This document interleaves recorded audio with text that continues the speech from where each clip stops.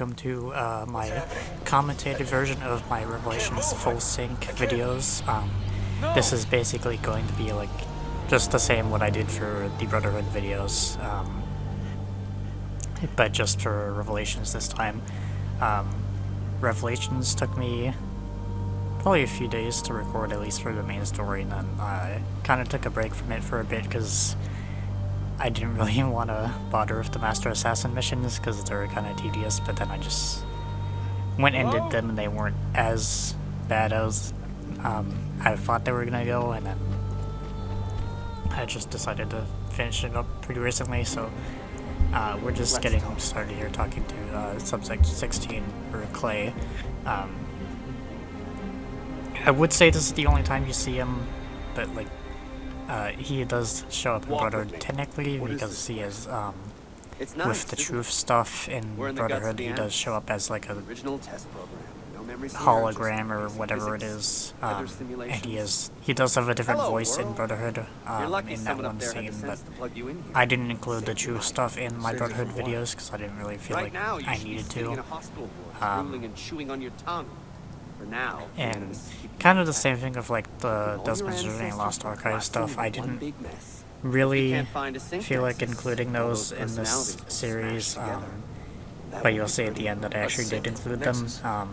I'm getting there. Hold on. Just because I asked my friend if I should include them, and he said that I should, even though I didn't really feel like I should have included them because they're different than like the main actual game, and they're like first-person platforming type stuff, and not like third-person like actual Assassin's Creed. And it just, I didn't really feel like I need to include Lost Archive or Desmond's Journey, but I still did anyway. And then it's Sean. I'm just waiting here for like this modern day dialogue because I just felt like including this. A lot of this modern day dialogue I didn't really realize was in the game my first few times playing the game a long time ago.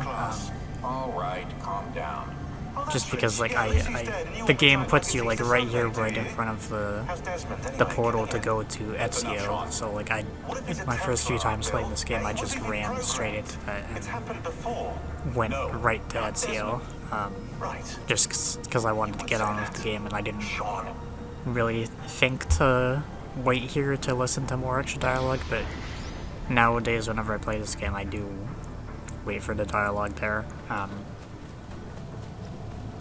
And also because like a lot of the other main like modern day dialogue like that happens like during loading screens where you can't skip it. So I felt like, oh, there must be some stuff at the beginning too where you're actually in gameplay, and then I learned that it does exist there. I feel like for me, Revelations is like my least favorite Ezio game. Not that I think it's a bad game, because it's still actually like a good game, because this was when Assassin's Creed was actually good. But I just don't feel like I play Revelations as much as like AC2 or Brotherhood, or like even like AC3 or AC4 or whatever. But yeah, I just don't really like Revelation. Not that I don't like Revelations as much as AC2 or Brotherhood, but just like I feel like it's my least favorite one. And you saw that I immediately did the full sync, which was just to kill a Byzantine Templar with a counter kill. The first guy there you can just easily do it on. One of the easier full syncs to do in this game. Revelations, I feel like, is when the full sync objectives start to get a little bit more tedious and a little bit more harder. Because a lot of the ones in Brotherhood were just like, don't be detected, or like kill this guy with a hidden blade or whatever. Just simple things like that. But Revelations actually has a lot more of like varied and unique full syncs, which is good, but I feel like it also makes it so that some of them are a lot more difficult and like tedious and like way more harder than they really should be. Yeah, I don't really feel like I like Revelations as much as AC2 or Brotherhood, just because like, I don't know, it's the world of Constantinople I don't feel like is that great. Everything is like all the same color, everything is all brown, and which like I do know the earlier games used singular color like that to like do environmental storytelling, but just like everything kind of looks the same. And like I don't really like how like all the buildings are like angled or like rectangular, or there's like a lot of things that just like block you. Here I also should have taken that lift. I kind of forgot that lift was there. Because like I said, I don't really play Revelations as much as some of the other games, so like some things with Revelations I forget, and it's also been a while since I played it. But yeah, basically just following this Altair ghost right here. Since I've already done the full sync for kill the guy with the counter kill, it's pretty simple. We did have another fight a little bit ago, which is another chance to do that, but if you didn't already do it on the first guy, but I don't see a reason to not do it on the first guy. Just immediately kill the first guy with the counter kill and then just kill those guys.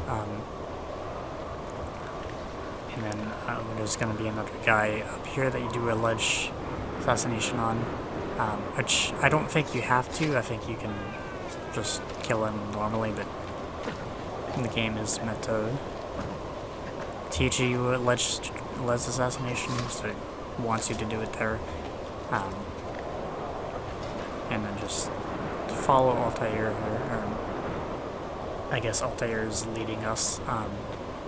Again, there I got the weird like double input thing that I get in Brotherhood for some reason. Like I don't know if that's an issue with my controller or game, where it reads my X input for no reason, like twice. And it makes me jump for no reason, which thankfully didn't make me jump off the ledge and die, but I don't understand why it does that sometimes.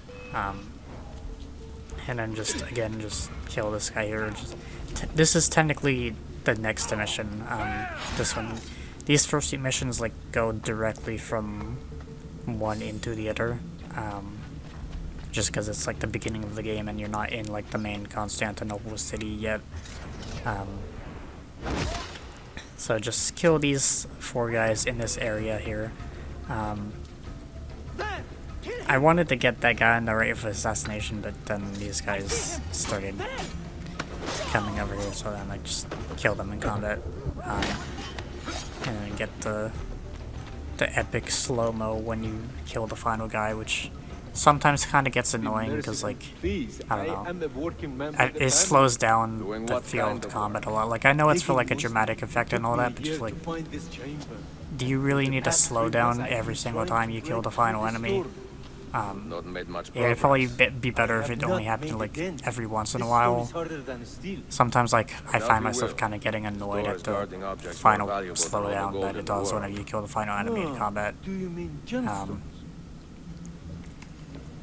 Then we get to Altair's door here for the library. We're gonna come back here right at the end of the game because of we need to find all the keys, which are the Masyaf, the memory discs. Go home. I don't Find work with honest men. I don't really know where the name memory disc came from, because they're not really called memory disc in Revelations. They're just called the Masyaf keys.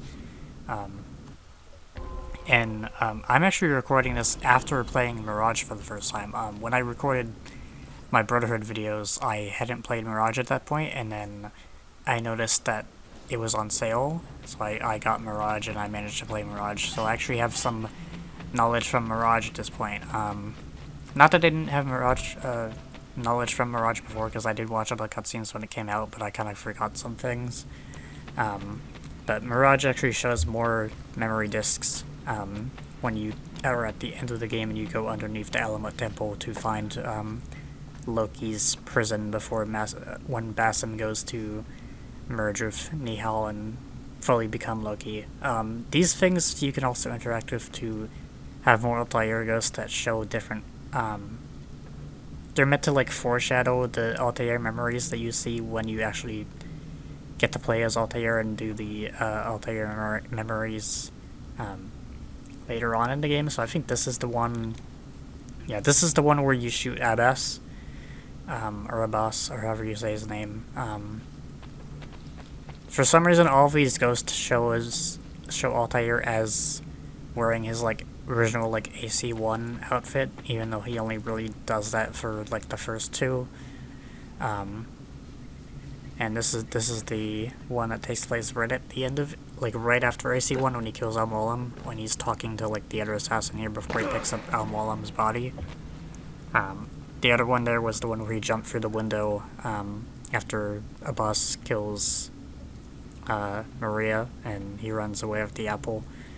So that's him picking up Al-Mualim's body.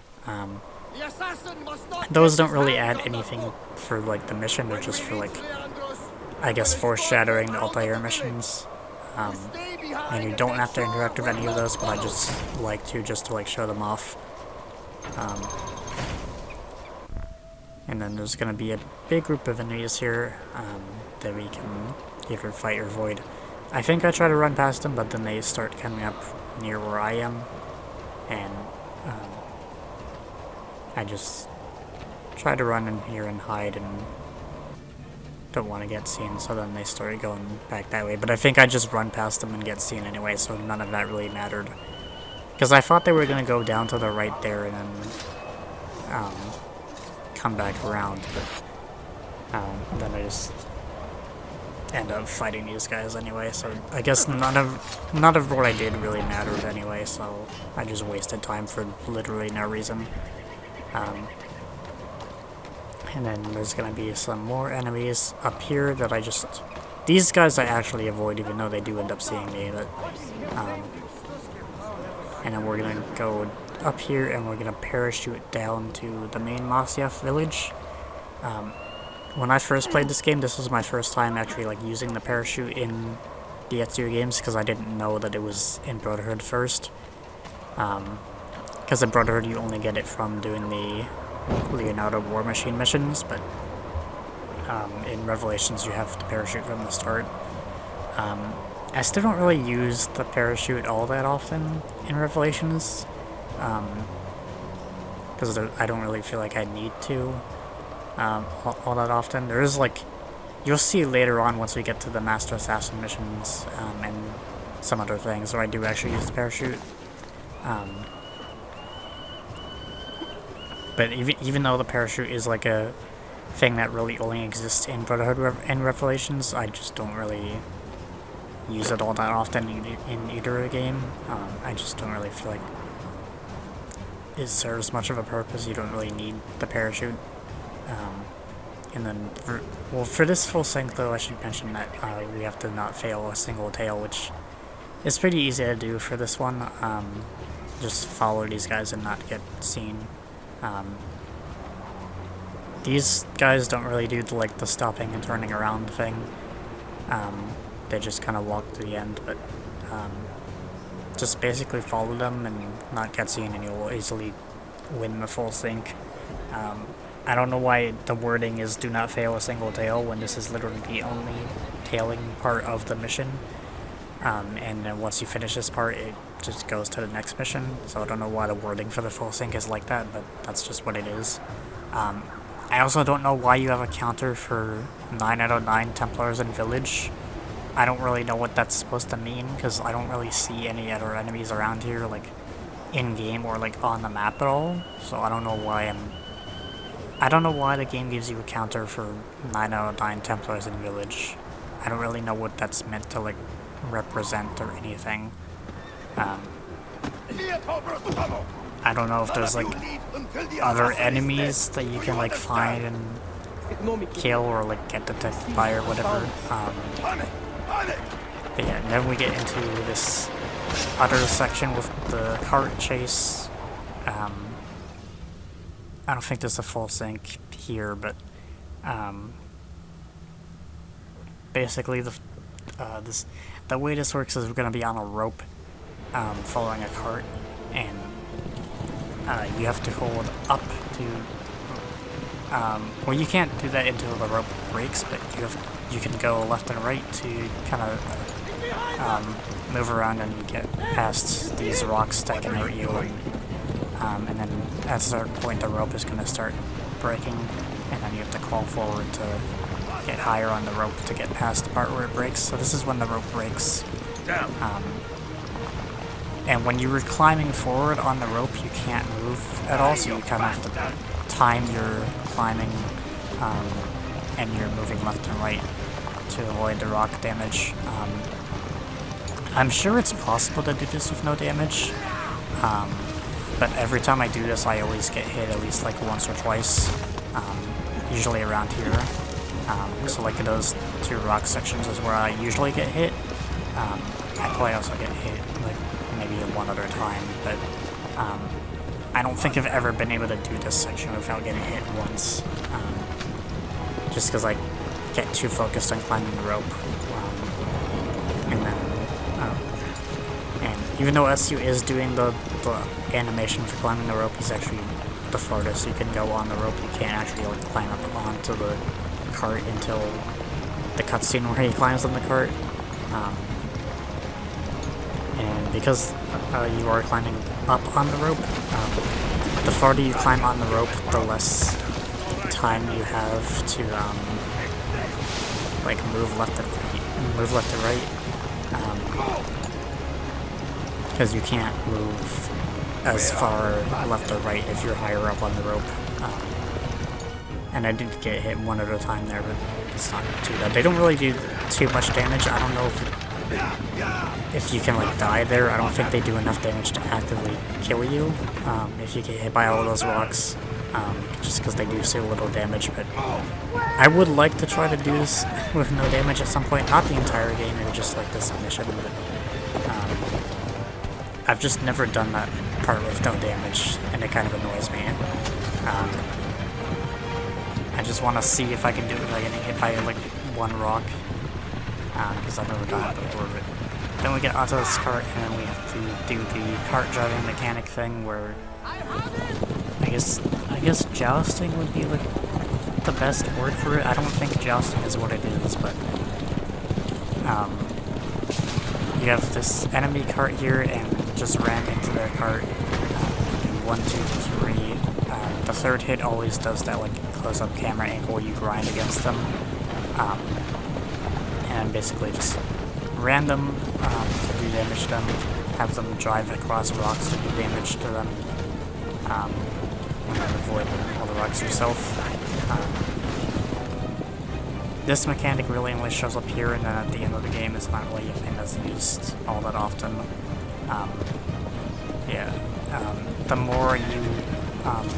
The more distance you get between yourself and the enemy, and then you ram them, you do more damage to them. But this section is not long enough to like completely destroy this carriage, because you're gonna get to the end here, and then there's gonna be the cutscene that goes to the next mission. So I don't really think it matters if you do damage here or not, but I would still prefer to do my own damage rather than him doing damage to me and potentially killing me. It's like I get pushed into the rocks here and like lose half my health immediately because those rocks do a lot of damage. But then we get to this crossway here, and then that is the cutscene that goes into the next mission.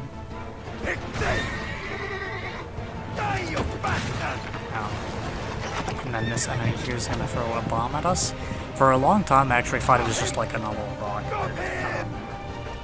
And you can see by the glow here and by the sounds that it makes, it's actually it's an impact, like, splinter bomb.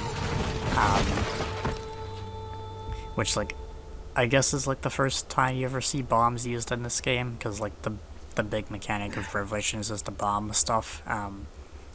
But for a long time, I thought that was just like a normal, like tiny rock that he threw. And I didn't understand why a tiny rock would destroy a whole carriage like that and throw it off a cliff. But it's actually a bomb, because I'm not dumb. I also love this guy's voice. That guy's voice is so good. Look what crawled out of its But now we're in the part where Ezio is like really in pain, and he can't really do all his good movement stuff, so this part is pretty slow for this mission. This one, the full sync is to kill at least 5 guards from my haystack, which you'll see how I do that once we get to that point. But then just kill these guys here. And you see that we only have 1 health, so we still have like all our combat moves and stuff, but like as for like movement and like parkour, we're kind of limited right now. I do loot these guys here just to like see what I can get, because like I am at the beginning of the game and then I want to get some money and I want to build up my bomb materials stuff.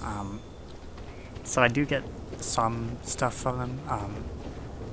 You'll see once we get more into like later in the game, I don't really use bombs all that often. I do use some of them, but I mostly just use like impact splinter bombs for the most part whenever I use bombs. I do use some other things sometimes, but not really at all that often. But just like kind of seeing what like bomb materials and things I can get. This is also teaching us about like the investigation mechanic and SSI, which works exactly the same as it does in like KC2 and Brotherhood. The only thing is that like the arrow that they have in Revelations is a lot smaller. So sometimes I feel like it can be kind of hard to see where like enemies are seeing you from, or like how much their detection meter is filled. And then we get to this area with this first haystack. There are other parts of this area with other haystacks and other enemies you can do this at, but I always do them. I always get the full sync done with like right here in the beginning part, because there's like 5 enemies right here.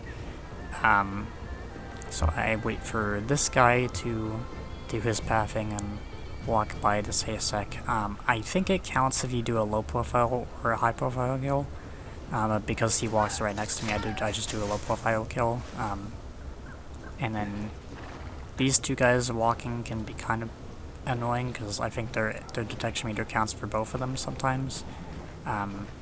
So I'm just running around. So I didn't want to get both of them, but thankfully this guy didn't, like, thankfully it let me, actually I don't think that counted actually, but thankfully I was able to get rid of the second guy pretty easily. So I got the first guy there. Basically what I'm doing here is I'm just like running in circles, repeatedly mashing high profile, because I know that there's also 2 guys over there, but I know that high profile will make it so that their SSI fills up faster. So I didn't get him to investigate long enough for me to come all the way for the haystack, so I run, I wait for him to turn around to see me again, and then run to the haystack while his SSI fills up red, so it fills up all the way halfway. Or just halfway. All the way halfway doesn't make sense, but I fill it up to yellow and then about halfway red before it goes into combat. Because the more red you have in their meter, the longer they will investigate for, and the farther they will walk. So I just get those 2 guys there, and that was the full sync there. So I guess the other guy I killed when I got slightly detected did count for it. And here we're supposed to be using the Eagle Sense, which is just Ezio's upgraded Eagle Vision, because he is like mastered Eagle Vision at this point, to be able to see the trail of the Templar Captain for Leandros, to follow him. But it's like a pretty simple path to go, and if you know where to go, you can just go right to it. You don't need to like actively follow where he goes, especially because he goes like straight through like enemy patrols, and because we're like pretty limited right now, I don't really want to be dealing with enemies. This is also another section where you can hide in that haystack there and kill some other enemies for the full sync if you need to, but I just get rid of it, get the full sync completed right at the start, Could it be that you are every and bit then as just deadly as the legends go say? through this gate here to Or am I in get to charge the of an final army of section. drunks swinging sticks? And then I don't know why he's standing there on the roof there, and then in gameplay he is not there anymore and is at the top of the tower.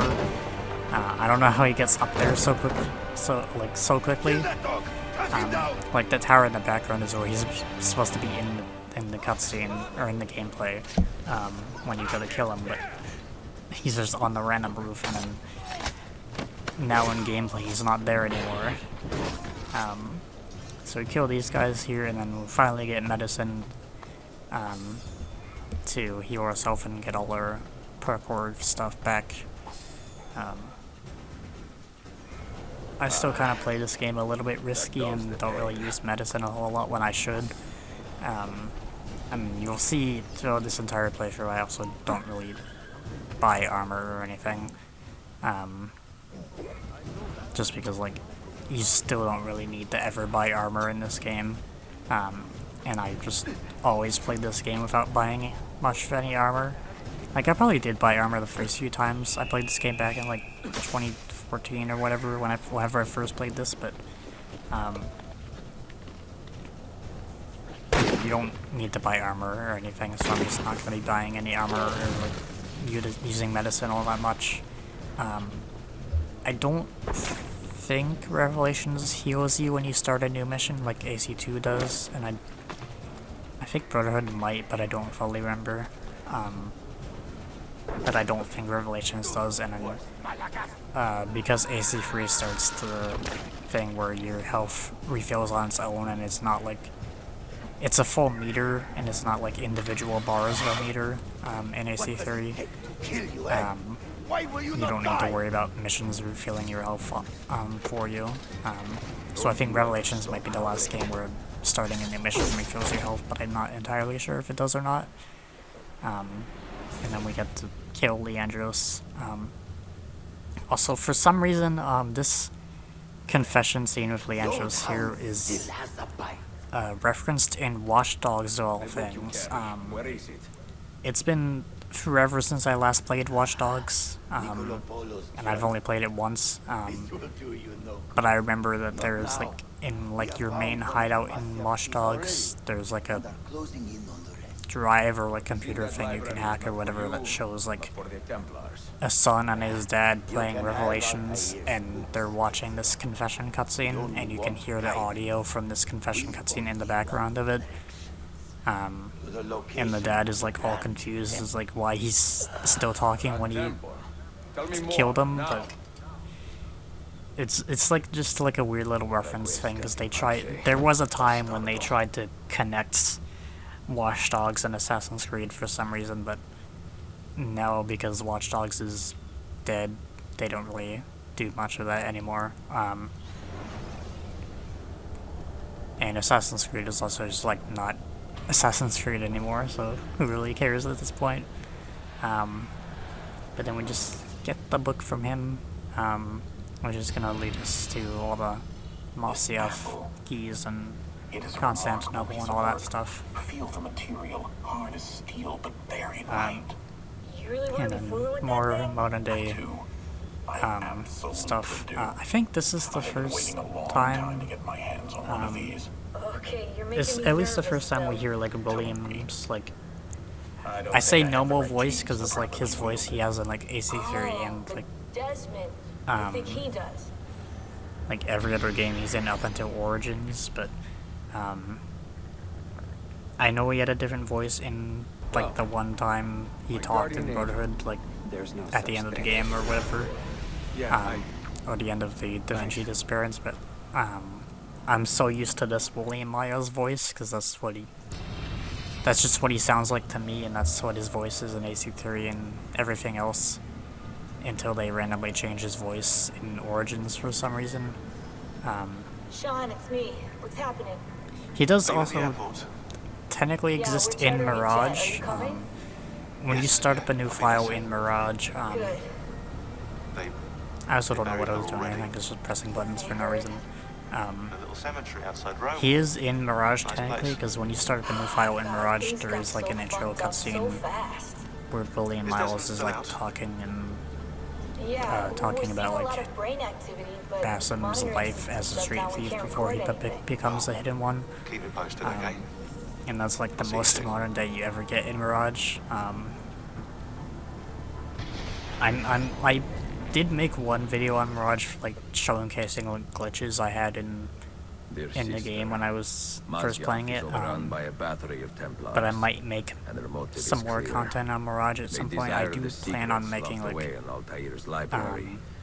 a playthrough Secrets they video of believe like will lead them to Master something Assassin called the difficulty Grand at Temple. Mirage, and also not using Whether or any of not this the is true, I do know the library token is stuff, real, because there's a whole token mechanic where you seen can its like door bribe for people myself. to like but none open can up enter, opportunities for you where not you without 5 really keys, which don't were ever sent need to to use that token Constantinople with mechanic, because I really almost didn't 300 years ago. in my first playthrough and still basically Claudia, got through it I fine, must find these keys. because there's The other Templars ways you have can get already around located using the one. tokens, They do not know how and probably difficult also it no will be to find upgrades. the others. Only time, skill. So I might maybe do that Maybe after the I luck have will tell. this commentated video for Revelations uploaded. You might have also, if you did watch my Mirage glitch video, you might have also saw I was wearing the Revelations outfit in Mirage. Mirage is literally the only game where there's an Ezio outfit, where it's the Revelations outfit. Because for some reason every game that uses Ezio's outfit as like a legacy outfit uses the Brotherhood outfit. A scholar and a And gentleman. then You are full of surprises. Valhalla has the AC2 outfit, and then Mirage has the Revelations outfit, and those are the only times where they're not using the Brotherhood outfit for Ezio's legacy outfit, which is kind of nice, but I wish they did that more in some of the other games. But, It's your auditori, and then finally meet Yusuf. Forgive me. I have a hard time remembering that. Yusuf, I wish stuck around more. He's not really Firenze. as good of a character he is. I feel like he should have gotten more screen time. I feel like he's kind of underused, By your custom, and then he I gets would killed be off screen, and you find his Yusuf body after he Kazim dies. da Istanbul. I like that. I just wish they used Yusuf more. Yet another name for this city. But we finally get to Constantinople, or like Istanbul, as they say there. Da Firenze. I will show you around. And then just gotta walk with Yusuf. Full sync for this one is just don't wander far from Yusuf, which like I don't know how you could ever really do, because like unless you're actively attempting to run away from him, I don't know how you would ever fail the full sync here, especially because Revelations has this new mechanic where you can like walk next to allies and let go of the stick and the game will make you walk automatically. Does So everyone in if this you're city know I'm here doing already? this automatic walk thing, there's like really no way you can ever like go too far away When from I first Yusuf, set and out, I don't know what the game violence was considers so far as from my mind. too far away to fail the full wisdom. sync, because I've never really like The contents attempted of it. Altair's library.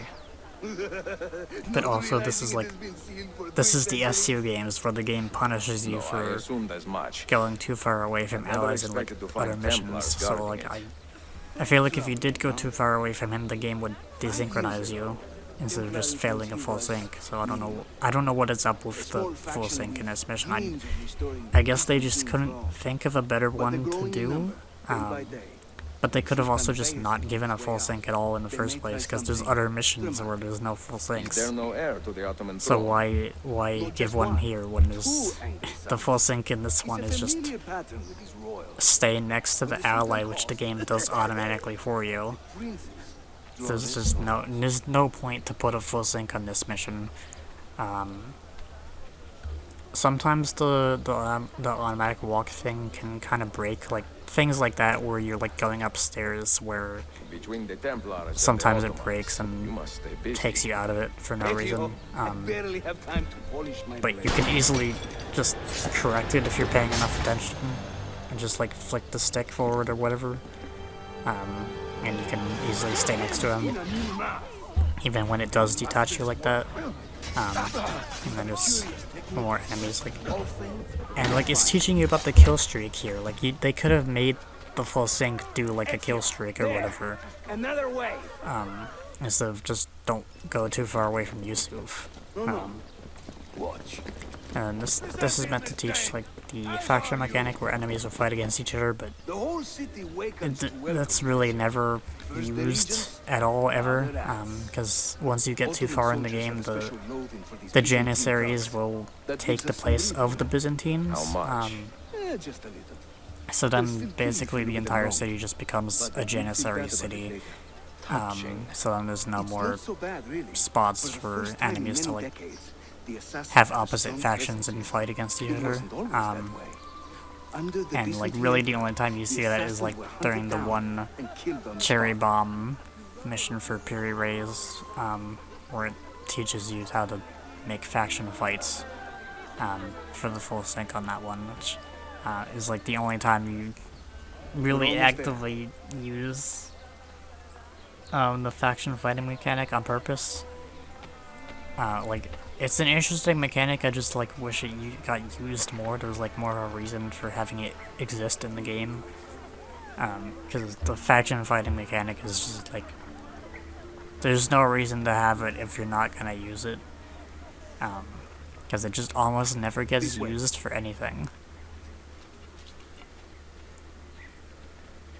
And then we get to the assassin headquarters. There's not really much in here. It's basically just the same as like Montergione or Find like someone in the Temple to guide.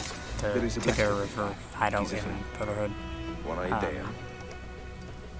You can't really like upgrade it like Montergione, but it has like all the same stuff, like a room for like weapons and armor and like a new bomb crafting room or whatever. But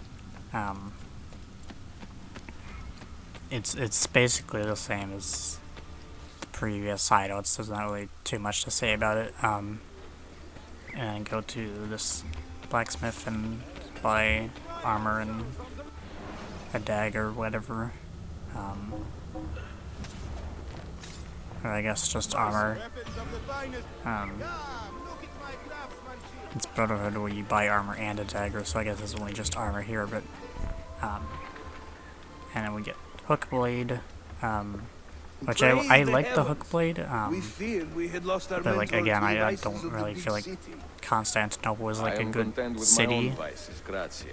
just because like everything is So, like what's so on like your mind, polygonal Ezio? and there's Tell me so more many about the squares Templars. and You circles. call And them Byzantines.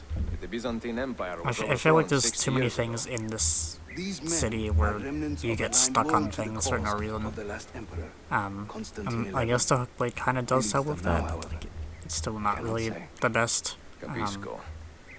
I suppose it is up There's to me not to really find like a out. lot of like flat your- roofs where you could just Where is your run hook blade? in My Revelations. hook blade. You've never seen one? But the hook grew blade up using basically these. is just like this game's version of the climb leap. Show Because me there how was it the climb works. leap in AC2, but you only get that in like sequence 6 or 7 or whatever. After you meet Rosa. My microphone almost fell. Good. And then in Brotherhood you get it from getting the climb leap glove from Leonardo. But this game you get it like pretty early on with the hook blade, and then you have it for the whole game, which is good that they give it to you so early because you have it for the whole game. But also just you can see how these roofs don't really, they're just all angled and kind of I want to say toxic, but I don't think toxic is the right word to like describe rooftop parkour. But also, like, for some reason Yusu's hook blade can like reach higher. Like Ezio is like grabbing onto like the windows, but Yusuf is like grabbing onto like the actual like ledge of the roof. Like why does he grab the little bar under the roof instead of the actual roof? Like sometimes it doesn't really make sense. Think I cannot make this one? And then we get the long jump here. This is a new thing for the hook blade. You can go across these lanterns. So you can either go straight or you can use the lantern to go around the corner, which I don't really use too often because there's not very a lot of places in the game to use it. There are some missions where requires you to use it to go a little bit faster. And that's really the only time I use the long jump. And then there's gonna be the hook and run and then the hook and throw, which again I never use. I always forget which is which, like one is hold the button and one is tap the button. I always forget which one is throw and which one is run. Watch and learn. But I just do both here because the full thing for this one is to do all of the moves with the hook blade. So do at least one hook and run and one hook and throw. And then just basically just do both of these moves at least once. I never really use these moves ever. Like, I don't really feel like there's a whole lot of places in the game where you really can use it. Maybe I'm just not smart enough to see those opportunities, but I just don't really have much of a reason to use the hook and throw or hook and run. Va bene, let's go. Like if I'm escaping from enemies or something, I would rather just like use a smoke bomb or whatever, or just kill them all, or just like run around the corner or whatever. I don't use them all that much. Having fun? Just gonna climb Galata Tower. For this one, just have to climb it in another 60 seconds. Let the hook blade do the work. Which again is a pretty simple thing to do, even with Yusuf also being there. You can easily just throw yourself into climb the whole tower in under 60 seconds. So I don't know how you would ever fail this one, but unless you're like actively trying to. Yeah, even though it is like the tallest building in the game, it's still pretty simple and easy to climb under the required time limit. Welcome to Constantine, Ezio, the crossroads of the world. Many generations of men have ruled the city, but they have never subdued her. I think another reason why I don't like Constantinople that much is because there's like this giant river that separates the two parts of it, and you constantly always have to take a boat to go across them. Like you always have to go down to the harbor, talk to a guy, get on like a boat that goes to a loading screen for like 2 seconds, and then go to the other side. And it just gets annoying. Because this was before they let viewpoints be fast travel points, because they didn't have that until AC4, so you can't just fast travel with a viewpoint from one side to the other, and you also can like take like a rowboat or like swim directly across the river, but it's like even slower. But it does let you do that if you want to do that, but having a giant river in the middle of your city, I don't think is good world design for a video game.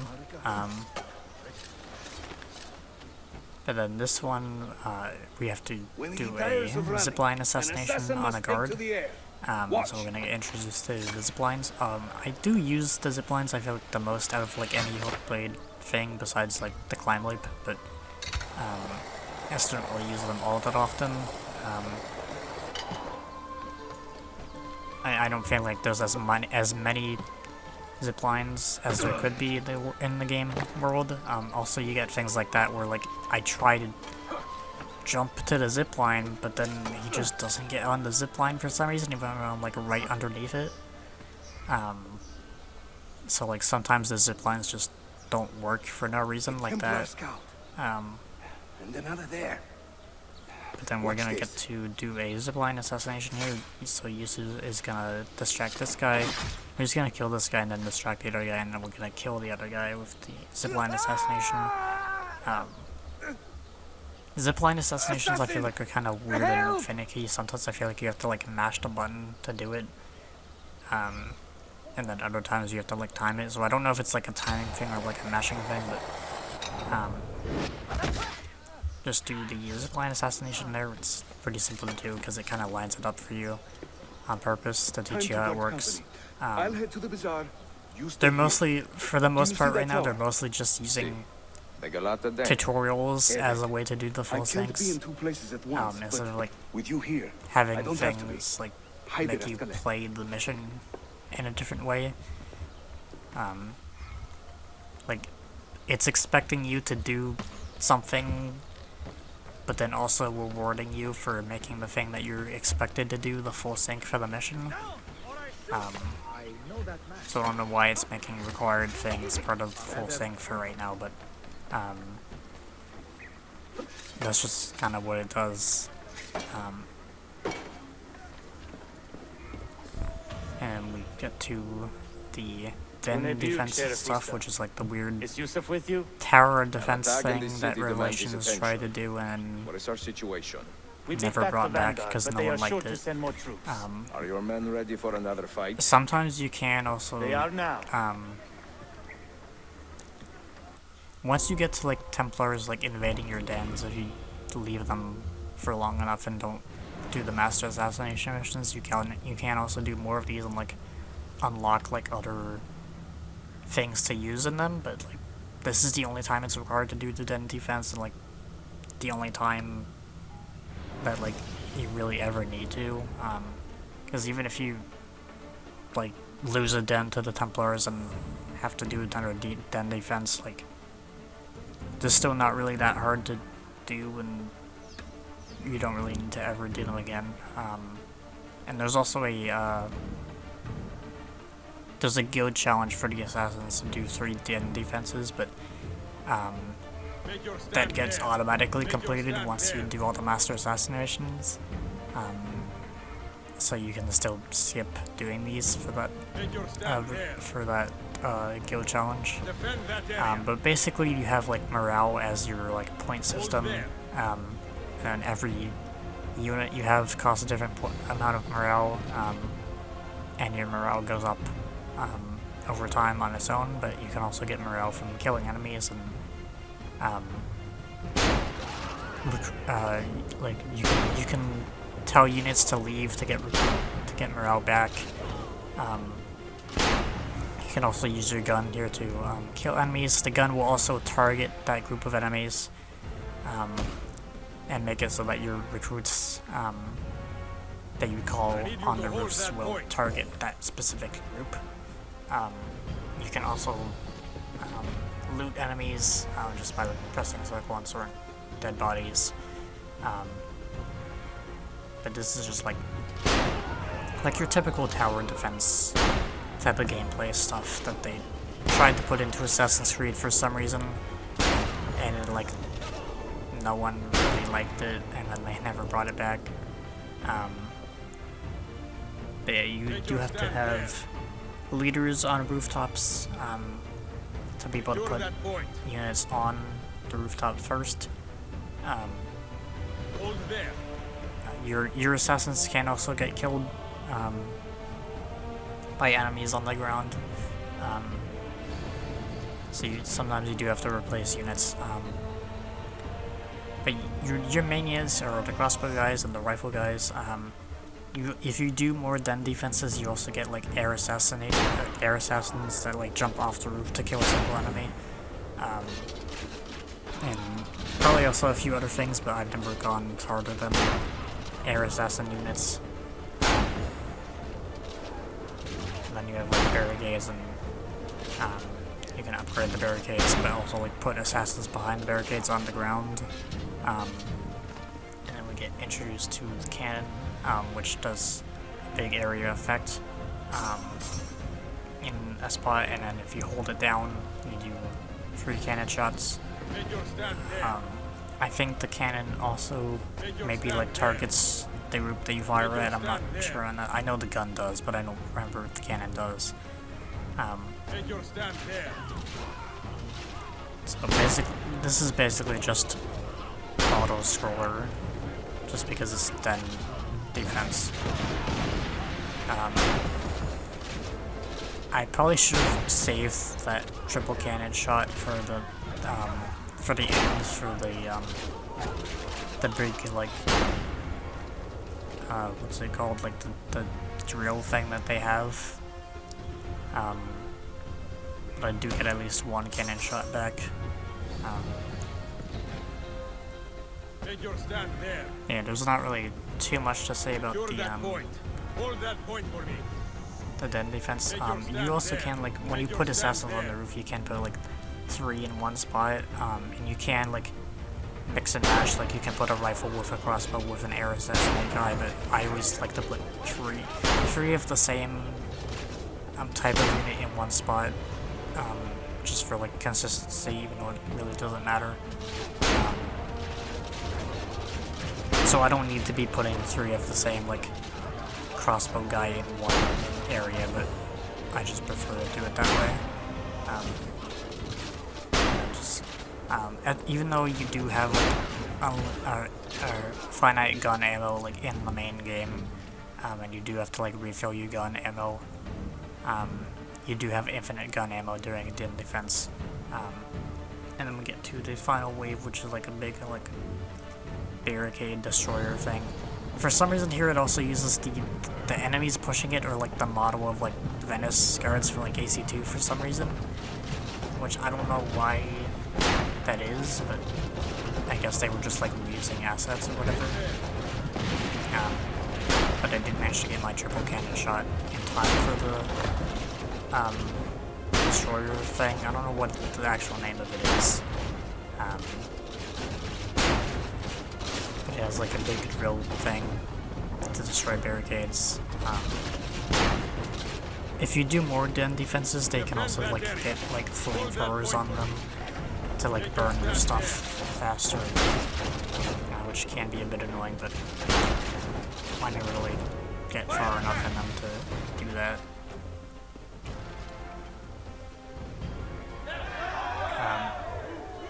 Yes. That's pretty much the den defense. You won't need to really ever worry about it ever again. So we get the air assassin unit, but we don't really see that. There was one point when I was recording all this stuff where I did have to do a second den defense, but I cut that all out because I didn't need to have people see that. It would just waste time. Yeah, Send word if the Templars regroup. really did one and only den defense you ever have to do, unless you want to. Take a ferry across the Halish. It's the fastest way to the peninsula. Unless you want to do more, which I don't know why you would, because it's not a good mechanic. It's just not fun. It's not good, which is probably why they never brought it back. Yeah. And then this one. Do not create any conflict in the district, which is pretty easy to do because you're just going to be fighting these enemies with Yusuf, Come meet my new friends. and then walking with him, and then going to a spot with him where it's not really much enemies you have to worry about past these guys. And for some reason Yusuf wants to attack me for no reason. I think his AI was still like wanting to attack the enemy that I killed. Late for his own wedding. But then because I was in his way, he started attacking me. I was too late to save the bazaar then, unfortunately. But now that my army has doubled in size, we'll basically take it back just together. kill those guys and then This go way. to a new area with Yusuf. When the Templars take control And then of the just do district, the automatic they flaunt their presence. Hanging walking banners, thing. extorting This is also merchants, the... constant I should battle probably to mention keep this. them This at is bay. the first game in the And series rubber where they knows it separate in every victory. melee weapons They are quite and bold. range weapons. Why and does the make, Sultan tolerate this? Sultan your range Faiz weapons is far on away, triangle Ezio, instead of warring with his son also Selim, square like many your Versa northwest of melee the city. weapons. He has been away for So your years, ranged and melee at least weapons since the are earthquake. separate And now maybe in even before. Revelations. He is And blind that's to all this kind of turmoil. what they kept But your eyes are open, see? up until like Hem Syndicate. defau, And Bashigiri. they Believe it. stopped being Assassin's Creed and for Origins. I do plan to go up to at least Syndicate for these like full sync series, but Too many to I don't know engage if I want to directly. make I'm not content on confident a the other smoke games bomb except will for help like us maybe here. the one Smoke video I mentioned bomb? for Mirage. Ezio, it's time you Italians joined the 16th century. But we get These do not to obscure. this It is strats. bomb tutorial here. Like I mentioned before, I don't really use bombs all that much, but we get You the see? cherry bomb They tutorial can't here, resist. Let's move. where cherry bombs You are make full a of noise, surprises and today. any enemies who hear the noise will go Crafting investigate it. explosives is a new hobby. I don't know why One that we enemy borrowed just from the was standing Chinese there and and not taken with investigating it, great but passion. Jail would You will have to teach go me. past him pretty easily. Who's the mentor here, Ezio? I'm beginning to wonder. There's a lot of other types of bombs, but I mostly just use like impact casing splinter bombs just so they like immediately explode on people and pretty instantly kill them. Just because I feel like it's like the fastest way to kill enemies with bombs.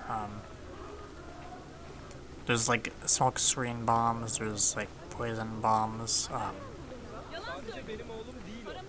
There's like caltrop bombs. I don't really use much of any of them. Your turn. Make me proud. The most bombs I use are just splinter bombs and smoke screen bombs. And bombs are counted as ranged weapons, so they're on the ranged weapon wheel. And there's 3 types of bombs. There's There they go. lethal bombs and tactical Hurry. bombs and We're nearly distraction there. bombs.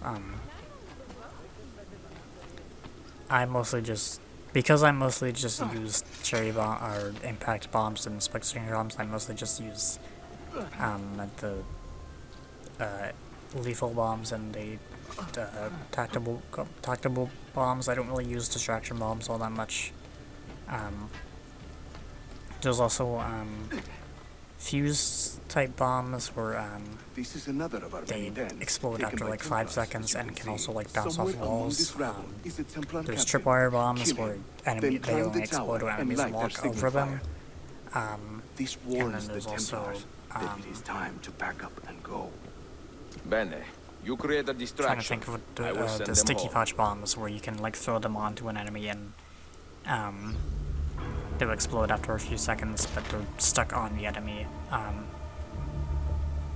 And so you can like use them to like explode in a certain like guarded area. I mostly just use impact casings where they just explode immediately. I maybe should use the other types of bombs more often, but I really do all that much with bombs. And then we have to just... You don't have to zipline and kill this guy, but Over here. it's better to just get rid of him. Whenever the And Templars then we get to commandeer the one of Templar our Den dens, stuff. they leave a captain in charge. Templar dens are Search the just area carefully, Warder and towers. you might see him strutting about like a peacock. They're pretty much the same as they were in Brotherhood. Just find the captain and kill them. Use those legendary senses of And then light the fire at and the top. scan the streets. But with equal sense, you have to like find which captain, which enemy is the captain. The way that finding targets with equal sense works is that you have to put the cursor over them for a few seconds, and then if they will start to glow, and the one that glows the brightest is the one that you want. You can also just like memorize which one is the target that you want to find. But if you can just scan the ones that the game wants you to scan, and then find your main target. We're still trying to not create any conflict in the district, so like not get detected and start a fight, which since we're in a restricted area now, if we did get seen, we would start a fight immediately, which would fail full sync. So I just kill these guys on the roof with throwing knives, and then poison dart the Templar captain there. Some Templar captains are also like still the type of ones that will run away if they detect you and you have to restart them, which does happen with one Templar den I try to go to, but I cut out the fail that I have on that, so you won't see that. Basically just wait for this guy to die. I don't think there's fast poison in Revelations. If there is, I don't get it, but it's about the same speed as, like, normal poison is like the same as normal poison in Brotherhood. And because I still don't want to get conflict, I also want to kill these guys before I go to the tower. So I'm trying to do another bomb here to try to like distract people, and I'm kind of getting a weird angle because of these angled sloped roofs. So what I actually do is I just go over here and cherry bomb down here somewhere to try to distract those guys before I jump to the tower. Because I've had times where I jumped to this tower and got seen by those guys down there, so I just wanted to get rid of them. And I don't really have much poison on me or anything right now, and I don't want to waste any more time waiting for poison, so I just bomb them away. So yeah, they're basically just Borgia Tower reskins from Brotherhood. There's not really too much to say about them because they're pretty much just Borgia Towers. Yeah, that is the end of Sequence 1 and Sequence 2. And Sequence 3 is when I do like pretty much all the rest of the Templar dens. Because there's no... The full map is open to you in Revelations from the start, at least from like Sequence 3. I'm seeing very strange activity in the Animus. So you don't have to like CPU should be fairly wait idle, to press but the system game to go monitor to is different spiking areas of the map to regularly, do more sometimes as high as Templar dens like you 85%. have to do with the Borgia Towers in I'm not Brotherhood. sure. Desmond's signs are stable. So then once you get into Sequence 3, Fair enough. I won't have to wait God, I need to a progress the drink. game to like almost the very end to do all the Borgia Towers, or all the Templar dens. So I do end up doing most of the Templar dens, or like all the other Templar dens in Sequence 3. I guess I had my chance. And they're all pretty simple to do. There's no like full syncs or anything with them like there are in Brotherhood.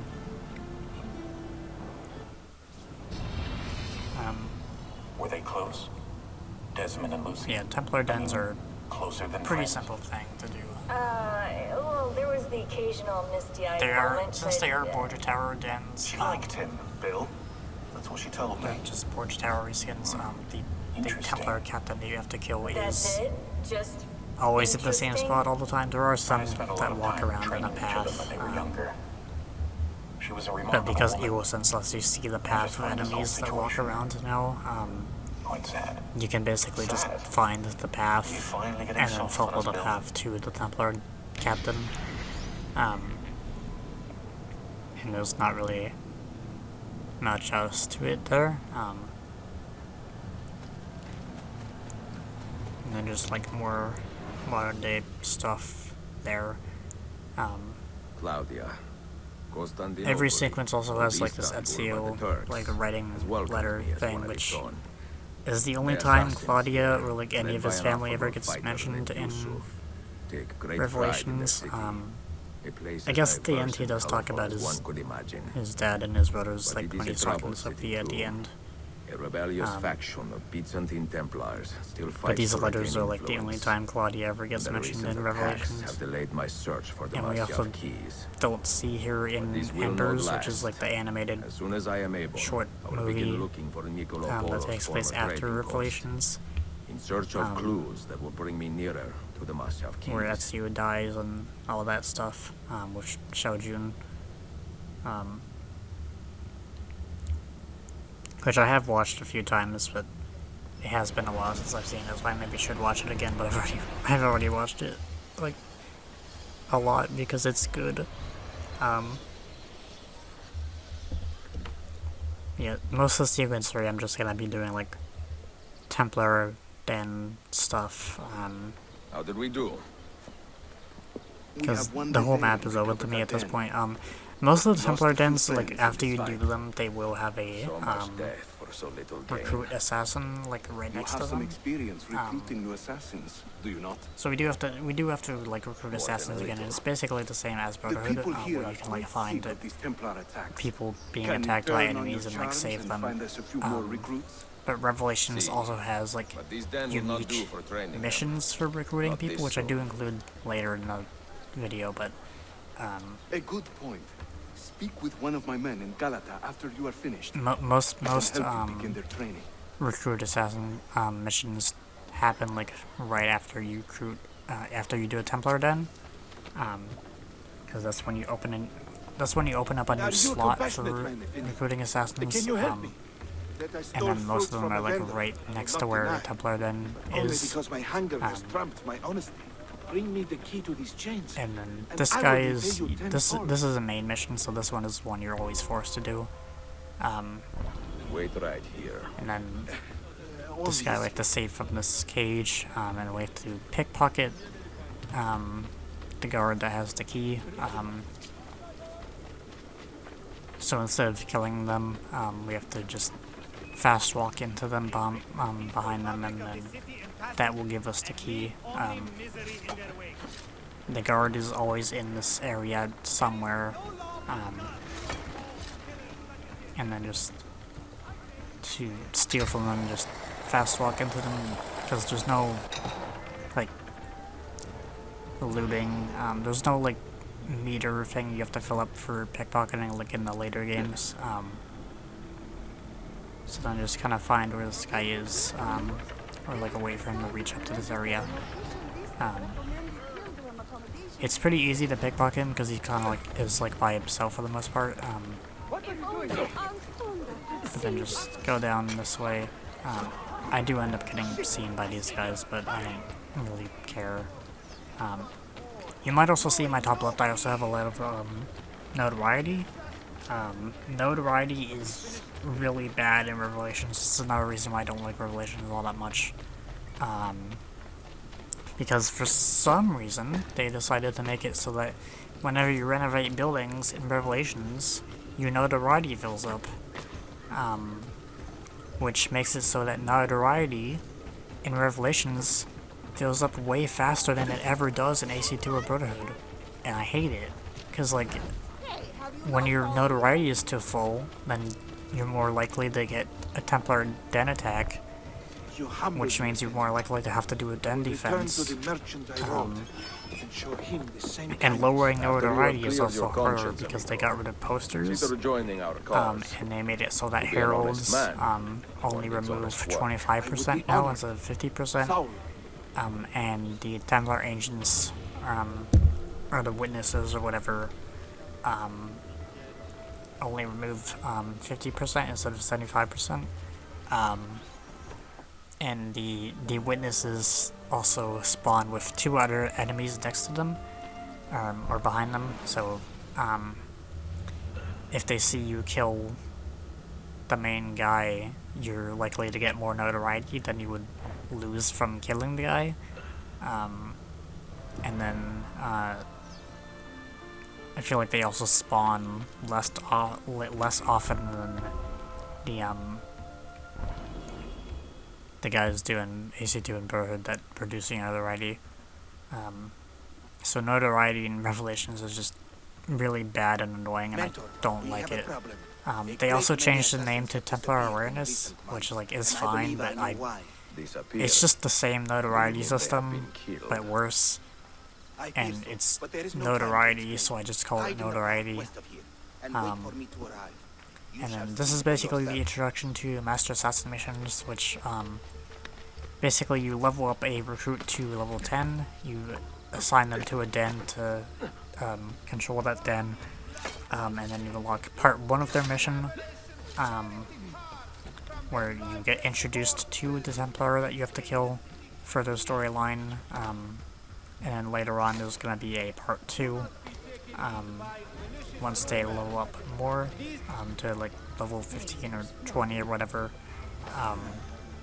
and then that is when you actually kill the Templar, for the storyline. So this one is the Sentinel mission, we just have to go to this area and investigate some disappearances and killings of assassins. For this full sync, we have to, I think, air assassinate at least one of the enemies here. So there's gonna be 3 enemies on the roof, and we have to, I think, air assassinate one of them. I think it's air assassination. I know it's kill one of the enemies in a specific way, but I think it's air assassination. You have to do at least one of them. So or is it's used the assassin signal on one of them, which makes more sense than air assassination for a assassin recruit focused mission. So I call my assassin on that one guy, and then just go up here around this guy. And you can see how the parkour is just being really annoying, because like this is why I don't like the parkour in Revelations all that much. It was the same system as it has been since the early games. The parkour in Revelations is like, because of the world building, I don't like the parkour in this game all that much. I do not fully understand. You keep watch, and I will have a look around. We just killed those 3 guys, and then investigate this body here. Known as the Steward of Byzantium. And that is going to show the ghost of the Templar there. So this Templar is Valley Salchardot. He was an assassin that was being trained, and then I think something happened, like all his people or family got killed or whatever, and the assassins didn't do anything to stop it, and then he got pissed off and betrayed them and joined the Templars. So he is one of the few Templars that has full-on assassin training and can do most assassin things, and has a hidden blade and all that stuff. Only a guilty man runs with such speed. So then just chase him when he shows up here.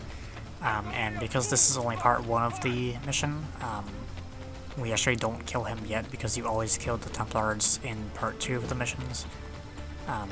And we don't get part 2 of the mission yet, even though this is part of the main story. You do have to do this every time you play the game. This is just part 1. So we just save some smoke bomb here. And for some reason I don't really know what happened there. I get knocked back by the enemy there, but while I'm in the animation of breaking down the scaffolding, and then the scaffolding falls on top of me. Are you injured? My pride is wounded. But yeah, that's basically it for this mission. This assassin's name, assassin recruit names are always randomized, but I'm pretty sure his name is different than what it said when I first recruited him. The only time I think an assassin's name is let us focus on further or a recruit's name is actually established is for your man Brigar or whatever his name is, which is one of the recruits that you get from the established recruit assassin missions. Because his name gets said in the cutscene, so it'd be weird for his name that gets said in the cutscene to be different than what his name would be in game, but that's the only time the recruit assassin name is not randomized from a pool of randomized names. Any damage? And then we get introduced to the bomb crafting mechanic, which again I don't really use bombs all that much, but it does want to teach you how to build, how to craft bombs. Well, as promised, if you want to learn how to craft your own bombs, so basically you have the casings, which I already talked about for the impact and required fuse bomb and sticky pouch. Are you serious? And then the different types of bombs for impact, for splitter bombs and smoke screen bombs. And then there's also different types of powder. The powder affects the area of effect that the bombs will have, and how big the explosion will be. So if you use a more powerful powder, then it'll have a more bigger area of effect on enemies. We craft our bombs So from a if combination lethal of tactical and 3 parts. diversion. The It shell, just wants me to the make gunpowder, a and few the shell primary ingredient. with Arabic gunpowder with shrapnel and shrapnel bombs for like splinter bombs are like the main one I use, but I don't like the fuse bombs because of the delay they have. So I actually like after this like testing thing that it wants you to do, I immediately go back and make them impact bombs instead. Just because I don't like the fuse bombs. So, where will you begin? I don't know if I show The old me Polo crafting the trading bombs, post, I but I think. do. They ran a business in this area. I do end up going I back believe and so. making them into Speak with a man impact named shells Peter instead of Reyes fuse in the bombs. bazaar. He can point you in the right direction. And teach you a few more bomb recipes. And then we're if you gonna are go so meet inclined. Piri Ray or Reyes or whatever.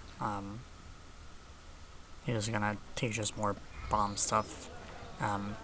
He has special boards where you can interact with him, and he'll give you like special bomb missions to like teach you more about bomb types, which do have their own full syncs on them. So I do include them later on in the video, but that's gonna. I'm doing this the same way I did with Brotherhood, where I do all the main story first and then the side missions and stuff later on. So that won't really be for like a while. But you'll see here I renovate things and I get notoriety from it for some reason, and I hate it. I don't know why they ever decided to do that. I like why did they punish you for doing something that was trained for you to do in Brotherhood? Like it's the same renovation mechanic as Brotherhood. Why do you have to punish me for doing it? I just don't understand why they decided to make it so that renovating buildings increases your notoriety. There's just like, there's no reason for it. Like, I guess they wanted to like make notoriety like a more like impactful mechanic or something, but like there's not really much of a reason for it, because like there's also another thing where like you're gonna be like stalkers that like come up and like try to stab you from behind, but like a lot of times I've had stalkers try to kill me when I don't even have like much notoriety to begin with anyway. So stalkers aren't even like tied to notoriety, because they come at me when I don't even have any notoriety at all, or like barely any. So like, if you want stalkers to come more often, then make them tied to notoriety, then you can like have more notoriety. But like, the only reason that they ever have like increase your notoriety as fast as it does is for the den defense, which Everything you see is an easy thing to avoid because you can just prove you know how to use it first. I am eager to learn. the den defense Well, gets blocked out no and one like is stopping permanently me. avoided if Just you let me know. assign an assassin to a den. So there's, once you assign all the assassins to the dens and do all their missions and like make it so that den defenses aren't available anymore, there's no reason to have like high notoriety because there's no negative to it. So like, why even make it fill up as fast as it does? So I guess I do show myself crafting the bombs into the new bombs. I still don't really have many or like much materials at this point because I'm still at the beginning of the game, but I do also craft some split bombs here too.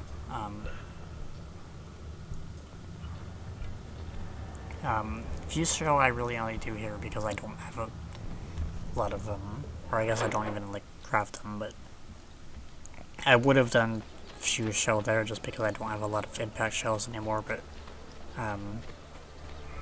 I specifically craft an impact splinter bomb here for this mission, Please come in. which you'll see at the end, but we get to meet Sophia here. Oh, excuse the Sophia is one of the better characters in this game. My trip. And like You sailed Ezio's from main like Rhodes, new no? love interest after Christina. How did you know? We were on the same ship.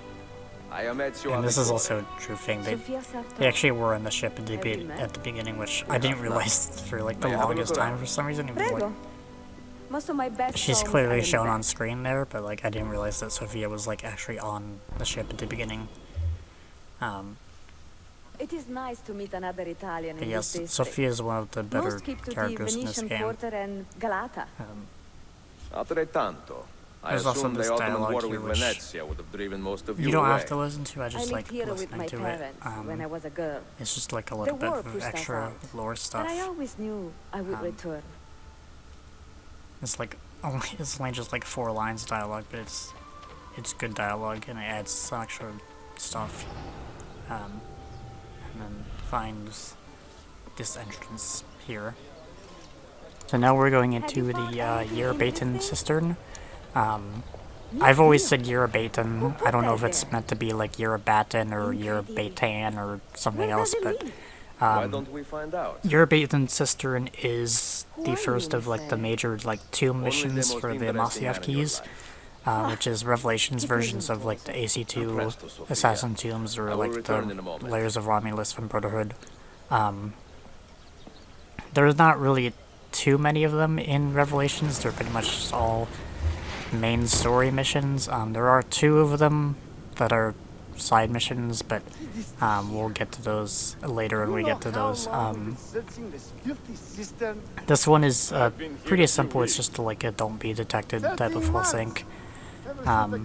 There's a few different rooms you have to go through with a lot of enemies around, but most of the enemies are either patrolling in pretty simple paths that they just repeat, or they're enemies that are like hammering at the walls or something and not really paying attention to you. So you can pretty easily sneak past those guys. So yeah, this one is a do not be detected full sync. I used to have a lot of trouble with this one when I was first playing this game a few times, but nowadays I can pretty easily do it. There I actively do the turn with the lantern instead of doing the long jump, because I know that even the long jump there wouldn't reach to the beam across. At least I don't think it would reach, but some places you'll see me do the long jump and other times I won't, just depending on which way I want to go. But there is also a bomb crafting station here, and I do use bombs for the final key guy. But I like to craft my bombs before I go into this mission, because if you craft bombs there with that station, and then have to restart this mission from a failed full sync or whatever, then it actually doesn't save your bombs that you craft there in this mission. So I actually craft my bombs before I go into here. So I just throwing knife this guy. Byzantines in this game, the Byzantine like enemy type, at least like the basic ones, die pretty easily to throwing knives. So I actually tend to use throwing knives a lot more in like Revelations compared to like AC2 or Brotherhood. So while that guy is in that corner there, I actually poison him. I didn't really want to go on these platforms. I was kind of not really thinking straight. So I actually go back and long jump across this way to get close to the door. And the reason why I am not really worried about looting the key is because you don't actually have to loot the keys. Once you kill each of these targets here, you automatically get the key from them, which took me a few years to kind of actually learn because I wasn't paying enough attention to the message that says you actually get the key. So you don't actually have to like drop down and like loot his body or anything to get the key, which is why I just poison the guy with a poison dart, wait for him to die, wait for those enemies to leave after they see his body, and then just jump over away from the other guys and just get through the door. So I don't need to worry about like looting their body to get the key or anything, since it automatically gives it to me, which is pretty nice. This second room here is this is the room that I fail a lot Sure we have enough torches for this, some but reason, because there's a lot of I'm tired enemies in this stumbling room that around in the dark. can like seemingly detect you from like halfway across the room for no reason, and there's like a higher ledge where there's an enemy on it that can easily see people. Also that guy, sometimes I've like throwing knifed that guy or like air assassinating him, and this guy here doesn't like somehow saw me. And then also I try to throwing knife him, but it like my throwing knives like disappear or like miss or something, so I end up wasting like 3 different throwing knives on that one guy, even though I should have easily been in range to get hit by them, but thankfully I get a lot of them back from looting this guy. And then I also go around this way, and then there's 2 guards over there that I don't want them to see me, so I actually climb this on this side so they don't see me going up here. And then I think what I do is I poison these guys. I think I poison both of them, even though I really I really should only be able to like poison one and then maybe throwing knife the other, so I don't need to use 2 poisons here, but I think that's just what I do for safety. So you probably don't need to poison both of those guys. You could probably just poison one and then throwing knife the other one. Especially because this guy is still doing whatever he's doing from the poison.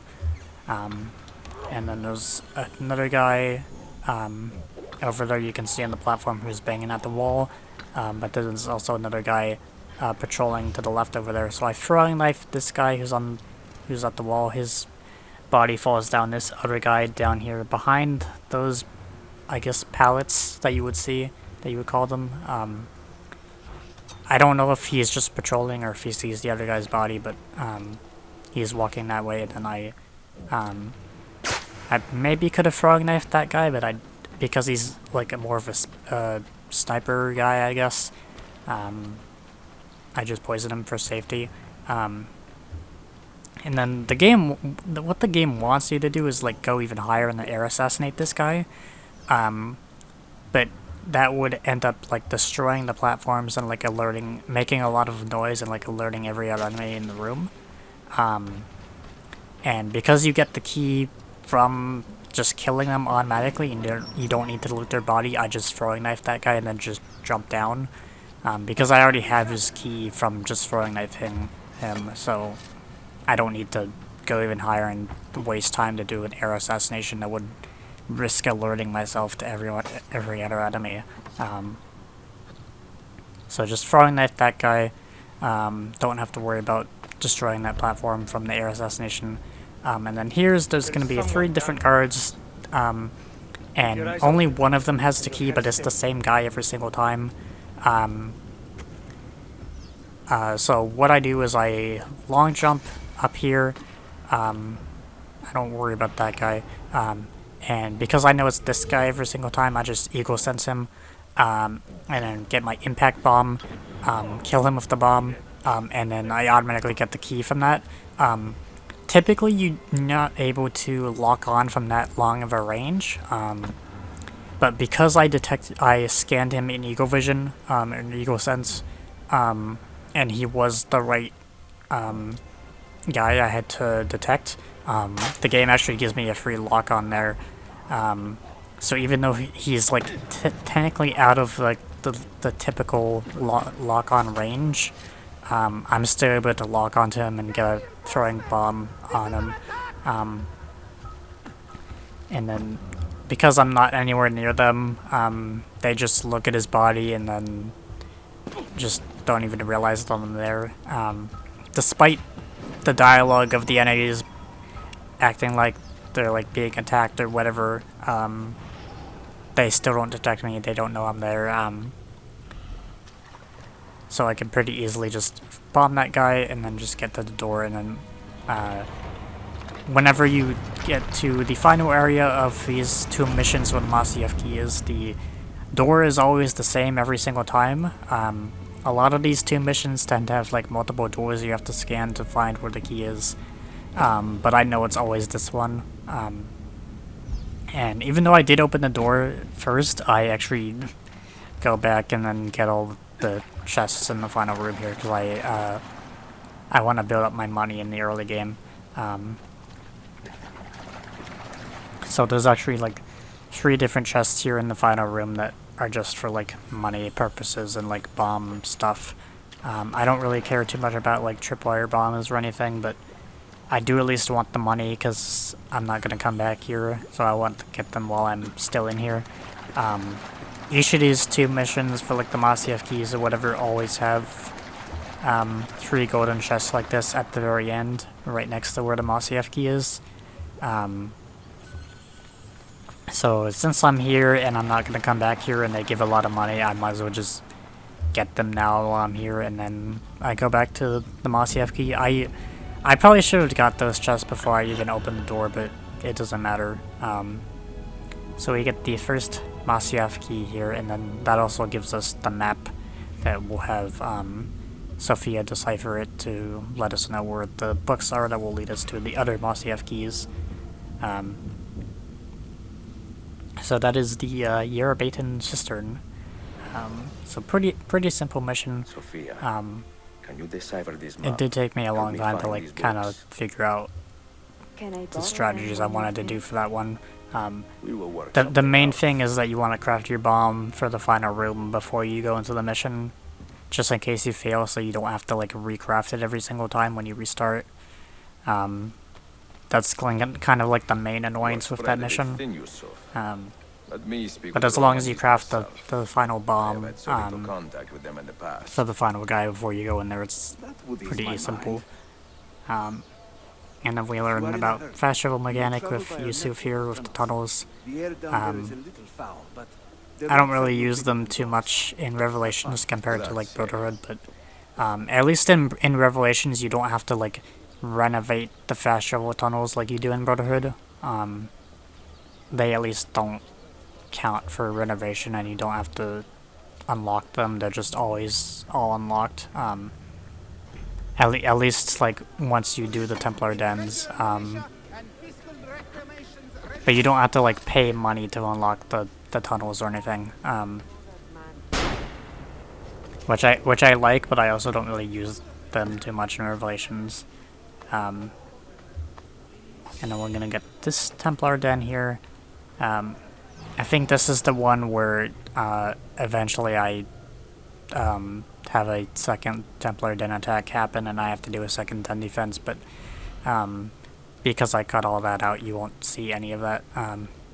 So I actually managed to scan the Templar agents, or the Templar leaders, before they go into the tunnel, so I actually do have them marked.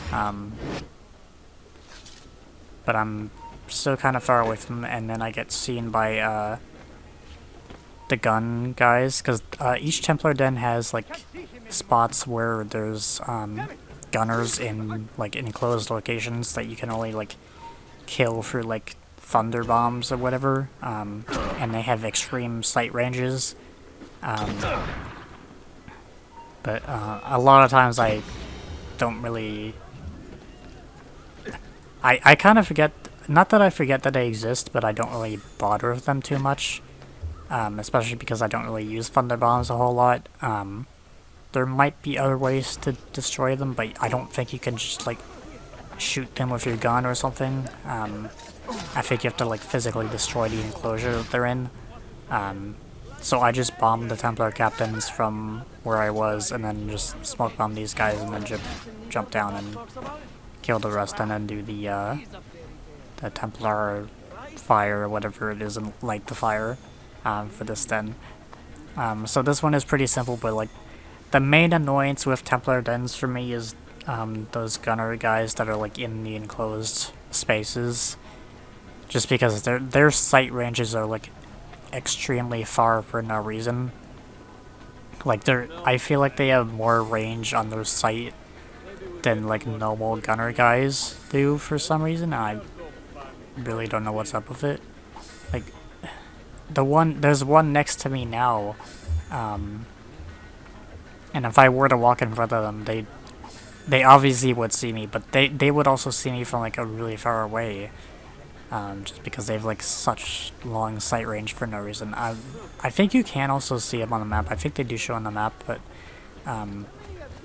they have disappeared on the map just because I've already killed the Templar Den captain.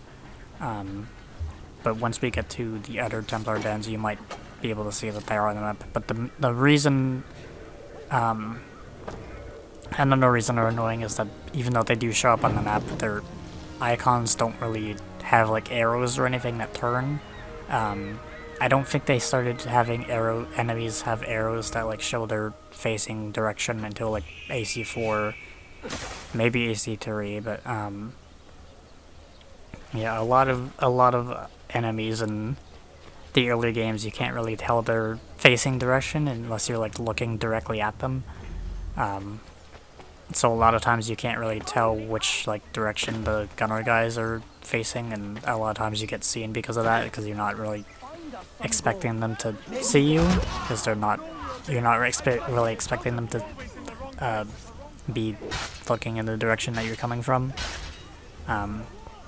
just because you can't tell which direction they're facing. And because they are in the enclosed spaces, they can only look the one direction, Not be afraid. and they can't really turn, but they're still kind of just annoying to deal with. Here I do recruit this person from just like saving them from enemies, but for the most part I try to keep my recruit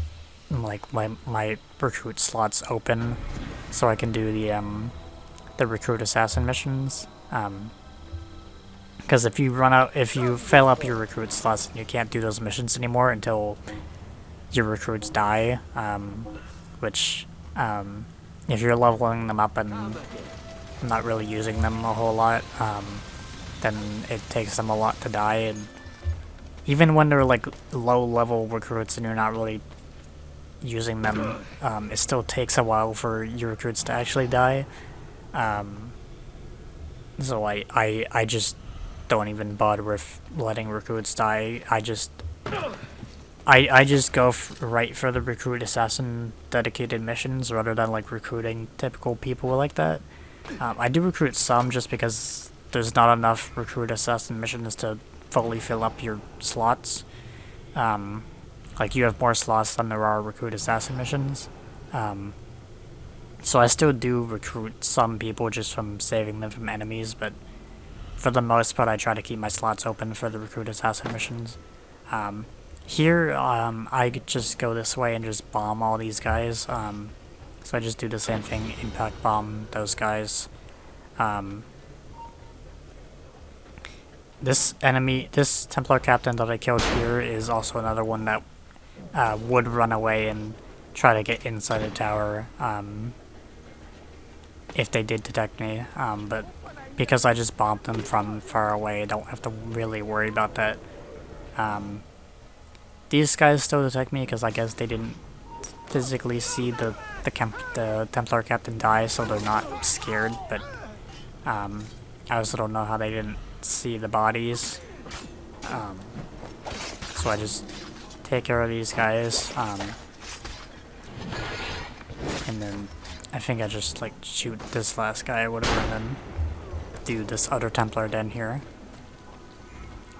So they're pretty simple, easy Templar den, and then there's probably a few more after that too that I do, because this is sequence 3 where I do all the Templar dens. So I just loot all these guys, then there's gonna be a few more Templar dens after this one. There's not really too much to say about them because they're literally just Borgia Tower reskins. We've never really had, I don't really think we've had like a Borgia Tower reskin in like games past Revelations, unless you count like forts in like AC3 and AC4 or whatever, but I don't know if I count those because you're not, I guess that's the closest we get, but you're not like just like killing one guy and then lighting a fire, because forts in AC3 you have to like kill a guy and then destroy a powder store and then like lower the flag, so you're doing more stuff with those. And then in AC4 you have to like destroy all the cannon spots and then land where the fort is, and then go into the fort and like kill all the captains, and then open the door at the end. So I guess that's like the closest we get. But we don't really have like Borgia Tower or Templar Den stuff past like those games. And they've also never brought back Den Defense because why would they? No one ever liked it, so there's no reason to bring it back. But they also refuse to bring back things that people actually like about the games, like double hidden blade or whatever. I think they technically brought that back in Shadows, but like still like in Shadows, I think the closest you have to double hidden blade is like using a single hidden blade, but also with a Tonto weapon, which like that's not really double hidden blades. That's just hidden blade plus like a small knife dagger weapon, I guess. I don't know. I haven't really played Shadows mostly because I can't, but I have played Mirage, and Mirage still doesn't have double hidden blades, which I guess is... I guess it makes sense in Mirage because it's before Altair does the whole Codex stuff and like remakes the Brotherhood with double hidden blades. But like even in like Unity and Syndicate, you don't really have double hidden blades for some reason. Jacob and Evie do technically have two hidden blades in Syndicate, but they only use them in like specific animations, and you can't really like actively use two hidden blades on like on purpose. You're mostly just stuck with the single hidden blade, and they only use the two hidden blades like a few times. And like for a long time, I thought they were just like having the one hidden blade and then somehow also killing people with like their hands through like magic or whatever, because I didn't realize that they actually did have a second hidden blade. But they actually do have a second hidden blade in Syndicate. I also don't know what was happening here where it wouldn't let me climb up the wall there. I had to go around the side and then climb up that way. Which is being a little bit weird, which like is things like that is the main reason why I don't really like the City of Revelations for Constantinople, like, because you get a lot of things like that where it looks like you should be able to climb it, and a lot of times it lets you, but then other times you just can't for no reason. And this is what I'm talking about, where like I could seen just because I run past a guard station. I also don't know why that guy just fell to his death for no reason. I feel like they're meant to have something that like prevents them from just falling off like that, but then I guess it just didn't work.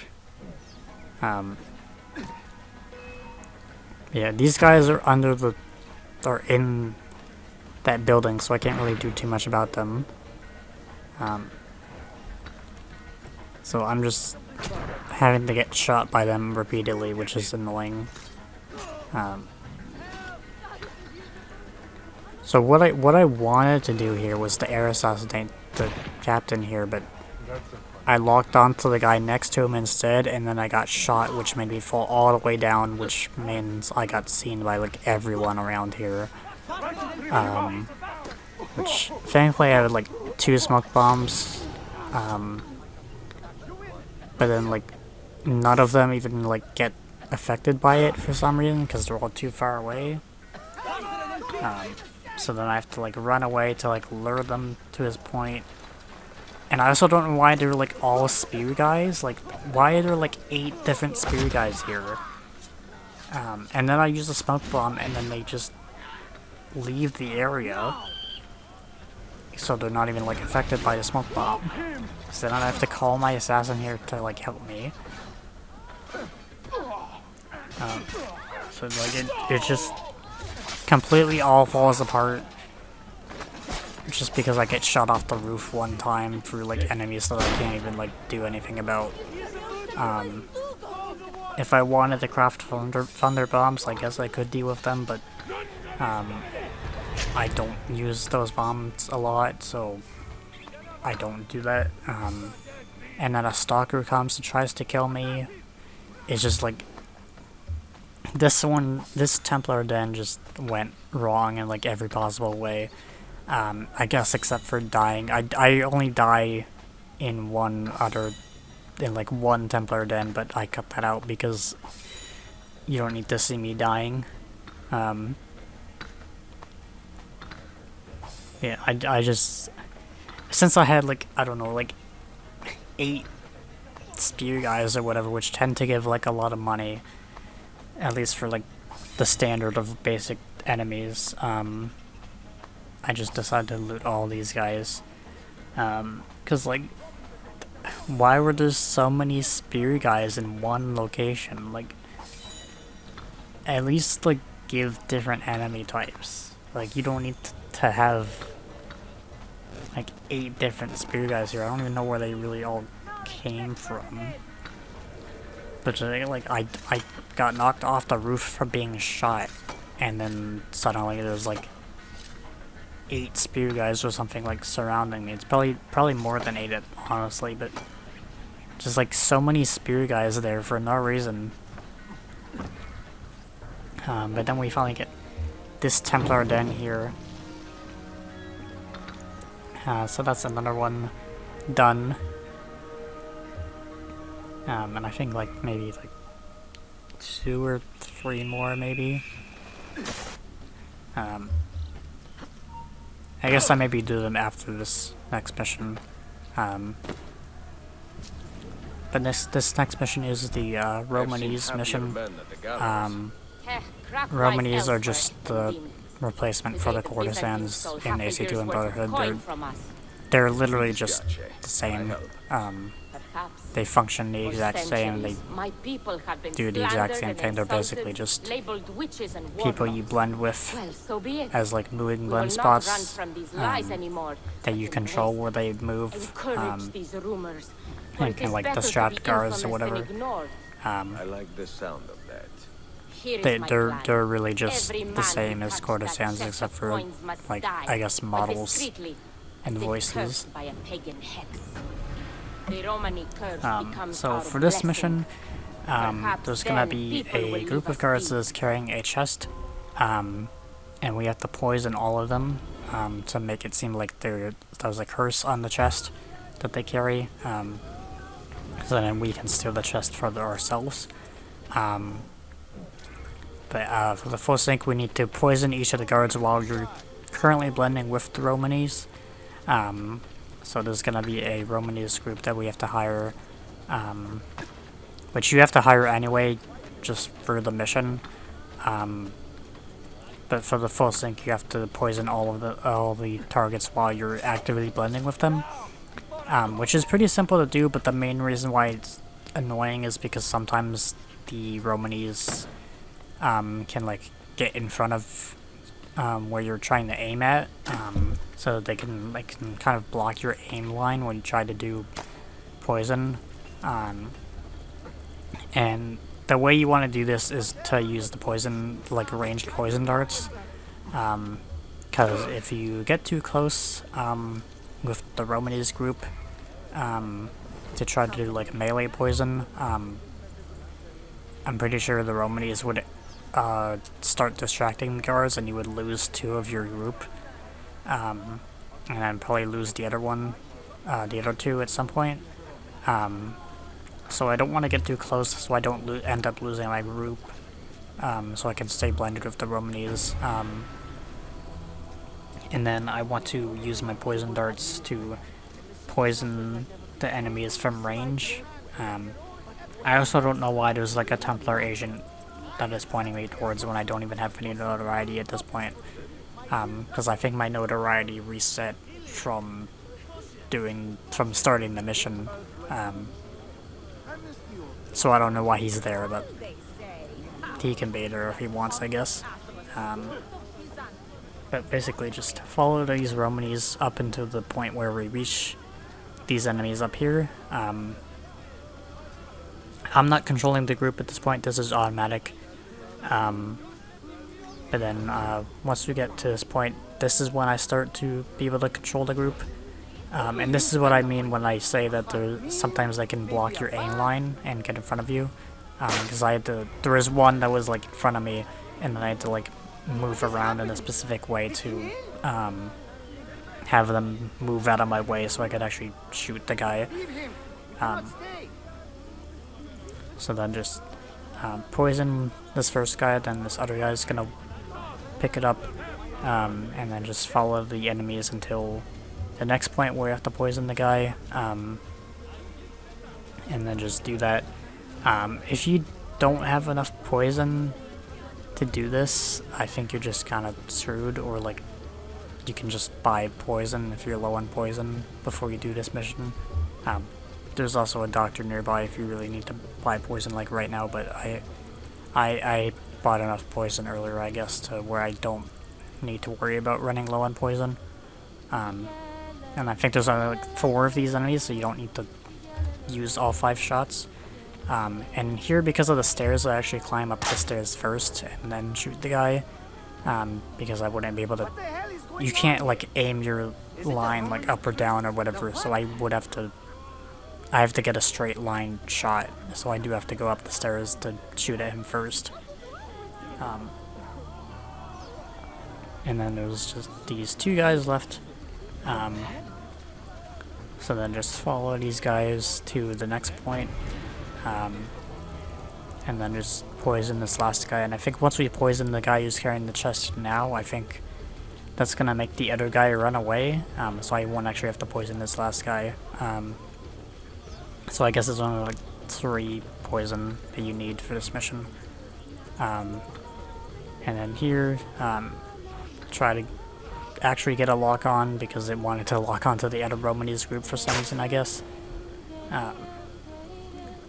So poison that guy over there. These other guys are gonna watch. But this is also the end of having to poison people, so they're all gonna run away. So I don't need to poison anyone else.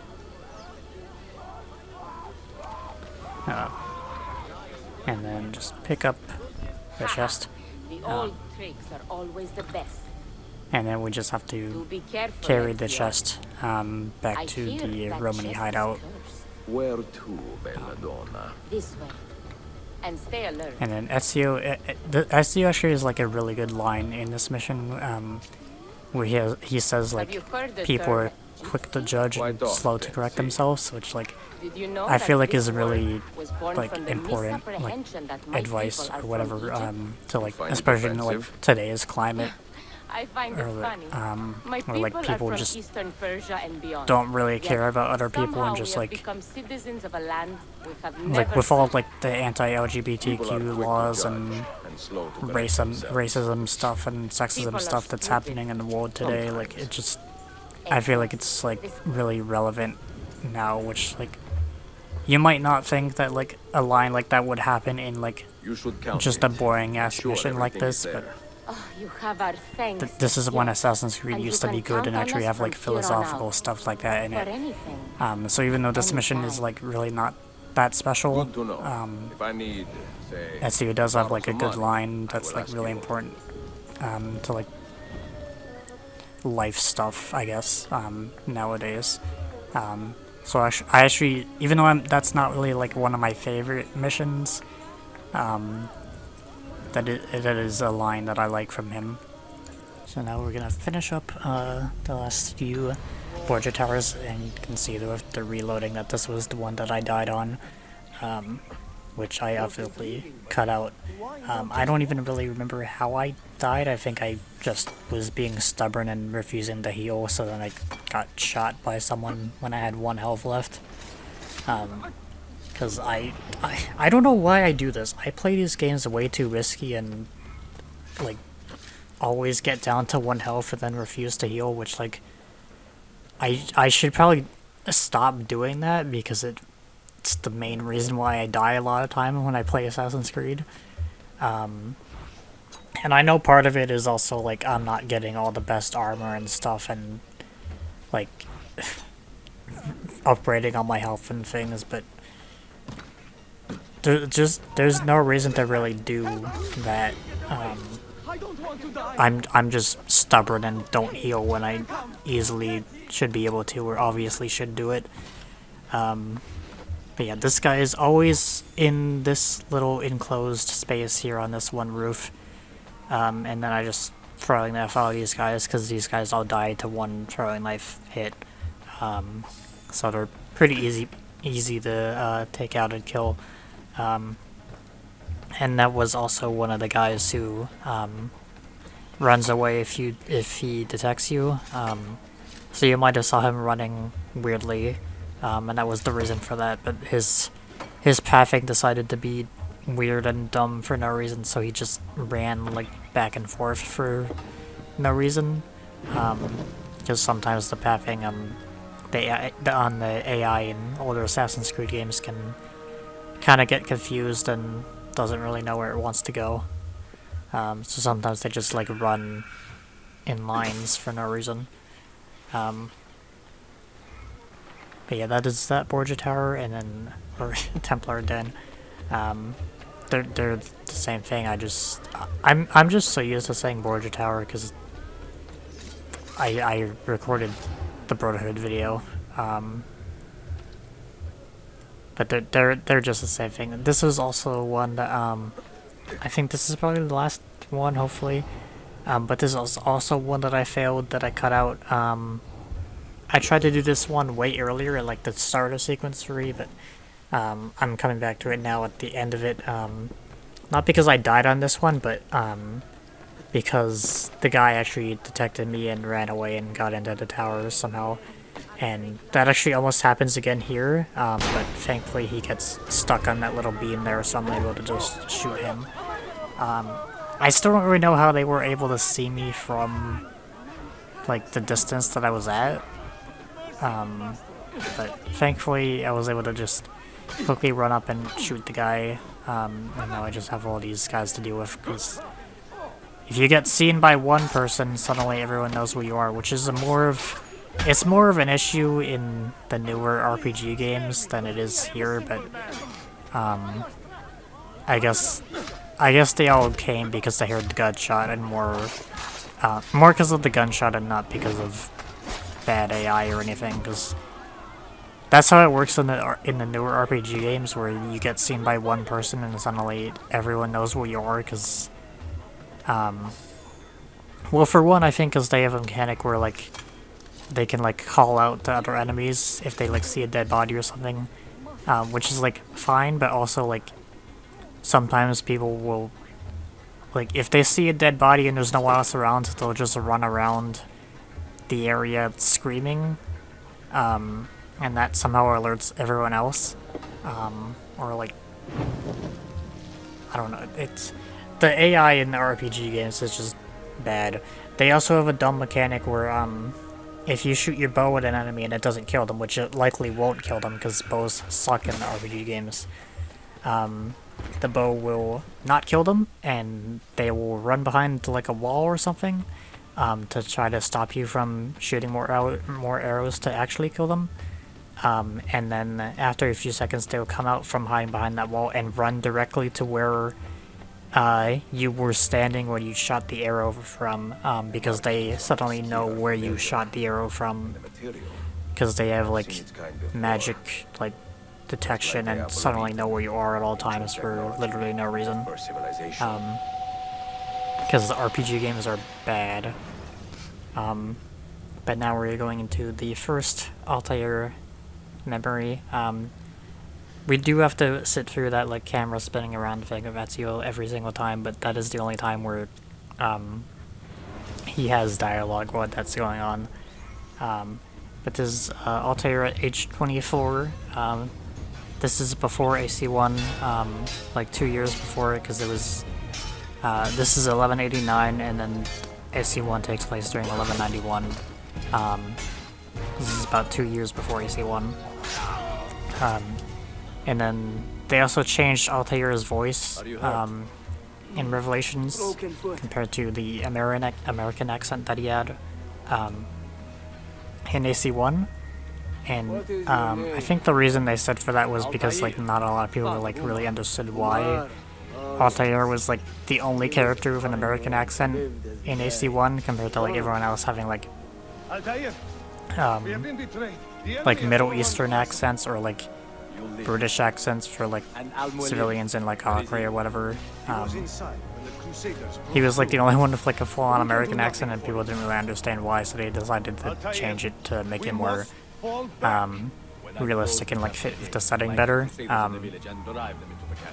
And then that really backfired because apparently Altair's new voice actor, which is it was Philip Shabazz for AC1 and then Cass Anvar for Revelations.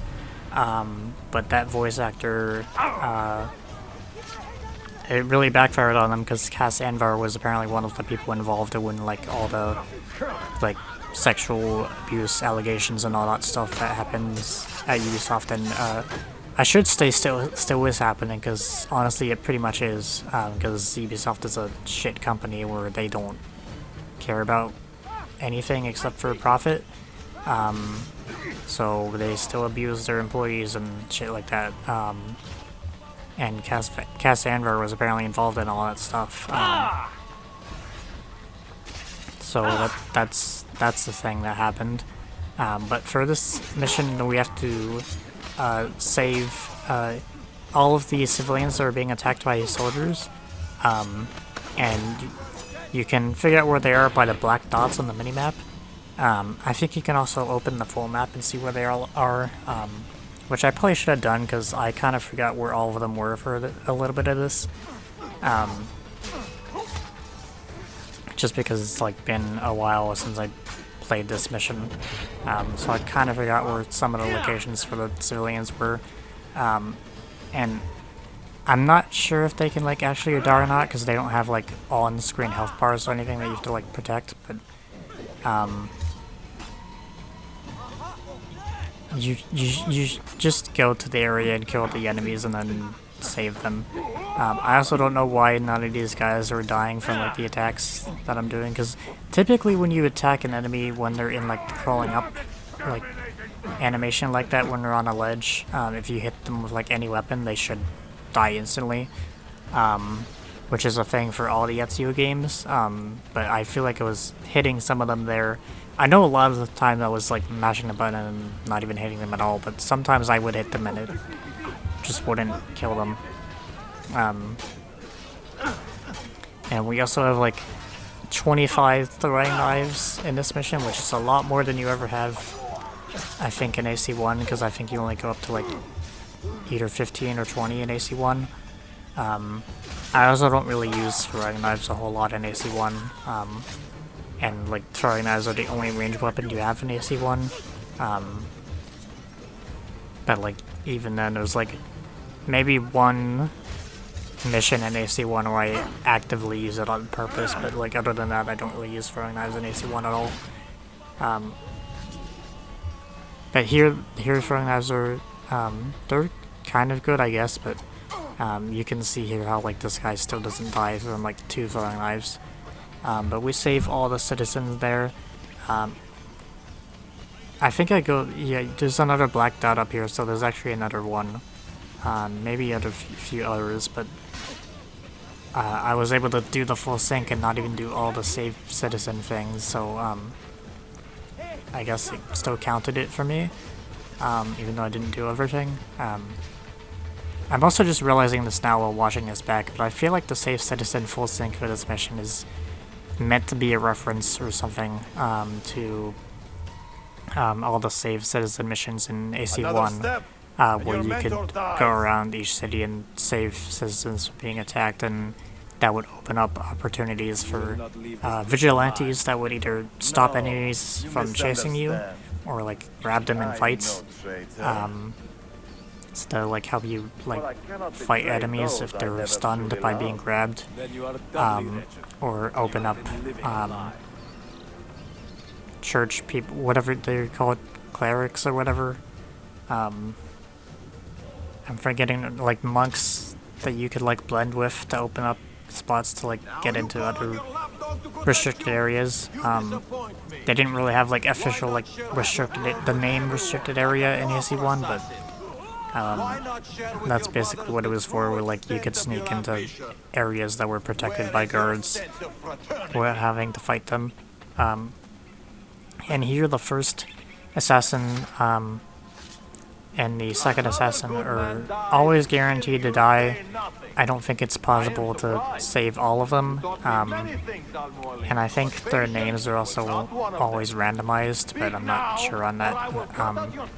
But I do know that the first two are always guaranteed to die, and I think if you take too long, the third one also dies, but I think you only fail the mission if Elmo 1 dies.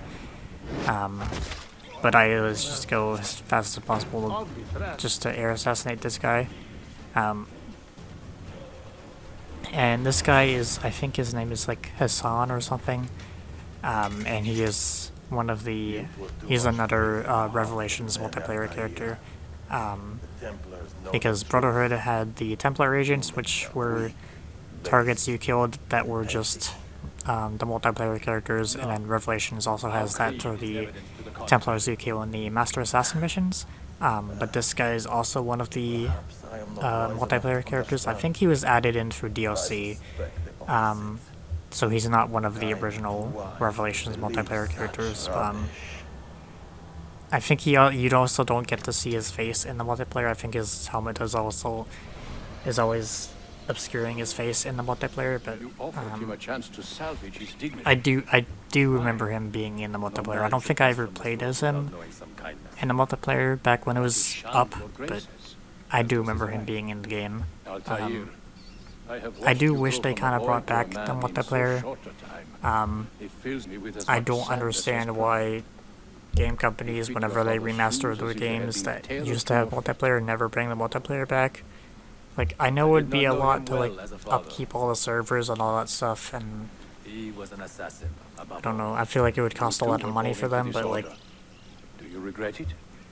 making a game already costs a lot of money on its own, and also, like, I know a lot of people would actively want to play the multiplayer of these games again. So I don't know why game companies just refuse to bring back like PvP online multiplayer like the way it used to be, not like stupid Fortnite Battle Royale PvP type of stuff like that, just like deathmatch type of stuff, how it was for like old Assassin's Creed, or like even like Uncharted multiplayer, or like Uncharted 2 and 3.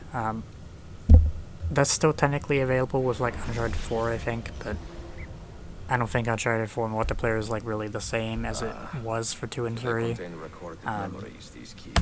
And like Uncharted 3 multiplayer is like easily the most amount of online multiplayer I've ever played. Like even like including Assassin's Creed multiplayer, I feel like I played the most Uncharted 3 multiplayer back when it was available. And I also remember playing a lot of Revelations multiplayer with my one friend, and he was somehow really good at it.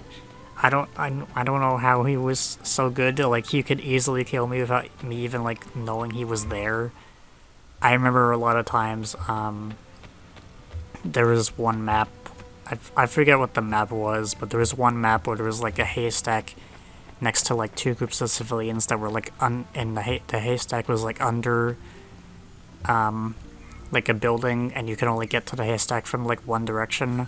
So what I would do when I was hide in the haystack, put a trip mine on the haystack or like next to it, and then wait for my friend to come next to the haystack and step on the trip mine and then kill him that way. And that was like the main way I could like actually kill him. But then he eventually like managed to like get past it, because my trip mine wouldn't like refresh in time for me to place another one. And I was too stubborn to like move to a new area.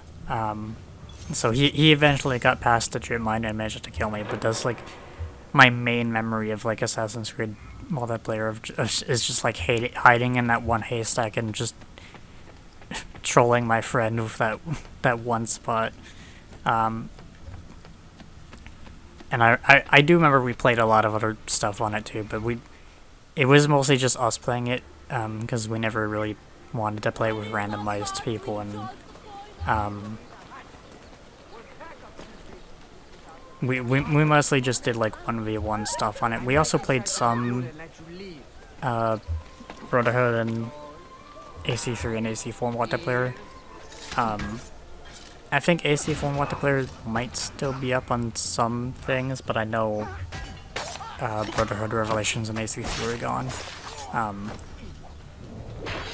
I think we also tried Unity co-op multiplayer at some point back then. I know that those servers are still up, but like, good luck finding anyone to play Unity co-op these days, just because no one plays it anymore. And my friend also doesn't really play much Assassin's Creed anymore, especially not the newer ones. I think the last one he played was like Syndicate, and like even then I don't think he finished it. I do remember he played Unity, but I don't think he fully finished Syndicate.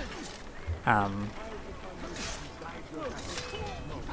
I don't know if he like how often he goes back to the older games now, but I know for a fact he doesn't play the RPG ones, and like I still don't really much either, but I have been like starting to replay Odyssey recently, because I feel like I should try to at least replay Odyssey, and I probably might play Valhalla afterwards, especially since I got the DLCs for it along with Mirage. But I play Assassin's Creed, the older ones, way too much. Yeah, I'm just yapping while we get through this other stuff. I did recruit 2 assassins there, before I do any of the, well, I've probably done some, recruit assassin missions up to this point, but I'm putting them all in the video later. But this is, part 2 of the Sentinel mission, the second part of the Master Assassin mission tutorial stuff. So this one we have to save 2 assassins that have been taken hostage, and for the full sync, not be detected in the area while freeing them. Which the first one is pretty easy to do, but the second one has a lot more guards around them, and it's taken me like a few years to like actually get a good consistent way of doing this. And it doesn't matter the order that you do these assassins in, the order you free them in. I just always go to I just always go the same direction every single time. And what I do is actually kind of like a recent thing I've started doing, like, pretty recently. Like, I think I used to use, like, distraction bombs or other things, but recently I started actually using these thieves here, for this first assassin down here to, like, lure these enemies away. So there's 2 enemies that are standing guard there, and then, the other guard that is patrolling. Because he's not part of the group that gets lured away, I actually just poisoned this guy just to get him out of the way. I don't know why it initially locked onto the thief first, but frankly I was able to get to the enemy in time. And then just don't get seen by those guys through the tunnel. And then there's a lot more enemies around, but there's not really too many on the roof, so I want to stay on the roof as much as possible. And then there's going to be some guards that are blocking this assassin here, and I think there's also some other ones that are walking around. So actually, what I do instead of distracting is I just kill them with a poison bomb. Same I saw me craft that earlier.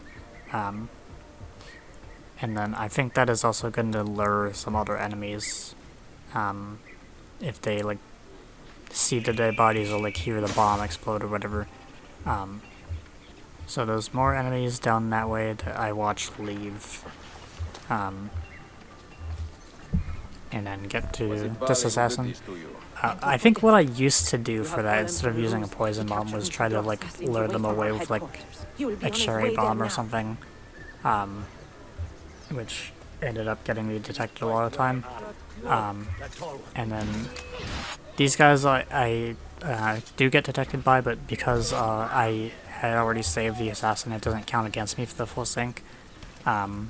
and then the assassin that I free actually comes back and kills the second guy for me. So thankfully that didn't like count against me, because they detected me after the full sync was considered completed, even if it didn't show on screen in time. And it was also nice of the other assassin to come back and kill the guy for me, because I didn't have to waste a meter on my bar or like any of my other materials or things. So that's how I do it now. That's pretty recent development for me, especially if like using the thieves, but it's a pretty consistent way of doing it. So even though it is a pretty recent thing for me, it seems pretty consistent every time I've done it now. But you alone are not enough to save this city. So now, because this is part 2 of the Master Assassin mission, we do actually get to kill this guy. I don't care if these guys see me. And then for some reason, when the recruit uses the lift there, the bricks don't break. Which I think is just because they didn't want the bricks to like potentially land on your head and kill you or do damage to you, or like get in your way. So I think they just made it so that they don't break. I also used to try to get on the roof of that lift before my assassin took it, and I think that ended up making the counterweight like fall down on my assassin's head and kill them and make me fail the mission that way. And I think the reason why I did that was because I didn't really pay attention to the assassin saying that he's gonna follow on the roofs, so I was like, oh, I want to get on the roofs so I can chase this guy faster, and then the counterweight on the lift killed my assassin and made me fail, so I don't do that. That's a bad thing to do. But now we actually killed that guy and finished sequence 3 finally. And because I've done all the Templar dens, I think I've done all of them at this point. We don't have to worry about any of those anymore, so we can just blast through the rest of the story here. I've discovered a map encoded with signs and symbols. Even though Brotherhood and Revelations both do have only 9 sequences, I feel like Revelations is a little bit shorter than Brotherhood is. Like, you can tell by the length of this video that it's at least like an hour shorter. Still hold one key hostage. I think also on like the How Long to Beat website that like tracks like the hour length, the hours of time that it takes to like beat a game or something. I think Revelations is also like listed as a shorter time than Brotherhood. Revelations is also the first game the first Assassin's Creed game that I ever beat in like one day in one sitting. And it was also the very first time I ever played the game. The very first time I ever played Revelations, I was sick. And I was sick home from school. So I was not really doing much else. So I just played Assassin's Creed Revelations all day. And then I ended up beating the game in one sitting in one day for like, I don't know, like just tell me where to go. 9 hours straight or something. Because I was sick and I wasn't at school, so I wasn't really doing much else, so I could afford to do that. I don't really know if I have like the time or stamina to do something like that now. I think the only other Assassin's Creed game I've managed to beat in one day has been Rogue, but I think it's also just because of the fact that Rogue is short. Also because of the fact that Rogue is like the one Assassin's Creed game I've like actually done a speedrun for, like a full game, like any percent speedrun that's like actually a category on the leaderboard and not something that I've made up on myself to like combat against the one shitty guy who controls the whole speedrun leaderboards. So that's another reason why I've beaten Rogue in one sitting in one day, which is not the only reason. I've definitely beat Rogue in one sitting just casually, but Revelations I was the only time I ever beat like an Assassin's Creed, or like the first time I beat an Assassin's Creed game in one sitting. And I don't know if I can do that nowadays just because of like life stuff and also being older now and not really having much of the stamina. And I say that even though I'm like not even really that old. I'm in my 20s. Also, this is a weird thing here. I get knocked by that one assassin and just constantly get knocked back. I think the reason why is because like there's not enough space for Ezio to like fully finish his animation, so it just kept looping the knockback animation and it kept knocking me backwards, which thankfully didn't count against me for the full sync, because the full sync here is beat Yusuf to the palace. So as long as you beat Yusuf there, it doesn't matter if you beat any of the other assassins. As long as you beat Yusuf, you can do it at full sync pretty easily, and that path that I take is pretty much like the fastest path. There might be a better way to do that, but that's the path I always take. Yeah, as long as you just beat Yusuf, and then we beat up these minstrels here, just to knock them out, and run behind all of these Janissaries, which they don't hear at all somehow. And go to the last group here. Those guys could actually see me if I ran up close to them, and I think they might see me for like a split second here, but it doesn't matter too much. Or they actually don't. And then there's gonna be these last 3 minstrels here. And that is gonna let us get the minstrel outfit for this mission.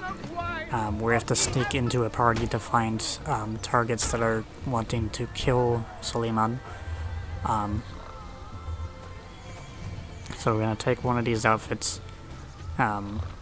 This is the only time the minstrels are in Revelations, I think.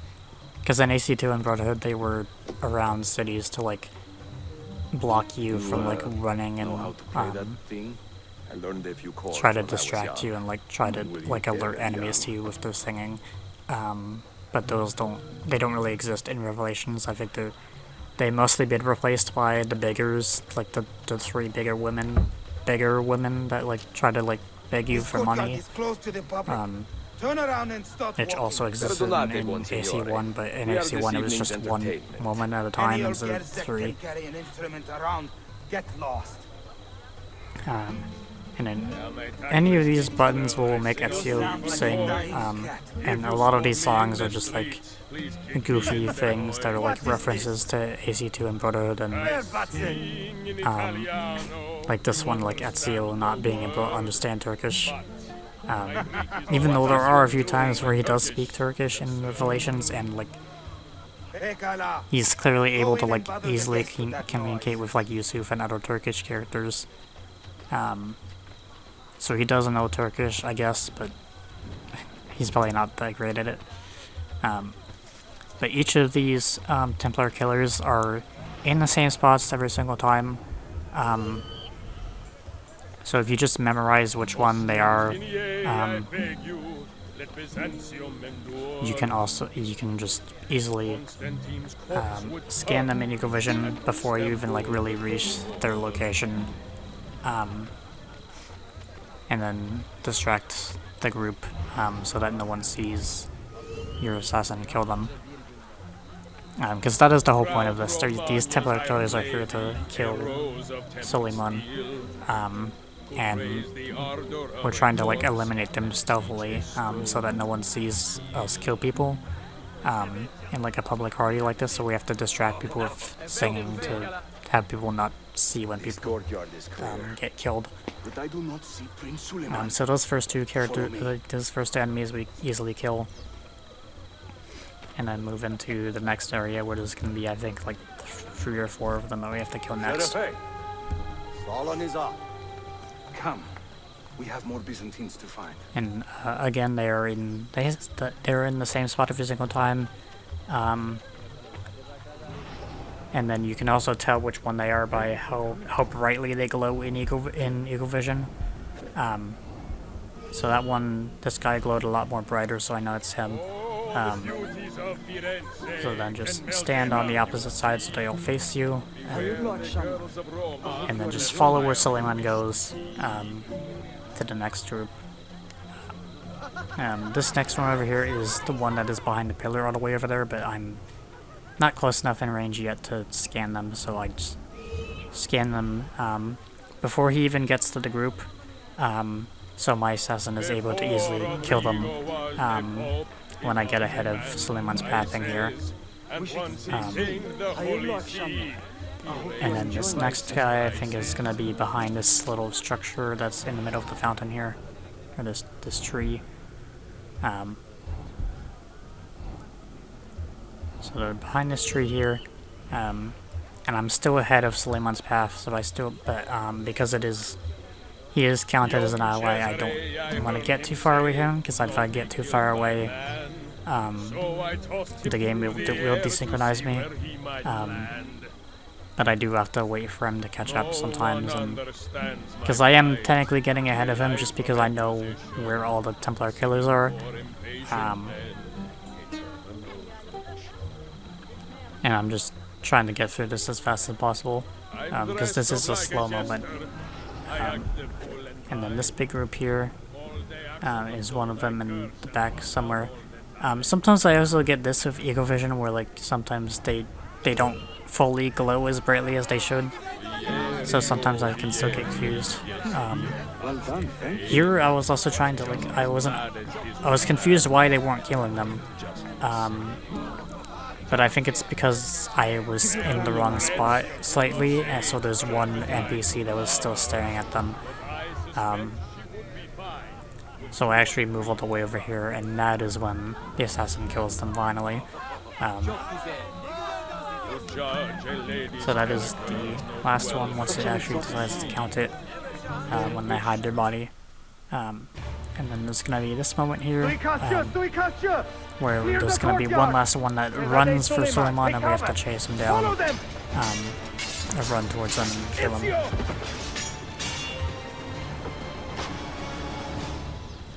So then just run and get this guy.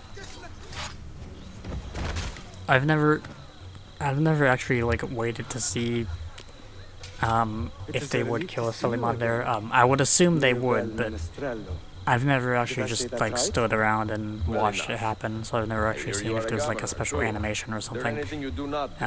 I doubt there would be a special animation, but I just always go kill the guy because that's what you have to do. Are you injured? Who is your captain, soldier? So then we reunite with Suleiman. This is when they officially meet rather than just talking on the ship. This is when they start to have a real relationship. But not his family. Not very well, evidently.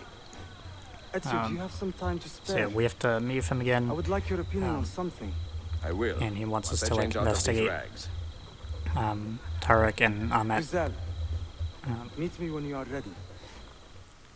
So then we're gonna get back into our regular clothes. I kind of wish you could keep the menstrual outfit as an optional outfit you can unlock in the menu, because you can unlock other outfits. You can get Altair's old man outfit, or even the armor Brutus from Brotherhood. But you never get the minstrel outfit except for that mission. At the top of that tower which leads to a secret room. And then this mission is pretty short. This mission is literally just watch a cutscene, run to a place, then watch another cutscene. But the full sync for this one is just don't be detected. There are still a lot of just don't be detected type missions in Revelations, but not as much as Brotherhood. So what I do is I just go around, I climb up that column there, and then just go across these roofs, because there's no one on these roofs. So instead of going straight through the courtyard where all the enemies are, I just run on the roof where there's no one watching me, and then just climb this tower, get into the trapdoor, and then that is going to lead into the cutscene that was going to end this mission. So this one's pretty short, and there's not really too much to say about it. Just literally just run on the roof to get to the trapdoor, and that's really it. But now we have to investigate Tarek at the bazaar. At least once we go see Sophia, I think that's the next thing we gotta do. So yeah, do not be detected. Pretty simple. And then we gotta go do this Let me see what I Sophia can mission. This is also where Know a few Duccio ways to shows up bend again. rules. Do you now? Because of course you gotta have Duccio in an Ezio game, but this is the only time you see him in, like, he's at least in the main story again and not just in the DLC like in Brotherhood, but in Revelations he's only in that one cutscene, and then you can like find him in the open world somewhere and then optionally beat him up because he's like just like a depressed drunk guy now. And that's really it for Duccio. Here we have to also not be detected while stealing the manifest for Sophia. So then just go across here. The reason why I failed this one, you might have saw the loading screen. And there my knife bounces off the wall, which is great. But the reason why I failed this one was because I throwing knife to this guy, and the guy on the opposite side of the ship saw his body and saw me go down. So thankfully I was able to get a good cycle there and throw a knife those guys. And the package you have to scan is always the same one. So I just go back across the way that I came on the ship. And then just go across this way. Usually I like go around that big wall and like swim in the water, but I guess this time I decided to just go back across through the destructed area. This is also a good mission for killing the guys that are like blocking the main path into the ship. This is a good mission for like getting the I think the trophy and like the assassin like guild challenge for killing a lot of enemies in a row with like a hidden blade or whatever. Because they're pretty simple enemies that you can easily do that with. So if you ever need to like grind for that trophy or guild challenge or whatever it is, you can do that in this mission here. I was hoping I could land in that haystack for this for that zipline, but this is not Syndicate where you can do a leap of faith directly into a haystack from a zipline, because you don't make your own ziplines in this game like you can with the rope launcher in Syndicate. And I do remember that there's at least one mission in Syndicate where the full sync objective is to do a leap of faith from a zipline. Which the main reason why I remember that is because it's an EV solo mission, which is like it's a mission where you only play as Eevee for one of Eevee's missions, and one of the made-up speedrun categories that I've done that is not an official category on leaderboards for speedrunning Assassin's Creed. It's just one that I made up on my own. Is with doing all of Eevee's solo missions, so just like speedrunning through all of the missions where you just play as Eevee. And I say just play as Eevee because the final mission in the game is one where you switch between Jacob and Eevee, and a lot of the side missions have the option to play as Jacob or Eevee for both of them, and they do have slightly different dialogue, but for the most part those missions are the same. Whether you play as Jacob or Eevee, but for that speedrun that I made up, I just did the main story missions where you just play as Eevee. Which kind of sucks because Jacob has most of the main assassinations in Syndicate because of Ubisoft being sexist and giving him most of the stuff to do. And only giving like one actual main assassination to Eevee.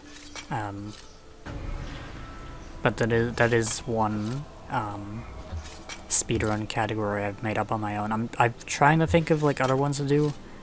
I have also done Hatham in AC3 where you just play like the beginning parts of the game as Hatham before it changes to Connor. And that's like really the only other speedrun category for Assassin's Creed I've made up. I haven't really thought of many others yet. Those are like the two main ones I've done. And now we get another book here. and the books are always in a flat spot. So just look for a flat spot, and they're always in the same spot every single time also, so if you know which flat spot to look for, you can just easily scan it that way. And then just go up to where it is. These book missions, there's not really too much to say about them. There are a lot of them that are for the book quests side stuff, which I do include later, but there's not really too much to say about them because it's literally just the same as all this. But it's just for side missions instead of main story stuff. And then we get this book here. Those side missions also don't have this special cutscene for them. This cutscene is only for the main story missions where you get the books that lead to like the actual like Mosyaf key missions, like the tomb stuff. So we get that book again. And then that is going to lead us to Galata Tower. Galata Tower took me a while to record, because for some reason the first time I tried to record it, my game crashed for no reason. I still don't know why it crashed. I was literally just playing the mission normally, and the game decided to crash while recording it, so I had to completely redo the mission, and then cut it all out of the recording because I didn't want to have a crash in my video, so I just cut it all out. But like I still don't really understand why the game crashed while I was doing this. And then this is another time where we just gotta climb to the top, because even though there is a door right there at the bottom, the secret door is at the top, so we gotta climb to the top of Galata Tower again. Which isn't too big of a deal, but like, I wouldn't have had to do this twice if my game didn't crash for no reason. Which like, I've had a lot of Assassin's Creed crashes, but mostly in the newer RPG games. Like when I was first playing Valhalla, like for the first time when it came out, I was playing the game for like, I don't know, like 10 hours straight per day or something, because it was in the middle of like COVID quarantine, so I wasn't really doing much of my life. And every single day, basically every single day, maybe except for like one or two, where I was playing it, the game crashed on me like late at night, and because it was late at night, it was like, okay, I might as well just stop playing for the game then. I'll take the game crash as a sign to stop playing for the day. And I think I also had a lot of crashes of Odyssey when I first played that game too. I don't remember having too many crashes at Origins. Maybe I've had some since I've first played it. But most of my crashes that I've had in Assassin's Creed have been in Odyssey and Valhalla. I don't think I've had any crashes in Mirage yet.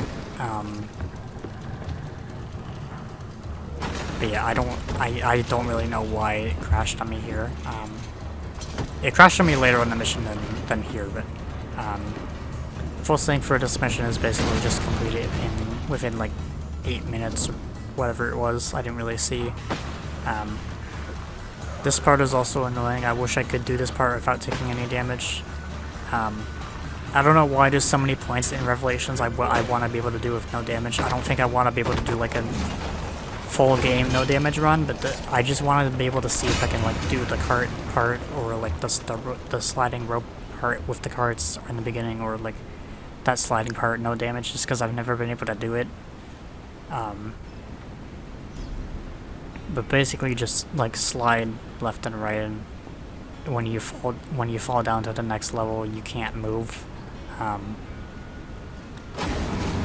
But this mission is really just like a go for the mission normally type of mission, where it's really just a tomb mission.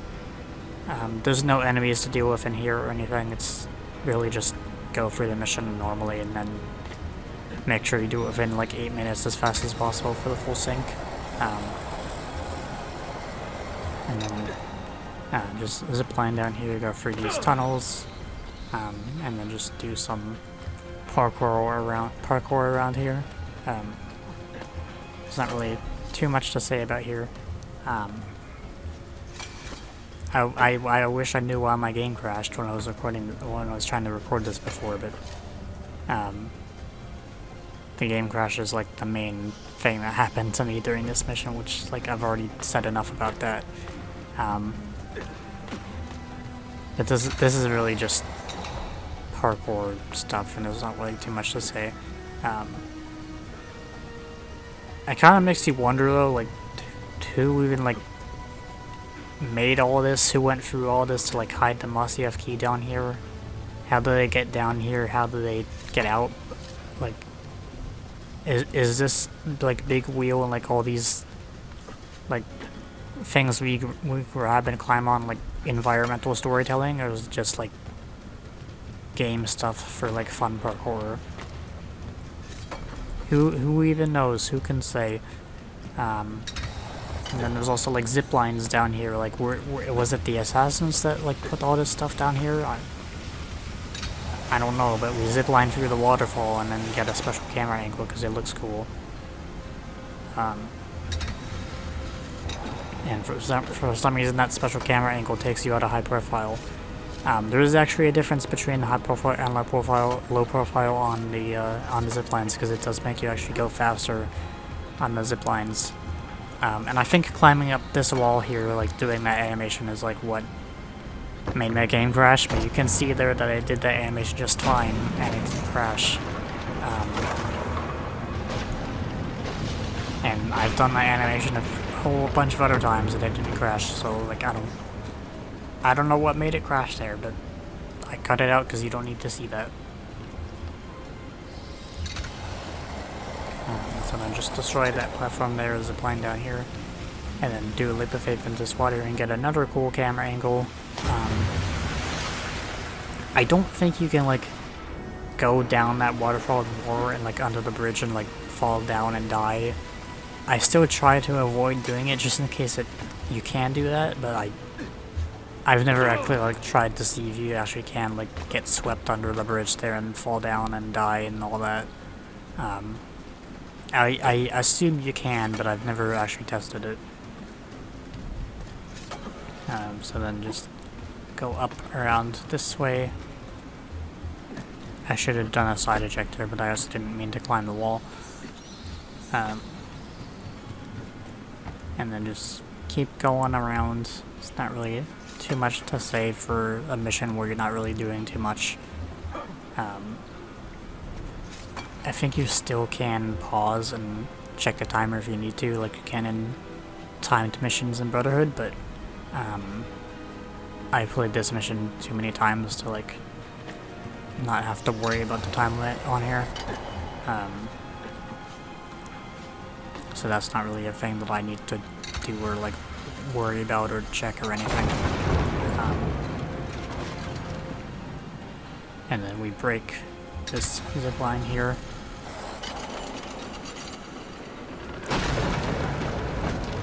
And then somehow Ezio survives this again. Because he just survives everything because he's Ezio. This is how you do characters. You make them survive all these random crazy things just because they're cool and not a dumb superpowered character that has magic powers because of random ass staff that they have. Because Assassin's Creed Odyssey is dumb. But yeah, I just get the 3 chests here again, open the door, which is again in the same spot every single time. None of the other like fake doors or anything like even open to other things, they're just walls. But they're like designed to like trick you and like make you waste time scanning extra things. But since it's the same door every single time, and if you know which door it is, you can just easily scan the right one. So that is our second Masyaf key.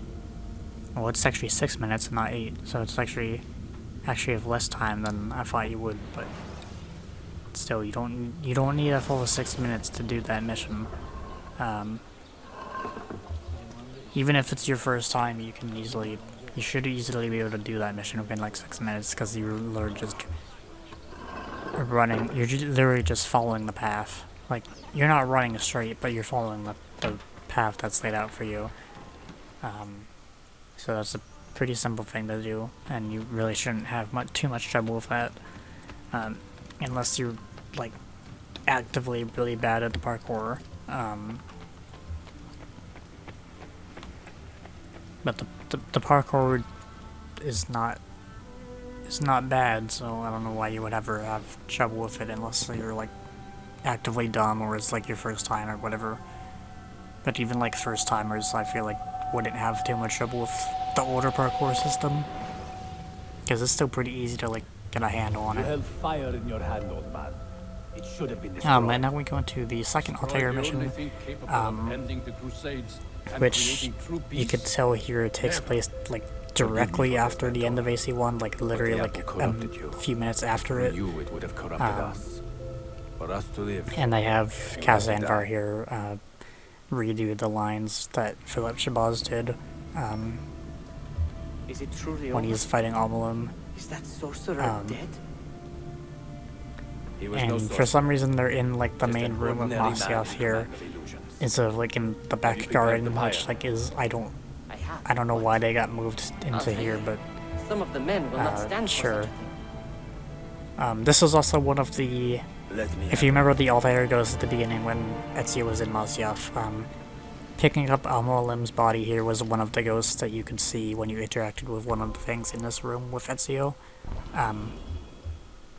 You just see Altair do the movement of picking up the body. You don't actually see a ghost form of Amulim in his body. I asked Malik to But ride to Jerusalem you do with see news of Altair, like, Amulim's doing death. the motion to pick up the You body. ride to Acre and do the same. Of course. And you also can't move any faster while carrying his body either. So then just walk to the end section down here, and then we're gonna meet with Abbas again. I think Abbas is voiced by Nolan North, so The Templars I corrupted him. think this is another character that Nolan North does Walk with besides me, Abbas, Desmond. and I will explain. And if I find your answers wanting, I'm like 90% sure it's still still Nolan North. I don't know why his name is so hard for me to say. Do you remember the artifact we recovered from Robert de Saab in Solomon's temple? the artifact. And then this is just recounting things that happened in AC1. It's a Templar tool. The Apple of Eden. It can conjure illusions and control men's minds. I don't think the apple was ever called the Apple of Eden in AC1. I do. So I don't know how Altair knows that. You saw I that think for in yourself. AC1 they always just refer to, like, a piece of Eden or, like, a piece of silver or something. The apple is safe in Al-Mulim's study. I don't think it's ever, like, specifically called the Apple of Eden in AC1. I guess because they didn't really have, like, plans for, like, other pieces of Eden at that point, or, like, other apples or whatever. Altair! No! You also don't really see it too much in AC1. Like, This it's is not our way. in AC1 is, like, usually kept inside, like, the container that it's in, and, like, you really only ever see it, like, twice. Like, at the very end, and then also when Altair, or when Al-Mualim tries to, like, Lies! trick Altair with it during, like, one of the post-target conversations.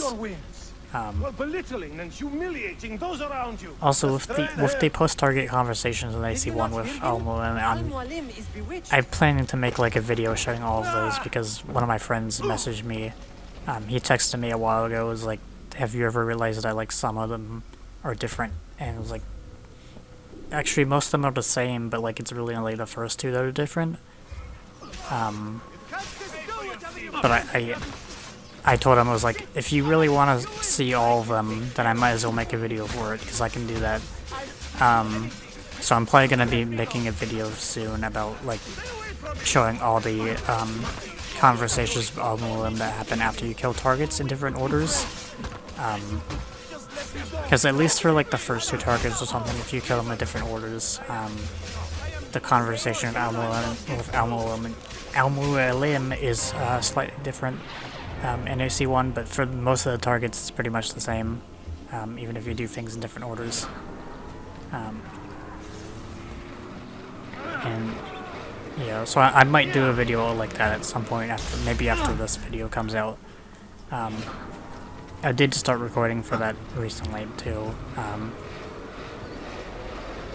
but that also requires like replaying AC1 a whole lot, which like I don't care about doing that because I've already replayed AC1 a whole bunch of times. I also don't know what's happening with the side edit here, but basically this full sync is to reach a boss, I think, before he loses like half health or something.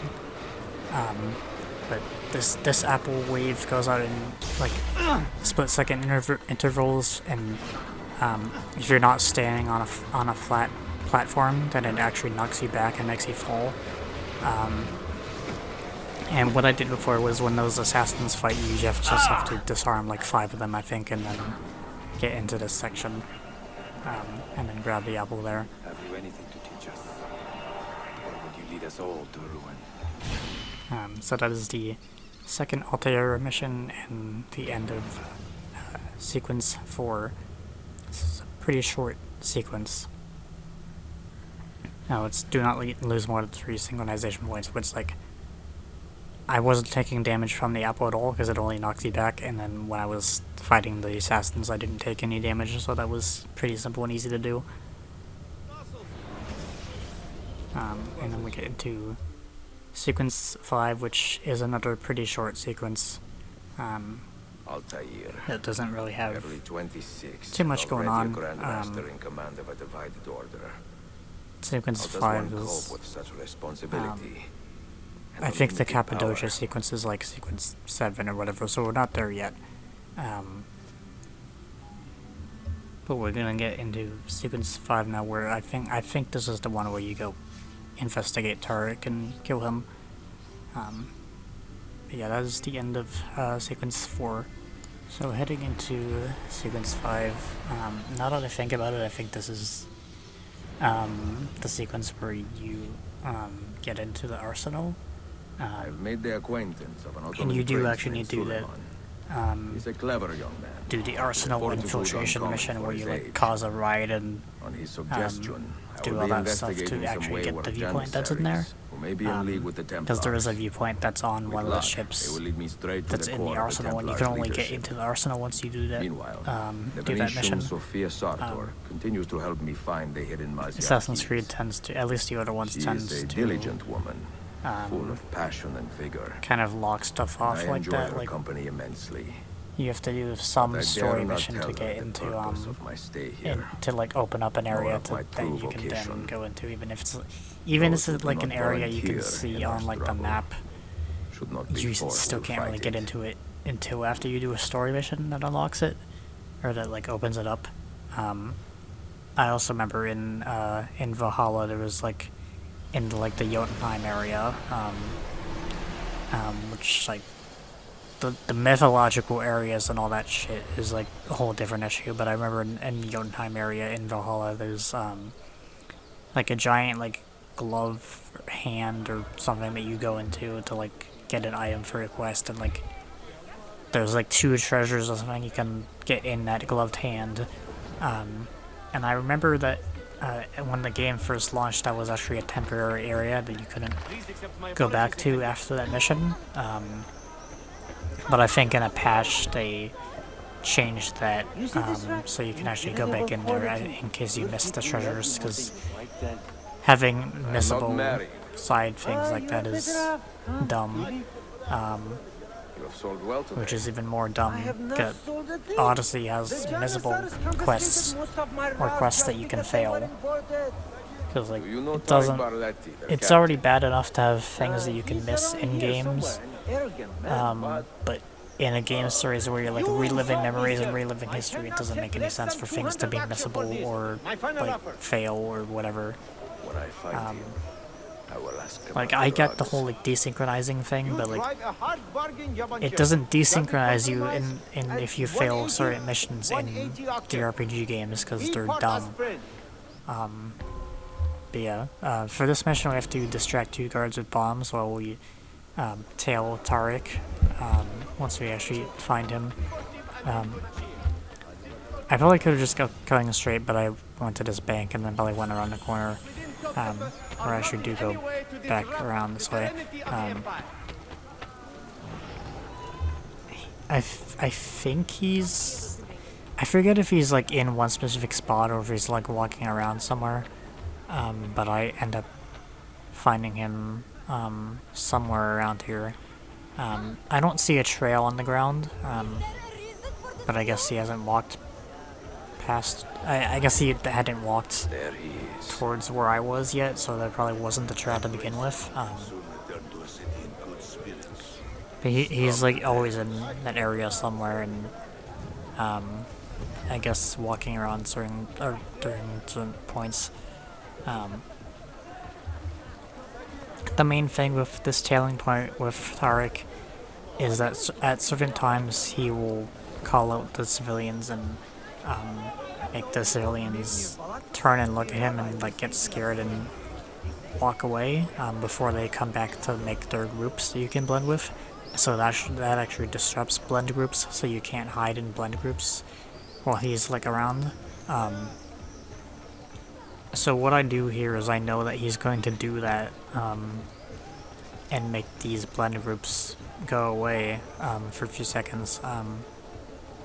So what I actually do is I go into this blend group here, and then while he's walking, before it transitions into the next point, because I got the checkpoint for this mission, I go into this haystack because he can't disrupt the haystacks. He only disrupts the civilian blend groups. So I actually get into this haystack here, and then after this, after the end of this cutscene, he will disrupt these civilian groups. And if you were standing in any of these civilian groups after this cutscene, you would get immediately seen and detected and fail the mission. So that's why I get into the haystack, just to, even though it is cutting it kind of close for when that cutscene starts, and you're like physically close to him, I know that I should have enough time to get into the haystack, and I know that by being in the haystack I won't get seen because I won't get forced out of the haystack. Because he can't disrupt the haystacks. So I know that he did another disrupt civilians here, so I'm actually hiding behind pillars here. And I think he might do at least 1 or 2 more of those. So I'm trying not to be with civilians. I'm trying to like hide behind the walls and things. And also trying to stay as far from him as possible. At some point there's also going to be a stalker, which actually makes me fail the mission, but I did some sneakily editing, or at the end of that previous cutscene, or maybe at the end of this one. I guess it wasn't as stealthily as I thought because you could clearly see the red there, but after that cutscene, I was going around this corner and a stalker came and tried to kill me, and I had to kill him for self-defense, and then that made me get seen. And you'll see that happen again here, but thankfully I am behind the corner and he goes behind his corner. So even though I do end up having to kill another stalker, even though I don't even have any notoriety to begin with anyway, so I don't even know why I was getting stalkers there. Unless the stalker there is meant to be part of the mission. But I thankfully don't get seen from killing that stalker and can easily continue the mission. So just hide behind this wall here, wait for him to go up to this guard checkpoint here. Get seen a little bit, but it doesn't fill up his meter long enough for him to start coming over here and investigating me. And then I get my bombs ready because I need to distract 2 guards with bombs. So I do that up here. Somehow they don't hear or see that lift being used. So I kill this guy on the roof just for safety, and then the other guy on the roof is seeing me, but I don't care enough yet. And he doesn't fill me up all the way. He doesn't fill up all the way to get to detect me yet. And even after he does, it doesn't make me fail. So I throw a bomb down on the street that distracts the bombs, but it also distracts him. So I do have to wait for him to go all the way and investigate it, and then go all the way back. Which is not what I wanted to do, but it did distract the 2 bombs with the 2 guards with bombs, so I did at least do the full sync. And it also made him not see the body of the guy that I shot, so unless he's seeing it now, but I don't think he is. I think that's just automatic stopping from being a tailing mission. But because he got distracted by the bomb, he didn't see the dead body of the guy that I shot from the roof. So I didn't have to deal with him getting distracted twice. There's probably other spots you can use to distract guards with bombs, but I just always do those 2 guys. And then I start getting seen by this guy. You there. I will be back tomorrow. And then I just throw a knife him. And then they see the body, but they were really already close enough to his body when he fell, so he didn't have to go back that far to look at it. And thankfully they didn't, none of them looked up to see me, because they don't look up. At least not well. But then just go across here. Just kind of follow him. I was not paying enough attention to know that there was a zipline there. I was trying to jump down and I was going to climb up the wall to get onto this roof, but I guess that worked out with the guy being there to do a zipline kill. I wasn't really thinking or like seeing that there was a zipline here. And then here, I know that he's going to go under this tunnel section here. And because of the timer that shows up when he's off screen and like not fully being seen, I actually stay really far away and make it so that I can still see him while he's in that tunnel area. Because if I get onto that roof of the tunnel area, I'm going to be directly above him and I won't be able to get him on screen. So I would have to risk having that timer, and would probably have that timer run out on me, which I have done before. Before I learned to do that. So that was a bad time, but What news? thankfully I know to stay far away now, so I can still see him before I have to deal with that timer. An eager old weasel, isn't he? So that's it for this Tarek tailing mission. And then easily distract 2 guards with bombs. I should probably also bring this up. Every time, the reason why I keep saying talk to your apprentice is because I put one of my assassins on a Templar den, and it makes me want to talk to them so I can do the Master Assassin missions, so it keeps yelling at me about that, but I am not bothering with those yet. And then I get the crossbow. I don't really use the crossbow too much in Revelations. I use it one time that you'll see in like sequence 7 or whatever in Cappadocia, but I use it way less often than I do in Brotherhood. Mostly because of the fact that because ranged weapons and melee weapons are split onto different wheels now, the crossbow is for some reason considered a melee weapon instead of a ranged weapon, so a lot of times I don't even like really think about it, and I just kind of forget that I even have it, really. And then this is the arsenal mission, where you have to build up riders with these heralds. Because these heralds are required to be used for the mission, you can't loot them to get your money back. So if you don't have 300 money to use to bribe these guards, which I almost didn't, I had like 200 left by the time I did that, then you just can't do that part of the mission, I guess, unless the game gives you money, but I've never been low enough on money to find out, but this time I was really close. The people are doing you a favor, Ezio. Return it.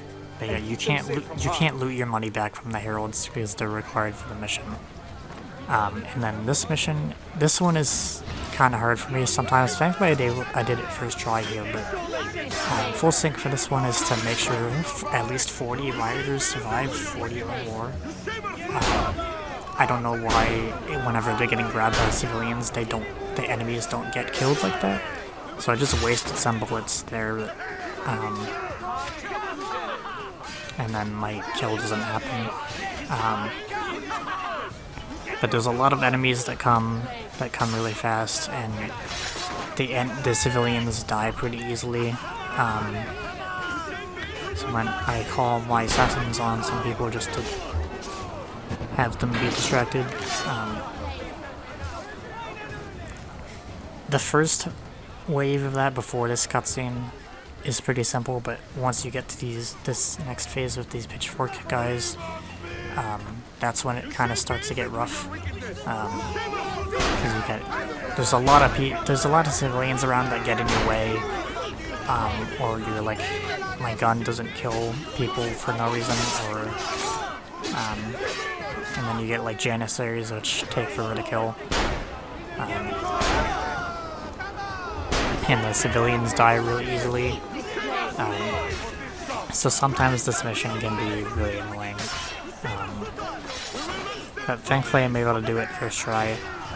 You also have to stay in the area, in the blue area on the map, but the area you have to stay in is pretty generous, so I don't really have to worry about the area too much.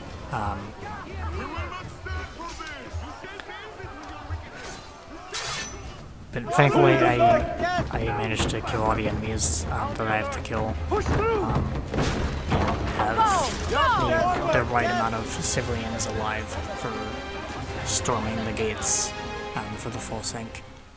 And then this mission goes directly into the next one, and for this one you have to perform an air assassination from a zipline, which I think I do from the second part when we're escaping. I don't worry about it now, but because there's so many civilians that are fighting against enemies, I don't really worry about the enemies, and we don't have to protect the civilians anymore, so I don't care. So I really just run to the end. This is still kind of like a locked off area partly, so you do have to like kind of follow the path it's laying out for you. You can't, you might have saw the walls there, the white walls. You can't go directly like straight there. You can't go like out of bounds or anything. And I get knocked onto the water here, which is not great, but even if I'm being chased by enemies here, even when I get to the end, they typically leave me alone. Even though I do get a lot of enemies on me right now, but as soon as I get to the end, it's pretty fine, because they automatically ignore you once you get to the end point. And even though it is like a big green circle area where you have to like search or something, you can just go to the one building that I know where it is, and then investigate these guns. And then this is when I do the zipline assassination, when I'm trying to escape here. So I just follow this pathway here, go across these posts, run past this guy, and then I'm gonna climb up here on this ladder, get onto this platform, zipline down, and then air assassinate these two guys here. And that is the zipline assassination for this mission. That guy was on my pole that I wanted, so I have to swim and waste time, but Thankfully, I can just parkour across all these like ships and other things and take it out. And then just go past this guy. Don't even need to worry about killing him. Because he didn't see me in time somehow, but just get right through here, and then that is the end of that mission, and we're already like halfway done with my sequence 5 part of this video.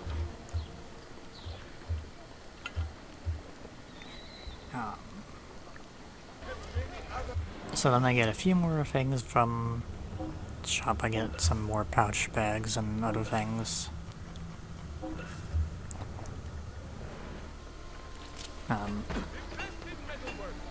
So just like Brotherhood, I still kind of get like a lot of like pouch upgrades and things, even though I don't really need them or use them a whole lot. But I just always do it. And then we'll go back and see Sophia again, which should lead us to another book at some point after her mission. He should be close by, eager to get rid So this is the mission where she gets a painting stolen and we have to go get it back. And the full sync for this mission is to steal the painting without the shop owner seeing us. But first we have to find the thief that stole the painting, who was at the bazaar. So we're gonna go to the bazaar, find the guy, and then we're gonna beat him up to get him to tell us where the painting is. So there's a few people here, but it's always this guy. I turned off my eco vision before it fully scanned him, so I had to scan him again. I do not need to. I will just keep hitting you until you talk. I found it. I mean, someone And I just keep beating this Get your guy up. story straight before you lie to my face. He doesn't really fight back a whole lot, so it's pretty easy to take care of him. I sold it to a merchant in the bazaar. And then we're gonna go find this merchant and steal the painting. You can buy the painting, but that goes against the full sync, so I don't do that. But it is probably faster to just buy the painting, or steal it with him seeing you. But if you want the full sync, then you have to do it without him seeing you. So what I actually do is I get cherry bomb here. I was debating using a smoke bomb, but I think I just decided against it because I think I've had times where I've tried to use a smoke bomb and he still somehow saw me, and it still made me detect him, or maybe still get detected, so I decided to just use a cherry bomb instead. So I'm trying to like figure out what angle I want to throw it at, but I throw it from this angle, but this was a bad angle to do it because this, even though it does distract him, it makes me, I have to run in front of him again, which makes him see me. So instead what I do is I stand in front of the painting, throw a cherry bomb over his head, which doesn't alert any suspicion at all from him, somehow, and then after the cherry bomb that I throw over his head, he gets distracted by it, and then I just steal the painting, and then just run. I would expect that they would get suspicious of me aiming a bomb, but I guess it doesn't matter if they see you physically like aim the bomb. It only matters, I guess, because he doesn't have like full like guard AI, he doesn't build up suspicion on him. But I am a teacher of a kind. Yeah, just throw the bomb over his head and just get the painting. When I can. And then that is going to lead us to the next book location.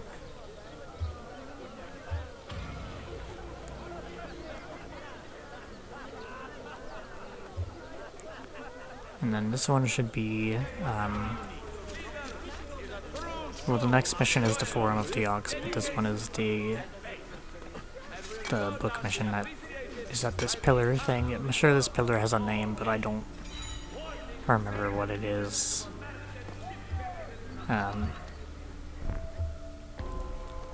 So then we'll get to this mission, this book here. This one is on the aqueduct. So it's all the way over there.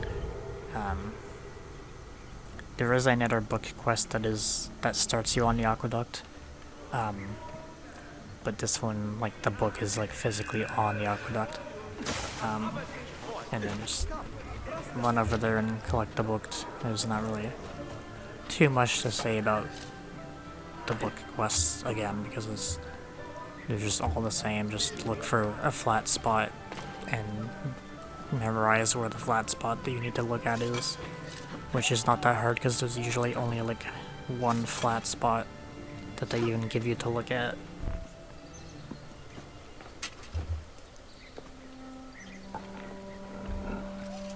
Yep, these book quests are pretty simple, pretty easy, and pretty fast. You don't really need to think too much about them. But this gives us another book.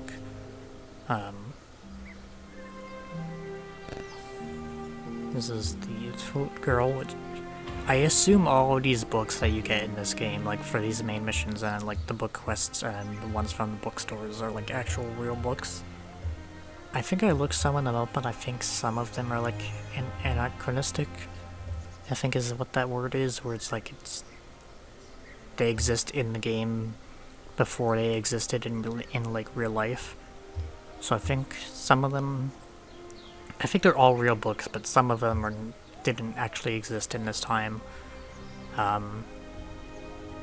Which Assassin's Creed,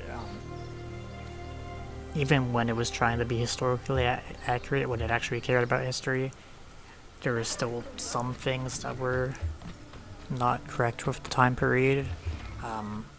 Like I learned recently, like that, like in Jerusalem in AC1, in like, I think like the rich part of the city, like the very south part of the city, there's like a big dome temple area with like a domed roof, and that domed roof has like entirely like gold plating or whatever, but that gold plating was not actually there during the time period.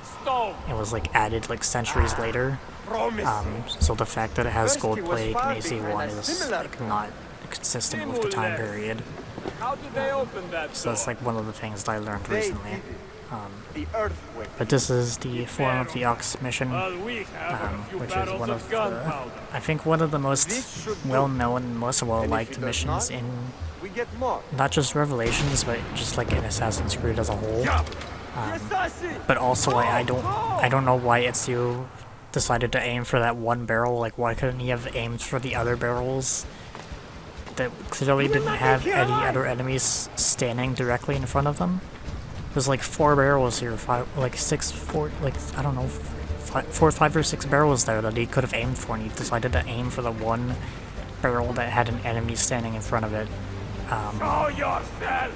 But I guess this results in one of the best missions in Assassin's Creed, because it's a good chase mission with good music that everyone likes, that has like high stakes in it, even though it's a pretty simple thing. It's really just run to the end, but it's epic and it's cool. But the full sync for this mission is he is here somewhere. The full sync for this mission is to not take any damage. So as long as you don't get hit by any of these shots, which is a pretty simple thing to do. And then at the very end of this mission, you're gonna land in this boat and kill some of the guys, and that is gonna make the boat fall over a waterfall, and then you have to fight the rest of the guys after you land, and then not take any damage during that fight. He's behind us! So if you fail the full sync at the very end of this mission, sometimes it can be annoying because you have to do this whole chase section again, but also this chase section is what makes this mission memorable. So if you want to do this whole part again, I guess you can fail the full sync on purpose or whatever, or just like replay the mission. But even things I like this, I would still rather not have to like replay like multiple times in a row, just because it could get annoying. Like as much as I like this mission, I don't want to have to replay it if I fail the full sync right at the very end. Just because I feel like it would be extremely annoying. Yeah, just basically go through this mission, do the long jumps on the lanterns. If you don't do the long jump and you go around the corner, I think there is an alternate path you can take. I don't think it screws you entirely if you do that, but doing the long jump with the lantern with the hook blade is a lot faster and more intended. Give me some room! I also don't know if this music that plays during this mission happens anywhere else in the game. I'm pretty sure if it does happen anywhere else in the game, I would assume it happens during the like escape Constantinople part where you're like burning all the ships with the Greek fire when you're trying to get the Cappadocia. But I don't remember if this music plays during that section. And I don't think it does, so I think this music is exclusive to this mission through Forum of the Ox. Yeah, we're almost at the end here. Just gotta get through this burning part. And then we're gonna zip line down. I don't really know where this zip line is meant to be going, but you're meant to air assassinate these guys down here, so it doesn't really matter where the end of the zip line is meant to be, because you never go to the end of the zip line. I also don't really understand how the rest of those guys survive that. Like, Ezio I can probably understand because he knows how to like do a leap of faith into water and that stuff, but like, how do these guys survive that waterfall? But because I'm not supposed to take any damage here, I equip smoke bombs, immediately throw a smoke bomb at these guys, and then just assassinate them in smoke. And I throw a second one down just to get also those guys covered in it, and just in case my first one ran out. So then just kill those guys, and that's pretty much it. And it's always the middle one there, so then I just get these chests here. There's a lot more chests here because there's also bomb material chests. I don't know why this one also has bomb material chests along with the money chests. But I just get all the chests, and then that is really it for this mission. That it should be the third boss you have key, and then that should lead us into the next Altair mission.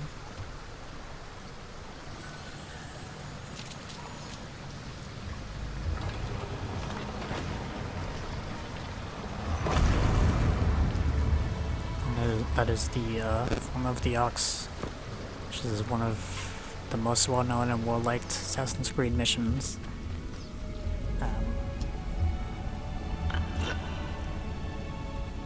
I've seen videos before of like ranking like top 10 Assassin's Creed missions or something, and like, I don't know if I would ever like make videos like that, because I'm not really like a top 10 list type of person or anything, and I've never really been like a person to like rank things on like a tier list or anything. But if I had to put if I had to like rank that mission somewhere, it'd probably be up high. But I feel like I'm also biased because I like the Ezio games, and I hate how Assassin's Creed is now, and the Ezio games are just objectively better. And I've played them a lot more, so I feel like I would be biased and would want to put it at the top just because. But yeah, I feel like Forum of the Ox is one of the better missions. And then we like really jump in Altair's age, because he was like 26 or whatever at the last mission, and this one I think he's supposed to be like 60 or something, but I don't know why when I recorded this it didn't do the year and like Altair age whatever thing that it does on the other ones, which I think it also doesn't do for me on the other missions after this one either, which like I don't know why it was doing that. it only I think it only gave me like the year and like Altair's age on the first two Altair missions. So I forget what year and what age Altair is meant to be in this mission, but I think he's like in like his 50s or 60s or something, maybe 40s, but this is definitely after AC1, this is after Bloodlines, because I know it's after Bloodlines because this is like, this person here is Maria, which is the Templar that was posing as Robert in AC1 and during Marjorie's funeral. But you earn the respect in the PSP game Bloodlines, Altair and Maria meet again, and they start having a relationship, and that's also when Altair writes his codex. Which I do want to play Bloodlines at some point, but because it's exclusive to PSP, which is PlayStation Portable, which was like really only around during like the early 2010s or whatever, like in 2011, 2012 or something. And I don't think I have my old PSP anymore, and if I do, it's probably somewhere that I don't know where it is, and it's probably also dead and broken, and he wears his grudge like a cloak. His wound is deep. I don't think I would have a way to record it if I did want to make videos on it. Even if I did manage to get the game on it and have the PSP work, and I would probably have to find a way to emulate Bloodlines on a PSP emulator on my PC or something, but I have not looked into PSP emulation too much, so I don't know if there's like a good PSP emulator somewhere, or like one where I can like run Bloodlines on it, and like have it actually like run smoothly or anything. He is possessed! Kill him!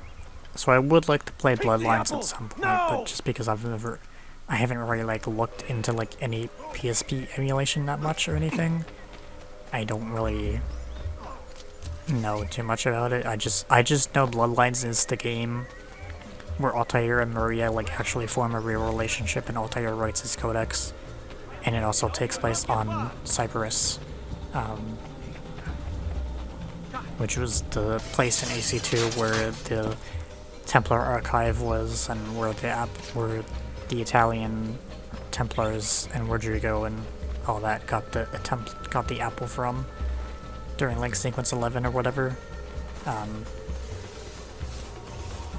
But that's like really all I know about Bloodlines. Yeah, Maria's dead now. I don't think there's a full sync on this one, and if there is, I didn't see it, but I got your message. What has happened? Then we have Darun, which is Altair's son. He also had another son called Seth, which we never actually see. We never get to find out what Seth looks like, because he's only ever mentioned in like novels and things, and this one mission, and where is Mother? I think Seth is the older one. She's gone, but Seth gets killed off screen. What? And Malik gets killed off screen, and Maria gets killed in that cutscene you saw. Because Abbas wants to take over the Order of Assassins, because he has a grudge against Altair. Brothers, we need not fight. He wants the apple. They've been poisoned by lies. And now we have to fight the assassins to escape. I also don't know why that throwing knife didn't kill. He was like right in front of me and he didn't get killed by it. And you also have infinite throwing knives here. That's why I'm using so many throwing knives, because I know you have infinite throwing knives. But it's labeled as 99, because I guess they don't have like a symbol for infinity to put in the game. Watch out! Also, you might see sometimes I try to charge throwing knives, and my camera just like goes up into the sky. The reason for that is when you're charging throwing knives, for some reason your camera controls change to your left stick, which is typically your movement. So when you're charging throwing knives, your camera becomes your movement stick. So I'm still instinctively holding forward to like target people in front of me. but then because the game Was it the boss who killed my has brother? suddenly changed He to killed your controlling brother, my camera Ali, with that and stick, countless others. He is a it madman. makes it so that my camera just goes into the sky, He will which is die. extremely annoying and One probably day also you sucks for will fail. viewership. Like, I promise I'm not doing it on purpose, I'm just being stupid. And then this guy I can't throw a knife because I guess they're bouncing off the wall or something, or like not reaching him.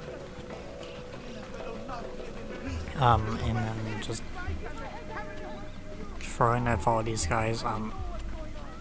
Altair also has 2 hidden blades at this point because this is after like wrote the codex and like built like used the apple to like make the new inventions and all that stuff. So he does have 2 hidden blades at this point. Stay alert. And then charge more throwing knives, and really only get like 2 people with it. I don't think charged throwing knives do more damage. They probably do on like actual normal enemies in the game, but at least for these assassin guys, they don't do extra damage because they die in 1 hit with a throwing knife anyway. But the main reason you charge throwing knives is so you can throw multiple of them at the same time. Which, if you didn't have infinite throwing knives, would actually count towards using multiple throwing knives at the same time, but because I have infinite throwing knives during this mission, I don't care about how many throwing knives I'm using. Was it the boss who killed my brother? And then I will have the apple, Dareem's dialogue like and I will have your head. overlaps there because like they're meant to be having a conversation during the entire section, but I guess because we kept fighting enemies, their dialogue kept getting interrupted, and then they didn't have a chance to say it until the very end, but then it was the very end of the mission, and I had to trigger the checkpoint. Or I guess the checkpoint got triggered for me anyway, because I got too close, so then his dialogue didn't get a chance to finish. And for some reason Ezio is out here now. I don't know why he's only out here and not in the room at the headquarters. I don't know if that's because I used the tunnels to fast travel there instead, but I now have a name. typically he's supposed to be in the headquarters during like the end and point when you're like I have few doubts changing that he is the man sequences during leading the after an Templars. Altair mission, so I don't know why My he task was like now is to interrogate outside in that random area. Tarek Barletti, and find the location Yeah, but of that the was Templars' sequence 5, so now we're Until heading then, into Sophia and sequence I will 6. continue our search for the one key And this that is the one remains where we hidden. actually kill Tarek. With every passing Sequence 6 is a moment, little I bit know my longer. chances grow slimmer. And yet I cannot help but linger some days to stay an extra hour with her. To hear her I'm voice gonna and watch her sneak face into animate the with Janissary joy camp as she and speaks of the kill things that Tarek, move her. and then find out that he Her was books, actually her city, her memories. not a I bad cannot guy. help but think what a shame it will be when He I was find the secretly final working key. with the Templars to try to take them down from the inside. But then that makes Ezio think that he is working with the Templars, so then he kills them. And also hiding what he was doing from Suleiman, so Suleiman also tells Ezio to kill him. So then we go meet with Suleiman here, and then get told to go kill Tarek. And then just waiting for new unlocked messages to pop. The rifles are headed. If I find him first, I can follow the weapons straight to the Byzantines. He will be with his And Janissaries then in we're their gonna go barracks. to the If you want to Janissary get barracks. close, you will have to be one yourself. But in order to do that, we need to get a Janissary disguise.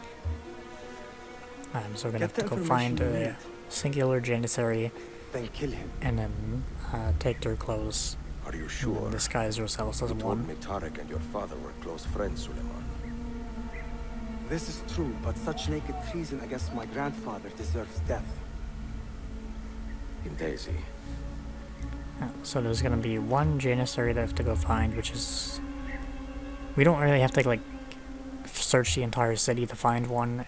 There's one that gets marked for us and is always in the same spot, but this guy we have to assassinate from a hiding spot.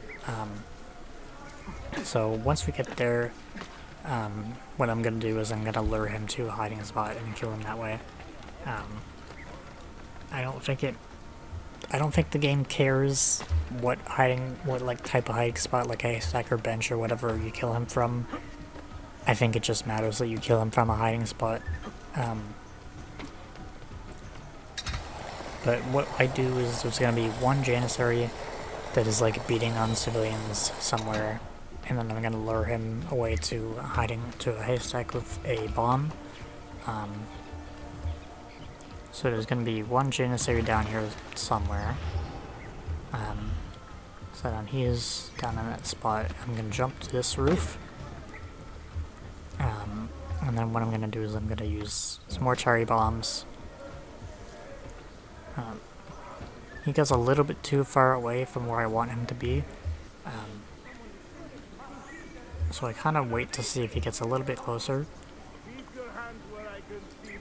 Which he kind of gets distracted from beating on civilians, so he doesn't really get as close to the haystack as I want. So I throw a bomb down there. I wasn't expecting him to actually get distracted by this. And then there's another enemy down there, so I actually tried to prepare to throw another one, but then I see that he actually goes towards the haystack. So what I do is I land in the haystack while he's searching in it, which thankfully doesn't knock me out of it, because typically when enemies do that searching animation inside a haystack, if you're inside the haystack, it forces you out of the haystack and makes them detect you. But I guess because I landed inside the haystack and killed him quickly enough while he was in the middle of that animation, it didn't force me out of it. So I kill him from that haystack while he's surging inside of it. And then we get his clothes and have to blend with these Janissaries to get into their camp. Selim is a warrior, Osman and Mehmet. And then once we get into their camp, we're going to kill Tariq. And for our full sync for killing Tariq, we have to kill him with an air assassination, which you'll see how I do when we get there. But for right now, we just have to follow these Janissaries, and there's going to be a civilian tries to fight us, but in order to not arouse any suspicion, we have to beat up the civilian. So this guy down here is gonna throw a rock at us, and none of these other Janissaries actually help with beating him up, but I have to just beat this guy up to pretend to be one of the Janissaries, so they don't get suspicious of us. And then just walk through here with them. Get out of here, you annoying Wait for them to scare these guys and make them run into scaffolding and kill themselves. He is like a moth hovering around an open flame. And then we're gonna go up here to their camp finally. Did you hear he offered Tariq a sum of money in exchange for our loyalty? So we're just over here. God damn you! What did Tariq? And we're gonna get into the camp.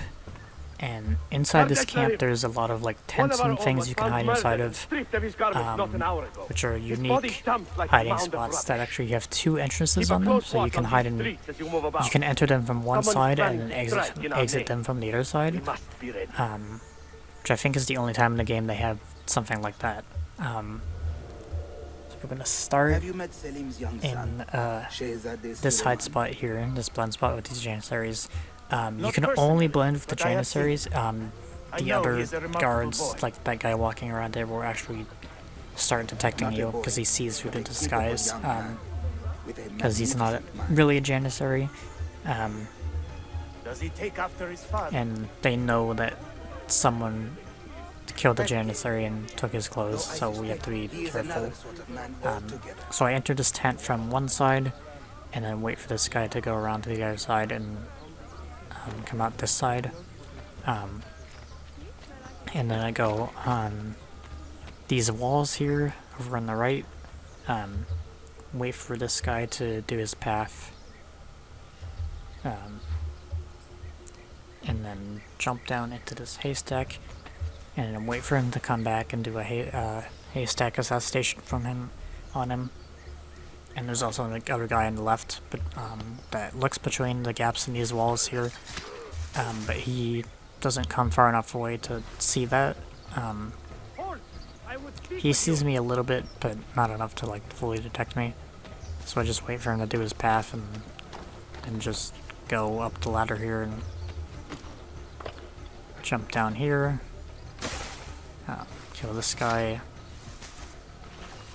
And then that is going to lead us into the dark cutscene. Tarek, a message for you. Areculade. The rifles have arrived in Cappadocia, where Manuel has garrisoned his army. So the rifles we're talking about, the ones we saw in the garrison, they're actually fake rifles that we learn about in the next sequence, because he was preparing to like attack them and make them think that he was on their side with fake rifles, but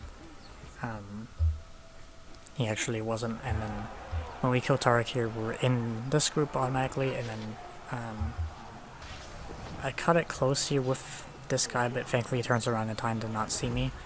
And then I go across here and run up these scaffolding, these boxes here. And the Janissary outfit doesn't change any of your movement or anything like the minstrel outfit does, so I do still have all my like normal movement.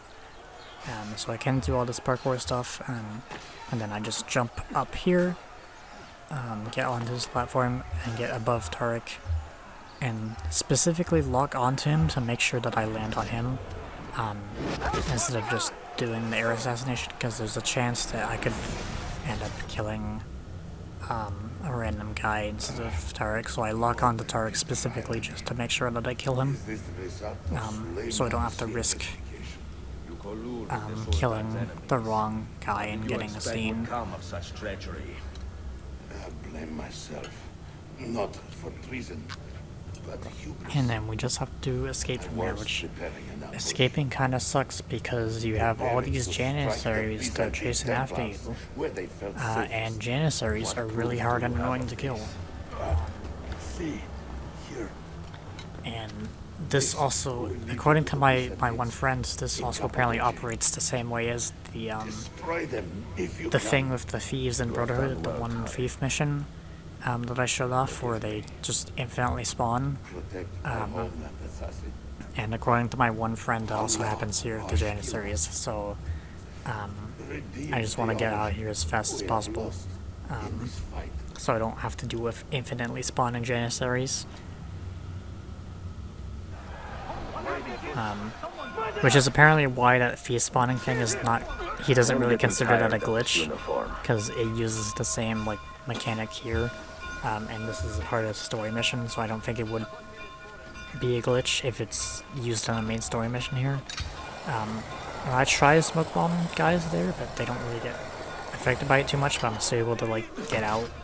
But because of the infinitely spawning Janissaries, they just come out of nowhere. So then I have to kind of like really run in like weird directions and things, and it's a pretty big area that we have to escape from. And then just poison those guys, I guess. I don't really know what I was thinking of using poison bombs there, but I guess I didn't want to have to waste all my bombs. So I used ones I would have rather used instead before using my good ones. I don't know. I don't know what I was thinking of using a poison bomb there. They didn't really get affected by it much anyway, but just run out of the area and then just wait until finally I escape. And then I'm at full notoriety, which I think is meant to happen. I think you're meant to get forced full notoriety there at the end of that mission. And then this mission we have to go see Suleiman at the palace. And this mission, it starts whenever you cross the threshold for the palace that enters you into the restricted area. So you can kind of start this mission from like wherever you want, as long as you can like enter the restricted area. You can enter it from anywhere, so you can kind of get different starting points on this mission. But I always enter from the spot that I entered from, on that wall, and then first thing for this mission is to not kill anyone. And then if you do get detected, the game will fail you, which does happen after I meet up with Suleiman, which I obviously cut out. But just don't kill anyone for the full sync. And thankfully I'm able to talk with Suleiman before those guys see me, because I was not paying enough attention and didn't see those guys there. But thankfully the game let me talk to them, because this is actually a good, well-designed game and doesn't force you to wait like, I don't know, 20 minutes after you become anonymous, and just keeps telling you become anonymous even when you're already anonymous, because that's what the new games do, like even like Unity and things. And then there's a lot more guys on the roof when you're leaving for some reason. So then just jump down before anyone actually sees me. And then have to kind of figure out my way out of here. And still not kill anyone. So then just go around this tower here, which was the same one that we had to climb to go into the trapdoor for the one cutscene mission earlier.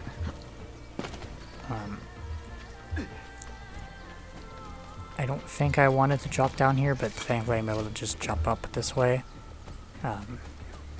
Unless I did that to avoid an enemy, I don't really remember. And then here I was trying to get on the wall, but there's no good way to let me climb up, so I actually have to keep going this way and climb onto this building here and then jump to the wall from that. From there, and then just escape that way, and then that guy almost sees me, but I just wait for him to turn around and then I go.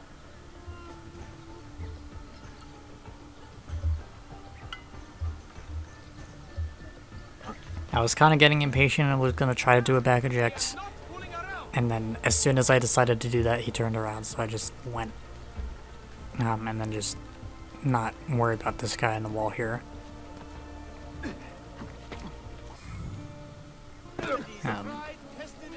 And maybe I should have jumped to a different spot so I didn't have to like take fall damage there, and maybe should have also bought some parachutes to use a parachute there, but I only lost like, I don't know, like 3 bits of health, so it doesn't really matter. I guess I thought that was like a shorter drop than it turned out being. But then we go meet with Sophia again. I can get you the flowers. No es un problema. Are you sure? And then she wants some flowers so they can go on a date. Meet me in the park east of Hagia Sophia. And this mission, I don't think has any full syncs on it. Yeah, so this one's just pretty simple. It's really just a tailing mission and then getting the flowers and then going to Sophia. So there's not really too much to deal with this mission. So then just go to the florist guy.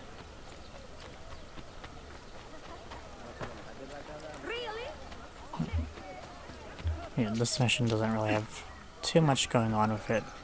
But once you meet the florist, we do get one of Ezio's best lines, where he actively, he just says, I am not waiting an hour. It's just like, he's just so done with everyone, it's so good. He's just a pissed off old man, he doesn't want to wait an hour for flowers. It's one of his best lines, and it's not even like a philosophical, like, good quote or anything, it's just funny. I'm not waiting an hour. He's just a senile old man who doesn't want to wait an hour. It's funny to me. But yeah, just follow this guy and don't really have to worry about much of anything. There are still guys on the roofs, but that's just because it's an open world game with enemies that are always on the roofs, and not because of like being placed there specifically for a mission. Unless they are, and I'm not that smart to notice the difference between mission enemies and open world enemies, but I don't think it really matters.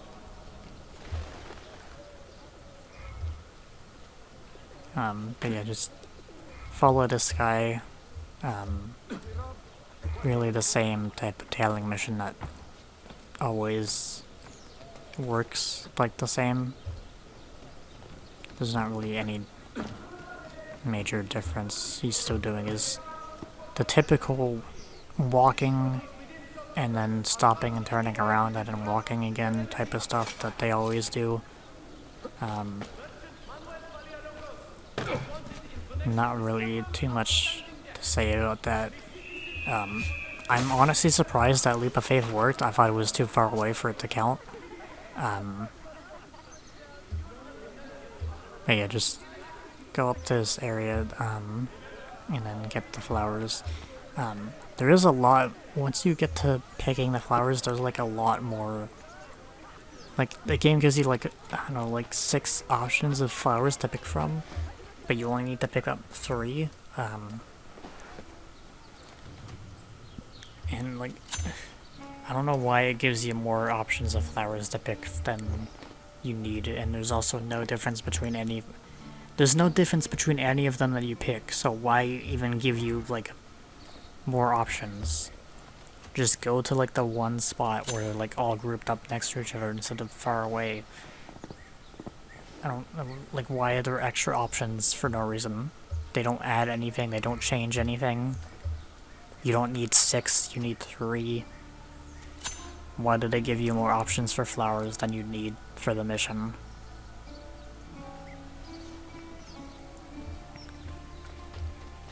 And that's like the only time you ever like pick flowers in the game either. Just like, this is the only time they ever make you do that. The only time you ever see Essia do the flower picking animation.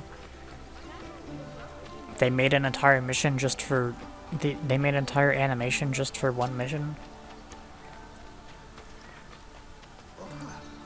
And then you only have to see it 3 times, but they give you the option to pick 6. But then once you pick 3, the other 3 disappear, so you don't even get to see all 6. It doesn't make sense. Any luck with the final code? Ah, the code. And then Ezio and Sophia get to go on their date. You will get it soon. And then we get to go to another book location, which again is just the same thing, and there's not really too much to mention about it. And again, there's still no full sync stuff on it. Just go to another tower and climb the tower and look for the flat thing in the one spot and then get the book.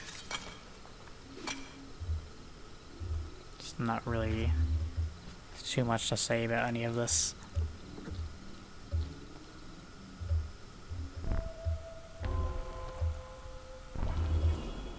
Yeah, so this one is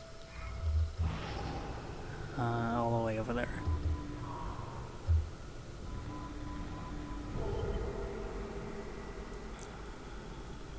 Just on that roof.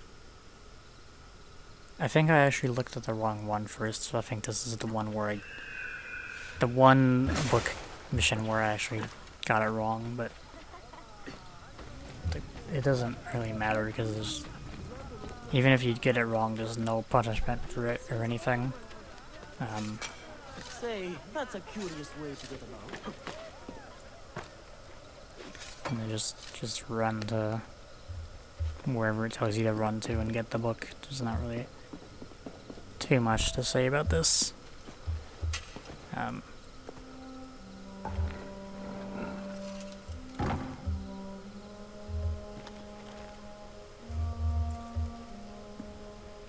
The book models all seem to be the same though. Like, I guess the covers are like different colors, but like the books all look the same. Also, this is Aesop's Fables, which I remember.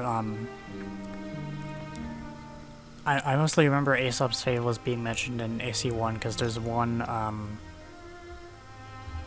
investigation that you do. I think it's like it's either an eavesdrop or a pickpocket that you do. And I think it's for William at Montferrat in Acre,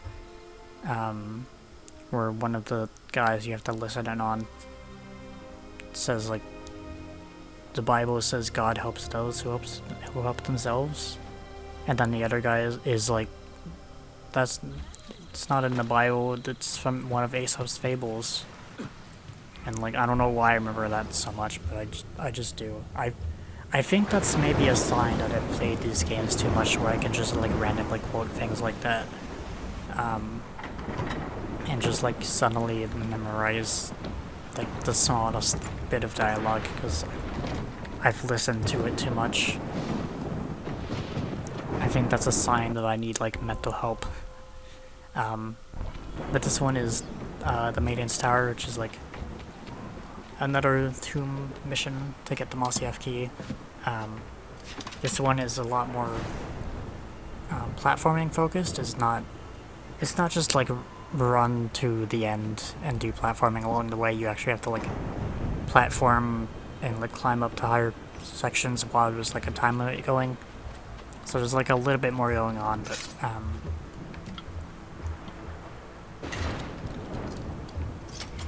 just enter through the area here. I'm not really sure what the thing was with like investigating the thing on the floor there and then running and opening this thing. I'm not sure what the whole point of that was, but once you do all that, enter this whole chamber area, and then there's all these rocks that are hanging that you have to drop down and like lower the water level and all that stuff. Turn this lever.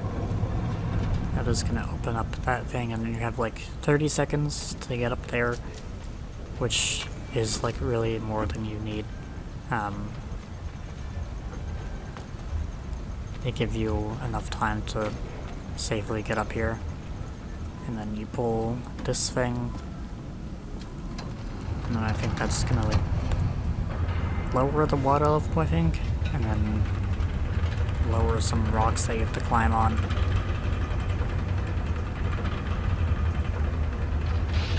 So it's gonna start doing some stuff here. It's gonna lower those things into the water, and because of like, I guess water displacement stuff or something, that's gonna raise the water, and then that's gonna suck the water out and then lower the water again. And then lower it even more than it was originally.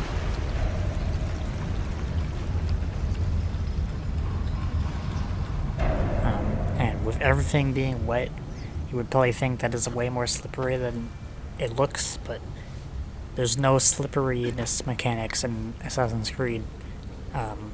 So I guess you don't have to worry about like slipping and falling.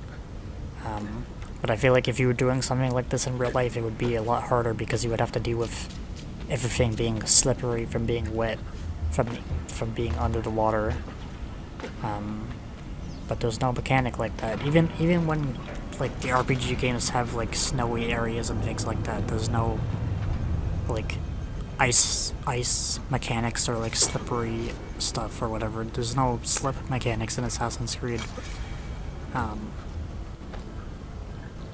You know, we just climb up this area. You have like, I think it was like a minute or something for this one, because I was a little bit farther away. But you still have more than enough time to get there and then activate this one. I don't know what you would call this. Is this like a lever or like a pulley or something? I mean, you pull on it, so it's probably a pulley, but I don't really know what you would call that type of thing, because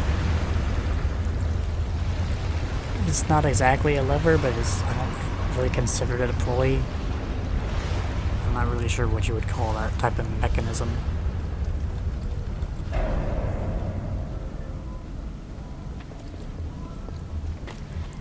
And then we'll just go around this corner here after this.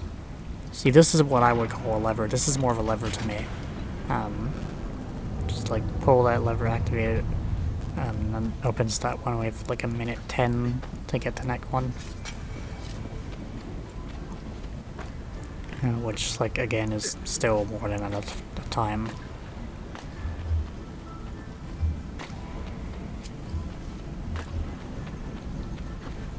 And then just parkour, press all of this stuff. And use all these, like, pipes and things.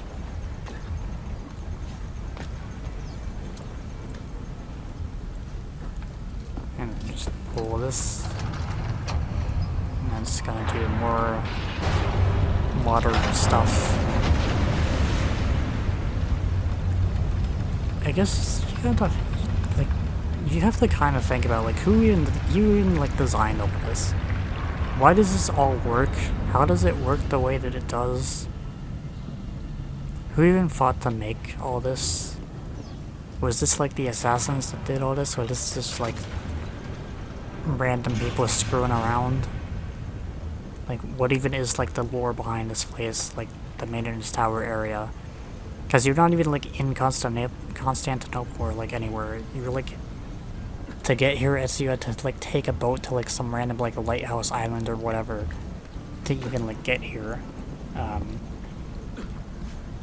So like, who even like thought of all this? Who designed all this? Who made it work the way that it does? Is there a lore around this place? These are the type of things that I want answered, that I want to find out. Like, I guess not everything has to be answered. You could leave some things unanswered for, like, fan theories or whatever, but, like, I want answers to things. I want to know how things work. I want to be able to ask questions, like, why does it work when Ezio kicked it? Is it so old that Ezio had to kick it to make it work? I do love that he has to kick it, though. I love that it's, like, it's probably so old and broken and like hasn't really been activated in like years that it's probably like, I don't know, rusted or something, and he has to kick it to work it. It's like, I don't know, like old like CRT TVs or something. You have to like smack it to make the tubes work or something if they're broken, which I didn't really have to do because I only grew up with like CRT TVs when like they were kind of starting to get phased out. And like, I do remember having like an old CRT TV, but it was like a really small like box one that I only used for like my GameCube or whatever when I was like a kid. And we probably got rid of that TV like years ago. So I doubt we even have it anymore, but I do remember that old TV, but I don't think we ever had to like smack it or anything to like make it work better or anything. I think it still worked fine back when we had it. But I do know from like pop culture and things, like smacking like CRT TVs was like a thing that people did to like make them work again. Then we get the other Mastiev key here.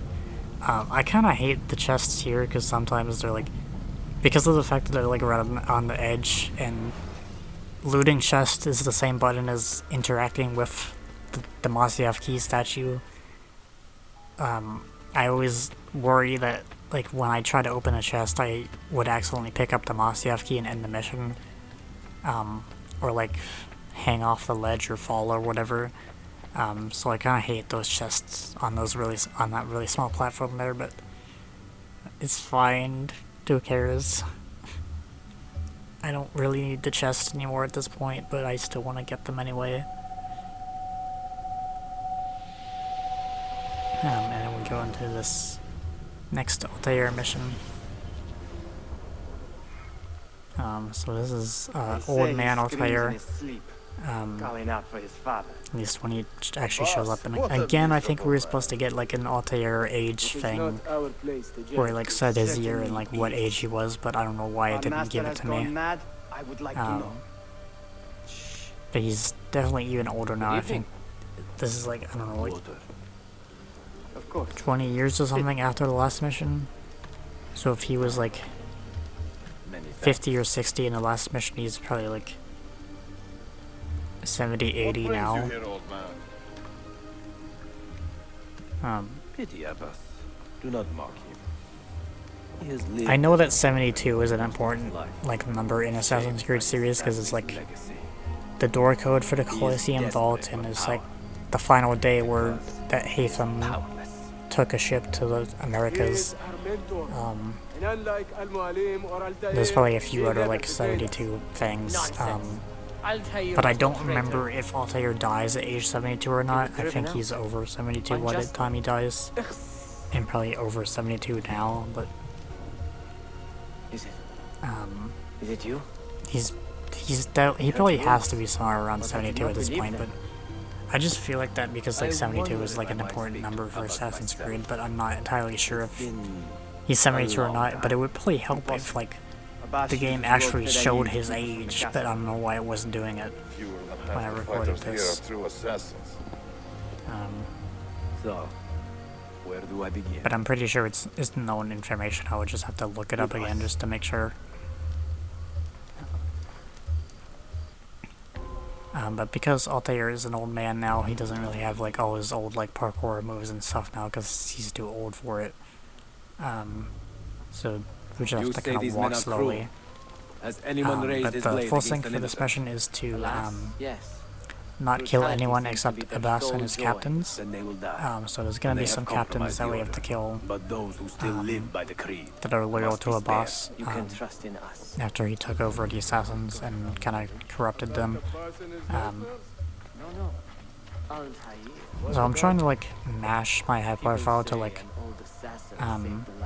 limit how much I run, because if you run for too long in high profile, then Altair will get tired and like cough a lot and then walk a little bit slower than his normal slow walking speed for a little bit.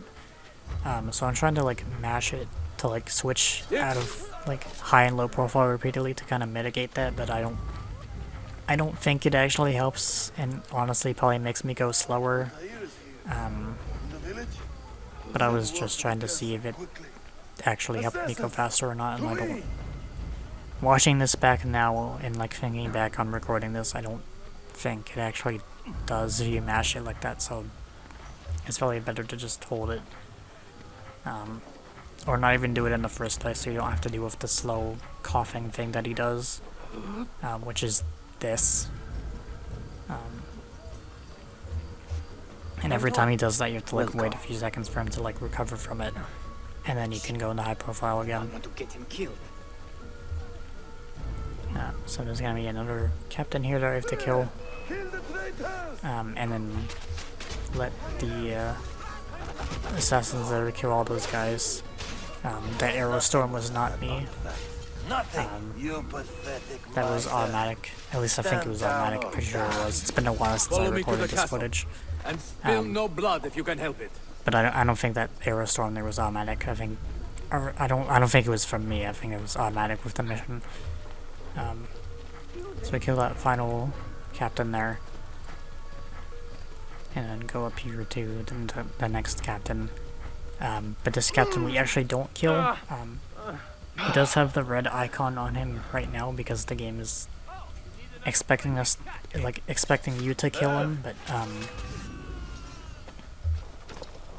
he actually turns out to be an ally, and switches. There's also Maria ghosts that happened from the last mission. 2 decades have passed since we last So this saw guy you up within here, the these game walls. originally is like targeting him as like a target you can kill, but then he switches and Use your wisdom actually joins you. now more than ever. So you don't have to kill that guy there.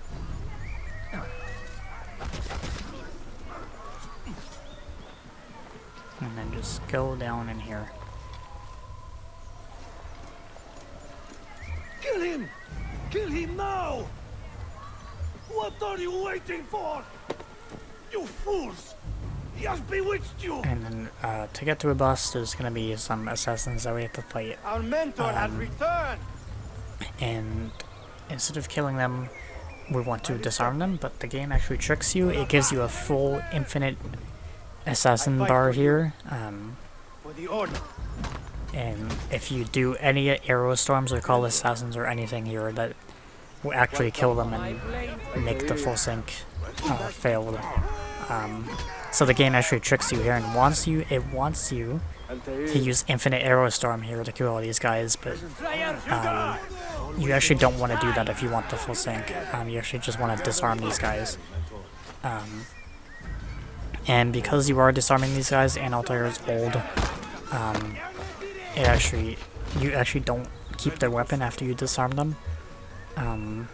You actually drop their weapon automatically, so I was pausing to check here if that animation that I did where I was like breaking that guy's neck or whatever, like throwing him on the ground, actually killed him or not.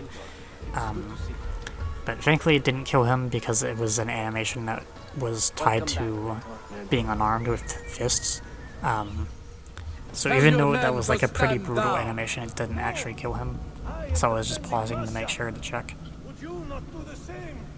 You corrupted everything we stand for and lost everything we gained. All of it sacrificed. Altair talking here is also one of the Altair ghosts you can see when you interact with something in Masyaf with Ezio in the very beginning of the game. Also in the other mission, in the last one, where Altair jumps for the window, that was another one of Altair's ghosts that you can see with Ezio. Let me show you. So then Altair has the hidden gun now because he used the apple to see the future and know that guns were a thing that got created. So then he built his own. And then shoot Abbas. I can never forgive you, Altair. And even though Altair is wearing different clothes here, he still does wear his like original like AC1 outfit when you see him in the ghosts with Ezio. I was 10 years old when your father came to see me. I guess because they didn't want to make like a separate mod with old Altair as a ghost, or like they didn't want to spoil his old man outfit or whatever. I don't really know the reason for that. I assume it's better. It's more for saving resources than not spoiling, but I will never forget that image. all the Altair ghosts that you see, even when he's like as an old man or whatever, he still wears his like original like Altair, original like AC1 outfit, rather than like this like dark caped outfit as an old man. Know the truth of his final days. And when it is your time, we will find you. And then there will be no doubts.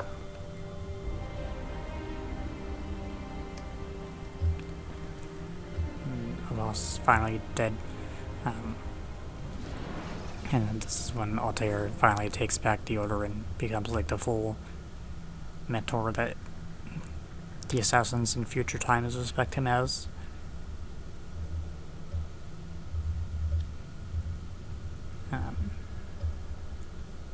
And you can get, not this outfit, but like the one in the next mission, in Altair's final mission. You can get Altair's old man outfit for Ezio, which I think you get from doing all the Master Assassin missions, maybe. I don't fully remember how you unlock it, but you do get like Altair's like old man, like mentor robes for Ezio at some point. Courage. The assassins were his life, from beginning but that should be the end of sequence 6 for now. We do have the one mission left. I also decided to show this. I don't know what was up with this. I was going to the next mission and there was the guy stuck in the roof. I don't really know what makes this happen, and like I shoot him and he like ragdolls off the roof. I don't really know what makes that happen, but I seem to have it happen every single time. Every single time I play this game, I always have that happen. I don't know why I don't know like what makes it happen, but Around the city as you're leaving. we have one mission left because we gotta Nothing go I do to is Cappadocia. Not to worry, brother. So we gotta get on a ship, The captain of your but ship is a friend. But neither we're of you being are going blocked by anywhere. the Janissaries. The Janissaries have raised the chain across So the there's like a giant chain and whatever ordered that a full they blockade put until across you the are river caught. to kind is of the stop chain us for from me. leaving. We will celebrate later. Here, I have something for you. Careful. This has 50 times the kick of our usual bombs. So I know what to do. first thing for this one is just don't kill anyone with blades, which is a pretty simple thing to do because you don't really have to really kill anyone in this mission. There is a woman running a A lot of the enemies in this mission you can kind of just run past. Sophia. Look out for her. So like She's a even if you remarkable lady. even when you do get seen by enemies here, Gather your men. you This will really don't attract some have attention. to fight them. At least once you get to like the burning port mission, or part of this mission. So those guys start to see me, even though I don't have any notoriety, or I have like a little bit, because Ezio is like kind of like a wanted man right now. They do like start to be able to detect me. So I'm waiting for those guys there. So I'm waiting for them to do their path. I was thinking that they would like go like fully around the tower, but like they actually didn't. So I just waited for them to go to the right again and then just run past them.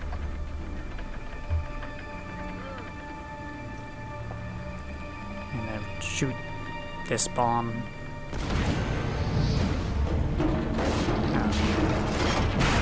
That is gonna destroy this entire lighthouse and this entire like chain thing. And then that's gonna like avert the entire city. And then now we have to go past these enemies, but yeah, we don't really have to kill them. We could just really run, just run past them. I do call it assassins on them.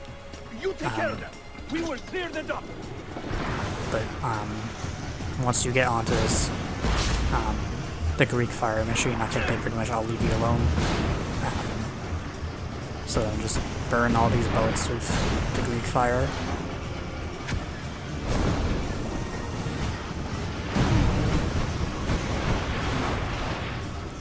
So I'm just trying to shoot where I can.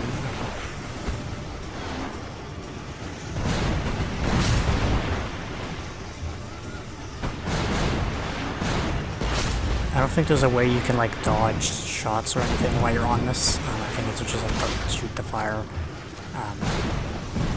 You can get shot on this a little bit. So thankfully, I didn't get shot too much and didn't die. But just shoot the fire on all the boats, and that's pretty simple.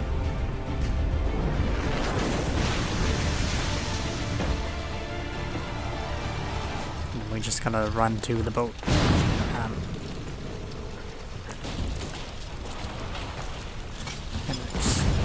Go across all these burning ships. And then there's gonna be some more enemies that come at a certain point.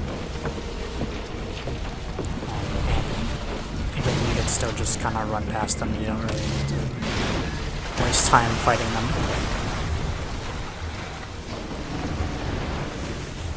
So then just parkour up here onto this boat. There's gonna be more enemies up here. Yanlış yaptık ahmak. Baştan başla.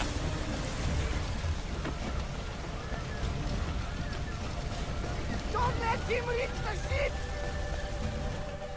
And then don't really have to worry about fighting any of these guys. Those guys only block on the right side, they never block on the left. And then just make it to the ship. And then don't even have to like kill anyone. Not even just with blades, but not really anyone. Calling the assassins earlier didn't count towards me for failing at full sync, so I don't really care. I think that was maybe also automatic for the story, for the mission. but yeah, that's pretty much it for sequence 6, and then we get into the Cappadocia sequence for sequence 7. So yeah, and we'll get into Cappadocia. So sequence 7 is going to take us into Cappadocia area, which is a smaller, minor area that you really only go to for like one sequence and then never have to come to again. There's like not really any side quests there or anything. Really, the only reason I ever come back here is to buy all the books, because there's exclusive books at the bookstores here that have different books than are sold in main Constantinople.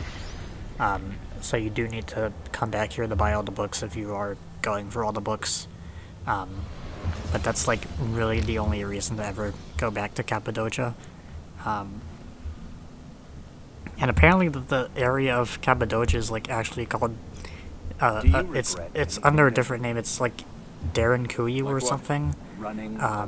But it's only ever referred to as Cappadocia in game. I think it's because Cappadocia is like an area inside of Darren Kuyi, and Darren Kuyi is like, I don't think it's like a full-on different country, but it's like close to where Constantinople is in Turkey.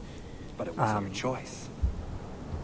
But Cappadocia is like a small, like, if you regret anything, like a small town or village or something, like inside of a cave. And there's not really much there. You really only go there for just sequence 7, and that's really it. Maybe things could have been different. And then this is just modern day stuff. Thank you. Back when the modern day was actually important. For making sense. And then that's kind of really the last you see of Clay, I think, before he sacrifices himself when Animus Island is being destroyed, and he transfers all his memories to Desmond, and then none of that ever actually matters, because then they immediately kill off Desmond and AC3 right after this, so like, what even is the point anymore? Is Desmond worth all this trouble? You know, yeah, there apparently was like a whole different plan for Desmond. Nolan North talked about this at like a convention or something he went to years ago, where apparently the original plan for Desmond and the modern day stuff was that he would get like all the skills of like his ancestors, and then somehow be able to like go back in time without the Animus and like actually meet his ancestors, and would like be like the ultimate like super powerful master assassin, and was basically like a god, I guess. And then they would go into space for some reason to like I guess get a piece of Eden or something. I don't really know. I don't fully remember what like the whole thing was, and I don't think it was like fully fleshed out, because it was cut content and they didn't really do much of that anymore after like Revelations. But that was like the original plan for like modern day stuff when they were still actually doing modern day. Because the modern day now is basically just cutscenes where people stand around talking, or like talking directly at you, because apparently the modern day character is just you as the player in the game. And like even when they had Layla for the RPG games, like really all you had was like you're in like a small room or something, and then like there's like a few different things to interact with or read, and then nothing else. So like the modern day was pretty much useless in the RPG games, because everything in those games are useless, and have no purpose or point or anything. And then Mirage just doesn't even have modern day except for like one cutscene at the start, which just has narration from Lily Miles talking. And no signs of Tarek's men. And then there also was a cut modern day thing for Mirage, where like it was found in the game files, where it was like two like off-screen like characters that were talking to each other about like the death of like the Assassins and Templars or whatever, but they were talking about it as like, as if they were from the future, as if that happened already.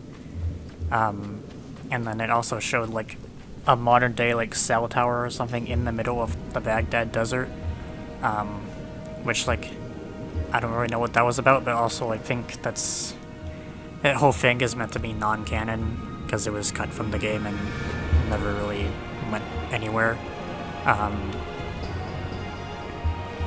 But yeah, this is Cappadocia. It's really just here for story stuff. But full sync for this mission is just to not be detected, which is a pretty simple thing because you really just go to up to where the viewpoint is, and then that's really the end of this mission. And even though you don't have like notoriety here or anything, enemies still kind of like detect you and things, so just like go on the roofs as much as you can, and hopefully you can get a zipline kill like I did, if someone just like walks into your path.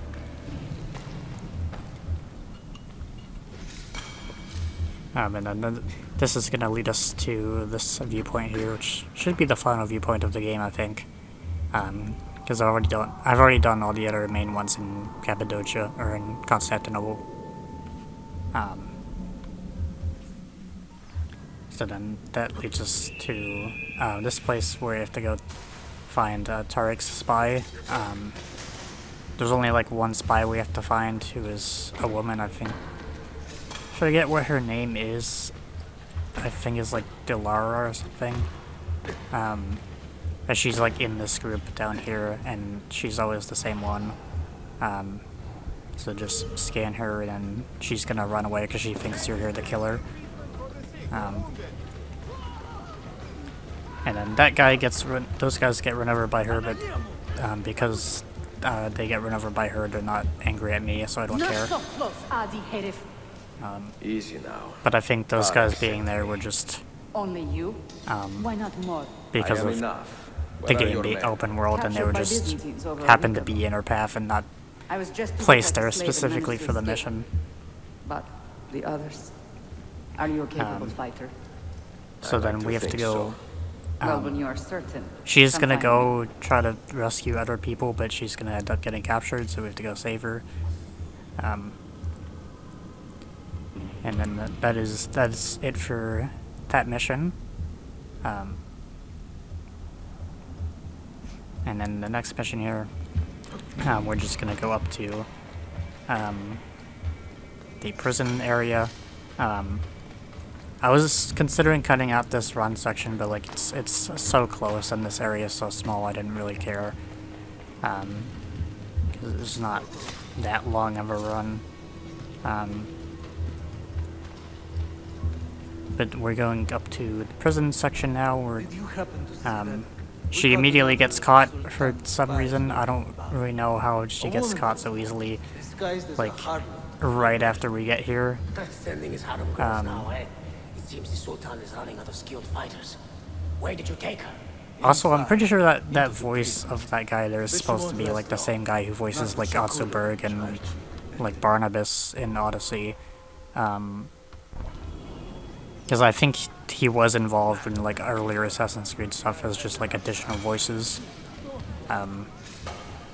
I've played these games so much, like I don't remember what his name is, but I know he voiced like Otzelberg and Barnabas and some other characters. But I played these games so much I can kind of like recognize voice actors just from like their voices because they're so, like, I guess distinct. Yeah, this is going into the prison here. And then this is gonna lead us to see Shakulu for the first time.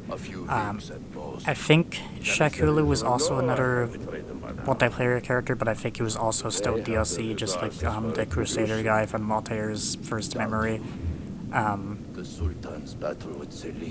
I think also one time, I think I might have talked about this in my Brotherhood video, but one time when I was playing Revelations multiplayer, I encountered a hacker who like kept hacking up his score and his points and was literally like just getting millions of points just through nothing, and was like teleporting around, and I could never find him, I could never kill him. And then other people joined the match, and he kept like abusing them and like constantly killing them, and I was like getting killed through like just nowhere, because I could be like on the opposite side of the map and would get killed by him from nothing.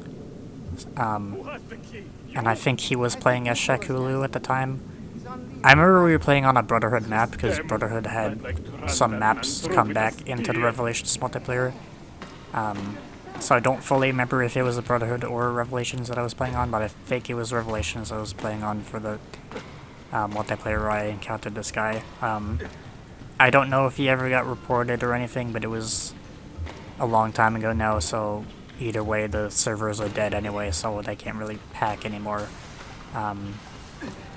But I just don't understand why people just have to be shitty like that and fucking hack games for no reason. Like, if you're gonna use mods on like single player games, then fine, whatever. If you're using mods to like hack multiplayer shit though, that's just fucking shitty. Like, there's no reason to hack a multiplayer game and cheat your way to victory and like abuse other shit that like people don't have access to just because you have the power to hack and they don't. It's just so dumb. But the full thing for this one is to steal the key, so then just pickpocket the guy. I did smoke bomb him first just to make sure I wouldn't get seen, but then when I tried to run away I got stuck on some other civilians and got knocked down and then got seen anyway, so it doesn't really matter. So I had to end up using 2 smoke bombs there, which wasn't great. But yeah, that's really it for that mission. So we get the key, and then we have to go back to the prisons. And thankfully there's no... it's not really any guards in the prison. There's really only like 2 guards that are like blocking the front entrance or whatever, and I think they're actually even gone now. So I probably could have just run straight up the stairs instead of parkouring across the top like this again, but it is what it is, I guess. And there's no one else in here, so I don't have to worry about getting seen or anything. And then we free Delara here. And then that is going to lead us to the next mission where we have to actually go kill Shakulu. Poor men. That Turkmen renegade did this. Shakulu. I'll kill him! So we're going to go kill Shakulu when he's torturing some prisoners, because that's kind of what he does. He's like a guy who like takes pleasure in giving pain to people and kind of like a masochist, and like kind of wants revenge for like, I guess, people like I think genociding his people or something, I think is what his story is. I think that's the lore on Shakulu. Right there. But he's like kind of torturing this guy here, or about to start torturing him, and we have to save him and kill Shakulu. Jonas, we have to help him. So then here, just do not let Janos lose more than half his health, which is a pretty simple thing to do. So I just go around here, air assassinate this guy. Sometimes when I try to do this mission, I air assassinate this guy and one of the guys up top sees me somehow. Or they see me when I do it on this guy. Thankfully that didn't happen here, but sometimes I've had times where I tried to do air assassination on one of those guys, and one of these guys up here sees me do it somehow, which can be kind of annoying, but thankfully it didn't happen. And then we get up here after killing those guys, and then air assassinate Shakulu, and then Shakulu actually survives this. I think he's like one of the few characters that like ever survives like an assassination and like gets a memory corridor cutscene like this, but like is still alive actually. And like even from Ezio doing the hit blade to his shoulder, he still survives. I guess because he has like thick armor. And Ezio even said in the cutscene that his armor is too thick for bullets. Which I kind of forgot when I was doing this. I always see me try to equip my gun, and the game just like doesn't even let me equip my gun. Like even though I could use it on these other guys here, even though I don't really need it because I'm usually doing a chain kill, it just doesn't let me even equip my gun in the first place. So like I try to equip my gun here and it's like grayed out and I can't equip it. I can't even equip throwing knives, so I have to stick with like poison or whatever. And I don't even try poisoning him because I don't want to use poison on this guy because I want to save him. I want to save my poison for the next mission. And I'm also not even sure he would get affected by poison. So we just have to kind of like brute force fight against this guy just because he has some pretty strong armor. But even with like the weakest sword and not a whole lot of armor, he's still pretty easy to take out. It's just a lot more time consuming because you have to like fight him like a normal enemy. You can't just chase him with like a gun or counter kills or anything. So he is like a little bit more of a traditional boss fight, but like They should be destroyed. even then, like this is way before Assassin's Creed actually like tried to do boss fights because they didn't really start doing that until like the RPG games. Out of sight until you hear the explosions. So he's still kind of like a simple boss fight. If you do that, all hell will break loose. You will panic the entire city. See, And we're gonna go to the bomb depot. I think that's what it is. I think it's like a bomb depot or like a weapons depot or whatever, which is where all the fake guns that Tarek's men sent here, and then all the gunpowder, but the gunpowder was real, so we still have to destroy it. And we're gonna create some panic here so we can lure out Manuel here. Because Ezio is kind of like jaded from being an assassin at this point, so he doesn't really care about the Creed at this point or anything, which is like kind of part of his story where like he's trying to just get knowledge about Altair and all that stuff at Masyaf, and is like he's already been an assassin for like I don't know, like 50 years or something. Like maybe less than that, but he's kind of jaded at this point, so he doesn't really care about the lives of civilians anymore. So we're just gonna panic the entire city and like destroy the entire city. The city doesn't get entirely destroyed because it's not permanent. After you do this mission, you can always come back here, and it resets back to this like pre-destroyed state. And acts like you never did any of it, but obviously you still do, but it doesn't completely lock out Cappadocia if you ever do want to come back here, but like there's no reason to come back here except for like books, I guess. But first thing for this one I think is do not take any damage, so there's gonna be a lot of enemy groups here. So what I do is I poison that group with a poison bomb, and then I probably should have saved the poison bomb for the next big group instead of just the two enemies there. So I just poison these guys, and I try to run away because I don't want to be like accidentally smacked by one of them and take any damage, or like get caught in like a poison cloud potentially and give myself damage from my own poison. So then get this explosive here, and then I go back down here because I forget where I need to go for a second, so I feel like I have to go down here first, but actually don't. This is just like a prison thing, I guess. But you have to go a little bit higher, and then go across and then down to the other side. And I forget that the axe guys take like 3 bullets to kill.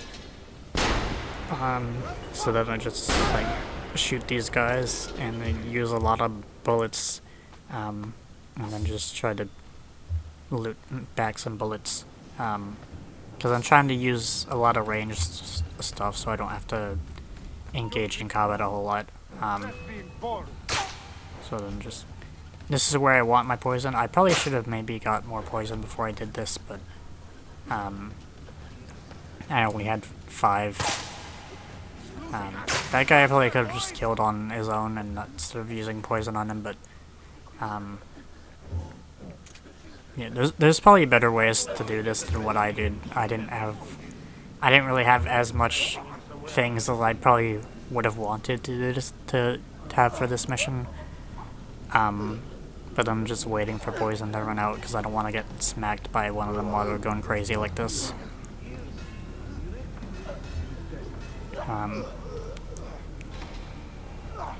And then there's gonna be another group of enemies down there behind the corner, and that should maybe be the last enemies around here. So then just like loot here to see if I could get like poison or bullets back or anything, or like if they drop any bombs on that one, because I am out of poison bombs now.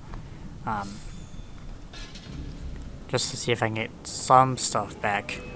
And then I get interrupted mid-loot through guys that somehow see me. So I'm trying to decide what I want to do here. This is the one time I ever used a crossbow. Because I was looking at my thing and somehow I didn't get hit there, thankfully. And then I just crossbow these guys here. And like, even with the crossbow, they still don't die when I hit the axe guys.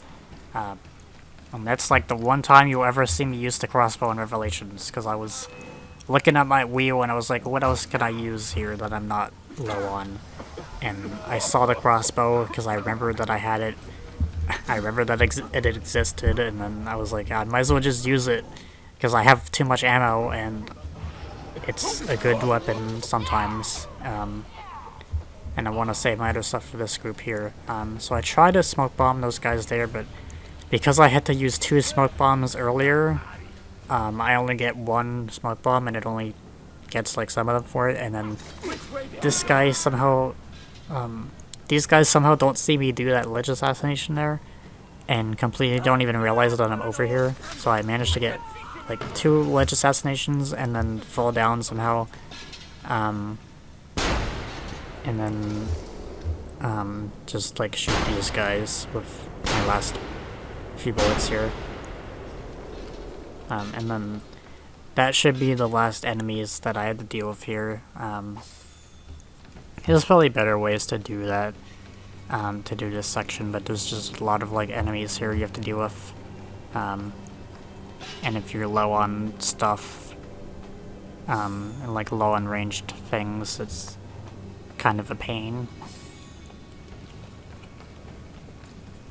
And then we bomb the whole place. And then this is gonna start destroying the city and all that stuff and lure out Manuel. Because we are here to kill Manuel Play Logos, because he has the last Mastiaf key that we need. You need to take cover. Get out of my way. It descends.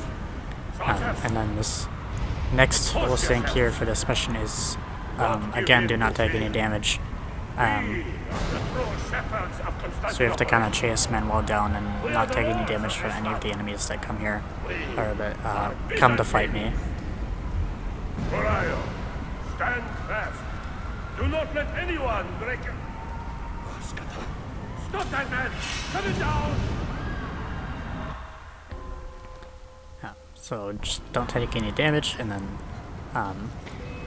there's going to be a whole lot of enemies that come to fight me, and I probably could have gone around a different way, and I almost lose, like I almost get out of range of him, but it's fine. And then just run around this way. There's probably a better way to go around so you're not like too far away from him and you don't get like the reduced distance to target thing. and then I get stuck on the woman, which is fine. And then this is the one part where I tend to screw up a lot, because there's a lot of enemies around me, and there's like 2 guarding the gate, and then he also runs away, so then you have to also chase him down to try to catch up to him, because then the game will punish you for being too far away, which doesn't help when you get slow kill animations like that, where you're just like letting people fall off their sword. And then thankfully these guys run away, so I'm able to just climb the gate. And then before they start throwing rocks at me, because I don't want them to throw rocks at me, because those will actually do damage to you. So I don't want to get hit by a rock, and then just parkour down this way. And then I equip my gun, because once we get into the fight with Manuel here, I can just easily shoot him in the face and instantly kill him. Or you could try to grab him and throw in the water, but I don't like doing that because the gun is faster and it's a little bit less risky. You're still a little bit close to him, and you do have to take the time to aim, but the aiming the gun is really fast in Brotherhood and Revelations compared to AC2. And you have way more time to aim. Then you would like have to get close to him and grab him and then throw him in the water. And if you're too close to him when you try to grab him, there's potential that he could hit you. So while he's walking up to me, that's when I take my time to aim and just shoot him. And then he just dies in one hit. So it's a little bit less risky than trying to grab him and throw him in the water or like fight him normally. So I just shoot him because it's faster and safer.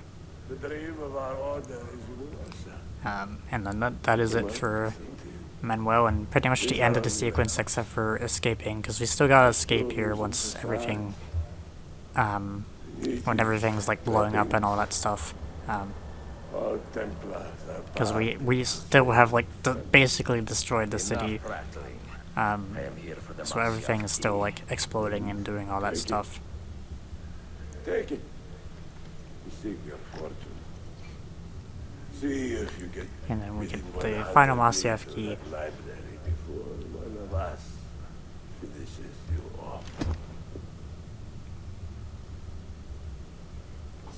And then we get the reveal that Ahmet is the big main Templar guy. And he kind of comes out of nowhere, like, I think he's like a good villain, but like also he's kind of just like in the background for most of the game and doesn't really... You don't really see him do much of anything, and then he's like revealed as the big main villain, and it's like, okay, this guy was just there? How was I supposed to like know that he was like the big main guy or anything? Because he just kind of comes out of nowhere. I still feel like he's like a better villain than like what we get nowadays, where like all the targets you kill in the games nowadays in the RPG ones are just like people who wear masks, and then you unveil them and then you go and kill them, and there's like no build up or anything. Like Ahmet at least still had build up because he was at least like around doing things, and you actually like see him around. But like the people you kill in the RPG games are just people you like that are hiding behind masks. You meet them and then you immediately kill them after you meet them. So there's like no build up or anything.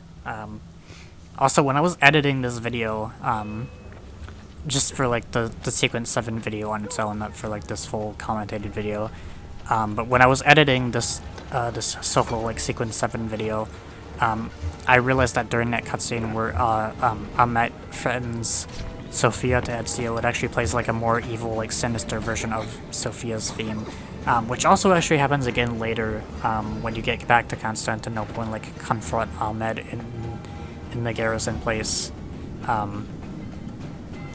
But we have to escape Cappadocia and just use the Eagle Vision here, or Eagle Sense, to kind of see where you're going. and you have to get out of Cappadocia within like a certain time limit, I think.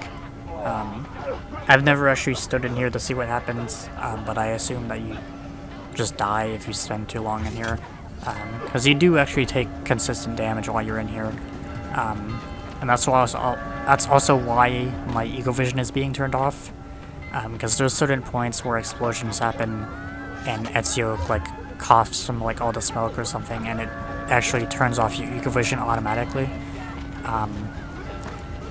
So you do have to like stop and like return on Eagle Vision sometimes, because the whole reason why you want to do Eagle Vision there is to like actually see where you're trying to go. But if you know where the entrance is, you can probably just easily get there. But it's just easier to use Eagle Vision because you can actually see and you're not blinded by all the smoke. And then there's enemies here. I probably didn't have to run around that rock. I probably could just turned around and ran, but I was already facing that way, so I just went forward and then went around the rock there. And then we get to do Altier's final Masyaf key memory. This moment was also called back to in Valhalla of all things. There's a thing on the computer in Valhalla where you can listen to where there's like a whole like Desmond conversation during the time period of AC3 where he's like talking to Sean or something, and he's talking about how like he was viewing this memory with Ezio, and like that's apparently when Desmond sensed that like Ezio was done being an assassin when he was on the ship looking at this Altair memory. And there's probably a lot more to it than that, but I have not played Valhalla in a long time and like haven't listened to that audio thing in a long time, so I don't fully remember it. But once I finish replaying Odyssey and then replay Valhalla, I'll probably know more about it. And then we get this final Altair memory here of Niccolo Polo here. And then this mission, Altair is still an old man, so he doesn't have like any of his like normal parkour stuff, and but we don't really have to deal with like the whole like coughing thing that he does in the other mission. But we have the apple now. The apple works a little bit differently than it does in Brotherhood, where instead of having the 2 AoE things, it just has the 1. And any enemies that get caught in it are, they just die automatically. Also things like that where the ghostly apparitions from the apple just also happen automatically without you even using the apple. And there's not really too much to this mission. It's basically just use the apple to kill people, and then, like even enemies that are like way out of your range, like you probably saw they're like way out of my range and still get killed by it. And then here, you just have to kill the enemies that are down the road. But for some reason the game wants you to go up to this tower and then go down there and kill the enemies. And I forgot that I didn't have to go up this tower. I don't know why the game tells you that you need to go up this tower, but you don't actually have to do that. And I just forgot when I was doing this. But you can just skip going up that tower entirely and then just kill the enemies that are like down here somewhere and then just finish the mission that way. But like, there's no reason to go up that tower. I don't know why they make you do that. Father, are you hurt? Give me a moment. Like that tower is like just entirely pointless. End of an era. I've never understood why they make you do that, but if you know that you can skip that tower, then you can just skip it, but I completely forgot when I was recording this. Bring an end to all these conflicts.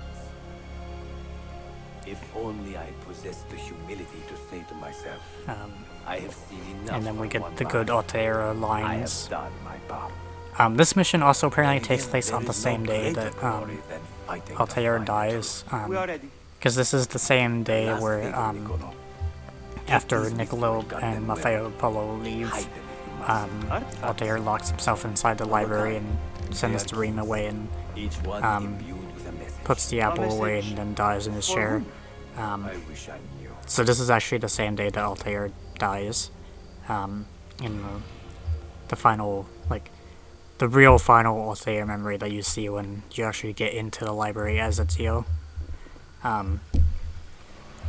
That's basically it for sequence 7. Also, I haven't even brought this up. We're still getting cheats. Cheats still exist in Revelations, just like Brotherhood, when you get them from the same way, just doing like the full sequence with 100% sync. I completely have even like forgot that they even exist until I saw that infinite ammunition infinite ammunition unlocked cheat. I don't know why that word is so hard for me to say. But until I saw that just now while recording this, I completely forgot that like cheats even existed in Revelations. So like I haven't even been saying anything about what they do or anything like I did in my Brotherhood video. But also, like, I've never used the cheats in Revelations or Brotherhood anyway. I don't even, like, remember what they even are in Revelations compared to Brotherhood. But also, like, they still act the same way like they do in Brotherhood, where you can only do them while you replay missions. And I've never... Not that I've never replayed missions, but I've never used cheats while I've done that. So I just don't even like remember any of the cheats in Revelations except for I guess that one. I would assume that most of the cheats are the same as they are in Brotherhood. Maybe some are a little bit different, but I don't fully remember. I could probably look them up. I could probably stop this commentary here and then look them up and then start my commentary again, but I don't really care enough to do that right now. Also, I love how they're talking about capturing Ezio right now, and he's literally standing right in front of their face. It's so good. But we get back into the main city, Constantinople now, and then this is when most of like the main like Byzantine enemies that are in the world get replaced by Janissary enemies. And I think I read somewhere like on the wiki or something that like this also happens when you do all the Templar dens, but I did all the Templar dens way earlier than this, and I didn't notice that the Janissaries replaced them. So I feel like this is the main point where they get replaced when you come back from Cappadocia for sequence 8. And then just like continuing to renovate stuff, even though I don't really need much of it now. I think I still included this part because I was still like buying stuff. I think I renovate this tailor and then buy stuff, and I think that's why I still show this. But yeah, just renovating and buying, even though I'm basically at the end of the game, so we don't really need to do much of this. And I guess I buy the rest of the pouches here. Large poison vial probably would have helped in the mission where I needed it, but I don't need it now. And I would buy the rest of that stuff. You know, I don't really need any of this, but I still buy it, and buy some parachutes here. Because we need to use a parachute in a mission coming up, and for some reason Brotherhood and Revelations have a thing where they just delete your entire parachute, like all of the parachutes you're holding for some reason. I don't know why they do that, but like Brotherhood and Revelations love to delete all of your parachutes for no reason, so you always have to repeatedly buy new parachutes. And then Yusuf dead.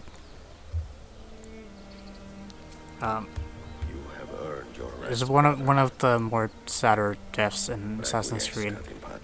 I wish Yusuf had more screen time and like also he gets killed while Ezio is like not even in the city or anything. And Sophia's taken, and like it's a good character moment, but it's also like really sad because Yusuke was one of the better characters. But then we get like Ezio's good speech here.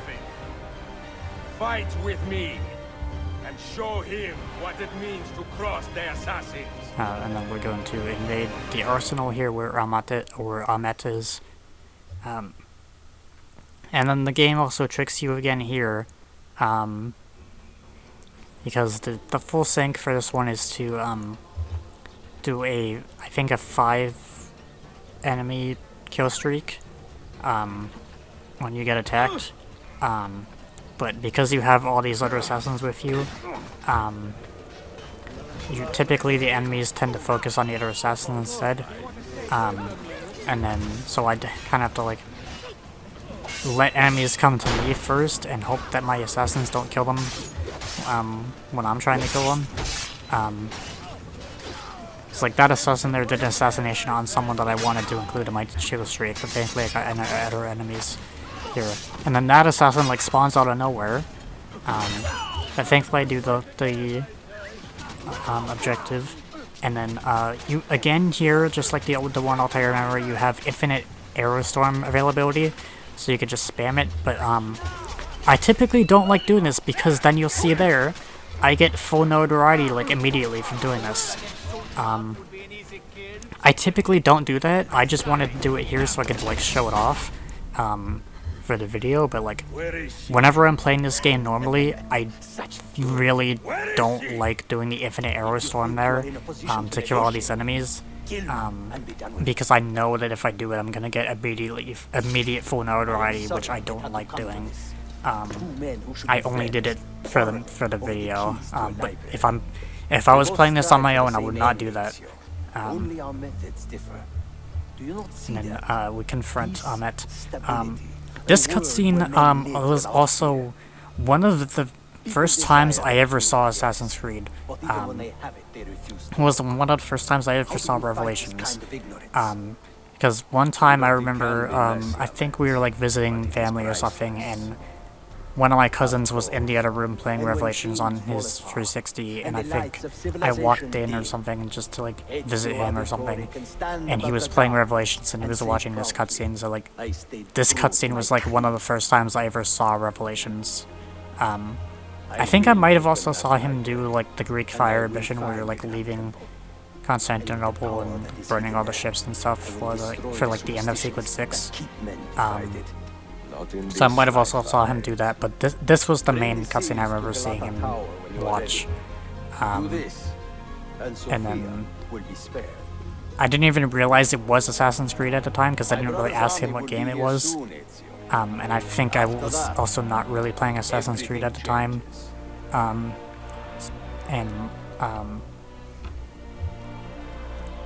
don't really remember too much else about it. I just remember him like watching that cutscene. I remember seeing Ezio talking to Ahmet. I remember, I think, Suleiman showing up here. And then I eventually played Revelations on my own without even like realizing it was the same game.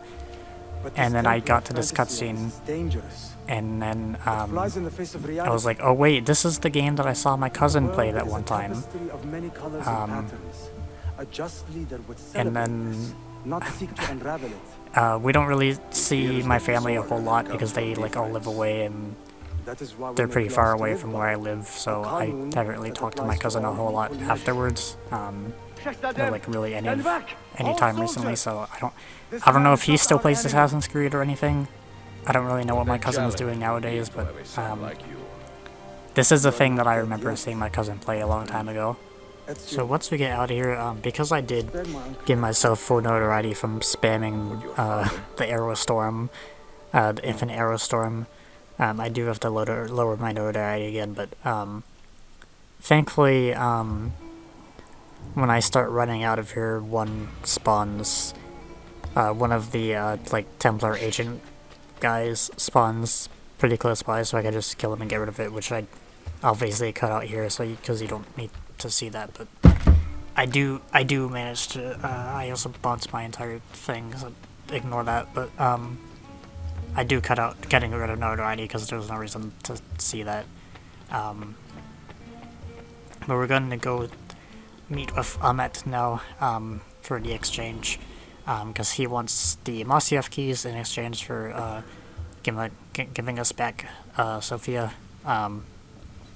Because even though he did kill Yusuf, he did only capture Sophia, so Sophia's still alive as far as we know. But we need to get her back, but we are going to actually give the Masyaf keys to Ahmet. Because Ezio at this point is kind of old and jaded and just really wants Sophia at this point. I think he still does like partially want the Masyaf keys, but I feel like he's giving more priority to Sophia rather than the Masyaf keys in Altair's library at this point. So then we're gonna go move the assassins to mourn Yusuf and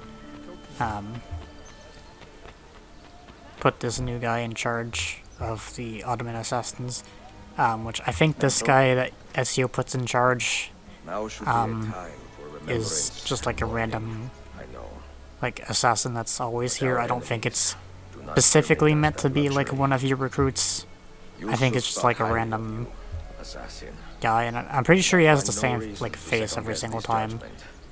So I'm pretty sure it's always consistent, but it's never gonna be like one of your like randomized recruit assassins that you actually like recruit in the game. Our enemy is close. Take positions around the tower. And then we're gonna go meet with Ahmet here.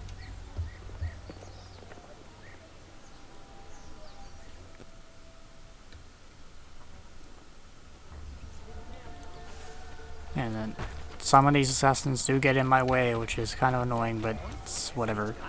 Don't really care that much. And then just climb up here on, I guess, a bridge or a wall. It's not really a bridge. It's probably more of a wall, but like for this wall that connects to Galata Tower. I admire you, Ezio, but your bloodlust makes it hard to call you a friend. Bloodlust? A strange insult from the man who ordered an attack on his own nephew. He was to be kidnapped, Ezio, not killed. I see. Kidnapped by the Byzantines, so that his uncle could rescue So him and be he heralded wanted a to hero. kidnap Suleiman, so I don't know why in the earlier mission with like the minstrels and all that there was actually like people trying to kill Suleiman if he wanted him kidnapped, but the girl.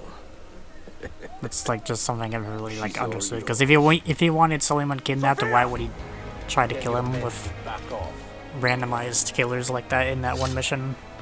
At the party where we're trying to be pretending to be a minstrel. At least I think that's what that's referring to. But then we gotta just climb Galata Tower again for like a third time, but now on this side. And it's pretty much just the same way you climb it normally, and just go up the handholds and all that. I've never actually seen what happens if the timer runs out. I assume you just fail. I don't think there's a special animation where like the guy like pushes you off the roof or anything. I think if the timer runs out, you just fail. But you also have way more than enough time to even like climb it. You don't need like a whole like 2 minutes or whatever it was to climb the tower. And then when we get up here, it's we find out that it's actually not Sophia, it's some random person. Which I don't know if it's like a civilian or if it's like an assassin that like you've recruited or something.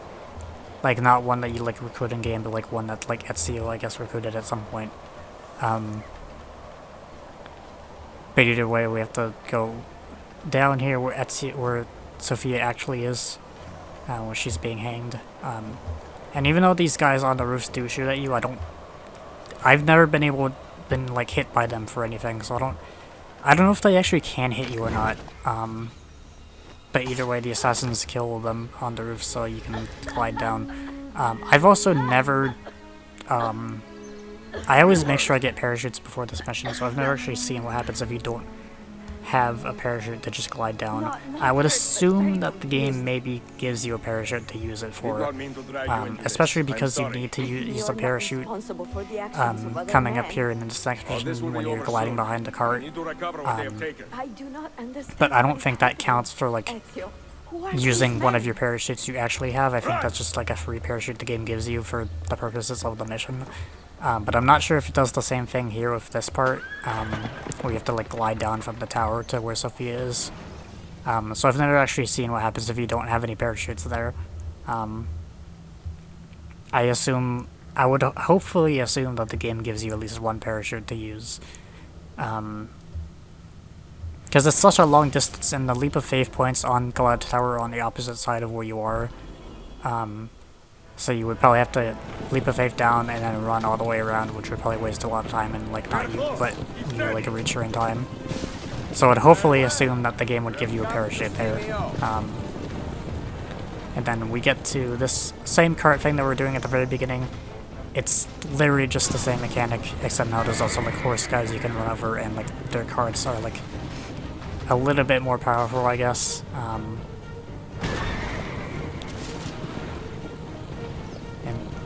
Just like a random get more distance, and there's also like 2 carts now, so then just go between them, because you do more damage to them the more distance you get between them, when you're winding up more distance. So then I just push this guy into the rocks, and then we go through the path there, so then that carrier just dies, and then just get rid of this guy. Push him into the rocks, and then one more bonk and he's dead. So that's really it for the carrot section. The only other time they use that in the game. And then there's no other carrots sections like that in like really any other Assassin's Creed. And then you have to use another parachute here, which I don't think this one actually counts, like uses your like ammo for parachutes. So this one is free, but because this is meant to happen. So I would assume that even if you don't have any parachutes here, it would still let you do this. I've also managed to do this whole section without taking any damage at least once, like a few years ago, when I was just playing this game in like 2023 or something. Soldiers, up ahead! And then I've never been able to do it before or since. I tried to go for no damage during this section when I was recording this, but I think I took damage like right at the very end, which usually happens. But basically for this last full sync here is just kill 20 guards, and they give you way more than 20 guards to kill. But the best way to do this is, instead of just assassinating them, you use circle to grab them and then throw them onto other enemies, so you can get like 2 kills at the same time. You must be careful. And then just go through the path here. Heal yourself, Sophia. More soldiers. Because this is just kind of like an auto-scroller moment. And then just aim your throws at the guards. Usually the throwing is like pretty... it's pretty good at actually hitting the other enemies. I think sometimes I've had them miss, but like not really too often. The targeting on throwing the enemies is pretty good. It's not really too bad. I also never really like actively count how many enemies I kill. I just keep killing enemies until I see that the full sync is done. So then I just keep grabbing and throwing enemies here. And then whenever there's one enemy left, that's when I just do an assassinate, because there's no reason to throw a guy when there's no other enemies to throw him at.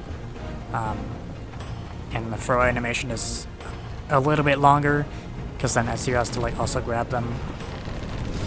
Also the grabbing range is pretty generous like that. Like I wasn't really like anywhere near him or like above him or anything, and it still let me grab him. What are you So the grabbing range is also pretty, it's pretty good. It doesn't really punish you for like not being directly above them. And around here is where I usually get hit with like these tight corners. But I think I actually get hit like sometime after this, like more closer to the end. But basically just like memorize like which direction you have to go to get around the buildings, and it's pretty simple to not get hit. I almost got hit there on the wall, but I think I'm gonna get hit coming up here. Maybe on like this corner here, or like sometime after it. I know I get hit by like a cliff or something, but also like when you're like swooping down like this is where I get hit. Because when you're swooping down like this, you don't have as much control. Then it's easier to get hit when you're like, you have to kind of like, I don't know what the word for it is. You're like locked into swooping down whenever you swoop down, because you don't have as much control when you're trying to kill the guards, and you can't really move left or right as well. And then just kill the last of these guys, and then that is the objective completed.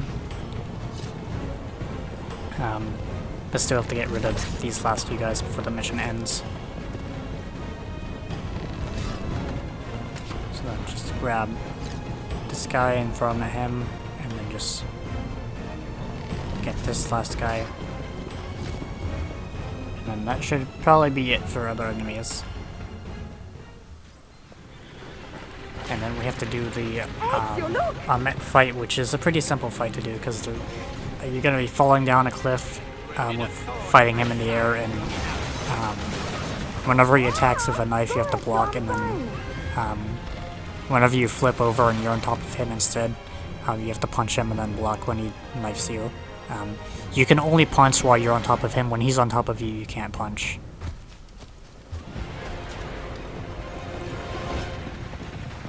So we're going to fall off the cliff here, and then he's going to be on top of me, so I can only block and I can't punch right now. So he's going to do like 3 hits. And even though the screen does flash like I'm taking damage, I'm actually not taking any damage. And then we get on top of him and then do 2 punches, and then he's going to stab and I have to block, and then 2 punches, and then he's going to stab and I have to block again, and then 2 more punches, and then that is the end of this part. And then that's pretty much the end of sequence 8. And then sequence 9, which is only like 3 missions, You did the right thing, Ezio. which don't really have This is any not your full sync stuff, because it's Where does just one like end, the end of the game. next begin? Because we're going all the way back to Masyaf now, but also with Sophia this time, and this is when sometime during this trip to Masyaf is when Ezio finally tells Sophia about like all the assassin and Templar stuff and all that. So then she finally knows.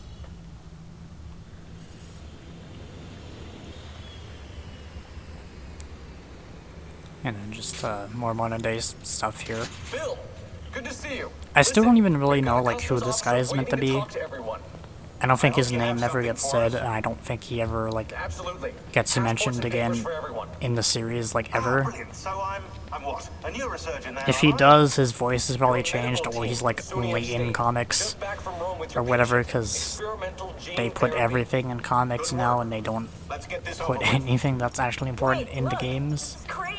Because Assassin's Creed has become a series where it originated as a video game, and the side media was side media, but now they treat it as where the side media is the important stuff, and now the games are the side media, which is extremely dumb and not really how a video game series should work, which is why I hate side media things.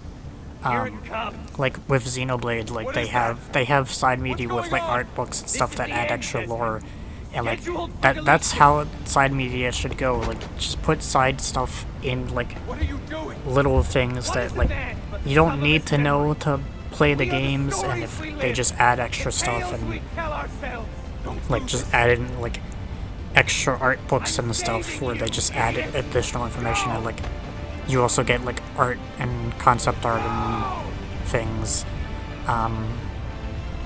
But then for Assassin's Creed, they make it so that like, oh, there's all these comics and books and things you have to read to like understand the video games. Because if you just play the video games, then like you do things like play Origins, and then you get to Layla, and then you finish Origins, and Layla's in the cave in Egypt, and then you start up Odyssey, and then she's suddenly in like some random like safe house in London with like all these other people who you only know if you know the comics. And then like you play Valhalla, and like suddenly Layla's in like a cabin in the woods in like North America somewhere, and there's like there's no plot cohesion with like where the characters are or with like what they're doing, and there's no if you don't read the comics, you only play the games, you're not gonna know who like half the characters are that are in the games anymore.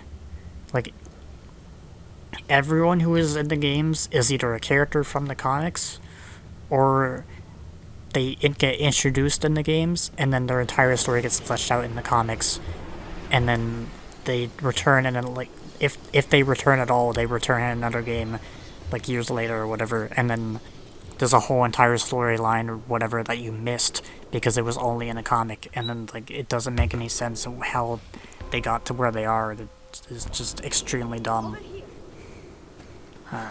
Such a climb. But then we finally get to Masyaf, and there's no full sync objectives to the rest of this stuff. Began thousands of years ago, and because this is the end of the game, once we finish up this stuff, it's just gonna be side mission stuff from here on out for the rest of this mission. For the rest of this video.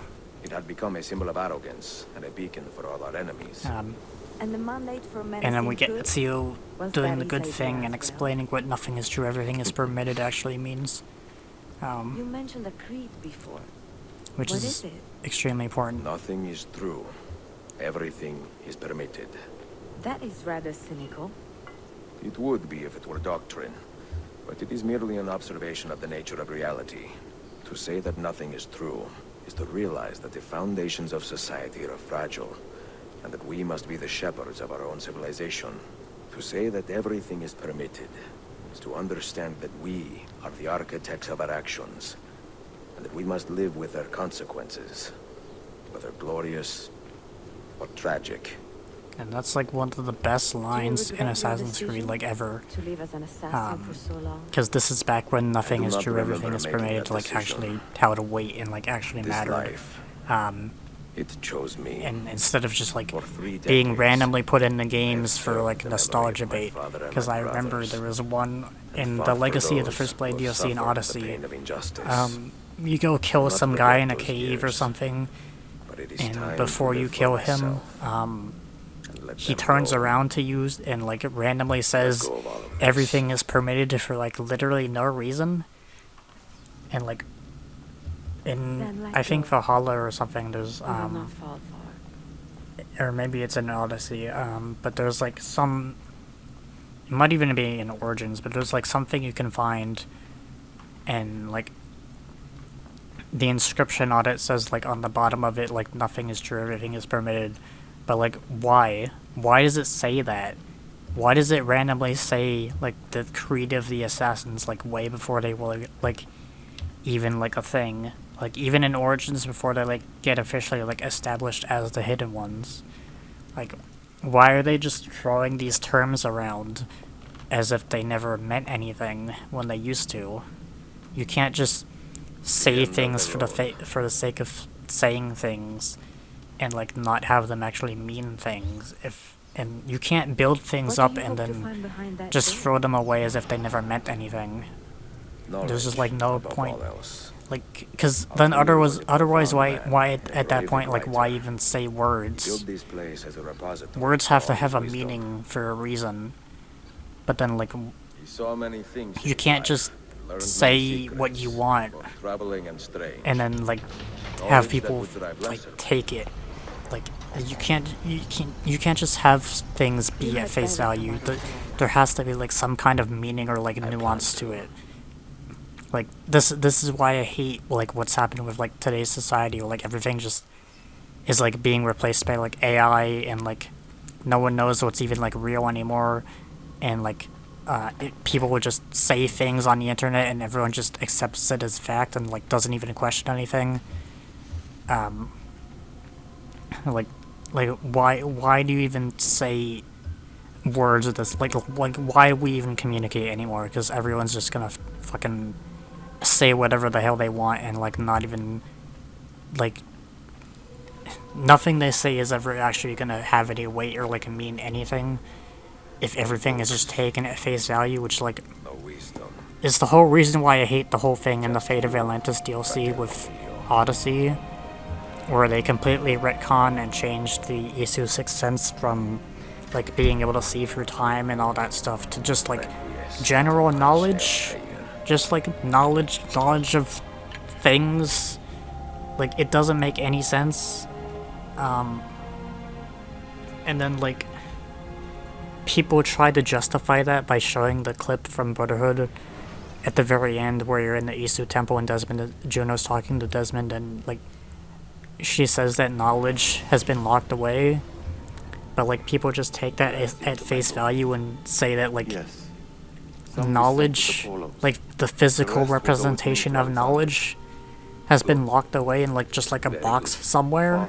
I do not understand. And like that's somehow people stupidly believe that, even though it's just like she was clearly meant to be saying knowledge of the Sixth Sense has been locked away from humans, and like the Sixth Sense is meant to be like seeing through time. Like that's the whole reason why like Minerva was able to talk to Ezio like despite Minerva like already being dead, because she recorded that message like way before the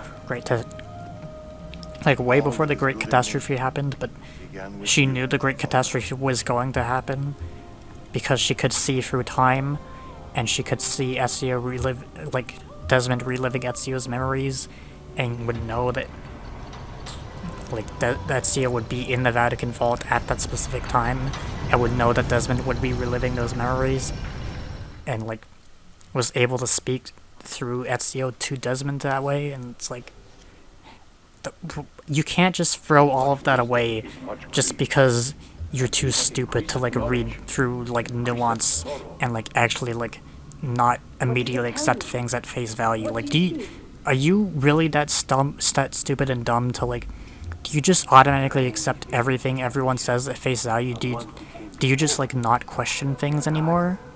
Like the whole point of communication and like life is to like question things. Like that's the whole reason why we have the word why. Like you need to like actually like ask questions and learn things. That's why that's why I hate things like what we're doing now, and like dismantling the whole Department of Education, or like I don't know, like dismantling like taking away civil rights and like LGBTQ rights. Like I remember a thing that like the comedian George Carlin said one time, where it was like, it's not a bill of rights, it's a bill of temporary privileges. They're not rights if people can just take them away. They're privileges. And it's like you can't just like accept things at face value like that. Like you can't have rights if they're privileges, if people can just take them away, but like also you can't just like accept things at face value. Like that's the whole thing why we had like the Civil War and like fights against slavery and like civil rights and like I don't know, like Vietnam War or whatever, all that stuff. Like not even like questioning things and like going against everything, and like accepting everything at face value automatically and not even questioning anything is the whole reason why like society is like slowly killing itself. Because like this is the reason why Assassin's Creed like actually actually meant things to people, and like why it's the older games like the Ezio games are like still like regarded as the better part of the series, because like these are the types of things that the games actually like brought up to you and like made you question things and like think about life and society and all that stuff. And like now the newer games just don't have any of that. There's no soul or anything in the newer games. Like people like to complain like, oh, everyone likes Ezio because he had 3 games and you're an Ezio fanboy because you're just blinded by nostalgia. It's like, yes, nostalgia is part of it, but like no, we like the Ezio games because he had 3 games and we got to like grow up with him. We got to see him like question things and like learn about life, and like this stuff here, like realizing his whole purpose in life was to be a conduit for Desmond. And like the reason why we all like Ezio is like not just because he is a good character, but because we actually got like to like develop with him, and like people who played these games as they came out, which like I didn't really get to do that. I played these games like later on. At least like a few years later on after they came out, but like people who played these games like when they came out like actually like physically got to like grow up with Ezio, and like we got to see him like be born, we got to see him grow older, we got to see him die. That's why you need to like have characters you can like actually invest in. That's why characters need more sequels. That's why everyone wants like a Bayek sequel. That's why like everyone wants more sequels for like Edward or something, because like if you just replace your characters after like 1 game, then what is even the point of making a game with a character in it? Because you need to actually invest in your characters. You can't just like have one character do something and then not even like really understand why they did it. And like you need to have like actual 4 stories. You can't just like give up on a story halfway through unless you're like actively trying to be a bad writer or something. You need to have characters and stories that have like proper build up. You can't just have characters do whatever they want and hope that it makes sense. Because if you just have characters do whatever they want for like just because of like plot armor or plot stuff, it doesn't make any sense.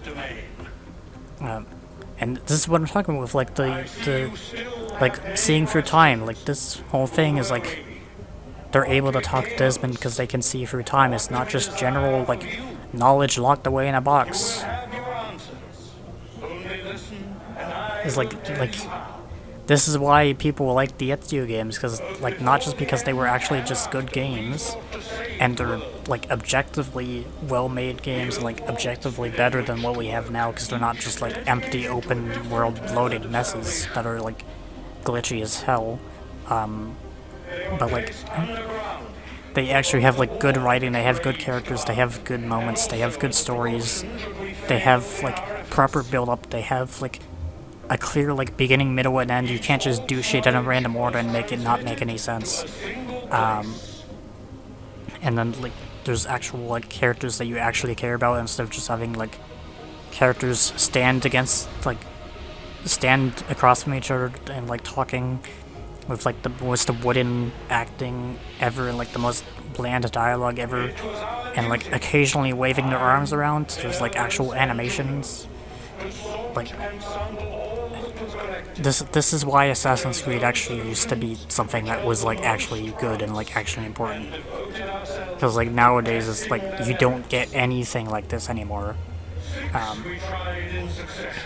And we get like the 6 methods of salvation, and nowadays they tried to retcon it as like 7 because apparently there was like the special mead or whatever from like Valhalla with like the AC or Isu and the Norse Isu or whatever, where they tried to like have like a special drink or something that would make them compatible with like the Yggdrasil machine, and then they would reincarnate, but they would only reincarnate once, and it was like what is even the point of reincarnation if you only reincarnate once? And like, why is it different from like Aita sages, where like that he reincarnates like different time periods, and there's too many things that don't make sense. And also like the Isu all used to be like one singular group of people that were, they used to be like just scientific, like highly advanced race of people, and they used to be one group instead of like having like Norse Isu or like Greek Isu.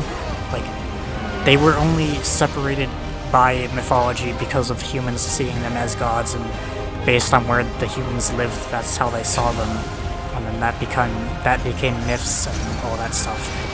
But then apparently that got changed at some point, where like there's like clear different groups of Isu, with like the Norse Isu and the Greek Isu and like the Egyptian Isu or whatever, and then like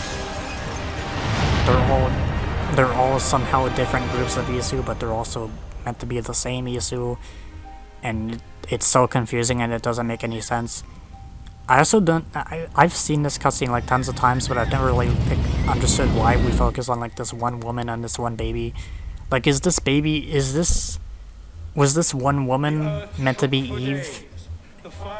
Is that what that was? Like, why do we focus on the one woman?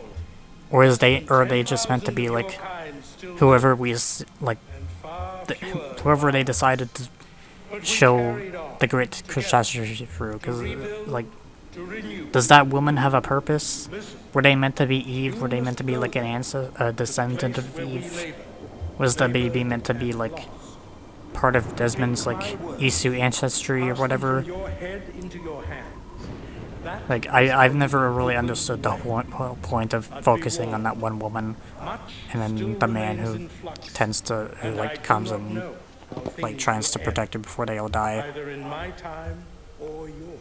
And then we finally end the game, and then Desmond comes out of the coma, and then none of this actually matters anymore. Wait, look, his vitals are because stabilizing. his arm glows with like the blue Isu light from having Clay's memories put inside him, and then that's never brought back up again.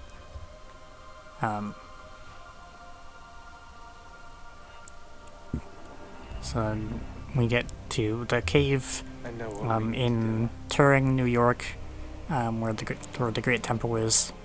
And if you see really close here, I'm not gonna like slow it down or anything. You can kind of look this up yourself. But to the left on the side there, when William opens the door, you can slightly see Juno standing outside the cave, which took me a long time to like even like notice. I think I first saw it in like a YouTube video or something that pointed it out, and like now I can't really unsee it. But Juno's actually standing out there outside the cave. But that is it for the main game. So we're actually heading to we're getting into side quest territory now, or side missions. And the first of these is going to be the secret locations. There are only 2 secret locations in Revelations compared to like all of the Assassin Tombs or Layers of Romulus in AC2 and Brotherhood. And the first one is going to be the Hagia Sophia tomb, but in order to unlock that one, we need to get all of the Ishak Pasha memoir pages. So I'm actually taking the time to show all that now. I probably didn't really have to show all this. You could easily just like look these up, and that's honestly what I did when I was getting these pages, because I don't really care to just memorize these locations. Some of them I do remember, like I remember the one on Galata Tower, I remember the one by the Courtesan area, or the Romani area. But basically these are just like in areas, like on top of towers or whatever. They're just like hidden around the world, and you need to collect all of these to open up the Hagia Sophia tomb, and then you can get the Ishak Pasha memoir, Ishak Pasha armor from that, which I do take off after I get it, because I don't want to wear the armor, because I want to just stay with my traditional normal armor. Even though I do like the Ishak Pasha armor, but the main thing that I don't like about it is that it has a mask, and I would rather see Ezio's face during like cutscenes and things. I don't think the mask like actually like muffles his voice or anything. I know that happens in Origins. There's some costumes in Origins you can wear where Bayek is like wearing a scarf over his face or something, and it actually does muffle his voice when he talks in cutscenes. But I don't think that happens here with the Ishak Pasha armor. But the Ishak Pasha armor is basically this game's version of like the ultra powerful armor that you like get that doesn't do any. It doesn't have like health or anything. It doesn't get broken or anything. It like has the most amount of health and all that stuff. It's basically just like Altair armor, or like the armor of Brutus from AC2 and Brotherhood. It's just this game's version of that. But you do have to collect these pages. If you do collect, I think it's either 25 or 50 Animus fragments. You are able to unlock like an in-game map you can buy from like bookstores that show all the locations for these pages, but you can just do what I did and just look them up online, because like who really cares. There's a good website that I use for Assassin's Creed maps. There's one called Map Genie that has maps for a lot of for all of the Assassin's Creed games. It might be a little bit weird because they have maps for like basically all the games, but some of them they have labeled as AC, and some of them they have labeled as Assassin's Creed. So if you just go on like mapgenie.com, you can like look up either AC or Assassin's Creed, and you should find all the maps for the series for each game. And they even have maps up to like Shadows at this point. Basically everything on those maps. And you can make an account on there and like actually like track things that you collect in game on the maps, but I don't do that. Because there's not really much of a reason to like keep track of everything, especially when things get tracked in game usually already. So I actually don't have like an account on that website because you can use it for free. It's like the only thing is that you have to make an account to like mark and track things, but there's not much of a reason to do that if you don't want to. But then we get into the Hagia Sophia tomb, which is going to get us the Ishak Pasha armor at the end of it. And then this tomb mission is completed, I think, within like 8 minutes or something. It's either 6 or 8 minutes, I think. Both of these tomb missions have the same full sync requirement of completing it within a certain time, but this one is 6, which I saw there, and I think the other one is 8. I was trying to remember which one is which. But both of the tomb missions have the same, like, completed within a certain time limit type of full sync. But they're basically just the same as, like, other tomb stuff in the game and other things like that, where it's just, like, parkour around and, the interesting thing about this mission, though, is, the music that plays in this mission is the City of Jerusalem music track, which is from AC1, which I think plays in AC1 when you like first enter like the Jerusalem area, like when you're out on the outskirts of the city before you like actually enter through the city gates. So this is reusing a track from AC1. And basically just like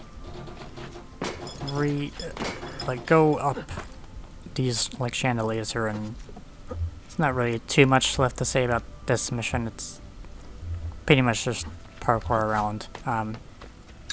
we do have to zip line down this way. I think this is like, I was gonna say the only time the zip line's used in these two missions, but that's not true because of Galata Tower. But I don't think there might be a zip line in the next one, but I don't remember. It's been a while since I recorded this footage. I also don't know why I went over here and got this bomb chest, because I don't need it. I don't use tripwire bombs, like, ever. And then also waste time getting this one, but I have more than enough time. I don't know why this one gave me more. That one gave me 4 and the other one only gave me 2, but like I don't use tripwire bombs ever. So I guess that's probably why I was giving it to me, because I don't use them. I don't know. Unless they just always give tripwire bombs, but I don't remember. Like I don't need to waste time getting the bomb chests, so I don't really know why I do that. I think it's just because I see something shiny and I want to open it. Because I have the gamer curse where I see something shiny and I want to collect it. And I think it would annoy me if I didn't, but yeah, I don't need to waste. I know I don't need to waste time getting the bomb chest, but I still do, and even though there's not really a point. But yeah, I'm basically just yapping at this point because there's not really too much to say about these types of missions. But we should be getting to the end of this one. And then just back eject on here and then do another zipline across here. And we climb all the way up here. Hagia Sophia apparently also has like a lot of like a Viking rune stuff in it in like real life. I think there was one that's like Halfdan was here or something, which is funny. But I think Halfdan is also like a character that actually shows up in Valhalla, I think. I forget if he shows up or if he's just mentioned, but if he does show up, I think he's the guy who's like Thor's reincarnation, I think. I know there's a character who is the reincarnation of Thor in Valhalla. Because he was one of the Isu that like did the whole like reincarnation stuff. The Halfdan, I think, is he's like one of the guys who, like, one of like the old like ancient Viking people who like came here like years and centuries ago and like carved runes onto the Hagia Sophia and then left them there, and then people in modern times found them. Which I don't think you can see the runes in game. And I'm not sure if they're like publicly available to see, like if you go to the Hagia Sophia in real life. Like you can probably find them if you look them up online, but I don't think they're like a public thing you can like publicly go visit. Also because I think the Hagia Sophia is like an actually like operating church or something. And then we get the Ishak Pasha armor. SU also does the whole like animation there of like getting like the assassin tomb disc or whatever it was from the tombs in AC2, because that's the same that's like the same type of coffin or sarcophagus they used in AC2 with like the same like skull thing. So it just reuses the same animation even though he's like not physically even like holding anything like he does in AC2. And then we come out of the manhole here, and that is the first secret location. And then we get into the second one, where we need to go back to Sophia's place, and then interact with some kind of book in here. I go the wrong way first. It's actually closer to the entrance than I was thinking. So then go in here, and then that is going to unlock Vlad the Impaler's prison. I think the reason why you have to interact with that book to unlock it is because I think it's technically considered DLC. But because of the fact that the Ezio collection has all the DLC for all the games automatically included in each game for free, then I just have it. And then we get into this area, and I think this one is completed within 8 minutes for the full sync. So this one is a little bit longer, but it's still basically just the same thing. It's basically just another parkour mission. It was actually 7 minutes, okay. So only like a minute longer, I guess, but the main reason why this mission can be annoying sometimes is because of the fact that it's like all dark and stuff in here. So sometimes it can be a little bit hard to kind of see where you need to go. But basically just like look for like white sheets like that, and then you can just keep continuing going forward. And obviously Vlad the Impaler is like the main inspiration for like Dracula and all that stuff, and like mythology and history stuff, because he was known for like not really like leaving his castle and all that stuff, and like the reason why he's called the Impaler is because he was known for like impaling his enemies' heads on pikes and like leaving like a whole like graveyard of like decaying heads on spikes in front of his like castle or whatever, and like so like people called him the Impaler because he would like impale people like that. And like he was eventually like became like the inspiration for like Bram Stoker's Dracula, and then that became like a whole pop culture thing for like vampires and all that stuff.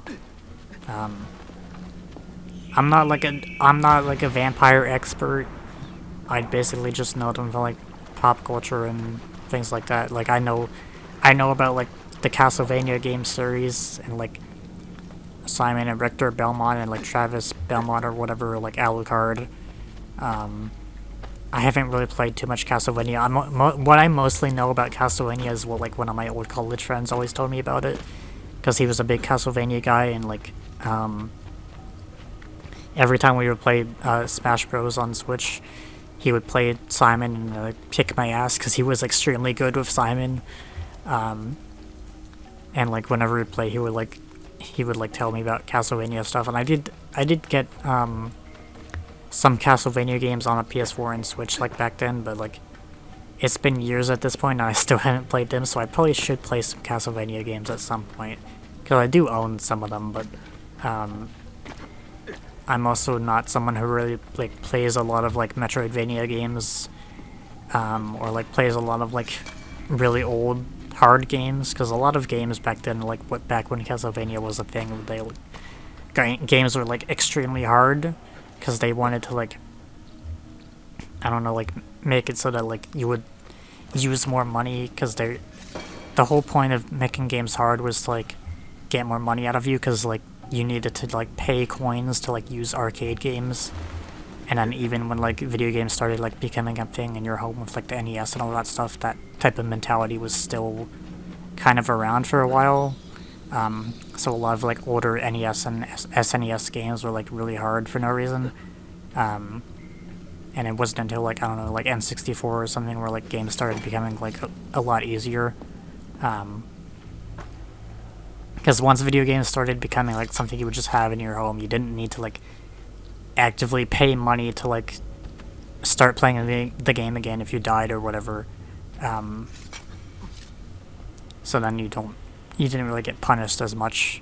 But I probably should play some Castlevania games at some point, just so I can like actually say that I played them and like learn more about them. Because I do like horror, like some horror things, like vampire stuff, and I have another friend who's like really interested in like vampire things, and she plays a lot of like Bloodstained Vampire Diaries or whatever it's called. Also that skull that you might have saw in that coffin also had like very clear fangs, like vampire fangs on it, because they were kind of like leading into the whole vampire lore and mythology and all that stuff. But you probably only saw it like for a split second. It's not, unless you like pause the screen or something, there's not really an easy way to see it because it's only on screen for a little bit. But that's basically the two secret tomb missions or secret locations in Revelations. And then we actually get into the recruit assassin stuff. I did basically all of these like earlier on when I was like doing the main story. So you'll see that I have like less money and less stuff than I did before. But none of these missions have like full syncs in them, but I still wanted to include them anyway. Especially because they are required to like 100% sync the game and like get 100% completion. So a lot of these I did when I was doing like Templar Den stuff back in like Sequence 3 or whatever. Because a lot of these get unlocked after you would do a Templar Den, because that's when you unlock a new recruit slot. So this one here is the Biggers, where this person steals money and runs away. You have to kind of trip it up, and then you recruit them. I think the names are always randomized, but like the people you meet are always the same. But their names just get randomized. Why do you not put that trick to better use? The only one that is not randomized is with the guy that you have to race. I think his name is like Your Man Rigor or something. And he's the only one who's not randomized because his name actually gets like said in the cutscene. So that is the first one there. And then we're gonna go into the next one, which is down this border tower. So this woman's being attacked by these guys. And we're gonna help get rid of these guys, and we're gonna save her. Those brutes there! They attacked me in my home and robbed me of my possessions. Please. I think you actually can avoid this one if you go. If you don't go through the doorway that I went through, you actually like avoid this one because it gets triggered once you like enter like a certain like area around it. I owe you my life already. So as long as you don't go through that doorway, you can actually like avoid this one. But like I don't know why you would want to do that unless you're like actively saving it for later or something. But like you're already here after you do that Templar Den, so you might as well just do it. Especially because you really want to like build up your assassins. Also, I don't know what she was doing here. She wanted to like climb all this stuff, I guess, and she got stuck a little bit, I guess. But basically just follow this person, and then she's gonna lead us to another area where we're gonna get attacked by more enemies. And then we're gonna end up recruiting her. And that's really going to be it for this second mission. There's not really too much to say about these recruit assassin missions just because there's no full syncs on these, but yeah, there's, I do want to save these missions, or like I want to do these missions as early as possible just because the recruits that you get from them actually do get saved into your slots, and if you recruit too many assassins from saving civilians that get attacked by enemies, then you won't have enough slots to do these missions, and they'll actually disappear from your map until your like assassins actually die. You have to replace them.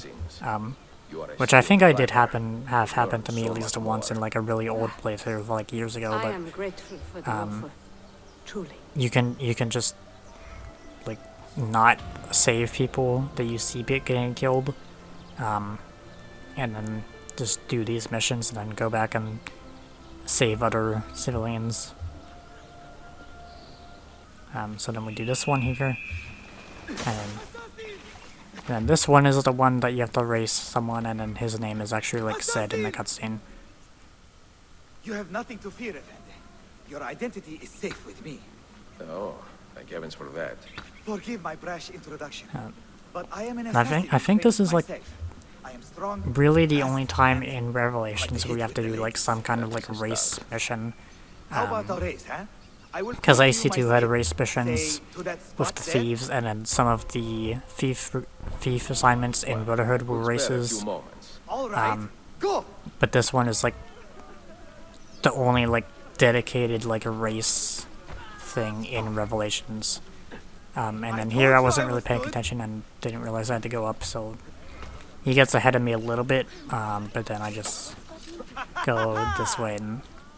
And just like with the other race missions in the other games, the arrows point to the direction that you have to go,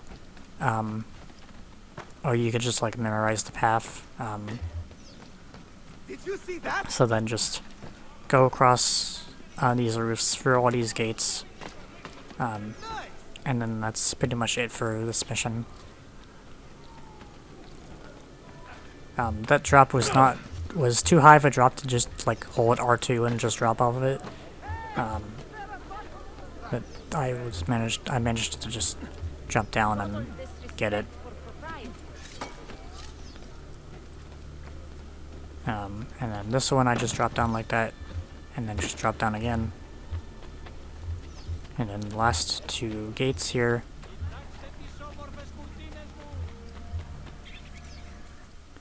And then this is when his name actually gets said in the cutscene by his wife here. So because his name gets said in the cutscene there,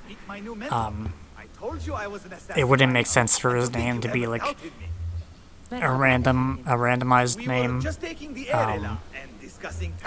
So because his name actually gets said in the cutscene, his name is actually like consistent. His voice does change, like if you put him as a like guardian on a Templar den and you do Templar like Master Assassin missions with him, his voice actually does change, which you might hear when I do the Master Assassin missions. But his name is at least actually consistent. I think the reason why his voice changes is because they like really only recorded like, I don't know, maybe like 1 or 2 different like dialogue reads for the Master Assassin missions for like whether the assassin is a male or female. And then this guy here you have the bearing of a man who thinks rather highly of himself. Just wants to fight. I find you a rather pathetic specimen. What do you have to say about that, Al-Chuck? There are also like things like this in AC2 and Brotherhood. Or at least in Brotherhood, there's in Bartolomeo's like place, you can go downstairs and do like a brawler tournament against like mercenaries to win money. But I've only done that a few times. There's not really any point to it except for winning money, and like even then the rewards from it are really low. And then this mission is only for like recruiting the assassins, so you don't. It's not like a full tournament where you have to fight like multiple people. But if you do want to do a tournament like that, you can also still go to where the mercenaries are at the bottom of the map in this game and do another tournament like that, which I've only done like maybe once or twice. But the tournament is not related to like doing full sync or anything, so I didn't show it. So then just like keep beating this guy up.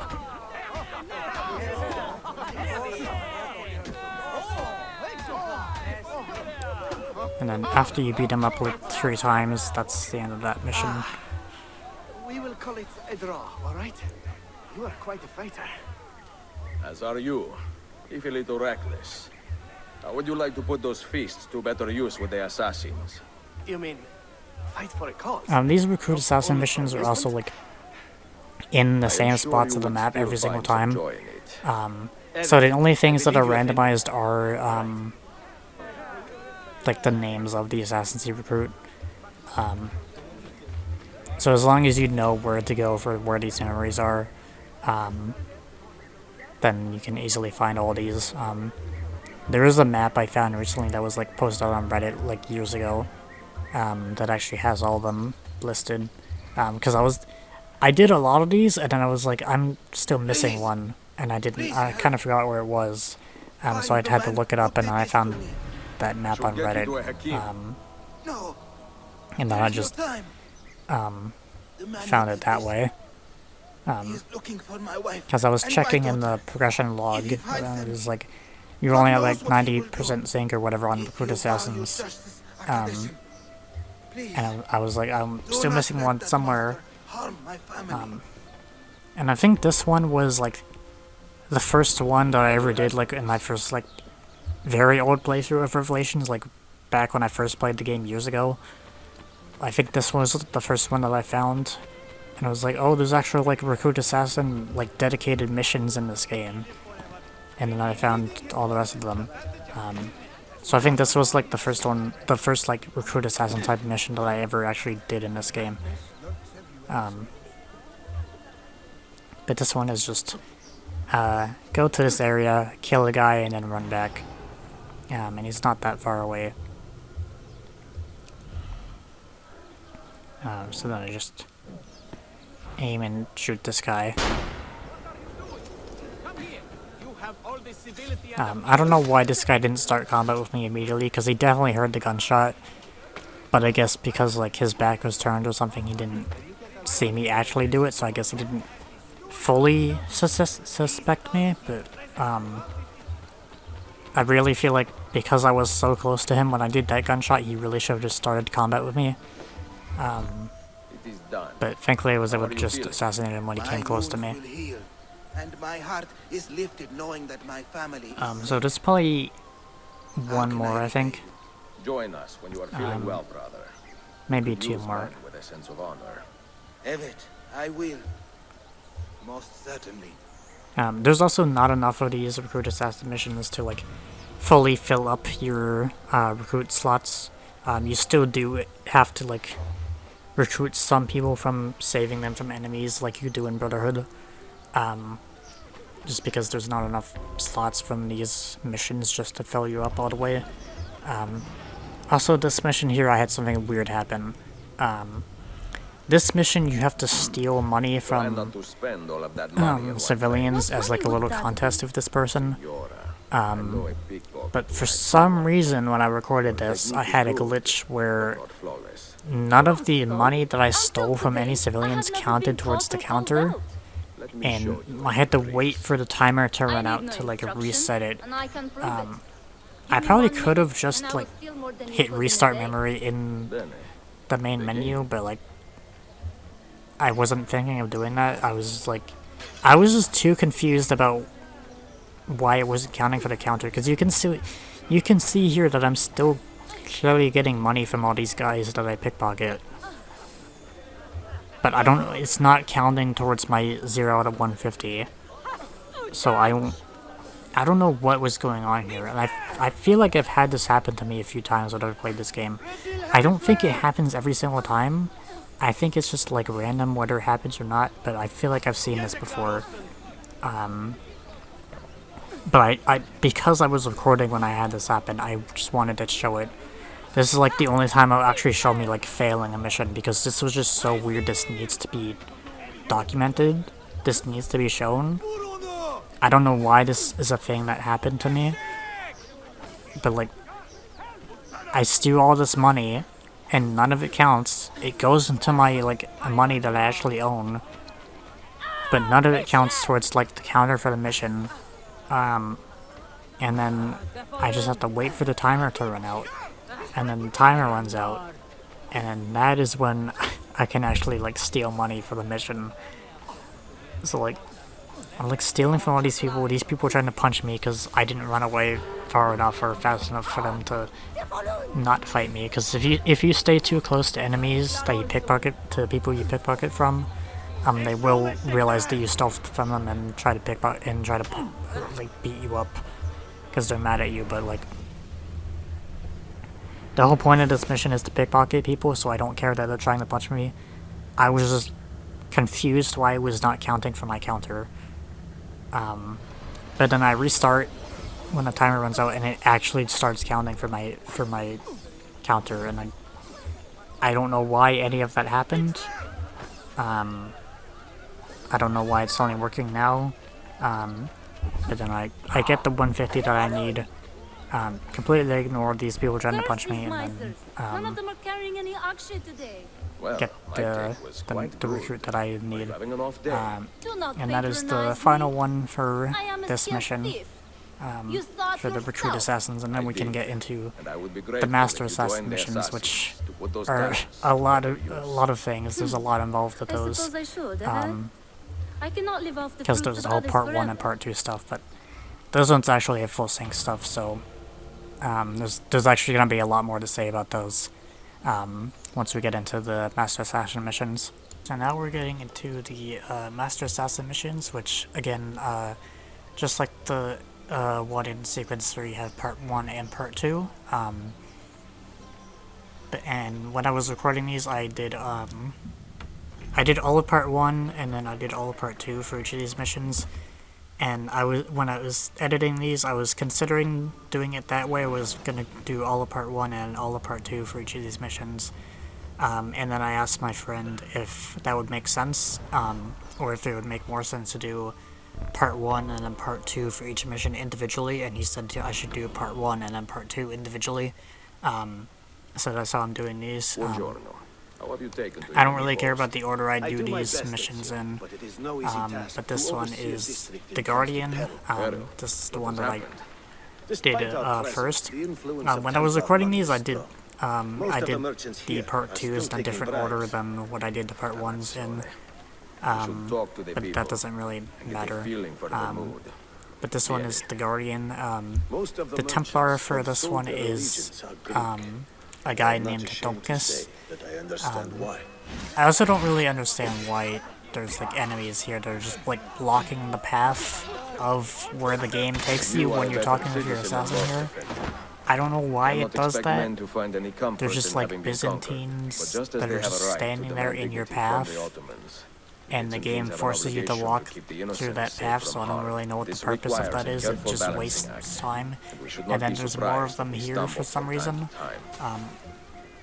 I try to hide in the haystack to let them walk past, but then I stupidly do this. Instead of waiting for that guy to come and investigate the haystack and do a haystack kill on him, I come out and then get into combat again. I don't know why I did that, and I don't know why they put random enemies there for no reason, but yeah, the Templar for this one is a guy named Donkus, which we're actually gonna see here in a second, talking to this merchant here. Each of the main Templar targets that you kill for these missions, you usually see in the part 1 mission first, and then you go kill them in the part 2 mission. And there, he very clearly said the Templar phrase, "May the Father of Understanding guide you," which is very clearly like a well-known like Templar phrase, which Ezio at this point has like heard multiple times in AC2 and Brotherhood, and then he hears it there, and then clearly doesn't even like think anything of it. So I don't know why he doesn't just like immediately like kill that guy there, because he's clearly a Templar or like Templar affiliated if he's saying that phrase, and that Ezio doesn't like think that's suspicious or anything. So I don't know why he just like lets that go. But the Templar for this one, Donkus, he is basically like manipulating the markets and basically inflating prices of goods in assassin districts to like kind of make it so that the assassins are bad people that raise prices and make things like extremely expensive for no reason. You might also see that red target thing there. That is because I have Duccio that decided to show up, and I wanted to go beat him up, but then the game was like, no, you have to stay with your assassin and reduce distance to your target. So then I have to kind of save him for later. After I did this mission, I did come back and beat him up, but I cut that out of the video because you don't really need to see that, because Duccio is not really too important for this game. Because like he only shows up in the one Sophia mission cutscene, and then shows up in the open world sometimes, and then is like never really mentioned again. So I didn't really feel like I needed to show beating him up. Even though, like, his mission target thing there shows up is, like, on screen for the entire rest of this mission. And that's really the main reason why I beat him up, just so I could get rid of that icon there, because it was starting to annoy me. I probably could have, like, fast traveled away or something, or, like, probably, like, died or something to, like, fix it, but, like, I just decided to go beat him up, because I feel like it would have been faster, and also, like, Duccio deserves to get beat up anyway, but, like, I don't know. His icon there is just starting to annoy me, so after I do this mission, I just decided to kill it and to just beat him up. But we're basically going to a location with our assassin here. We have to go find this guy named Theodoros Komnenos, who is basically like being used as like a puppet by the Templars to like raise prices and do all that stuff. And I think the full thing for this one was to not get detected while you're like investigating or like infiltrating this guy's property. So I'm actually like hanging off the ledge here and trying not to get seen by this guy, and then for some reason my assassin falls down on the ground and starts getting attacked by other people. But I don't, like, I save him from the fight, but I don't really know why this even happened. Like, I don't know why he just didn't follow me on the roof. And then I just poisoned that guy instead of using another 3 bullets, because I keep forgetting that axe guys take 3 bullets to kill instead of just 1, and I don't want to waste any more bullets, and I also don't know, I feel like I got extremely lucky with like the other guy that I shot not starting combat with me when I was shooting him, because normally I feel like that would happen if you like shoot one enemy, other enemies would like detect you and start combat, which I didn't want to risk happening. So I just poisoned that guy to just like get rid of him, and then I tried to get rid of this guy on the roof over here. I let him see me, so that I can then lure him away, but then I completely like not even realized that there's other people seeing me from the ground, and then thankfully when the roof guy, the sniper, came over to this roof, he targeted onto my assassin instead of me, so he actually didn't start combat with me at all, thankfully. And then there's gonna be some other enemies that I have to kind of like lure away from the guard post that they're kind of blocking, because Theodoros is like under this roof down here, and there's only like, you can only get to him from the ground, and there's enemies blocking his location, so once they come back from investigating the body, I just throw like a cherry bomb or something over there, and then have them walk away. There's actually a lot more here than I thought there would be, but I just sneak down this way and then talk to them. And then you'll see here that because those enemies are done being distracted, they're gonna start walking back over here, so they can like refresh their like guard like stance or whatever. But because I'm in here now, they're gonna like immediately start combat with me and try to fight me, because I'm technically in like a restricted area. It's not like fully considered a restricted area because it's not like right on the map or anything, but it is like an area you're not really meant to be in, because of the enemies guarding it. So then they all start combat with me, but like it also doesn't really matter because I'm done with the mission by this point, and they can't detect me while I'm in the cutscene of talking to the guy. So I just try to run away here and then just bomb them. I do get some civilian kills with my bombs, but it doesn't really matter, so I just finish off these guys with like some extra bombs or whatever, and then just go and do the rest of the stuff. So this one I actually like recorded way later because I was doing the part 2s after recording all the part 1s. Which are what exactly? But this is part 2 of the Guardian mission. So we actually have to go kill Donkus now. So what do we do with you, Theodoros Kondenos? So we're gonna basically like use him as like bait to like lure out the Templar guy, and he's gonna lead us to where Donkus is, and then we can kill him that way. And then full sync is for this one is just don't get detected before the meeting, which is a pretty simple thing to do. Since this is like a thing you have to follow, this even though he knows that we're following him because of like plot reasons, this is treated as like a traditional tailing mission where you're not allowed to be seen. Better to be poor than wrong. So I do still like do my usual stuff of like hiding behind boxes and things and staying far away from him to like let him do more pathing faster. And then he talks to these other enemies here, and then they go to where Donkus is, then we can go kill Donkus. You're right on time. And then once we get to where Donkus is, Theodoros here is gonna freak out and get scared, and we're gonna have to protect him. And we do have to go around this guard place here. You might have also saw there my assassin did kill an enemy there. That was automatic. That was not something that I told them to do, but honestly I don't even think I saw the enemy there until my assassin killed that guy.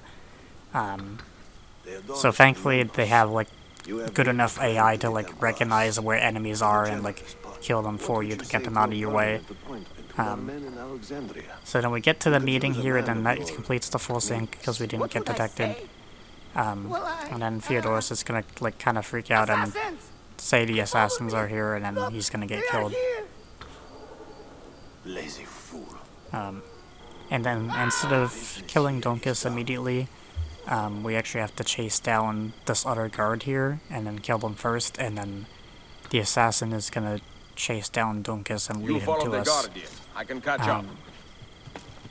So I probably should have done this in a better way, because he's an axe guy, so I forget the axe guys take like 3 bullets, and then I just get fed up and decide to just chase him down because it would be faster.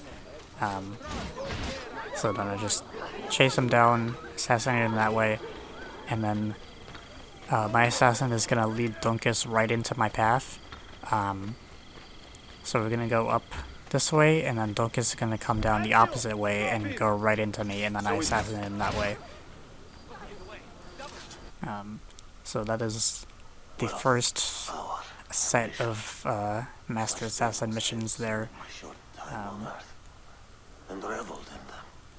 And then we're gonna get into all of the rest of them.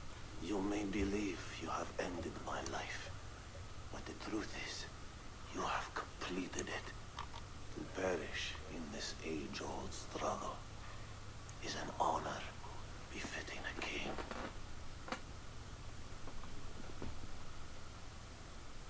Leave this life in peace.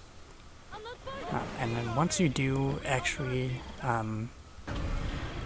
complete a part 2 of a Master Assassin mission, the assassin that you recruited permanently gets attached to the den that you assign them to. So now you can permanently never get a den defense at that den.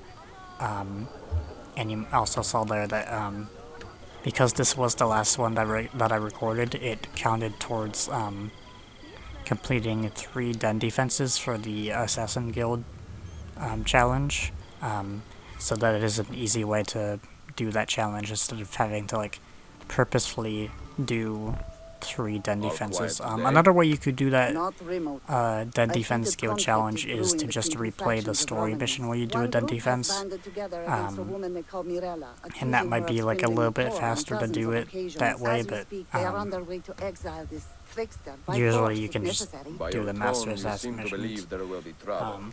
Especially I do. since doing them Mirella is a prevents them frightening from woman, happening and at her all temper is in the well first place. I fear for anyone who crosses her. So I feel like it's a little Then we bit should better to give these do the Romanis den our defenses support.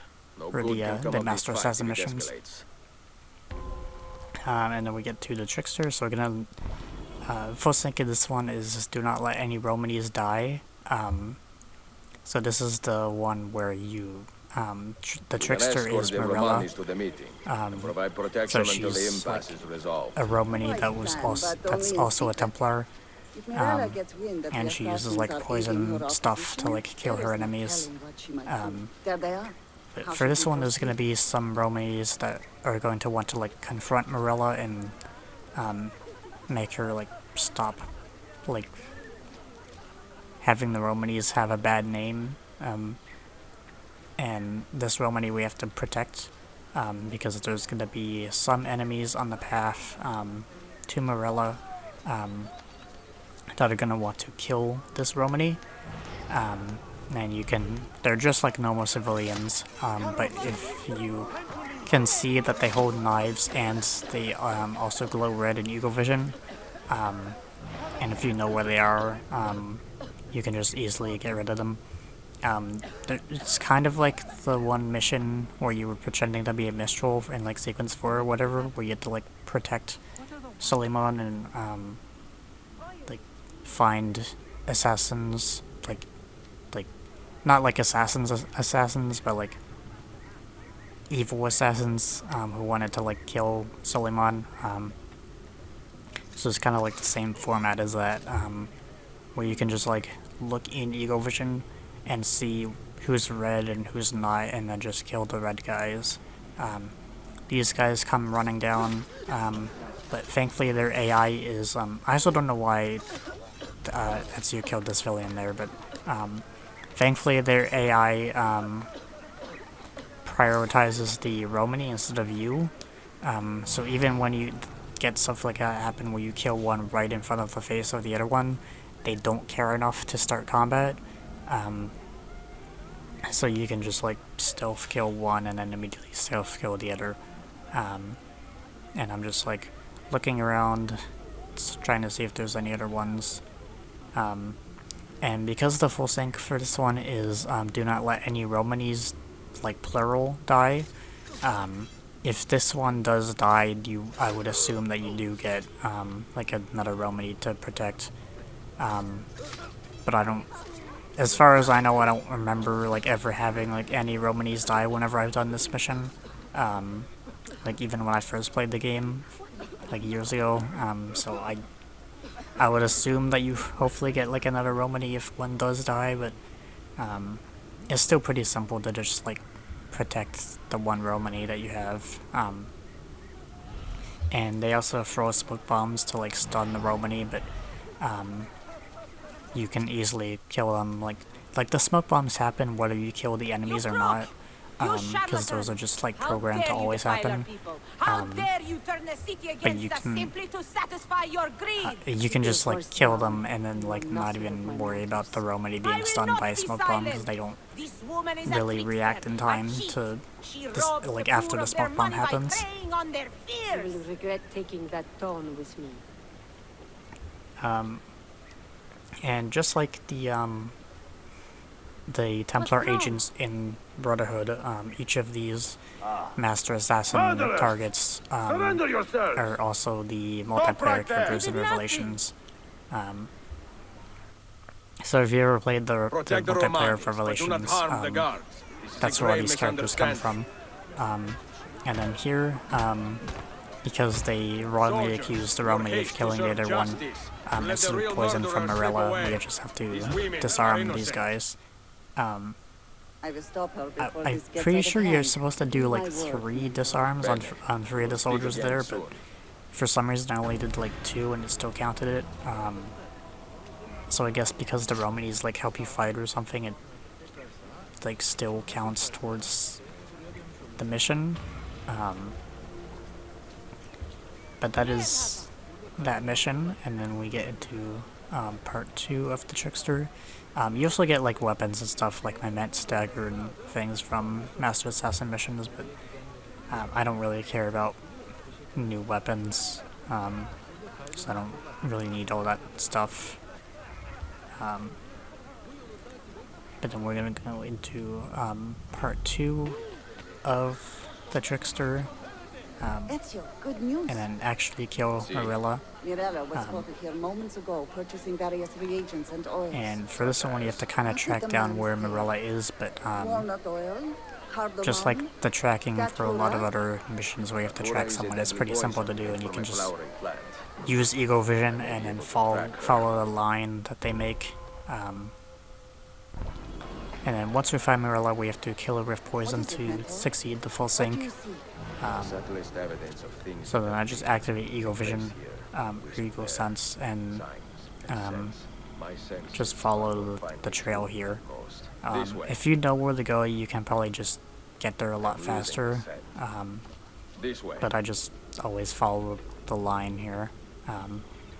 We are getting closer. I also don't know why sometimes Ezio says he's losing the sense even when he's like directly following on the line, but I guess there's just like a weird dialogue thing that they didn't really think the program correctly or something. In the past few minutes. I will take cover while you flush her out. And then we get here, and then we just have to do the same thing and just continue following the trail after that little cutscene there. And she's not really too far away from here. So just continue following this trail. And then once we find her, we're gonna have to kill her with poison. Which isn't too hard of a thing to do because of poison darts. She does run away immediately.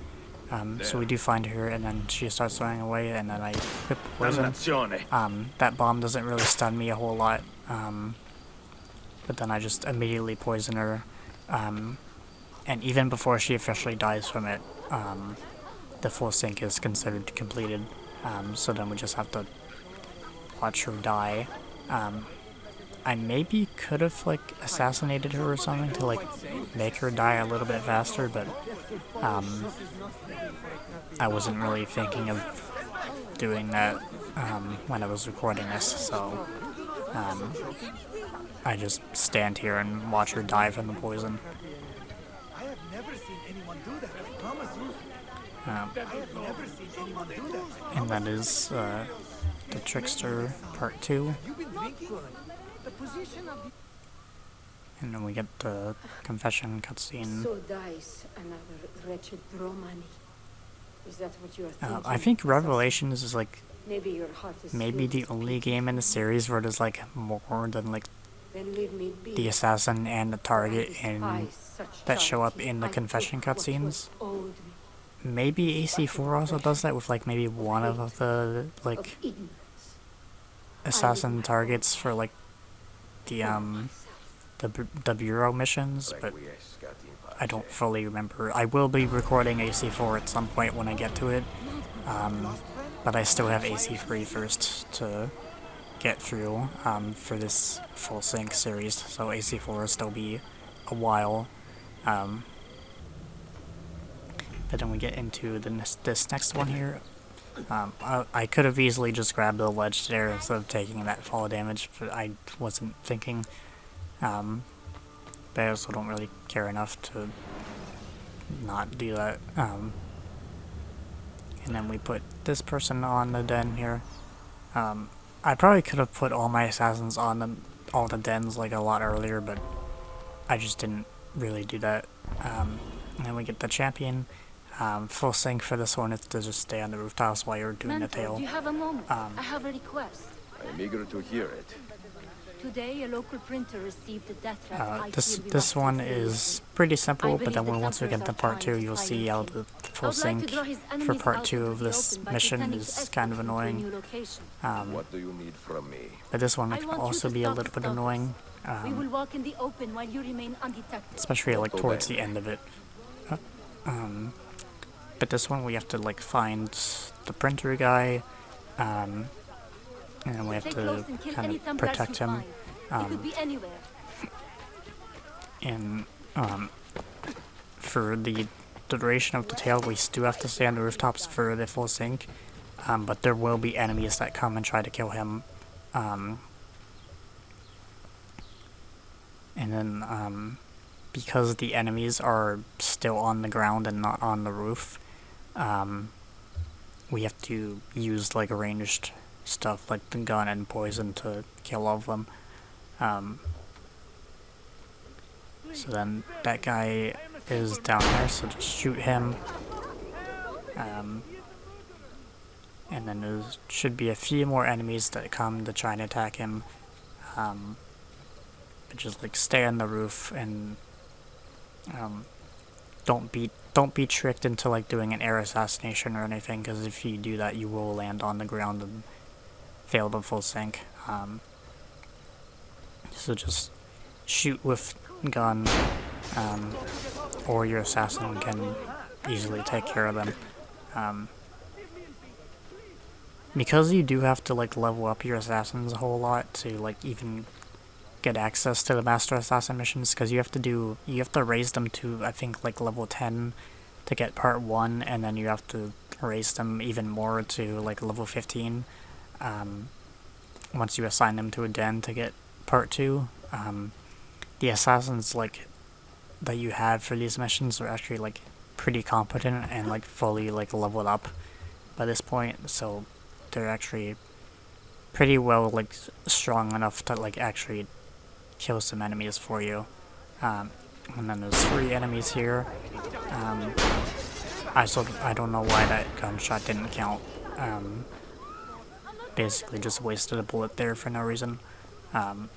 I think probably because my assassin was in the middle of doing a counter kill animation on that enemy, so it probably disregarded my gunshot. But just easily take care of those guys, and then go above here, and then there should be probably another group of enemies that shows up at some point. There's that guy down there. I don't get the shot off in time, and then again my gunshots don't do anything, I think because my line is being blocked by the wall or something. But I just like waste a whole lot of bullets here because like 4 of my shots like got completely blocked for no reason. So then I just bombed that guy, even though my assassin kills him, so that bomb also probably didn't do anything. That's probably why my assassin is like on half health now, because that bomb probably did some damage to them. But it doesn't really matter too much because we're kind of getting to the end here. So then once they get past this tree here, the main target is gonna show up, and you'll see that I actually died. I think what happened was like I tried to chase this guy down, but he got out of my range way too fast, and I actually ended up losing him, so it made me fail. I'm trying to save you. So then we just take care of these guys here. That was a little bit jank on that gravestone there, but whatever. I feel like I thought I saw a 3rd enemy icon, but I guess they somehow died somehow. What happened? I don't know. Quite an animal, no? But then we just go back to our assassin here, and then Today I bested that is the end of by much. part 1 for Be the on champion. your guard. He will be back.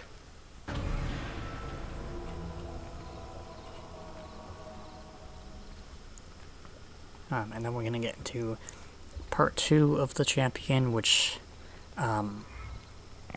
if you might have saw like years ago, I made a video about like badly designed like Assassin's Creed full sync objective missions to like kind of show off some full sync objectives that were like really dumb and hard for no reason. This was one of the ones that I put in that video. I do. Because the full sync for this one is do not let the Herald lose any health. So there's gonna be a herald here that we have to kind of protect from a whole bunch of enemies. And if he gets hit a single time, even if it doesn't kill him, you fail the full sync on this. And that is just extremely stupid and dumb for no reason. Like, it would be so much better if it was like, don't lose more than half the herald itself or whatever, but like, you have to basically do this entire mission with like no damage on the herald, because like then you'll just immediately fail, and it's really annoying. And it's even more annoying because if you keep repeatedly failing, you have to sit through all of this dialogue like every single time. So what I typically do, sometimes this works and sometimes this doesn't. What I do is I use a gold coin bomb to kind of like make a big group of civilians here that will grab the enemies, and also make it so that there's a whole bunch of civilians that they have to run through to get to the herald. And then once they get close enough, I use a smoke bomb to stun them a little bit more. That's probably a little bit overkill on the stunning, but also like I use eagle vision here to like see through the smoke and also see which enemies are red or not. And then I actually get a civilian kill there, but and then this guy almost hits them, but because of him being grabbed by a civilian there, because of the coins, he actually gets stunned. And then we just get this guy here, and then I use, he gets grabbed again, and I use another coin just for safety. I'm getting a lot of like jank hits where it's not like fully killing them. And then this guy actually hit closer to the herald instead, which is a bad idea, but I just like get him trapped in this corner and just killed him while he's like being like blocked by these civilians here. And I realized that my hitting blades aren't really doing too much, so I actually equipped my sword here. But you can see why this is annoying, because there's just like so many enemies that come. Like, you would expect it to like have stopped by now, but there's just way too many enemies. And if he gets hit a single time, you have to go through all of that again. And then there's one last guy here that he almost gets hit by, but then just instantly kill him. And then the champion shows up again. And that's actually true what he says. If you draw your weapon, he dies. The game auto-equips your fists here while you distract him by walking over this section. But if you actually like equip hidden blades or your sword or anything, the game will detect that as you drawing your weapon, and will actually make him kill the herald. So that will make you have to also restart the mission. So you actually do want to stay on your fists there. And I've learned that the hard way, because I usually like to instinctively press up to equip my hidden blades if I don't have them equipped. So I've had times where I saw that I was on fists and instinctively hit up to equip hidden blades, and then he killed the herald, and then I had to completely redo the whole mission again. Thankfully, when I was recording this, it only took me 2 tries, so it didn't take me too long to record it when I was doing this video. But I've had a whole bunch of other times where it's taking me like, I don't know, like 10 tries or something to do that mission. And you also want to craft the bombs before you get into that mission, because if you failed if you have to like reset the mission, it will reset your bombs to whatever they were when you accepted the mission. And thankfully there's a bomb crafting station pretty close by to where the mission starts, so you can just craft them and then run back. And then for this one, this is the Thespian. This full sync is to not let the apprentice get hurt. So what we're gonna do is we're actually gonna find the Thespian, which is an actress named Lysistrata, and we're gonna have to tail her for a little bit. And there's gonna be some enemies that are like kind of like the Morella mission of the Romanes. There's gonna be some enemies that are like hiding in the streets and around corners and things that are gonna come attack the assassin. They're not hidden as civilians like they were in the Romani mission. They're just like the normal like Byzantine models. So they're a little bit easier to notice. They also get the red icon. And I get a SSI arrow glitch there for some reason, but even though he's dead, he's still like somehow refilling his detection meter for no reason. But yeah, you can just the assassin did say to follow on the rooftops, but I stay with the assassin on the ground so I can kill these guys. Because the full sync is to not let the assassin get hurt. So just like the previous Herald mission, if they get a single hit on them, you'll fail. So I actually just stay next to them to like kind of protect them. And then I see that there's this guy over by the stairs here. And just like the Romani mission, if you see them before they like start attacking the guy, you can just go kill them.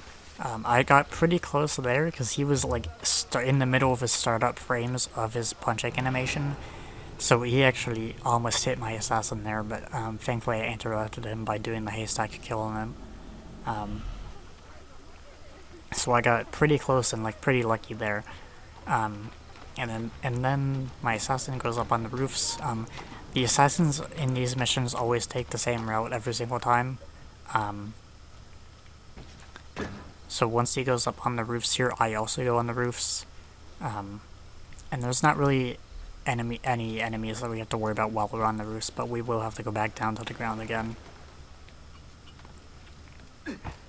But basically just like stay with the assassin, like stay next to them.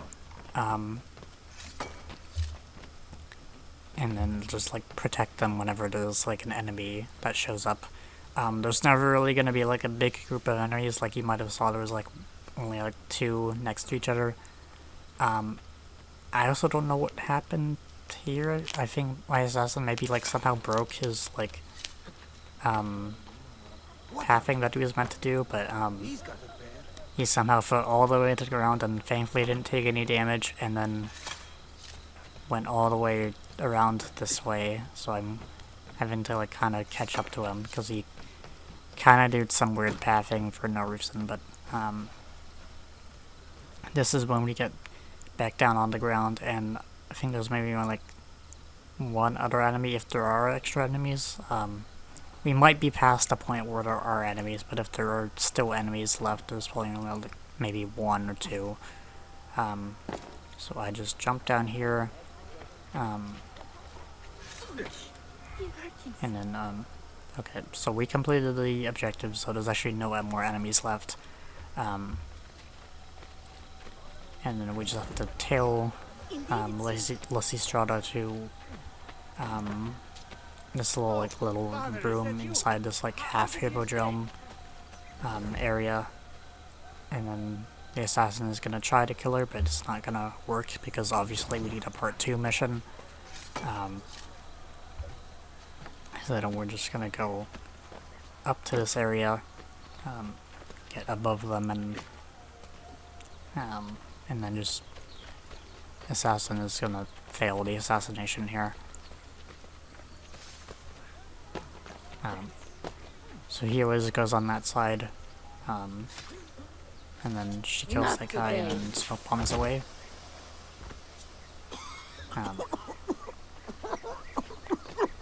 Mentor! and then we have to follow her trail again. We can find her if we hurry. She always goes like the same. she goes to the same area every single time. She always goes left around this corner and then all the way down into this little area here. So you don't even need to like use eagle vision there or anything to like follow the trail. If you just know you can go around the corner. So because I knew that you can just go around the corner, I didn't even bother using eagle vision there because I just knew that I could go around there. And then all the bodies magically disappear. Yippee! But that is part 1 of the Thespian. And then we get into part 2 of the Thespian here. Where this one is kind of like a race. The full thing for this mission is to kill Lysistrata before the recruit does. So if you take too long, the recruit will actually kill her before you. And even though that will complete the mission, because she gets killed, it won't complete the full sync. So we actually want to kind of beat the assassin to her and kill her first before he does. I will wait an entire year. These missions also don't really have a difference whether the assassin recruit is male or female.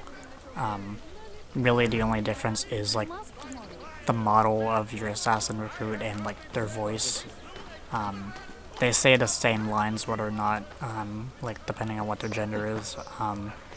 It's just like whether it's a male voice or a female voice.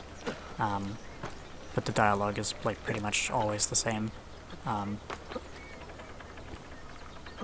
But yeah, this one, just like... She is bold. What I typically do here is, I try to parachute down, and then air assassinate with the parachute, which you'll see me do, but I actually didn't do it the way I really wanted to, but it still worked out for me, so I didn't bother resetting the mission. If you do not get her, I will. So what I wanted to do was like take that zipline, go all the way around, and then parachute when I was a little bit closer. But instead, I kind of forgot that I had to do that, so I just parachute down straight, and then run straight to where she is, and then smoke bomb this giant group and kill her that way.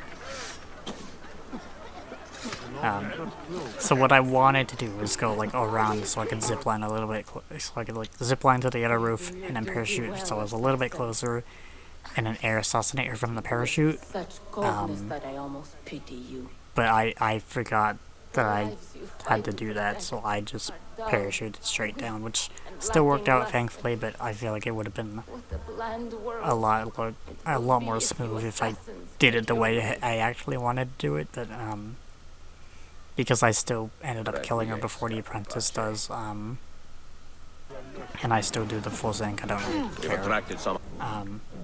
And we still have to escape here, for all these, like with all these enemies here. I use all these bombs to like almost get desynchronized from like killing civilians, but I just decide to run away from all these guys because I don't want to risk using another bomb to kill another civilian and getting desynced. So I just decide to run after like using 2 bombs there. And then we get to the next one.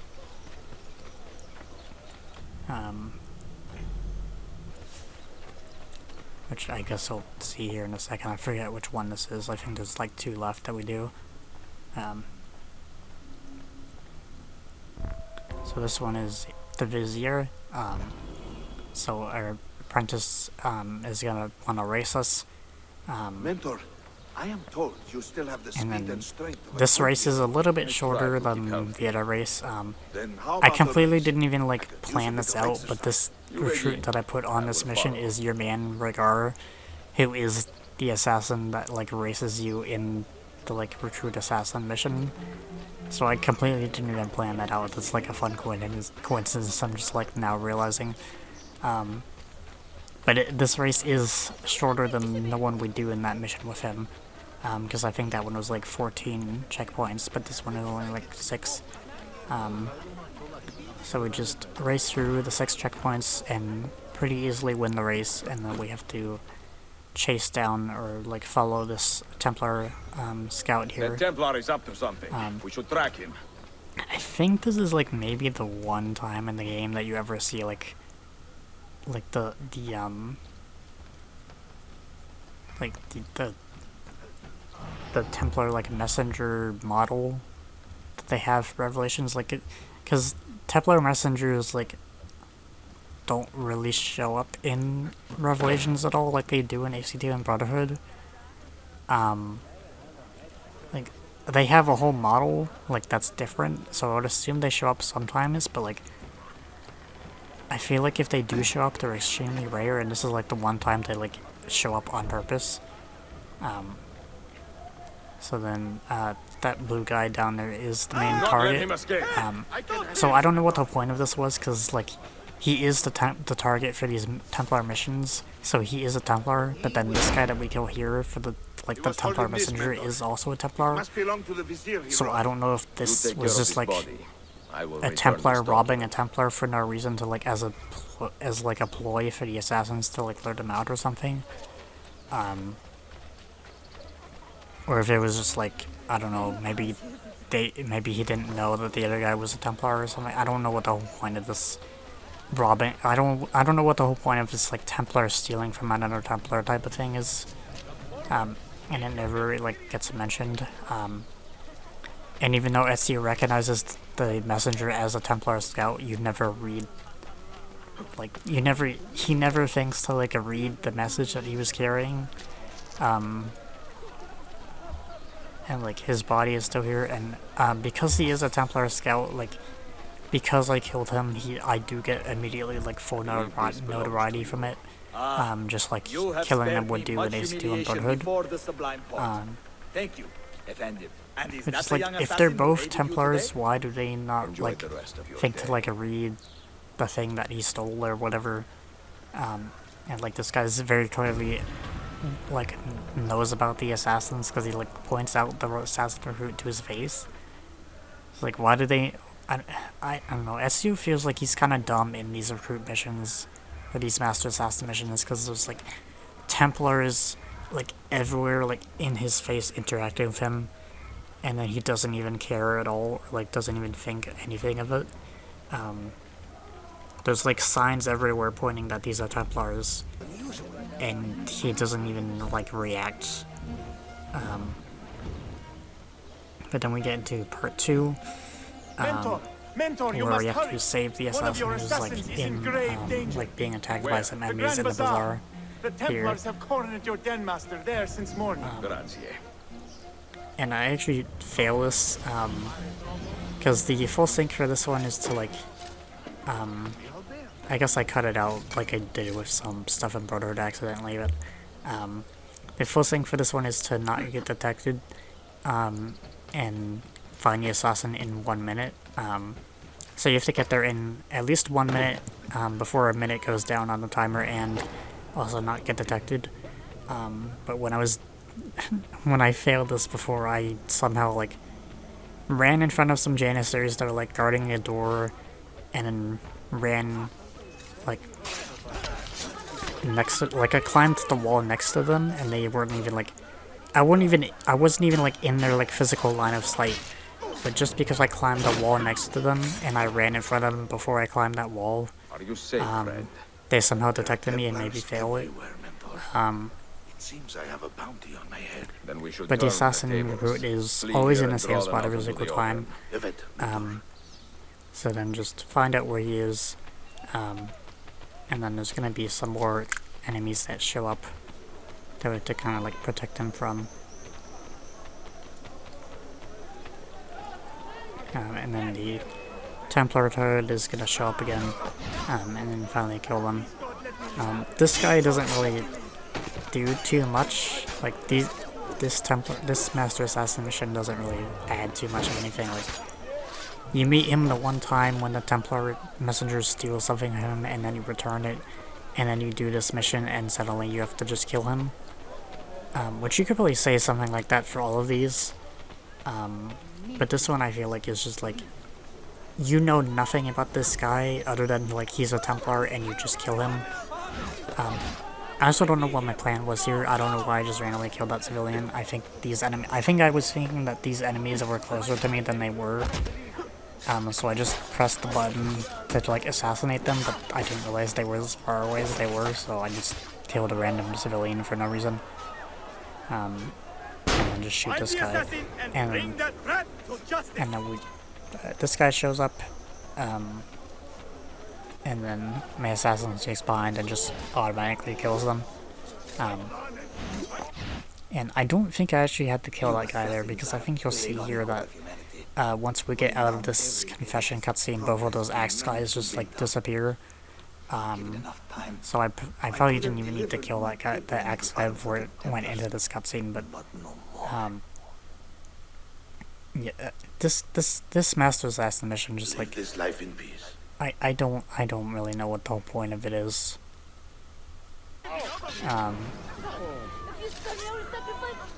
Okay, well I guess they do stay, so I guess I did do good and killed the other one early, but then just easily killed the other one. And you can see the full sync there finally, because I didn't cut this out, but then we have one more Master Assassin mission, or like one more set of 2. I don't know why I was phone already here. This one, I must have done this one after that Vizier mission where I killed the messenger and got full notoriety. I probably should have just cut this out, but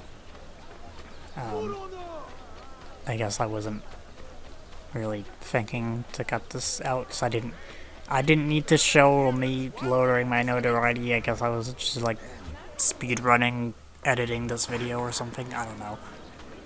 There's no reason for me to leave any of this in. I guess I just forgot to cut it out.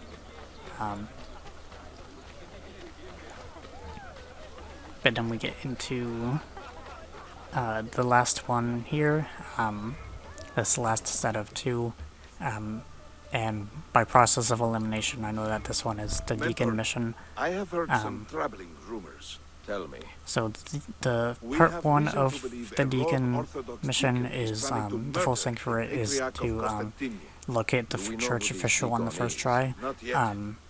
So there's gonna be like some guy that we have to kind of like ask questions about to like find our target,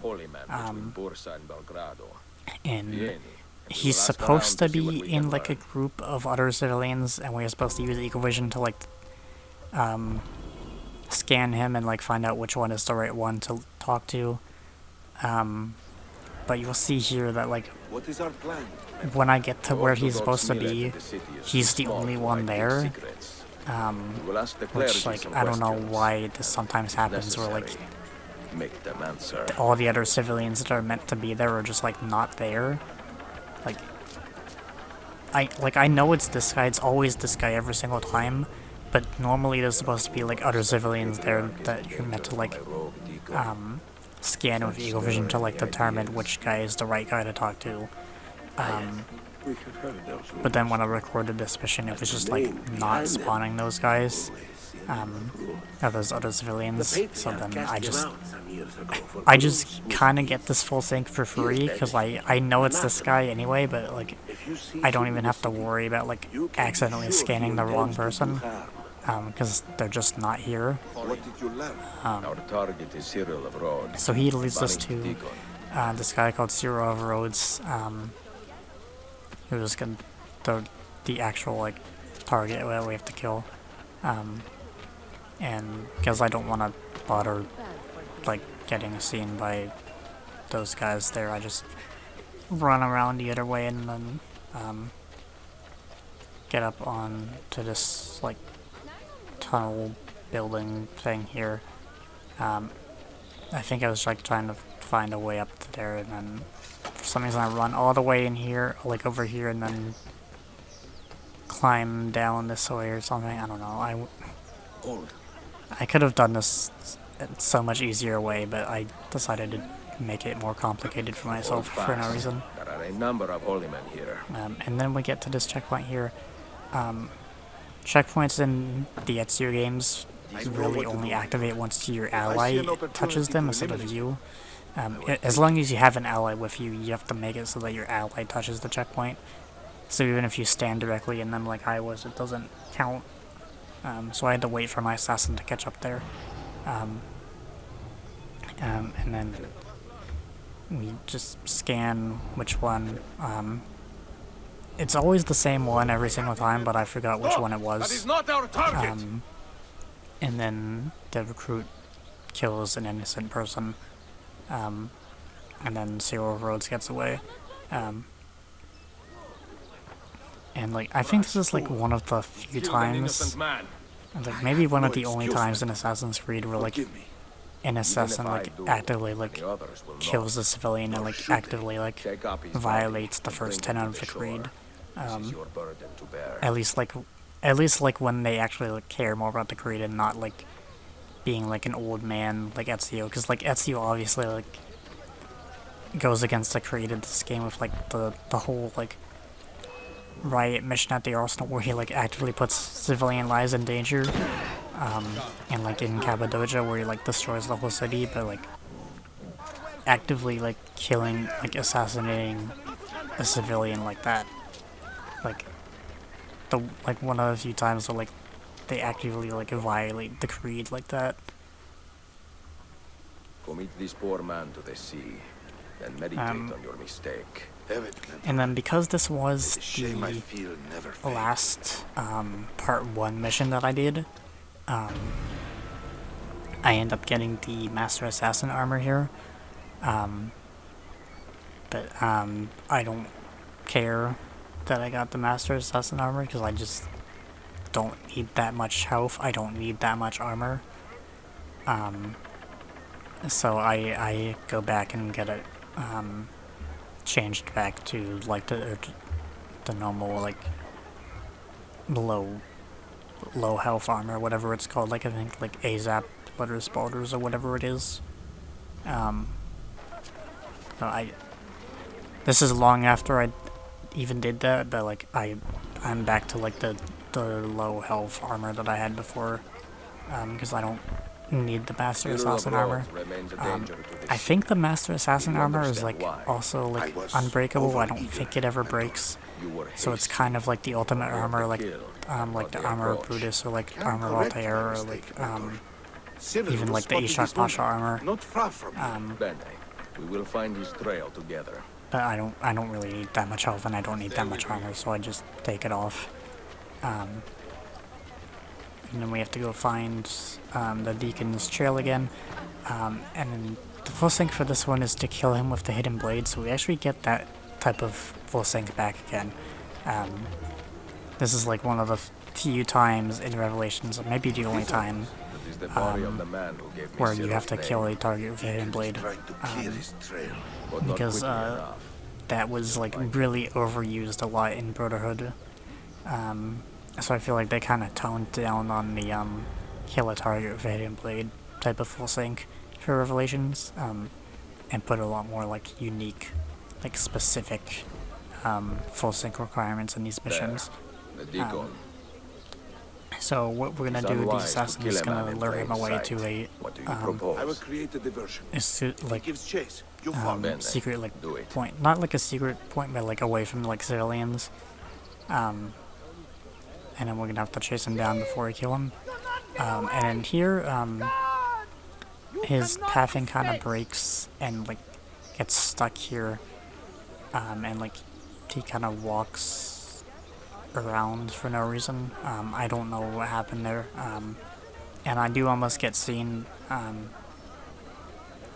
because at this point, this part of the mission is technically a tailing mission. It does have like the tailing mission AI, so if he does see me too long, he will detect me and like start investigating me and like make me fail if I stay in his line of sight too long. So thankfully his pathing fixes itself and I don't have to deal with that, but I did almost get seen there for a little bit. And then he gets lured into this area. I should have known you brutes were behind this. Who else, Deacon? And you might also recognize his voice. His voice is, I'm pretty sure it's the same guy who voices, like, Cesare and, like, Francesco in AC2 and Brotherhood. And then what I wanted to do here was, like, get on the roof and air assassinate him. But then because they decide to fight next to that tree in the corner, I'm not in range. so then I just have to jump down and kill him this way. What do you And hope then, to hear, assassin? That I regret I think this was my also like the first part 2 mission that I recorded. So I ended my part 1 recording with the Deacon, and then I started my part 2 recording with the Deacon. Which I didn't plan to do. It just kind of happened that way. But that's it for the Master's Ashen missions now.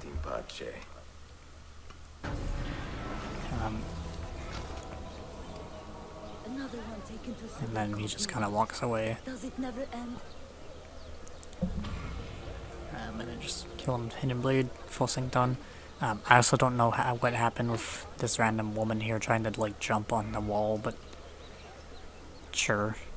And then we get into the Faction HQ missions, which there's only 2 of these. There's only the Mercenary mission and then the Thief mission. So then at the Mercenary headquarters, we get to this mission here. The bastards! The damn bastards! We have to go save a mercenary, this guy's son, who just got captured in a specific area, and we have to go kind of save him. To get at me, they attack an innocent boy. We can get your son back, but only if we coordinate and act carefully. Evet, of course. If you lead, I will follow. So then the full sync for this one is free the captured mercenaries without being detected. So we have to follow these mercenaries to the place where the other mercenaries are being captured, or like being held after being captured. So what I always do is once we get to the area, I just get on the roof, because there's like no one on the roof nearby, and all the guards are like on the ground somewhere, and because I do have mercenaries with me, I just tell my mercenaries to go fight them, because I get the mercenaries for free here because they just get auto-hired. And when mercenaries are too busy fighting when enemies are too busy fighting mercenaries, they can't really their detection is turned off, so they can't really detect me. So I just run up here while they're busy fighting the mercenaries. And then there's no one on the roof that can see me, so I just stay up here while they're all fighting each other down there. So I just like basically just sit here and watch them kill each other. I think at some point I do like actually end up like helping just to make it go by a little bit faster, but right now I'm basically just watching because there's like 4 mercenaries like ganging up on like one guy. And then I think there's like maybe like 1 person left, maybe 2. And like I guess I call my assassins to like make it go by a little bit faster, but I don't really think I needed to do that. And then it's kind of taken too long for me, so I just bombed that last guy.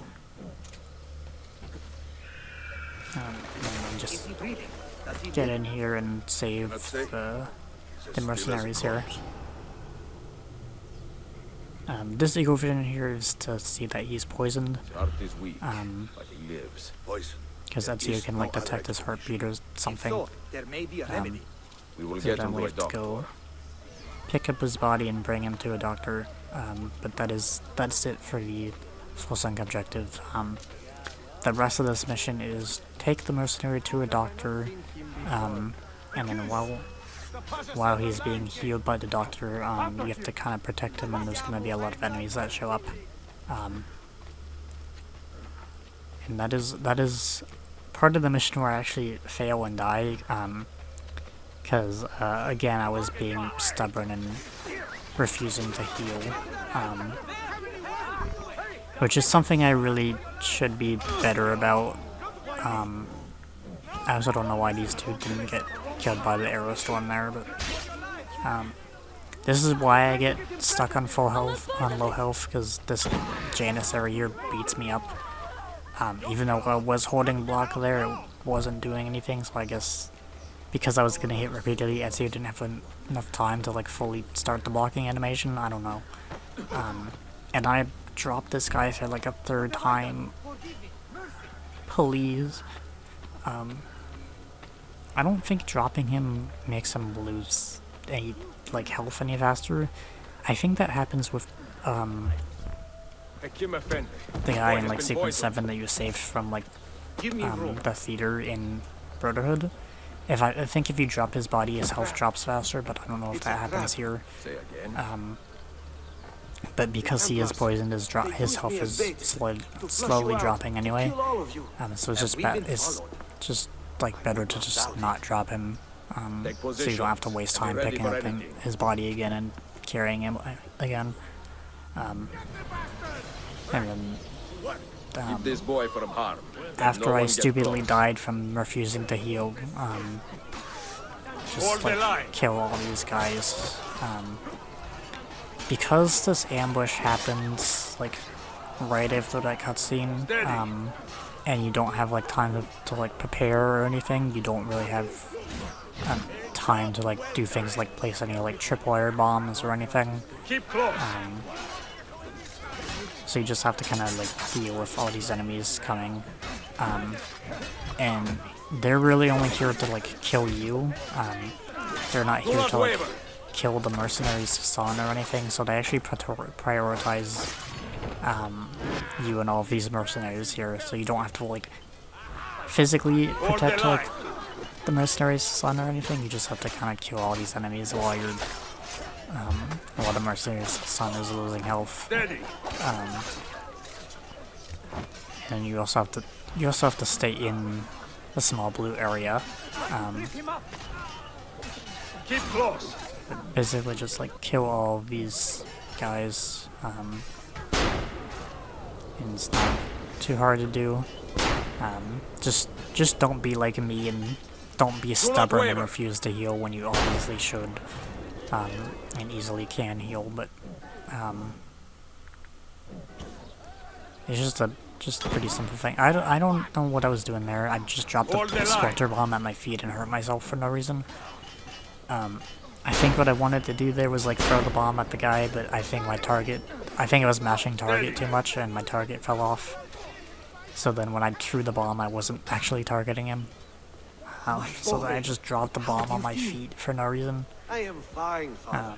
Stop doting. But that's really it for the if you think saving your life is full sync for this one, or for the mercenary faction HQ mission. Drink water and keep still. Agitation speeds the poison through your body. And then we get to the thief mission, which is also not really too hard. I also don't know why like guy just like stares off into the distance while Ezio walks away, but sure. So that is the mercenary mission, and we get to the thief mission. There is no Romani HQ mission, I think, because like there already was the one Romani mission in like sequence 3 or whatever it was. So I think that could technically be considered the Romani HQ mission. This district is funding a campaign to get us arrested. But there's not really anything to worry about with those. Well-placed bribes to Ottoman guards, tipping them off to our actions. So we do the thief mission here. We do not want a conflict with our hosts, but we are so not keen to there's surrender to them. a guy who is like hoarding money, and we have to kind of steal money back from him to like distribute to the people. I will make it worth your while. Full sync is lure the guy from the security zone without killing him, before killing him. We know that the Ottomans were paid a large So at the end of this bribe mission, there's going to be a guy that we find who is in a guarded area, and we have to use thieves to lure him out of that area before you kill him. Follow the messenger, and we will have our man. And I did fail this mission. I think what I did when I failed this was when I was trying to use the thieves to lure the guy out of the restricted area, I somehow got seen by some other guards in the area, and I guess they fully detected me and made me fail. And then here, there's gonna be a chest that's guarded by these Janissaries here, and then once we lure these Janissaries away, there's gonna be someone who leaves, and we have to follow that guy because he's kind of suspicious and like working with the guy who we actually want to go kill. So then the Janissaries are gonna go away, and we have to find the snitch here, who is always this guy.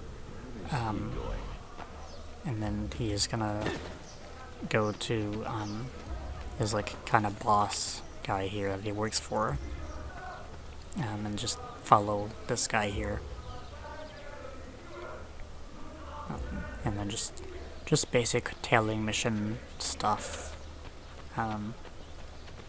Not really too much to say about that. It's just the same tailing mission thing that exists in AC2 and Brotherhood and operates just the same, and not really much difference about it.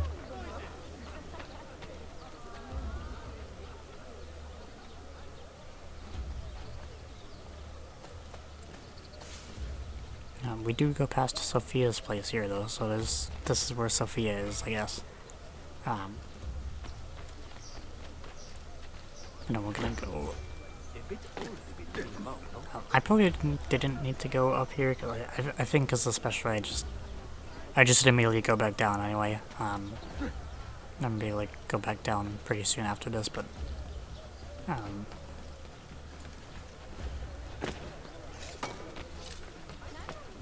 I mostly want to like I want to get down to where like these thieves are.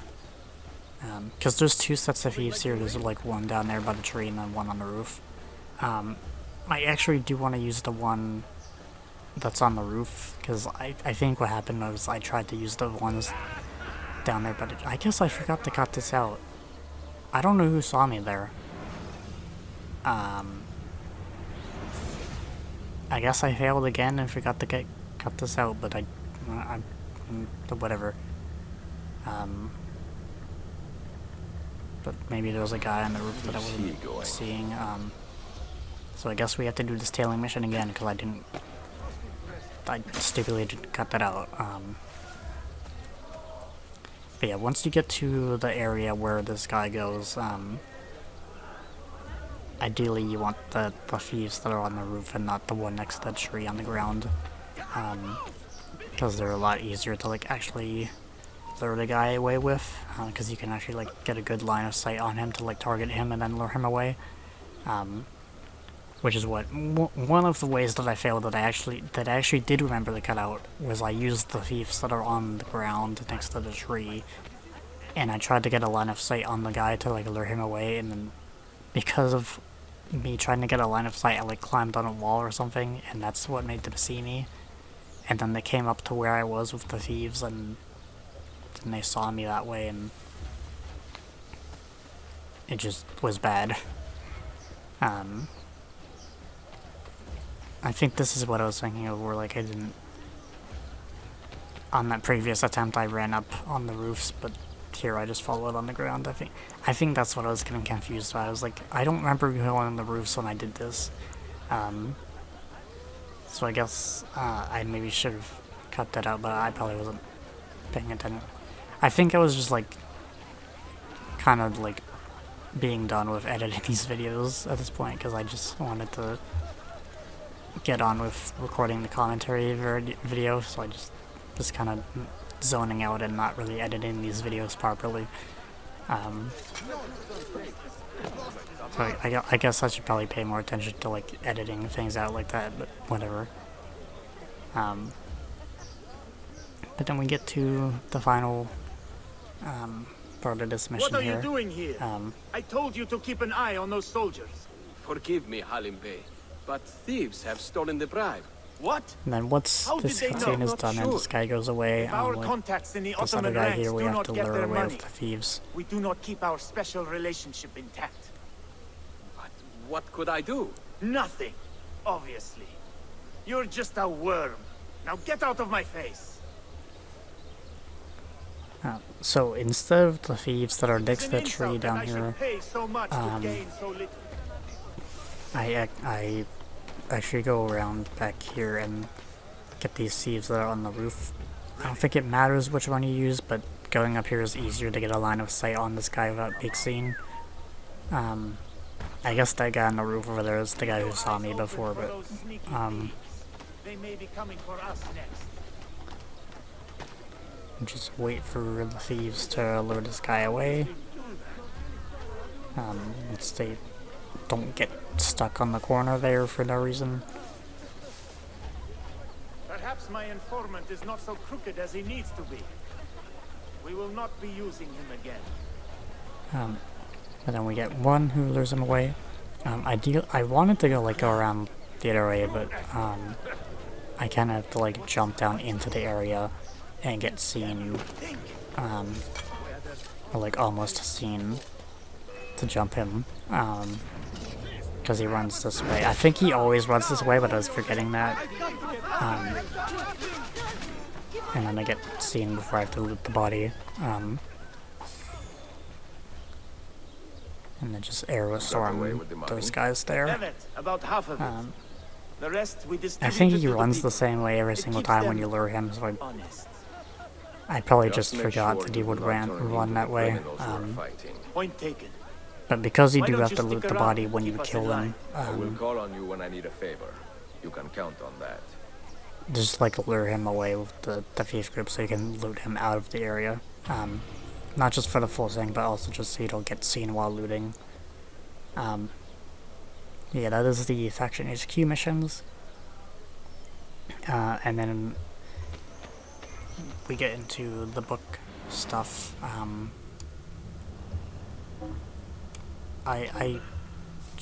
The books are pretty much the same as what they were for the main story. But before we even get into that, I buy all the books from the bookstore here. It doesn't matter which bookstore you buy these from. All the bookstores in Constantinople, all the bookstores in Constantinople sell all the same books. And if they're in an assassin controlled district, which they should be anyway, because you need to be able to do the Templar dens to be able to unlock renovating the bookstores to be able to buy from them. But having them in an assassin controlled district lowers the price on them. And then I have to go to Cappadocia again, because you still can't come back here even after the story stuff, and buy all these books. These books are way more expensive, because they are more expensive, but also there's I think a 10% or something like Templar tax on them that makes them more expensive. And those are always only sold in Cappadocia, so you can't get rid of the Templar tax on them. There is no way to make Cappadocia an assassin-controlled area, so you can never get rid of the Templar tax on those books in Cappadocia. But these book quests here are basically the same as the books that you have to find for the Masiev keys in the main story. Really just climb to a high place, scan the area with Eagle Vision, find the location that's flat, because that's usually where the book is, and they're always at the same spot every single time, so just memorize where the flat location is to know where the book is, and then you can get the book. Really the only difference is that instead of getting the special cutscene where Ezio pulls up the book and looks at it, you have to loot them from the ground, and then you just finish the mission like that. Because they're just side stuff, they're not main story required, so you don't get any special cutscenes or anything. But that one there we got is the 1001 Nights, which you probably know from like Arabian like folklore and all that stuff with like Alibaba and like the 40 Thieves and all that stuff. Mirage actually does have a like side quest, like a DLC side quest that references that also, like the whole 40 Thieves quest line, which like deals with like the whole, there's like a whole, not exactly a cult, like a thief group called the 40 Thieves, and you kind of find them and take them their leader, and there's like a special door in a cave somewhere in the middle of the desert that like you literally have to like say the password like open sesame to like open it and get inside and open the door for it. Most interesting. But that quest is it's not really all that special, but it is like DLC technically.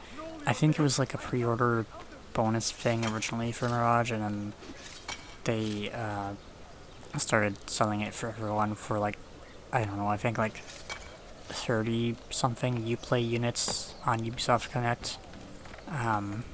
So you don't have to pay real money to get the 40 Thieves mission for Mirage, but it's still like not really that special of a quest line. It's like maybe like 1 or 2, or maybe like 3 missions, and then that's really it. And like you don't really get much of anything about it. Like one of the things that you investigate in it is like the thief leader having like a flaming sword, and that turns out to be fake. So you don't even get like a special flaming sword or anything. Like even in Origins you get a flaming sword, and you get that from the story because that's Hepzibah's sword, and Hepzibah was like Bayek's like best like friend, and was like also a Magi guy, and he gets killed, and then you get his sword, and his sword is somehow always on fire. So you get like a fire sword just through the main story of Origins, but then Mirage doesn't give you a fire sword. Which I would probably hate anyway, because like it doesn't make sense for Assassin's Creed to have like magic shit like that. But then also like Odyssey completely goes over the top of that, and like has you like with weapons that can like light themselves on fire, or like light themselves with poison, or like have arrows that can like go through walls, and I don't know, Odyssey is just way too insane. You can like turn yourself invisible with one of the abilities in Odyssey, which Syndicate also had, I guess, but Syndicate and Odyssey were made of the same people, so I guess a lot of things would carry over. Yeah, magical stuff in Assassin's Creed is just dumb and doesn't make sense. But yeah, I'm just yapping about random things because there's not really much to say about these book missions. This one is really close to where the tower is, and I wanted to jump right onto the roof, but instead Ezio wanted to do a leap of faith and be stupid, so whatever. You also can't actually read any of these books that you get or anything. You're really just collecting the books for the sake of 100% completion. I wish you could at least read a little bit of the book. You don't have to read the whole thing, because I don't know how long these books are. Who wants to read books in a video game? But you can't even read these things. There's no database entries for these books or anything. There's nothing to read about them, which is, I feel kind of feels counterintuitive when you're collecting books, which the whole thing you do with books is to read them, but you can't even read anything. You can't even read a summary of the book. You just collect the book and it's just there. It's not really anything special about these books or anything. You know, we just get this one down here in the arsenal. And then this is like one of the few times you ever get to climb like a whole sailboat ship thing in the game is before they had AC3 with like actual like full ships and things that you could like actually like climb for real. Because those like actual like real like rope climbing animations in AC3 and the games afterwards, but in here it just acts like you're like climbing a normal wall. Then we just get this book here, whatever this one is, the Book of Kings. I don't know what that is.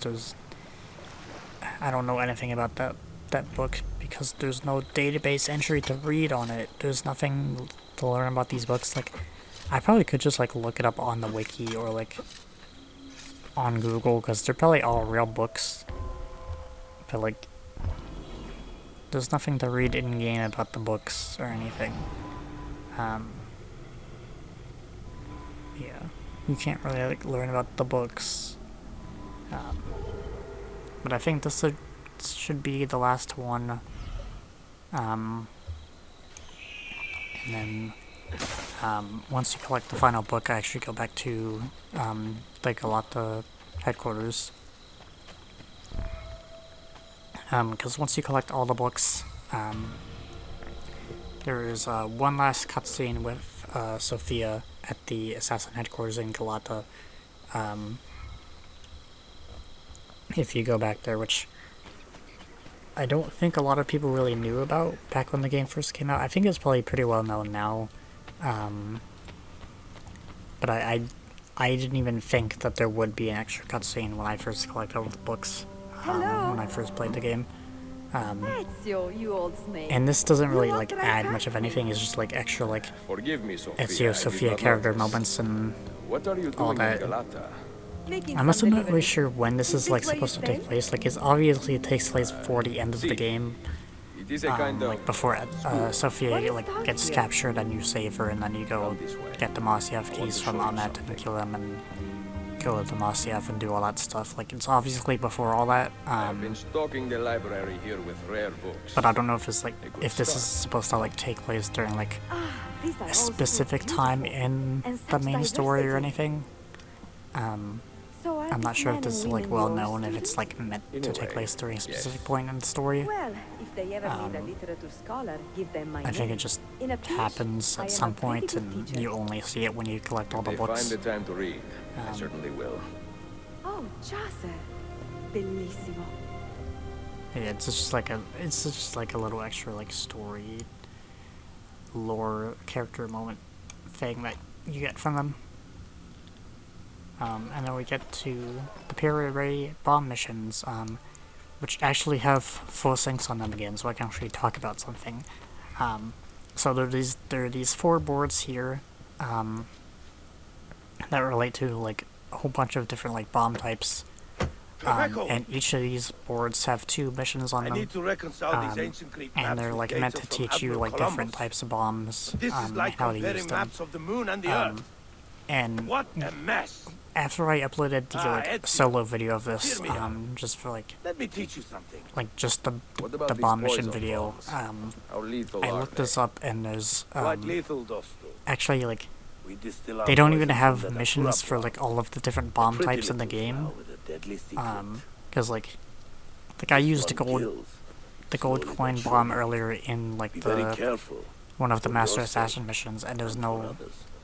There's no period array bomb mission for the gold Grazie. coin bomb. There's no mission for like, I don't know, some other ones. This one is the turret bombs.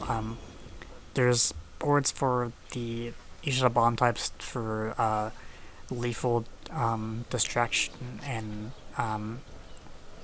whatever the other one is.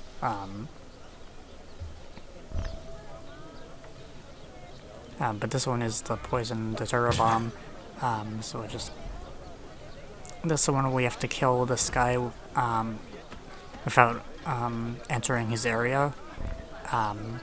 So I just poison these 2 guys here, and then what I do is I just throw a bomb over the wall, and that's gonna kill him that way without me entering the area.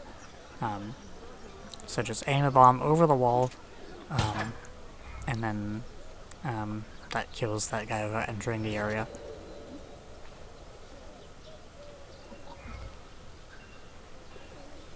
And then just watch him die from the poison. Or do not use any ranged or melee weapons to kill him. So not even going inside the area. So I was like completely wrong on the full sync. I was just yapping and not even paying attention. But it's just easier to like kill him over the wall and not even go inside his area. So I guess I got confused and like was thinking that's what the full sync was, because that's what I always do. But I guess it's just don't kill him without any ranged or melee weapons. And then we get the second mission for this board. I also didn't cut out any of these period raid cutscenes because they're like short enough to the point where I didn't feel like I needed to. But yeah, we get the second bomb mission on the lethal bomb board. I think this one might be like a splitter bomb or something. I don't know. We'll see in a second. I am here for my assassins. Here is your bomb. Use it with great care. So this one is thunder bombs. So do not count it. It's actually not lethal, actually. Because thunder bombs don't kill. Because like the full sync is to not kill. Thunder bombs just stun people. The bomb that we use here is also a fuse type bomb, which explode after like I think like 5 seconds, and can also bounce off walls. So we bounce it off the wall here to incapacitate the target here, and then just run away and escape the area.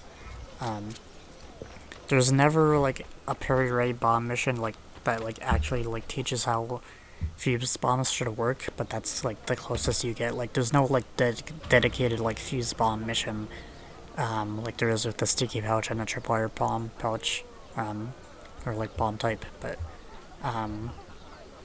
this one is like the only one that uses like a fuse bomb casing on the bomb tutorials missions. So that was the lethal board. I don't know why the thunder bomb was on the lethal board when they don't kill, but sure. And then we get to the tactical bomb board. Once I actually like select it, and I think I saw that this one is smoke bomb. Turkey smoke bombs. Are you curious to try a few? I've already been using smoke bombs a whole lot for this entire game, before, so like there's not really anything new. But not like ours. It's just that the smoke bombs and Revelations are different compared to the ones you have in AC2 and Brotherhood. Throw one of these and your eyes are useless. You must rely on your hearing and any other senses you may have cultivated. Also, like, Puree is like one of the few characters that like ever knows about Ezio having eagle vision. I think like the only other ones are like his family and keep it to yourself. Sully in the Da Vinci Disappearance DLC, and Leonardo, because I think Leonardo is the one who told Sully, and I think maybe also Yusuf. But this one is also not kill anyone. So then we have to get into this area and steal this chest. So just throw a smoke bomb at these Janissaries here. That eagle vision there, I didn't need it, but the game automatically did that for me. And you'll see that it does that again here. Or maybe it does it like when I throw the next one, but the eagle vision that it does something that I don't want. And then there's more Janissaries here that are blocking dash here. I guess it doesn't do another vision, I was wrong. But we somehow also get like full notoriety here for no reason. Just like by going in that area and stealing the chest. And then I hide in a haystack, in this haystack here. And then this guy wants to investigate the haystack, and then somehow I'm able to get out of the haystack without him even like seeing me. So I just like run around this corner or whatever and easily escape. But I think it also leaves me with full notoriety still. Yeah, it does, but thankfully I actually cut out lowering my notoriety this time, so you don't need to see that. And then we get back to Piri Ray here. Or Reyes, I don't know. So, I think some characters say Piri Ray and other ones say Piri Reyes. I'm not really sure which one is meant to be. Try this, Ezio. And then we get caltrop bombs. A non-lethal method of stopping pursuers. Which makes it so that enemies will step on like small little spikes and will try to like jump around and get the spikes out of their shoes or whatever. In Rhodos, for instance, it was so easy to lure the Hospitallers from their palace posts right into a patch of caltrops. And to see them dancing in the street in a full suit of armor, nothing is more undignified. Try it, you'll see. And then full sync is do not swim, because we're gonna be by near some water. And I guess it would be easier to escape without swimming, or by swimming, but we don't want to swim. So then just caltrop bomb these guys. And then we'll throw it in front of them so that they see you do it, and then walk into it, and then just kill these guys. And they're kind of just stunned. I don't really know where these enemies, other enemies came from. I guess they're just meant to spawn and try to kill you whenever you kill the last guy, but sure. These guys were not meant to attack me, but because I bumped into them, I got stunned by them, and then the other ones caught up, and then they saw that they wanted to kill me, so they joined in. But I just caltropped those guys again, and then just leave. And then just like don't even go anywhere near the water, so I don't have to worry about swimming.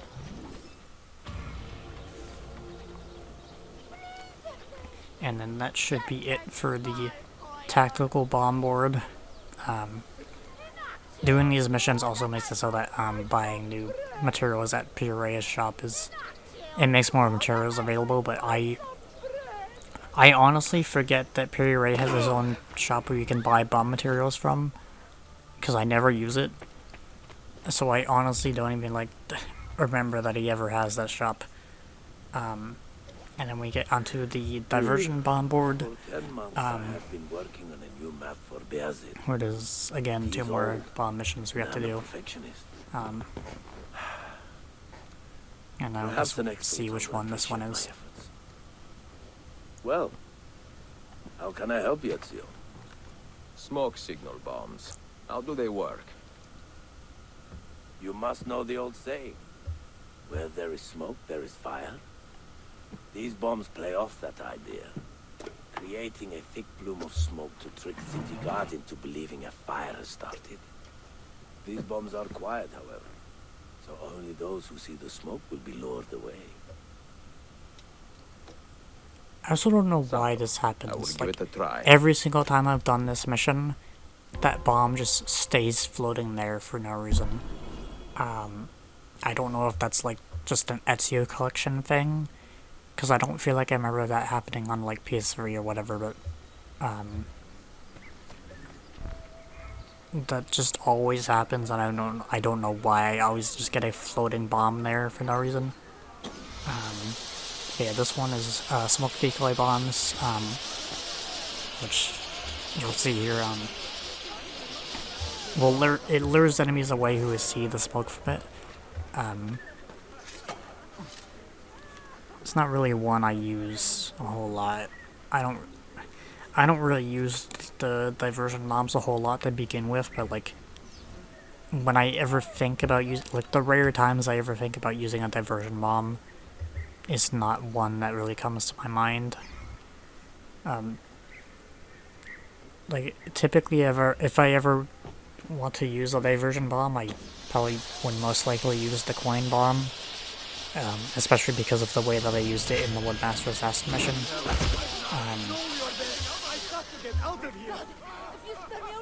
And then just like kill these guys. I wanted to loot his body, but for some reason it wasn't looting, and then when I let go of the button it picked up his body, and then I'd throw his body down again.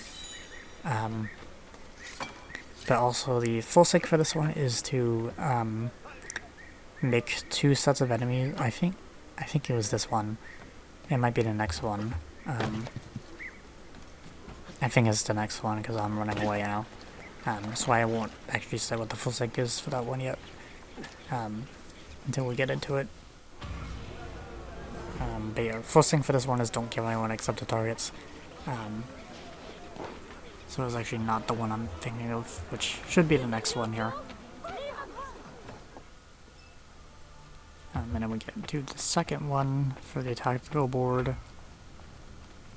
or the diversion board. Did you know that the early Christians used to place east at the top of their maps? They assumed that heaven lay in that direction, beyond Cathay, because that is where the sun appeared every morning. What convenient simplicity, no?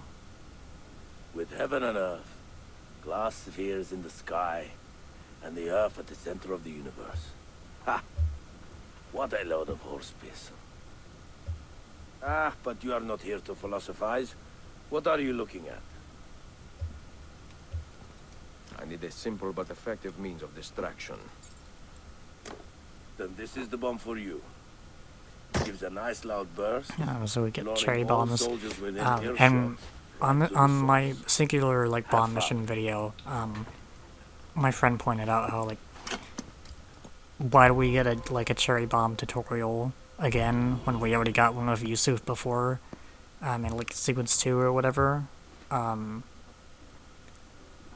I think I said like, oh, it's because like I think the game is like treating that mission tutorial with Yusuf as like just a general tutorial for like using bombs, like just a regular general bomb tutorial, like, and I guess they just happened to choose cherry bombs for that purpose. And then like they just give this one again because like there's less diversion like bomb types than there are like other ones, because there's only like 3 when I think the other 2 have like 4 or something. But also like I don't get why they couldn't have done like a gold coin bomb mission when they already did have a cherry bomb tutorial technically with Yusuf at the beginning. But full sync for this one, this is the one I was thinking of in the previous mission where you have to use the bomb to lure different opposing factions of enemies together to make them fight. So there's orange groups, which are Janissaries, and red groups, which are Byzantines. And then just use the cherry bomb like in the middle of them to make them both investigate the place at the same time and then see each other and then they'll fight. So I just always go up to this group over here, and then wait for them to investigate the area and see each other and then start fighting. So just watch them until they start fighting, and then that completes the full sync. And then just a pretty simple one to do. That whole like enemy fighting mechanic is not really something that's really used in this game at all. And I think other Assassin's Creed games also do have something like that, where like enemy factions can like fight each other, but like it's never really used in like any of the games. It's not really a thing that they use, except for like I guess like in the RPG games where like humans can fight like aggressive animals that like wander around into like Tell me camps or about your whatever and special bomb case. start killing people, and the humans fight against the animal to like protect themselves. But that's like the only thing I can think of, and I don't even know if that like really counts as enemy factions fighting against each other, because I don't think you would count animals as an enemy faction. We like the resin bombs because they stuck to almost any surface. The hulls of large ships, for instance. But then we get to the sticky bomb pouch tutorial, we all did that, Zio. which is a type of pouch you can use where you can throw it at an enemy and it will stick onto the enemy without them knowing it. We fight and to end the fighting. After I think like 5 seconds or something, it will explode and do whatever type of effect you put on it. So that this one is just like a simple do not be detected. So there's a guarded group here, and then inside that group there's like a patrolling enemy, and then we sticky pouch that patrolling enemy, and then he explodes on the other group here. Normally when you use sticky bombs you don't get like the special camera angle like this, but I think it just does this to show, just to like show the bomb exploding with the sticky pouch, and then just run away without being seen by any of them. Because even though I was like standing directly in front of them and clearly threw something at a guy past the enemies that were blocking the entrance, they don't get suspicious of me. So I don't know what. Sure, whatever. And then we get into the last puree bomb mission here, for the tripwire casing, This one has a strange which look. I also never use because I Tripwire bomb. would just rather throw a bomb at a guy rather than like go down into their path, potentially get seen and detected, This bomb will not detonate. and then place down a tripwire bomb and then have to run away and leave and then wait for them to walk over it. I just don't really like tripwire things like that in games. I would rather, it's just better to me to just like throw something at a guy that way rather than like have to risk myself to go onto their path, place something down and then leave and run away and then wait for them to walk over it. I just don't really like tripwire things. But for this one is to just kill only the one like guy that we have to kill.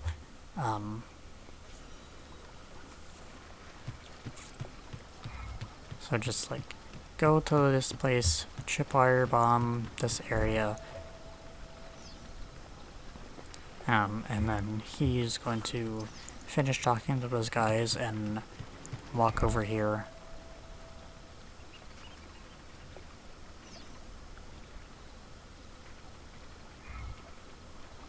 And then because this is a stink bomb that we get, that's gonna make the Janissaries kind of get away from him, because of the smell, and then just kill him, and then just climb the ladder and leave and run away, and just go over this big wall here, and then just escape whatever this area is, and that's really it for the PUA bomb missions. I didn't want to get onto this little beam thing here, but I'll just jump down here. But that's it for the PUA bomb missions. And then we get into the last few stuff here for Desmond's journey. I initially didn't really feel like I wanted to include this stuff or like Lost Archive because it is like extra like lore and stuff and all that, but like it doesn't really play like anything like Assassin's Creed. It turns it into like a first person like platformer type of thing, and incredible. I don't know, I'm not really the biggest fan of it. Simulations, no environments. can't even feel my own body. I originally didn't want to include it, but then I asked my friend if I should. He said that I should still include them, so I was like, sure, why not, whatever. It's also been like forever since I like played Desmond's Journey. So it was actually shorter than I remember it being. I thought Desmond's Journey would be like a lot longer, but it was only like, I don't know, like 40 minutes or something to do. Like the missions do get like a little bit longer the more you go through them. Like the 5th mission is longer than, like way longer than the 1st mission, but it's still like way shorter than I remember it being. But just because it's been like forever since I played them, I don't really remember too much from it. The farm. Yeah, they but called because it it plays like way differently from like the main some kids, game. a community. There's like no full sync objectives or anything to do here. It's really just platform through each area. And, it's not really an auto-scroller. Like there is like auto-scroller like type sections, but it's really just like go from the beginning to the end type of thing. It's like kind of like a puzzle platformer, but the puzzles aren't really all that hard. It's really just platform to like these hand symbols that you interact with, and then that opens the door to the next section, and that's really just it. These Desmond Journey stuff are also this here. I don't know why every single time I do this, every single time I've ever played Desmond's Journey, I always die there for no reason. Every single time I try to do that jump, I somehow miss the jump and fail and like fall in the pit. And like, I don't know why that happens every single time, and I hate it. I was born into it. I'm probably just like jumping too early or something, but like I hate that I die there every single time. You are an assassin, they told me. But Desmond's Journey is typically unlocked through collecting animus fragments in Constantinople with like Ezio. And I think they get unlocked like every 5 or something, that you get up until like 15. Maybe. I think that's what it is. I could be wrong on that, but another way to unlock them is just get the Lost Archive DLC. Everything is permitted. But because the Lost Archive DLC is like included for free in the Ezio collection, just like automatically, then that also means that Desmond's Journey is like unlocked for free, because it gets unlocked through having the DLC, but the DLC is just automatically in the game for free. So then Desmond's Journey is in the game for free, so you never have to worry about collecting animus fragments. Which does make it like way less annoying to like unlock all the stuff for it, but That's the like trouble when you're born into something. it also makes it so that all the animus fragments are pointless, because like Everyone was so serious. there's no other reason to collect them. All that talk of assassins and Templars. Like you could say that about like any collectible in Assassin's Creed, because like no collectible in Assassin's Creed really ever does much of anything, and you never have, like if you ever 100% any of these games, you never get anything from it. I guess except maybe in like the RPG games, or like some missions like give you more XP or like some extra money or whatever, but like that's really it. Or like maybe some like new armor pieces or something, I don't know. But like collectibles in Assassin's Creed like never really like mean anything. And like now with Desmond's Journey being free from having Lost Archive for free, it makes the animus fragments like even more worthless than they already were. And there's also like 100 animus fragments in the game, and you only need to collect like, I don't know, like maybe like 50 of them, or like 15 or whatever the number is to get all the Desmond's Journey. God, it all sounded so stupid. I couldn't and hear then the word Templar without laughing. I know you can. Assassin. There's typically no map for collecting all the animus fragments. But I think once you get 50 of them, you can go to a bookstore and you can buy a map for the rest of them. which is kind of annoying. An endless struggle. That you only get the map for the anime fragments after you already collected like half of them. And typically when I'm collecting them on my own, like if I'm doing like a full like 100% run of this game, I'm just using a map online anyway to like collect the first 50. So then at that point there's no reason to like for me to like even use the map in game, because I'm already using a map online for free. It's like there's no reason, just give the map in game without having to collect like half of them. Like it doesn't make any sense. Also for the Ishak Pasha pages that unlock the Hagia Sophia hidden location mission, there is a map in game to also find all of those, but you only unlock the map for that after you collected 25 animus fragments. So like again, like why? Just like why do you have to lock out like in-game like collectible maps from unlocking like collecting other collectibles? Like there's just no reason to do that. Like I don't understand. And like the only reason collectibles ever got put into Assassin's Creed in the first place was because like some developer's kid or something like played AC1 during development at some point, and there were no collectibles or anything in the game at all, and the kid was like, this is boring, and they just thought it was like the most boring thing ever. They didn't really understand it, so then they were just like, you know what, let's put in collectibles to like make it less boring. Morning bell. Also, that morning bell that like Desmond just heard, that is literally the exact same bell sound effect that gets used in AC1 after you kill a target and you have to like escape and like run back to the bureau.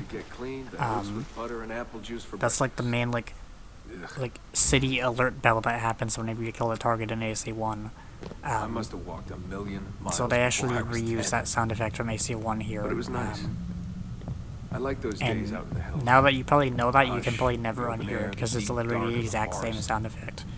You can go back to AC1 and compare it. You can go kill a target in AC1 and hear that exact same bell sound effect. But I'm also just yapping. I'm not even like explaining anything that's going on. So for Desmond's Journey stuff and Lost Archive, you have these platforms that you can spawn, that you can walk on. For Desmond's Journey, you only have the horizontal one, which is made up of 4 blocks, and then the ramp. And then in Lost Archive, you also get a trampoline where you can like jump off of it and launch to like high places. But that's really all you get. And the ramp is mainly used for like getting up higher, and the horizontal block is mostly just for like horizontal traversal, or for like doing this for like stopping yourself from falls. There is still fall damage in this, but you don't have a health bar, so most fall damage just like instantly kills you. But you can usually use the blocks to kind of prevent that. And this thing here, sometimes you might see these like white like closed off areas with like particles in them that move. Those make it so that your blocks will like float in them, and like they will follow the movement of the particles. So if the particles are like moving up, what is this about? Then if you place a block in that area, then your block that you place will follow those particles and also continue moving up, or like move to the left if they're moving left or right or whatever. For my own good, and then you also see here this orange thing. Away in the Black Hills. And orange areas will make it so that you can't place blocks in those areas, and they will immediately fall away and you can't stand on them. And then there's also these other like these dark black or blue while they dream. Abstergo block builds things nightmares. on the walls where if you Abstergo. touch those, they also immediately First kill time I you. saw that name, it was on the side of a bottle So you of also have to ibuprofen. kind of avoid those. Mom laughed when I asked her about it. Can't get away, she said. And that's kind of really it. I think there's like a few other things that get introduced in like Lost Archive, but we'll get into Lost Archive when we get into Lost Archive. 3 dozen Abstergo-owned products at any given moment. If you tried to purge them from your life completely, But yeah, it we're would be really a full-time just job. going through Desmond's life here, because Desmond originally lived on like a farm type area. They did call it the farm, but it wasn't really like a full-on like. He describes it as like not like an actual farm, but like there was some animals and grew some food, but like it wasn't like a fully functioning farm because it was originally the main purpose of it was to like train assassins. And he kind of grew up in like an assassin family, and then kind of grew disillusioned with it and didn't really like understand anything that was going on, and no one told him anything, and he didn't really listen. So then he eventually grew tired of that and ran away when I think he was like 16, maybe. What scared me was the training. Sweat, tears. And then eventually ran away to New York and was a bartender, and then got captured by Abstergo and all that stuff, and then Assassin's Creed happened. Couldn't stand it. What was the point? Yeah, just basically like falling down this section here. I didn't know what to expect. I think the game wants you to like slowly go down during like in the floating block section, but I'm impatient, so I'm trying to go down as fast as possible. I think there maybe might be a speedrun of Desmond's Journey on the speedrun.com page. I know there is for Lost Archive, but I don't know if, I'm not fully 100% sure if there is for Desmond's Journey. Lost Archive is a little bit longer than Desmond's Journey is, so that's probably why there's more of a speedrun category, like an official speedrun category for Lost Archive than there is for Desmond's Journey. But you can also replay Desmond's Journey, so you can speedrun it if you want to, but no one really does because no one really speedruns these games for anything. I think also there, like right at the end, like when I got down through that tunnel area, I think like there was like a Muslim chant or something that I think you might be able to hear in games sometimes, like as Ezio normally in like Constantinople, for like world building stuff. I don't know too much about the Muslim religion. I know that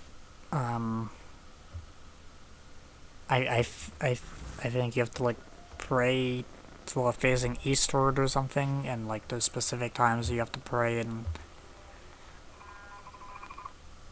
I think there's like also like you have to do like you're required to like do like some journey to like a Mecca or something and like see like a giant cube thing that I don't fully understand because I'm not Muslim, and to live my own way. I'm also just like not religious in general.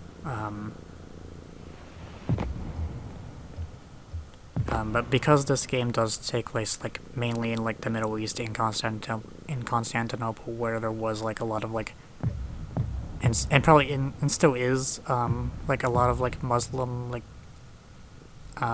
people like living there. Of course, they gotta have like the Muslim representation in it. But I just like don't really know much about Muslim stuff. 16 years old. Then I'm just go Where was I through going? this section here. No idea. There's a big Just a orange wait. thing in the middle of That this was room the that we have plan. to avoid. Not much of one. Because we can't place blocks in it. And just open the doorway to the next section. There's not really too much left to say about this area. Because I did There I what I wasn't was really doing. paying attention. I walked right kind of looked down too late and then Someone was realized died. I was gone. Was killed. They shouted. And this is a new thing where, just like the like sections where there's orange on the walls that like make a part of the room where you can't place blocks in it. There's orange like sweeper grid things where they move, like move back and forth and like sweep the room. And if they touch any of your blocks, they will disintegrate them and destroy your blocks. You can't stand on them. God, it was so dark when I left. So then they sweep, they destroy my blocks, but because they only destroy blocks when they sweep through the blocks, I can place blocks for the rest of this room, and don't have to worry about the blocks like being disintegrated directly under me. And then here, this is an interesting thing though, where Desmond describes like following a stream, and that you end up going like over a stream and you have to like follow it. So like they do try to like replicate what Desmond is like saying he experienced during this type of thing. And I guess this is like probably the closest we'll ever get to like a full like a modern day type of game thing. Like because it's like a first person puzzle platformer and not really like related to Assassin's Creed at all in terms of like gameplay stuff. They never brought it back. And then they just completely gave up on like normal Assassin's Creed anyway of like the RPG bullshit. So I guess it doesn't really matter that they never brought this type of stuff back, but like I feel like at this point I would rather have this than the RPG stuff, but like even this I would rather just like, just give us like actual Assassin's Creed. Like why does it have to be so hard to make an Assassin's Creed game? I don't know why it's so difficult to just make Assassin's Creed. This is why I say things like I miss when Assassin's Creed was Assassin's Creed, because it's just like it's just not anymore. And like I just don't know why it's so hard to make it like make things consistent. Like and like even before they did the whole RPG switch, and like it made them a like full RPG games, they would do things like introduce mechanics in games and then completely like not even bring those mechanics back in the next game. Like even if the mechanic was good, like I don't know, like someone said to me, the hook blade or whatever, they've never brought them back. And like the hook blade was planned to be in AC4, but then they got rid of it in development because they thought it would be like not historically accurate and like be leading too far into like pirate stereotypes. New York City. And then nowadays they just have gods and magic and shit and don't really care. I saw a comment on a video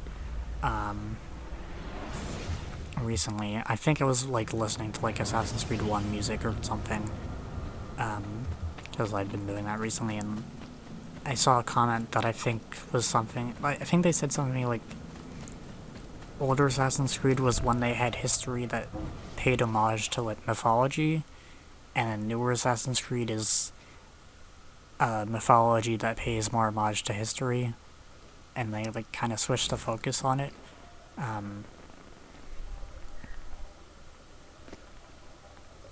So like I don't know, it just there's no real like focus on Assassin's Creed anymore. Like even when they were doing something like this, there was at least more a focus of what they wanted to do, even when they were doing like puzzle platformer stuff like this with Revelations.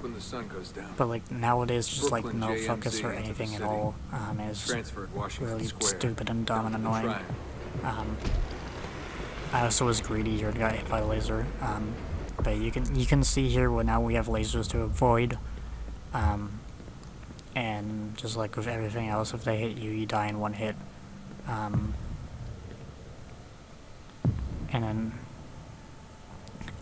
I think they first show up in Lost Archive. I don't remember if they also show up in Desmond's Journey, but Lost Archive also has yellow lasers where you can use your blocks to block the lasers instead of them getting destroyed by the laser. Into the sun. And after a few seconds, they will destroy the block that you Walking those placed. 10 minutes between the subway and the bar always felt so good. Yeah, we just But that go feeling never lasted. past or through these lasers Some here days and the just wait city's for a openings vampire. and It steals all your best moments. They come and go in seconds and fade they're away. kind of easy to do if you're not You end up remembering greedy only like the I worst. was and tried to like didn't go fast enough or went too fast or whatever. I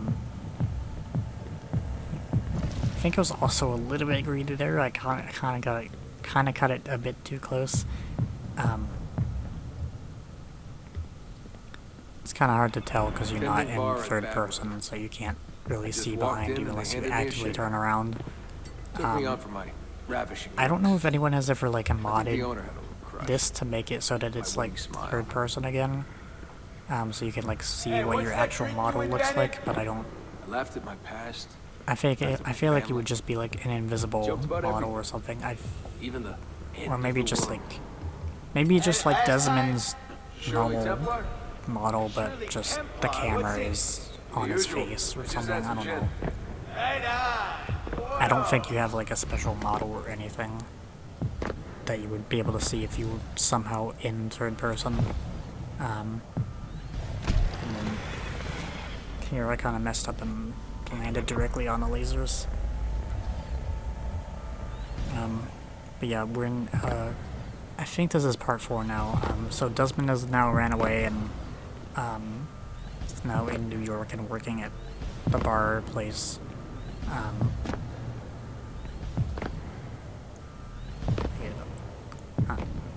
Just like dropping down here and not really There was a big dream floating out there. doing too much. And every night I saw people dreaming it. And then this big room is a big orange room. It takes as much so you money can't to put smile any as to blocks pay in here rent at in this all. place. But the switch is over there, and we obviously have to place blocks to get over there. So then we have to run through here, spawn the door, more I and miss then my now we family, can place blocks in the these more I little hated myself for designated it. areas. I told myself I wanted a new family. And I then wanted just to start over. go under and over these lasers while having the blocks move out from under you because you're in the little like I'm a little out of it. pixelated area where they have the little blocks that move action, that show the bass move drum. the Mind-numbing. like indicate where the blocks would move. 124 beats per. So I do have to Twice kind the of speed of go. a beating heart. I have to kind of go around and like back and so I can like build my ramps up. And then we can interact with the hand here, and then that gives us back a platform to walk here, and opens the door. My parents were conspiracy freaks. They live off the grid, in the woods. Seriously? And then there's a lot of lasers in here that we have to kind of avoid. Girls in their skirts, batting eyes, beads of sweat. Most Everyone platforms was like so this usually are beautiful with checkpoints. flashing lights. I don't think you ever get like a thing that actually says like checkpoint reach or anything, but was a new sometimes you man, do get checkpoints, so you don't have to born like again. do too much Alone, again if you die. But alive. Trying to But forget. there are a lot of lasers in here, so I'm trying to be careful. Let go, Desmond. Just let it go. Forget it.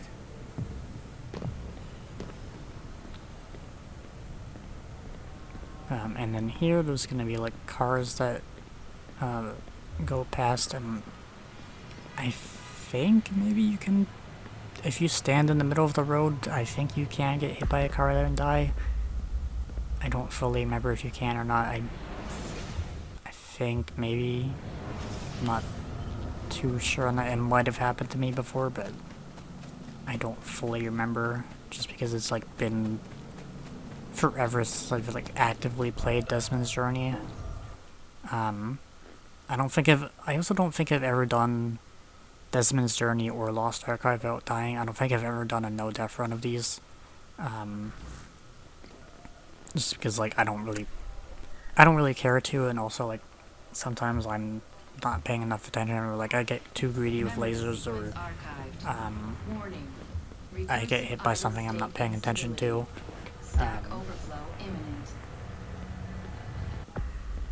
Yeah, it's probably possible to do these, to do either Desmond's Journey or Lost Archive with no deaths, but I've just never done it, because I've never really had a want to do it, and my old bitterness was back. I don't know, I was tired. I've never really thought about doing it before. I don't care enough to. The game doesn't punish you too badly if you die. If you ever get sent back anywhere, you don't get sent too far back. Then they came for me. And then just go through this Abstergo section here. I couldn't believe it. It's been a while since I've like played AC2 and like gone through the Animus room at the beginning, like when you're trying to escape, like normally where you like actually follow Lucy. Because what you can do is like when you get to the first like cross section and Lucy stops for the first time and then goes, if you wait for her to go, you can just go like straight down the middle and not get seen by anyone. But typically you're meant to like follow Lucy and go all the way around the room. But I think like you be going around the room like this, like the path that you take here is like meant to be like the opposite, like the same path you take with Lucy, but just like in the opposite direction. And then there I think I got stuck on the platform, I think because I was like too low, and then the platform was also moving because of the... It's not exactly wind, like I keep wanting to call it wind, but it's not really wind. But like moving platform stuff, and then there I almost fall again, but then catch myself. There's just a lot of stuff going on, and I don't know. And the walls are bending like that. I think this is meant to be like trippy stuff, and not exactly like psychedelic, but I guess like close enough to it. Because it's like Desmond like reliving his own memories, and then fall somehow because I guess I place a block outside of the elevator and it doesn't work. And then here I try to go into the Animus room, but then I forget that it's actually not there. I have to go all around the other way because like this is the path that you take with Lucy. You're just going the opposite direction. In a few short so months, then go just my life through changed here forever. where these super things, like days these super things are like somehow like a way later, like a lighter color than they are for the rest of Desmond's Journey. So like sometimes they're like actually harder to see here. Like I feel like they're more like light pink or something than they are like orange. And I don't know why they're like so hard to see here. But then we just go for here and try to avoid them and get a little stutter there because I got my thing destroyed. And I am an assassin. I am an assassin. Yeah, that's really it for Desmond's Journey, and then we can get into a Lost Archive, which is basically more of the same stuff. So Lost Archive is basically pretty much just the same as Desmond's Journey. The only thing is that eventually we do get a third type of platform we can spawn, which is the trampoline, which lets me jump up to like high places. But I don't think we get that until like Memory 6 or something. But Lost Archive is split into each of these memories. There's a little bit more than Desmond's Journey. But basically it like tells the story of like Clay, like Subject 16, like kind of what he was doing with his life before he got captured by Abstergo, and then like his descent into like madness with the bleeding effect of the Animus and all that type of stuff. So, we're in agreement. So this part kind of tells us like getting recruited into the Assassins and plays young child with like an abusive dad, and this part is like a funeral, like representing like his death after he kind of went insane, and his body was like dumped in the river, in the Tiber River in Italy and Rome, because he was in the same like Italy like Abstergo facility that Desmond was in, because then otherwise there would be no connection between them. Surely your goodness and love. So I'm just waiting here for dialogue because I like listening for dialogue. And then we just gotta go down the hole. We can't spawn any platforms yet, but we should be able to spawn some pretty soon. Once we go through here. Another thing with Lost Archive is the fact that the way to officially like finish it is to break the loop, because the whole thing with Lost Archive is that it just keeps going on forever in a loop.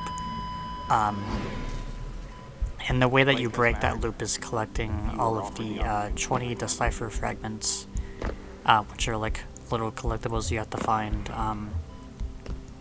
in each of the memories. There's also some like letters and things you can find, which I do also show off. I also don't know why I always do this. I always forget that I can never make that jump, and then every time I like replay this, I try to do that jump and I fail, and I never learn that I can't do that jump. I don't know why I try it every single time. I just forget that I can't do that jump. But yeah, we do have to collect all of the 20 decipher fragments. Since it has been a while since I last played Lost Archive, I kind of forgot where some of them were. I remembered some of them, and then other ones I just kind of forgot.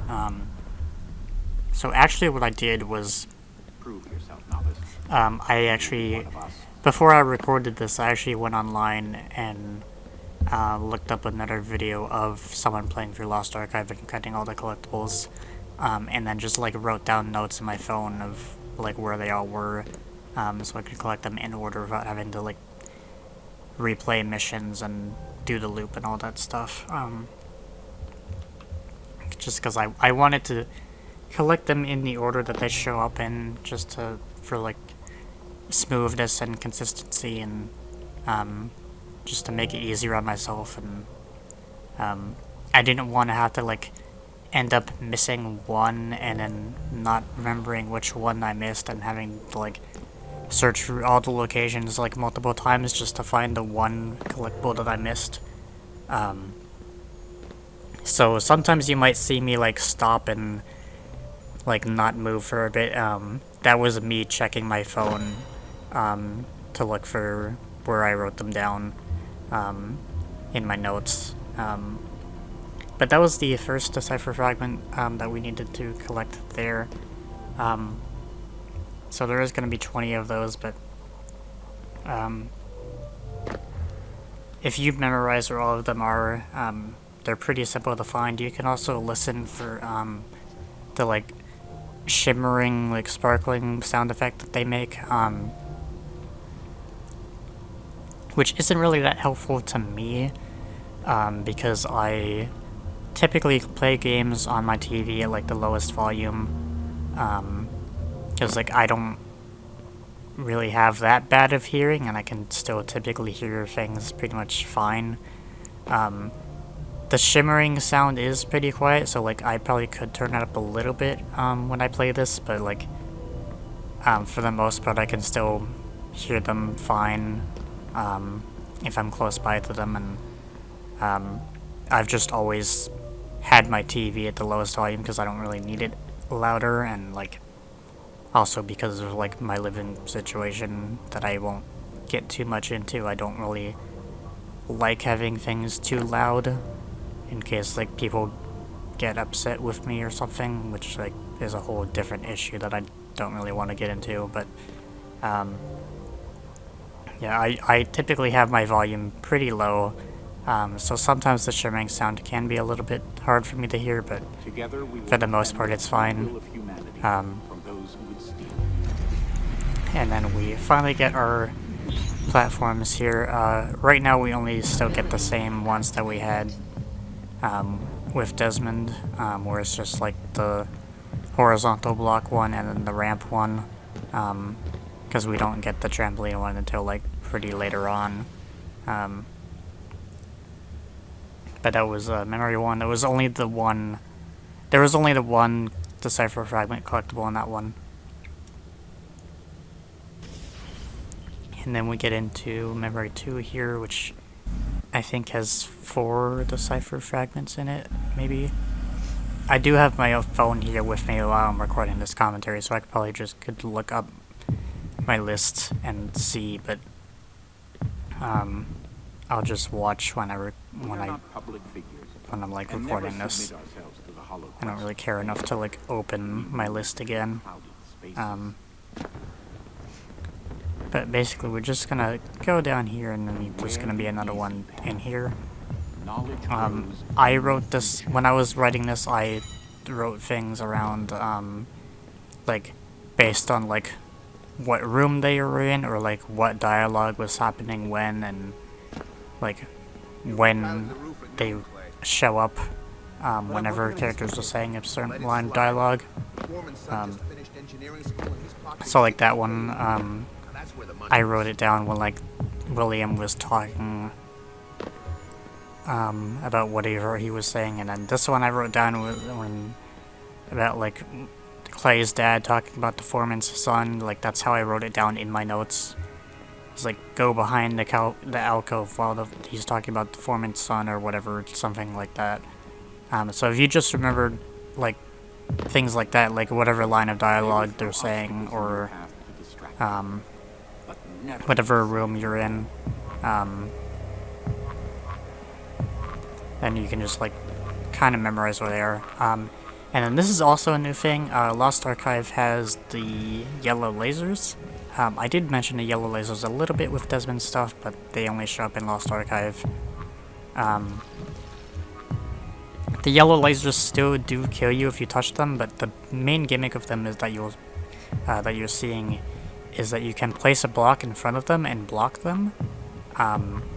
Instead of the red lasers, which will immediately destroy your blocks, the yellow blocks will, the yellow lasers will keep the block there, but will make it so that you block the laser, and you might hear the beeping. The beeping indicates like how long it takes before the laser destroys the block. So eventually, if you do leave the blocks there, eventually the block will get destroyed by the laser, and you will have to put another block there to block it again. But there is a time limit on them, but the time limit is pretty generous.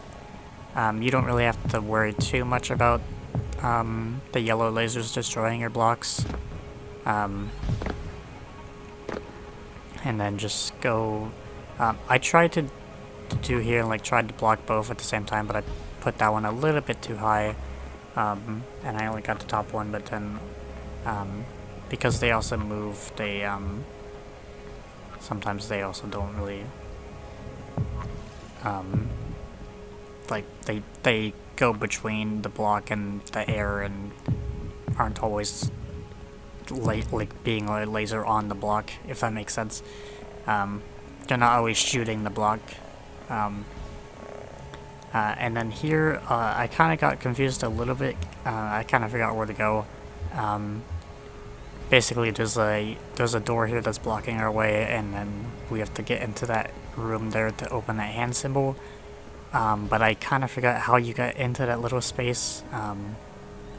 So I'm just looking around here trying to remember where to go, but then I remember that you actually have to go back this way and go up here.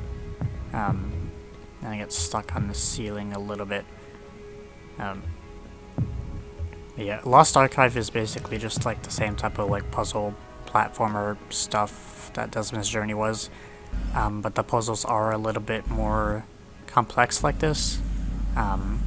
It's not just as much like go forward and follow the path type of stuff that's Desmond's Journey was. There's like a little bit more like actual like puzzle stuff that you have to kind of do. Like you have to kind of like figure out which way to go and like where to place your blocks, and then like find where all the decipher fragments are so you can break the loop. And the red like blocks down there are the same thing as like the blue blocks that were in Desmond's stuff, where they, if you land on them, if you touch them, they just instantly kill you. But we just interact with the hand symbol there, and that opens that door finally, and then we can just go out that way. And then this is representing Clay like officially joining the Assassins. And then there's one up here. So there's all those decipher fragments in Memory 2, and then just do another leap of faith down here. You don't need to go all the way down again and then do a leap of faith directly from the wooden platform. You can just jump down from where the decipher fragment is, and it still counts it. Because all that matters is that you just go down into the hole. Break into Abstergo. Gather the intel and get out. And then this is introducing us to Abstergo. This is when Clay is like trying to infiltrate Abstergo for the first time, and trying to like get information on the Animus Project before he like becomes like abducted and like it becomes like a full-on test subject for it. For right now, he's just trying to like gather like information about the Animus. 40 assassins. I don't remember the exact like timeline on this. I don't remember if Clay was like around while Desmond was on the farm, or if like they ever like I doubt they ever like met before like the events of the games or anything. But I don't even know if Desmond was even born at this point of like Clay being like an assassin and infiltrating Abstergo and doing all this stuff. I don't remember the full timeline on it. And because of like Subject 16's like voice like changing and all that stuff because of like Brotherhood, and then Revelations actually giving him like an actual character model instead of just like a generic like white like computer model like in the Truth and Brotherhood. We never really like learn about him until like Revelations. Like, we know he existed, and we know he went insane with the bleeding effect and then left all the messages for Desmond, but like we don't really know too much about him until this. Because this is like retelling his entire story, but I just don't know like the timeline here of like, was Desmond around? Was Desmond being trained as an assassin at the same time as Clay was doing this at Abstergo, or like? Because Clay was also like tasked to do this by William Miles, which is Desmond's dad. So like obviously he knew the Miles family.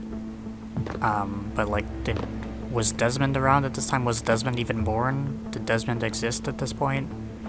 I'm not really too sure on the timeline at that point. I might have to like look that up on the wiki at some point. I just don't know if like they were ever on like the farm at the same time or anything, or if they like, I don't know if it's like I don't know if Deus Ex Machina is like the right term for it, but I don't know if it's like that where like they were around at the same time and like maybe saw each other or something and just didn't realize that they would eventually have to meet again and like have like this special connection that they have, or like I don't know if it's something like that, or if it's just like they just happened to both be trained by William Miles and didn't know each other at all. I don't know if there's like a special connection between them or anything until like Revelations or whatever. Yeah, I just don't know if there's like a special connection between Desmond and Clay and all that stuff.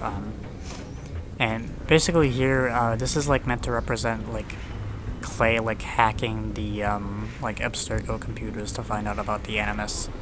And this is a big room that's like trapped in like the orange dots and stuff, which again means that I can't place any blocks here, because if I place any blocks they will immediately get destroyed, so we have to platform around using this like giant moving cube thing. That's like meant to represent like the Abstergo computers that he hacks to learn about the Animus project. And I think maybe once we finish up here, I think this is when we like officially get the trampoline platform. Trampoline platform is basically just like, it is a platform you can stand on. It doesn't make you jump automatically. You do have to press the jump button to jump with it. But it is like a little bit of a smaller platform to land on or to stand on than like the regular like horizontal square platform that you have. And I guess they officially call it the impulse block, but I just call it the trampoline because that's pretty much just like what it is. It doesn't make you like repeatedly bounce if you like jump and then land back on it. But it does like launch you into the air, and like trampoline is just kind of like the easiest word for me to use. This is like a letter thing that you can get. I don't think the letters are required to break the loop and like officially finish the game. I think they're just like extra lore stuff, but this one is just in your path automatically, so you just have to always collect it. You don't really have a choice to not collect it. And I wanted to show them off. It's like, it's been a while since I've like even read them myself, so it was also just kind of like for me to read them. But I also did want to like show off what they actually do say if anyone was curious or like wondering about that. Then at this point, we have been like detected from hacking the computer, so now we have to escape. I think there's like still like an Animus decipher fragment somewhere that we have to collect during this escape sequence. But basically just like jump all the way up here, get stuck on the ceiling at some point.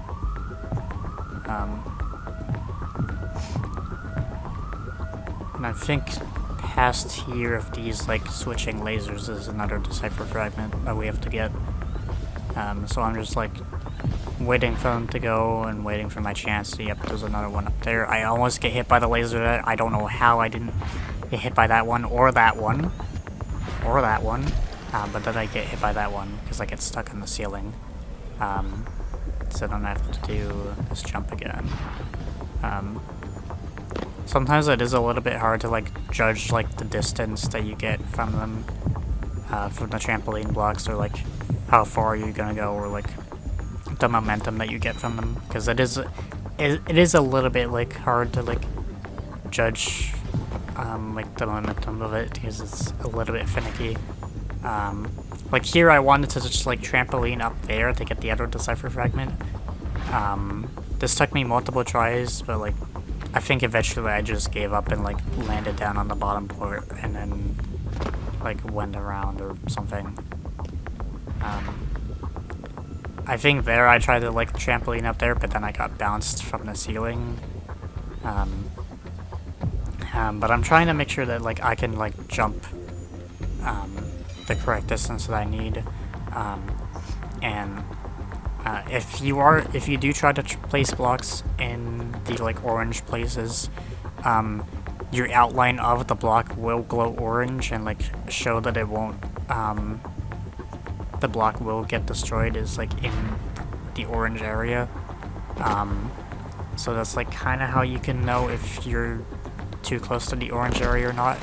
I also don't know why I died there. I felt like there's been other points where I took like more or less like fall damage and then I didn't die, but then there I died from fall damage for no reason.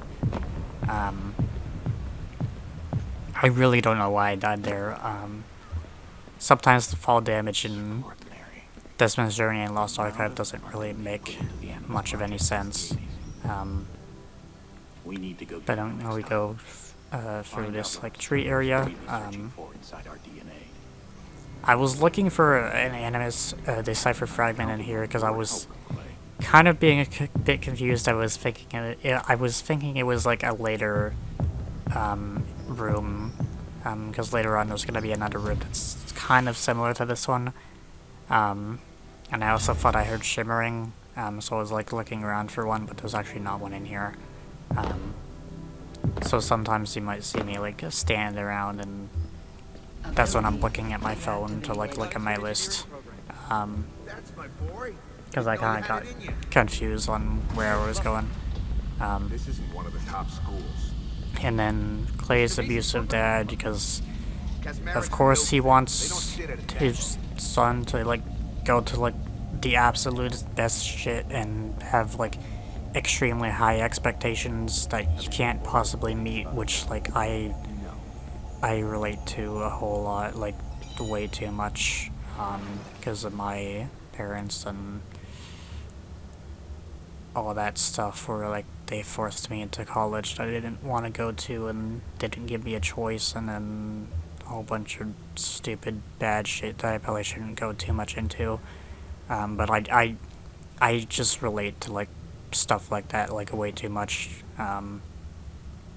So it's I don't want to say like triggering to me, but it is just like really like relatable, and just like I don't understand why people have to be so like controlling about their kids. Like why can't people just like treat their kids as like just normal human beings? Like sometimes it feels like people like the idea of kids more than they actually like having kids. And then, like, once they actually do have the kids, they just don't care or give a shit about the kid at all, and just don't really want anything to do with the kid. And then the kid is, like, all depressed and doesn't talk to their parents or anything. And then the parents are all confused and like, why don't you talk to us? Why don't you want to do anything with us? And it's like, maybe I don't want to do shit with you, because, like, you fucking treat me like shit. You give me like extremely high expectations that I can't possibly ever meet, and you keep moving the fucking goalposts, and then like maybe I don't want to talk to you because you don't respect me as like an actual human being. Like, I don't understand why people just have to be so fucking mean to their goddamn kids, dude. Like, you made the choice to bring people into this world. You should at least make it, like, bearable for them to, like, actually have, like, a good life and a good childhood and all that shit. And then you go and do that shit and, like, move the goalposts and, like, make extremely high expectations they can't ever meet, and then whenever they don't want to talk to you, you get all confused, and then, like, you blame them. You just want to gaslight them and blame them for, like, not meeting your expectations when you're the one who makes the expectations, like, extremely high for no reason. And, like, I just don't understand why, like, why is it so hard to just, like, treat your kids with respect? Like, it doesn't make any sense to me. Like, I don't think I ever would want to have kids for myself, just because that's, like, never something I ever wanted for myself. And a lot of times I've told myself that the bloodline ends with me, because I don't want to bring kids into the world with, like, especially with the way the world is nowadays, with all the shitty things that are happening with, like, wars and anti-LGBTQ laws and, like, all the transphobia and homophobia and xenophobia and, like, all the racism and all the sexism and all that shit. I just don't want to bring kids into that, and like, also like, I don't want to continue. I don't want to end up like potentially continuing the cycle of like my parents. I just don't want to put something like that on a child. I don't want to have my own kids, so I don't. It would be so much easier to not continue the cycle if I just don't even have a kid to like risk continuing the cycle with anyway. And like, kids have never really been a thought in my mind. Like, it's just not something I ever want because I don't want to continue that cycle. But yeah, just respect your fucking kids. I don't know why it's so hard. Like, and not even like with kids either, just like respect people in general. Like, why do we have to have all this fucking horrible shit going on? Like, if someone wants to be trans, if someone wants to like be gay or whatever, if people just like let people be people. If someone wants to like, I don't know, like, if someone wants to just like exist the way they want to be, just fucking let them do it. Like, I don't know why you have to like actively like fight against people and like force your beliefs on people. And like, I don't know, it's like, please, like, it's just so fucking dumb. Like, I don't understand why people have to disrespect people so much and like actively refuse to like treat their child with respect. And I don't know, just fucking respect your fucking kids, respect people. Just, I don't know why that's so hard to fucking actually understand. But yeah, I'm just yapping about that way too much. But we're like officially like inside the Animus now as Clay. You might, while I was yapping about all that shit, you might have saw me like die a whole lot and like backtrack a whole lot because I was looking for one of the cipher fragments and I was kind of confused on where it was because like a lot of that first area looks basically the same, and that was probably one time where it probably would have helped to turn up the audio on my TV to like actually hear the shimmering sound effect. Because I was trying to look for it for like a while and then I just kept going, like I thought I missed it a few times, so I kept going backwards, but then like it was actually still ahead of where I was trying to go, so then I ended up going backwards for no reason and just wasting time. That one is a little bit easier. Like, that one, like, I could actually like hear the shimmering sound on it and like I knew where it was because of my notes. And like the first one I knew where it was because of my notes, but like still like every room in like the beginning of this mission like looks the same before you like officially get into like this Animus section. So I was still like a little bit confused even with my notes. I probably could have wrote my notes a little bit better than what I did, but I felt like it was good enough for me, and I could just like look around and listen for the shimmering sound if I really needed to, which is kind of what I ended up doing for the first one. But yeah, we just go up this like slow elevator. This is the same type of thing that was in Desmond's stuff, where there's like these particle tube things where the particles move and they show the direction of like the wind, I guess is what you would call it, that would like move your blocks. So then you just like avoid these lasers while going up these elevators. I don't know what happened there. I think maybe I tried to place the block too early and I ended up maybe placing the block where the lasers were, so it didn't happen. So it probably didn't let me place a block there, and then by the time I did place the block, I placed it while it was like falling onto the lasers, and then it just didn't work out. Yeah, just like avoid the lasers and And I think we're coming up to another decipher fragment here at some point. Also, sometimes stuff like that can happen where you like get stuck on like the corner of your block, and you just fall off and die. That tends to happen to me a lot for no reason. I feel like a lot of deaths I could be avoided if I could just like actually stand on the block and not like slip off the corner of it for no reason. I feel like that mostly happens in things like this where there's like the moving wind tube things.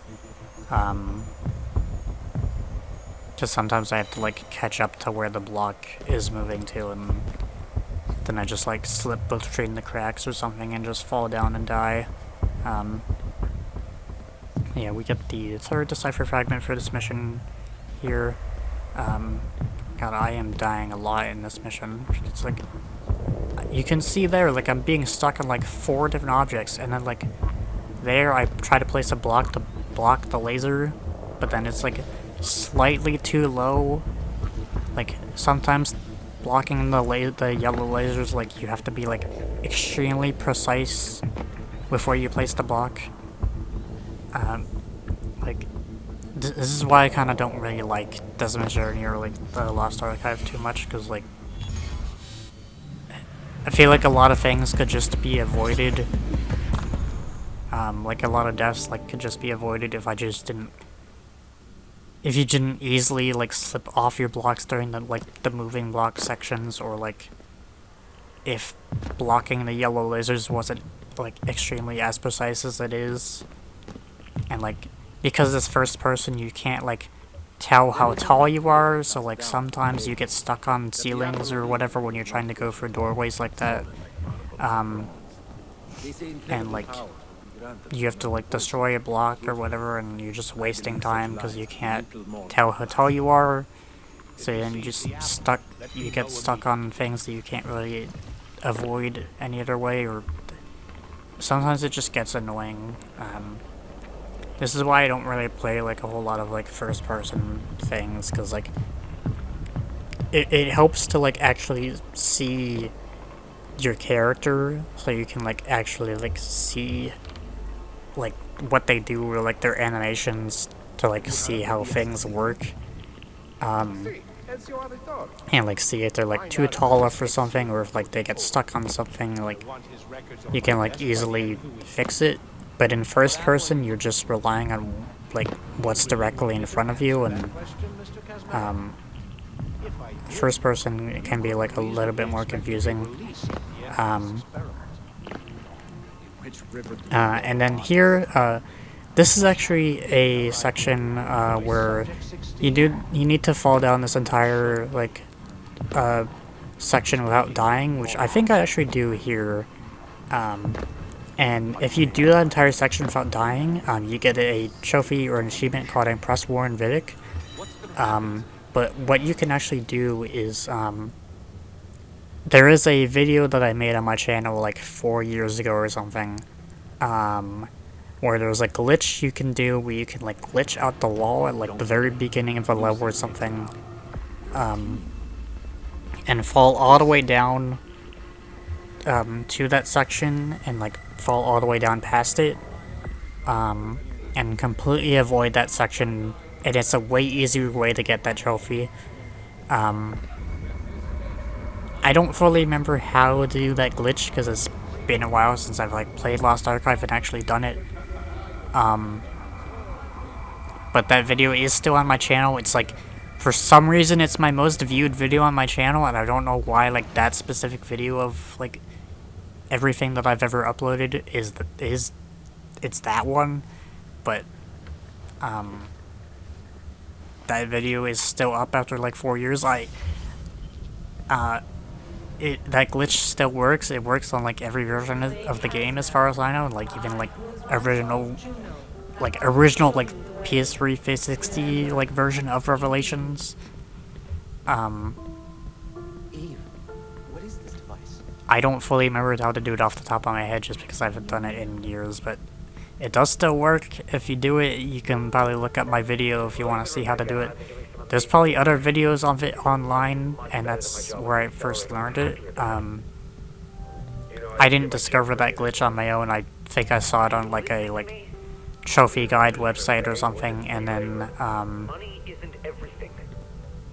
because of the video that they had on their website didn't really like explain how the glitch worked or anything. They just kind of did it. I decided to make my own video of the glitch, and now somehow it's my most viewed video on my channel. But yeah, we're basically like, this is at the point now where like Clay has like officially been like in the animus too long and like starting to go insane, or like has already gone way too insane from the bleeding effect. And like now he's just kind of, I don't know if he's like dead yet, but this is like when like Juno starts to talk to him, and then Nara just fall off for no reason. But yeah, this is basically when like Juno starts to talk to him to like lead him to Desmond, and like leave all the clues and stuff for him, and this is when he's like actually like going insane, and from the bleeding effect and all that stuff. Is like what this is meant to represent. This is also the level where there's the second exit where you have to like break the loop, and this is where you have to go to officially like break the loop, and once you get all the cipher fragments. But because I haven't gotten all of them yet, I still have to do all the missions after this one. I will have to do all those missions, get all the cipher fragments and the other ones, and then come back here. And I do show off like breaking the loop, because that's like what makes the game officially end. But when I do show that off, I don't show me playing this entire level again, because you just don't need to see that, because the level is the exact same whenever you replay it to end the game. But like you just don't need to see replaying the level, because there's no reason to. And the second like exit for like breaking the loop officially is like at the very end of the level, and that's why you have to like replay this whole level. I also don't know why did I die there? Why did I like slip through the cracks for no reason? Just like, why do I have to like jump across these like tiny little gaps? Like, this is what I was saying, like I don't like first person things, because you can't like judge. You can't properly judge like the jumps that you have to make or anything. Like, this is why you don't put platforming in first person, because then you can't see what you're doing. You can only see what's in front of you, and if you're you don't want to be like looking down at the ground the entire time, because then that's not helpful. And then like sometimes like things like maybe like spawn behind you, or like spawn to the side of you, and then you like miss the cycle because you don't know where they spawn from. And I don't know, first person things are just annoying to me. Like, I wouldn't really say they like make me nauseous or anything, because like I don't really get motion sickness or anything, but I do have some friends that like do get motion sickness from like first person stuff. And that doesn't really affect me, but I still don't really like first person things, because like you just can't really tell things, you can't like properly judge stuff. But basically we just like have to like ride on this platform, and like then like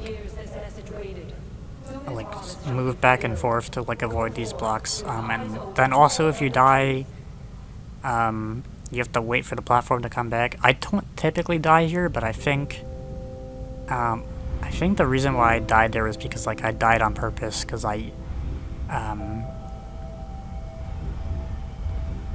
think I died on purpose because I needed to pause or something, because my parents decided to come up and interrupt me while I was recording this for some shit. That might have also been why I maybe died earlier, I don't know. but like my parents just love to interrupt me while I'm like busy trying to actually do shit like this. So I had to die there so I could pause my game properly. And down here, just like jump down here. Again, I got a little bit confused where I was supposed to go because fucking first person bullshit. And then here, these platforms spawn. You have to kind of like follow. You have to like choose the right path of platforms to follow. But it's the same path every single time, so if you just know which path to take, then you can just go. And then this is the original exit for this mission, but to the left over the other side, that is where the Decipher fragments would go to like form the bridge to the other door to like officially break the loop. But because I do have to do all these missions first and get the other Decipher fragments that I'm still missing, I can't go over there yet. Inform me when he recovers, and we will return to work. You have been experimenting on him for more than a year now. So then we just go through here, and we get another like orange like grid wall, which will still delete our blocks once it like sweeps through it. So I do a ramp to like go up to get a little bit more height, and then once it sweeps and destroys my block, I look down and immediately place a block under me, because I don't want to waste too much time from falling or potentially dying or something. And then we just go around here. As long as we don't get like stuck on the wall or the block or whatever because of stupid first person bullshit. And then just go down here. You do still have to like go back here, because you have to go up into this room to like interact with a hand thing to open the door. So you can do this in a different order. You can go into this room first and then get that Decipher fragment. But I just decided to get that Decipher fragment first and then come up here. And then that will open this door. And then we just have to go through these lasers again. This little bit is like similar to a different room we'll see later. Like you'll see me like turning around and looking up. The whole reason for that was because I was thinking it was like a different room that I see later, where there's a Decipher fragment like hidden in the ceiling in a room like that. And I'm just like looking around for some other ones. And then following down here. I'm not sure if like this platform here is like an official checkpoint or something, but there are checkpoints if you do die, and you've been seeing me die this whole time. You don't restart the entire level if you die. Yeah. It feels like I die way more often in Lost Archive than I do in Desmond's Journey, which I don't think necessarily means that Lost Archive is harder. I think I just was getting impatient because I recorded like Desmond's Journey and Lost Archive like all in a row in one recording. I don't know, I think I was just getting impatient and just wanting to be done with it because I just don't really like this whole DLC a whole lot, and I don't really play it all that often, and I was just kind of getting done with it. So I think there were some points where I was just like rushing out of like impatience or like getting stuck on things and dying from just dumb physics stuff. So that is the third Decipher fragment. I think I can walk on that like thing that I just opened here before I like officially open it, but I go around just in case. But I don't know why it would like make you fall down if the whole point of it is to open it, so then you can then go down after you open it. I don't know what I was like thinking there. That was also a really close save. I was like right on top of the lasers there. We found a perfect candidate And then we just go down here, and I think there's another deciphering fragment somewhere. Also, yeah, this, apparently Clay and Desmond also have, like, similar ancestral DNA. They have a lot of the same ancestors. I think Desmond is, has ancestry of, like, Altair and Ezio from, like, the paternal line, I think, and then I think Clay is the maternal line of them. I could have that the other way around, but they do share a lot of the same ancestors. I think they may also maybe share Connor and Hatham and probably also Edward. I do know they at least share ancestry of Altair and Ezio, but they share some DNA. And then in here, I'm not really sure why they placed a whole yellow laser in here, in the middle, because you really don't need to block it at all. You can just, like, do what I did and just go under and above it in a circle, like, just follow the grid that spins around the room. You don't really need to worry about that yellow laser, like, blocking it or anything. And it's only one laser. You don't need to, like, block multiple of them, like here. And I think here I was, like, stopping to, like, check my notes again, which is fine, whatever.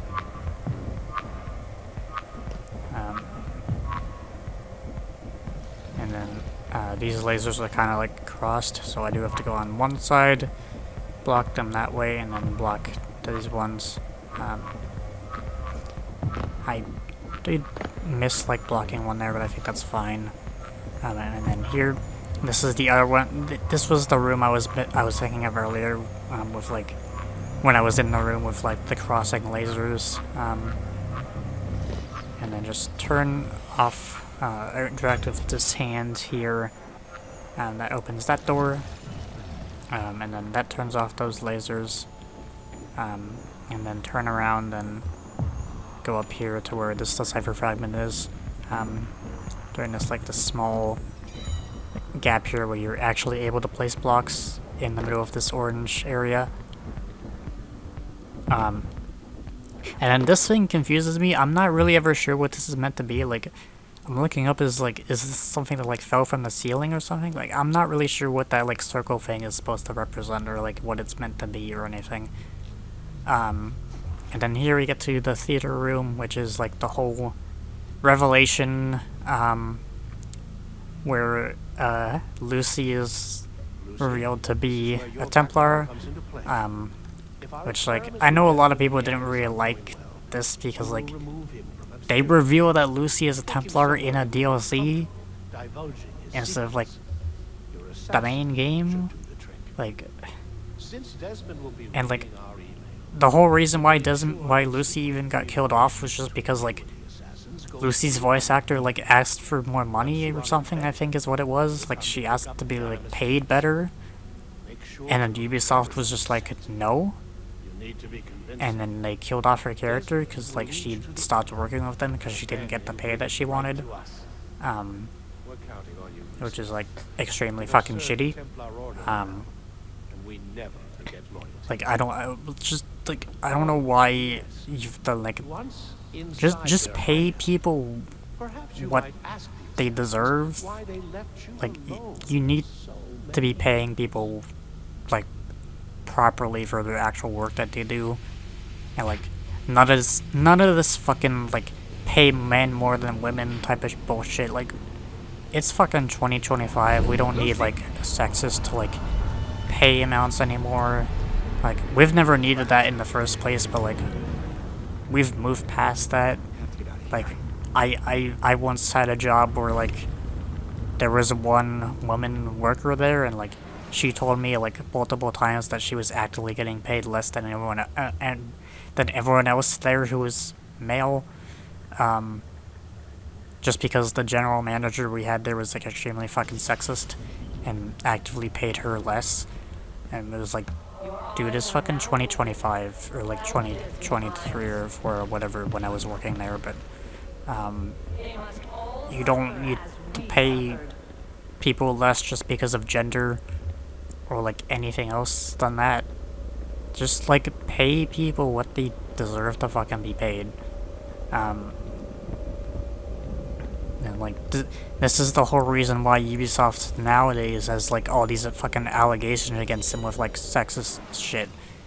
And like I saw a whole thing like pretty recently where like workers there were like forced to like do handstands or whatever while like wearing skirts, so like the like people there could like see their underwear. Like, why?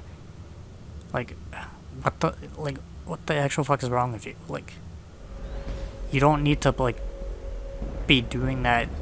Like, not even just like at work, but just like ever. Like, I guess like unless you work in like the porn industry or whatever, which like is a whole different thing. Like, you don't need to be doing that, but just like just like pay people what they deserve. Like, don't fucking harass people just because you want to see their fucking genitals. Like, I don't know why it's so hard. This is what I was saying earlier. Like, why is it so hard to just fucking like respect people? But yeah, I've already ranted about that a whole lot. I am surprised that like I died there. Like, I'm not surprised that I died there because like I got hit by the laser, but like I'm surprised that like I fell there and somehow survived. Because like there I fall and I die.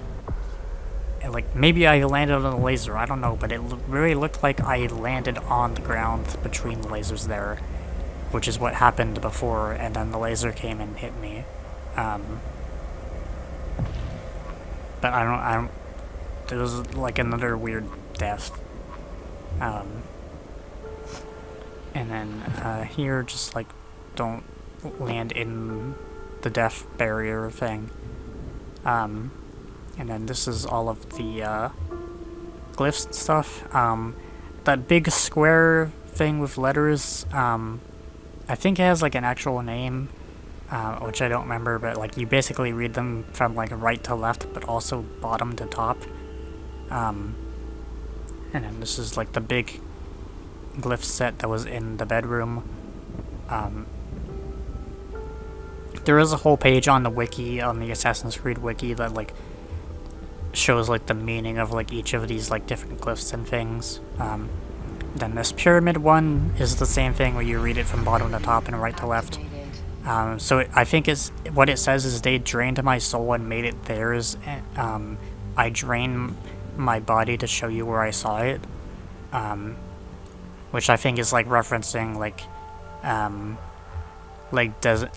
clay, like being abused with like the bleeding effect and all that stuff, and then using like his blood to like make these messages for Desmond. And then we get the trampoline thing again. I don't think you have the trampoline for like the entire game. I think you only get it like during these like specific sections where it gives it to you. So that's the reason why I haven't been using the trampoline a whole lot, because I only get it during these sections where it gives it to me. And then basically just like cross this whole thing. This is meant to like represent like the River of Styx from like Greek mythology. That's why there was like a boat there with like a statue representing like death with like a scythe and all that stuff. And like all these like screaming sound effects. There is also another like trophy achievement here to cross the entire River Styx without dying, which I have done, but it's a little bit harder just because of like the momentum with these trampoline blocks. And there's also no glitch or anything to make you like allow you to skip it. And that is the main reason why I always die here, because I always get too greedy and try to skip that other area where you can place the blocks, because this is in the open sky, so we can't place blocks we can only place blocks during like inside these specific areas here. So you might see like sometimes there, like I place a block and it immediately gets destroyed, and then I die because like I can't land on a block properly because of momentum stuff. And during the video where I was watching it to like write down like all the cipher fragment locations, I was seeing them like after they did a jump, like switch to another block type and then land on that instead because they're a little bit bigger and easier to land on. So I probably should have also done that, but I'm just too used to like landing on the trampoline, because I know that I still need the trampoline to like jump, so I don't want to bother like switching to a different type of block and then switching back. But yeah, it's kind of hard to do that without dying sometimes just because of stupid stuff.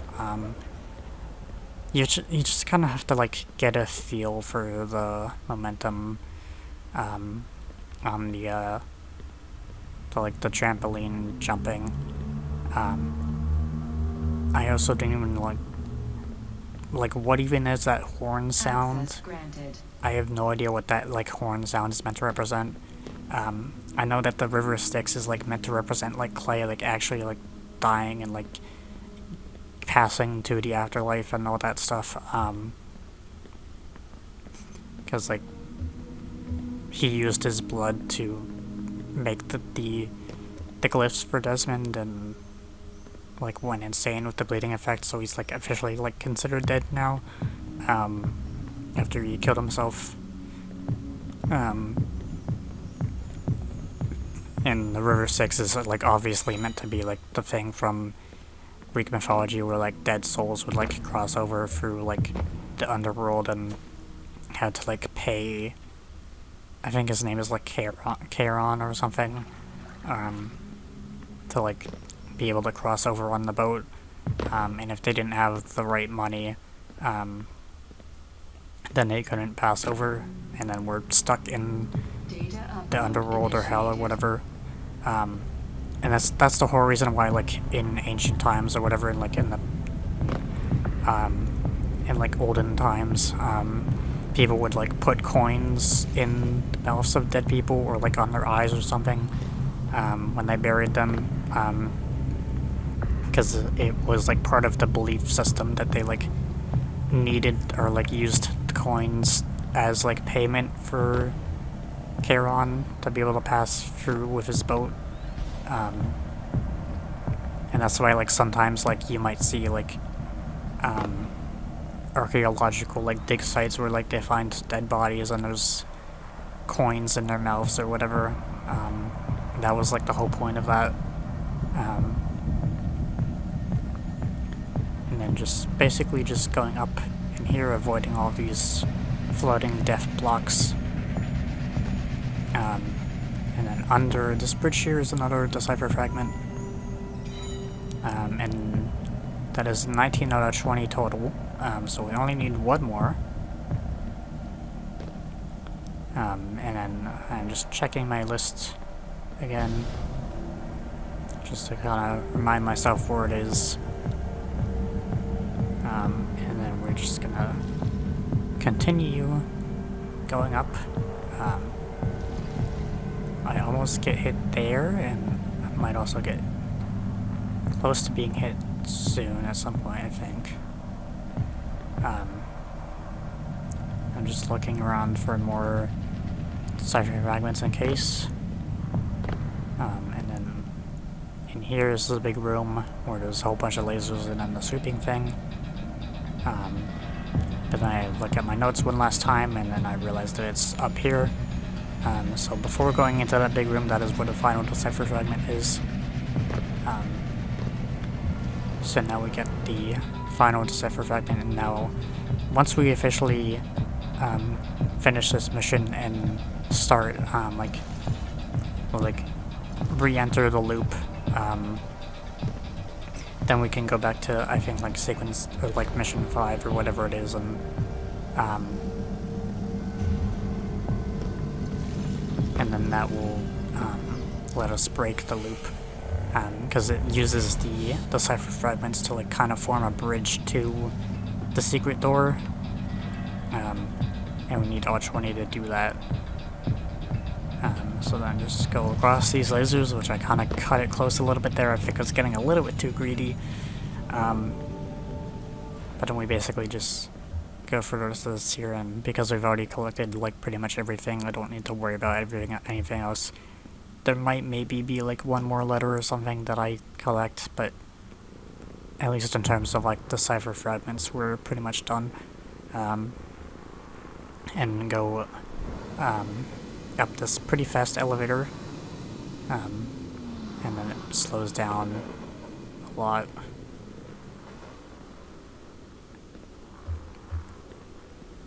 DNA and memory scanned. And then this is going to be into the final area.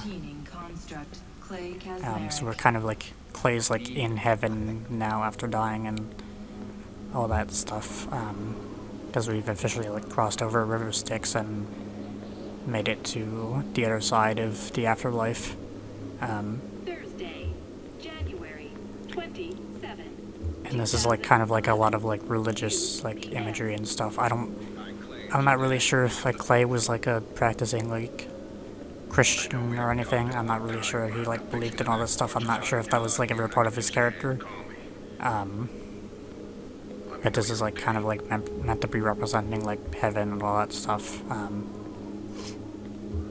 And like, of course, like Clay's dad doesn't know what happened to him. He's just kind of like disappeared and doesn't know that he's dead. And which like is kind of sad, I guess, but like also like his dad was like an abusive little fuck, so kind of deserves it.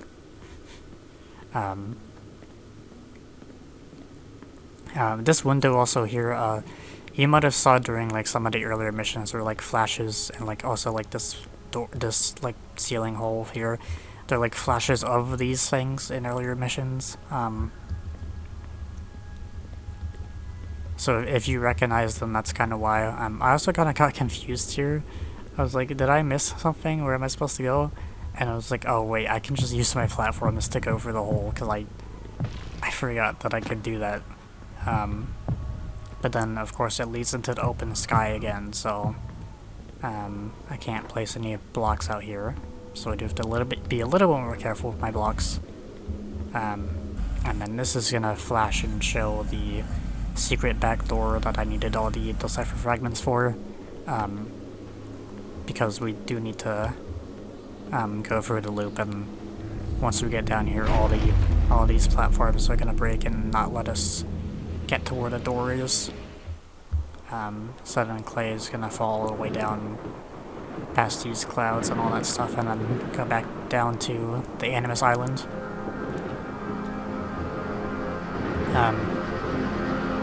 And the Animus Island in like the very beginning is like a little bit different than the Animus Island when you're like as Desmond in the main game.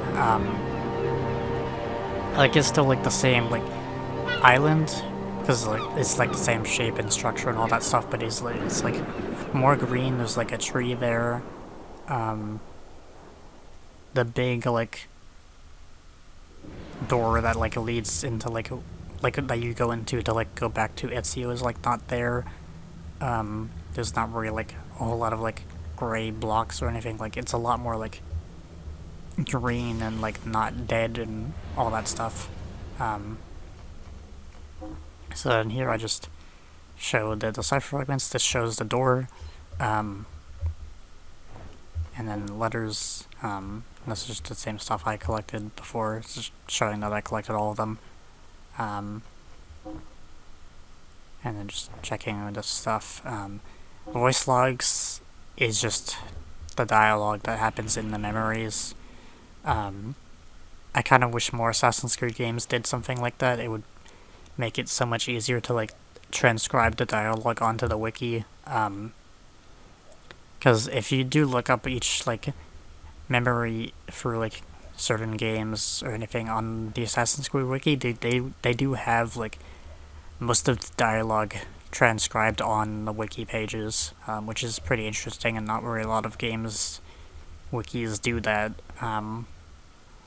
But for like Odyssey and Valhalla and all that stuff, because of like the dialogue options, there's not really there's still some missions that like are missing some things even after like a few years later. So Odyssey and Valhalla on the wiki are like still not fully completed for dialogue transcription.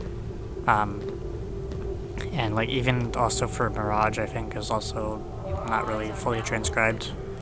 And obviously Shadows isn't fully transcribed either, just because the game is still new and people are still playing it. And there's still DLC that has to come out. But yeah, I enter the final door. I don't show me replaying the entire mission because you'll need to see me do that. But I go through I go across the path that is formed by the decipher fragments, and then go for the door, and that officially breaks the loop and then officially ends the game.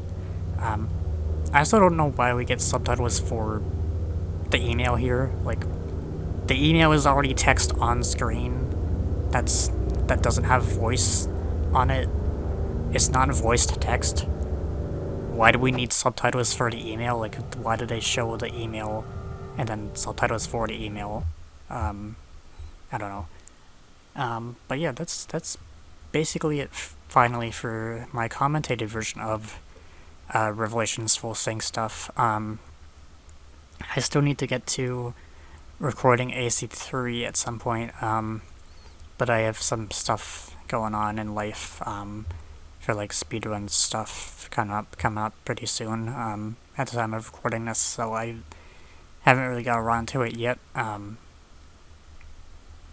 But I will get to recording AC3 soon, at some point once this video is uploaded, and then at some point I also want to do a Mirage, like, no upgrades, no tokens playthrough, which I did start recording a little bit. I've done one recording session of it so far. I've killed the first target, but I still need to record a little bit more of that. So that will probably come before I start uploading AC3 stuff.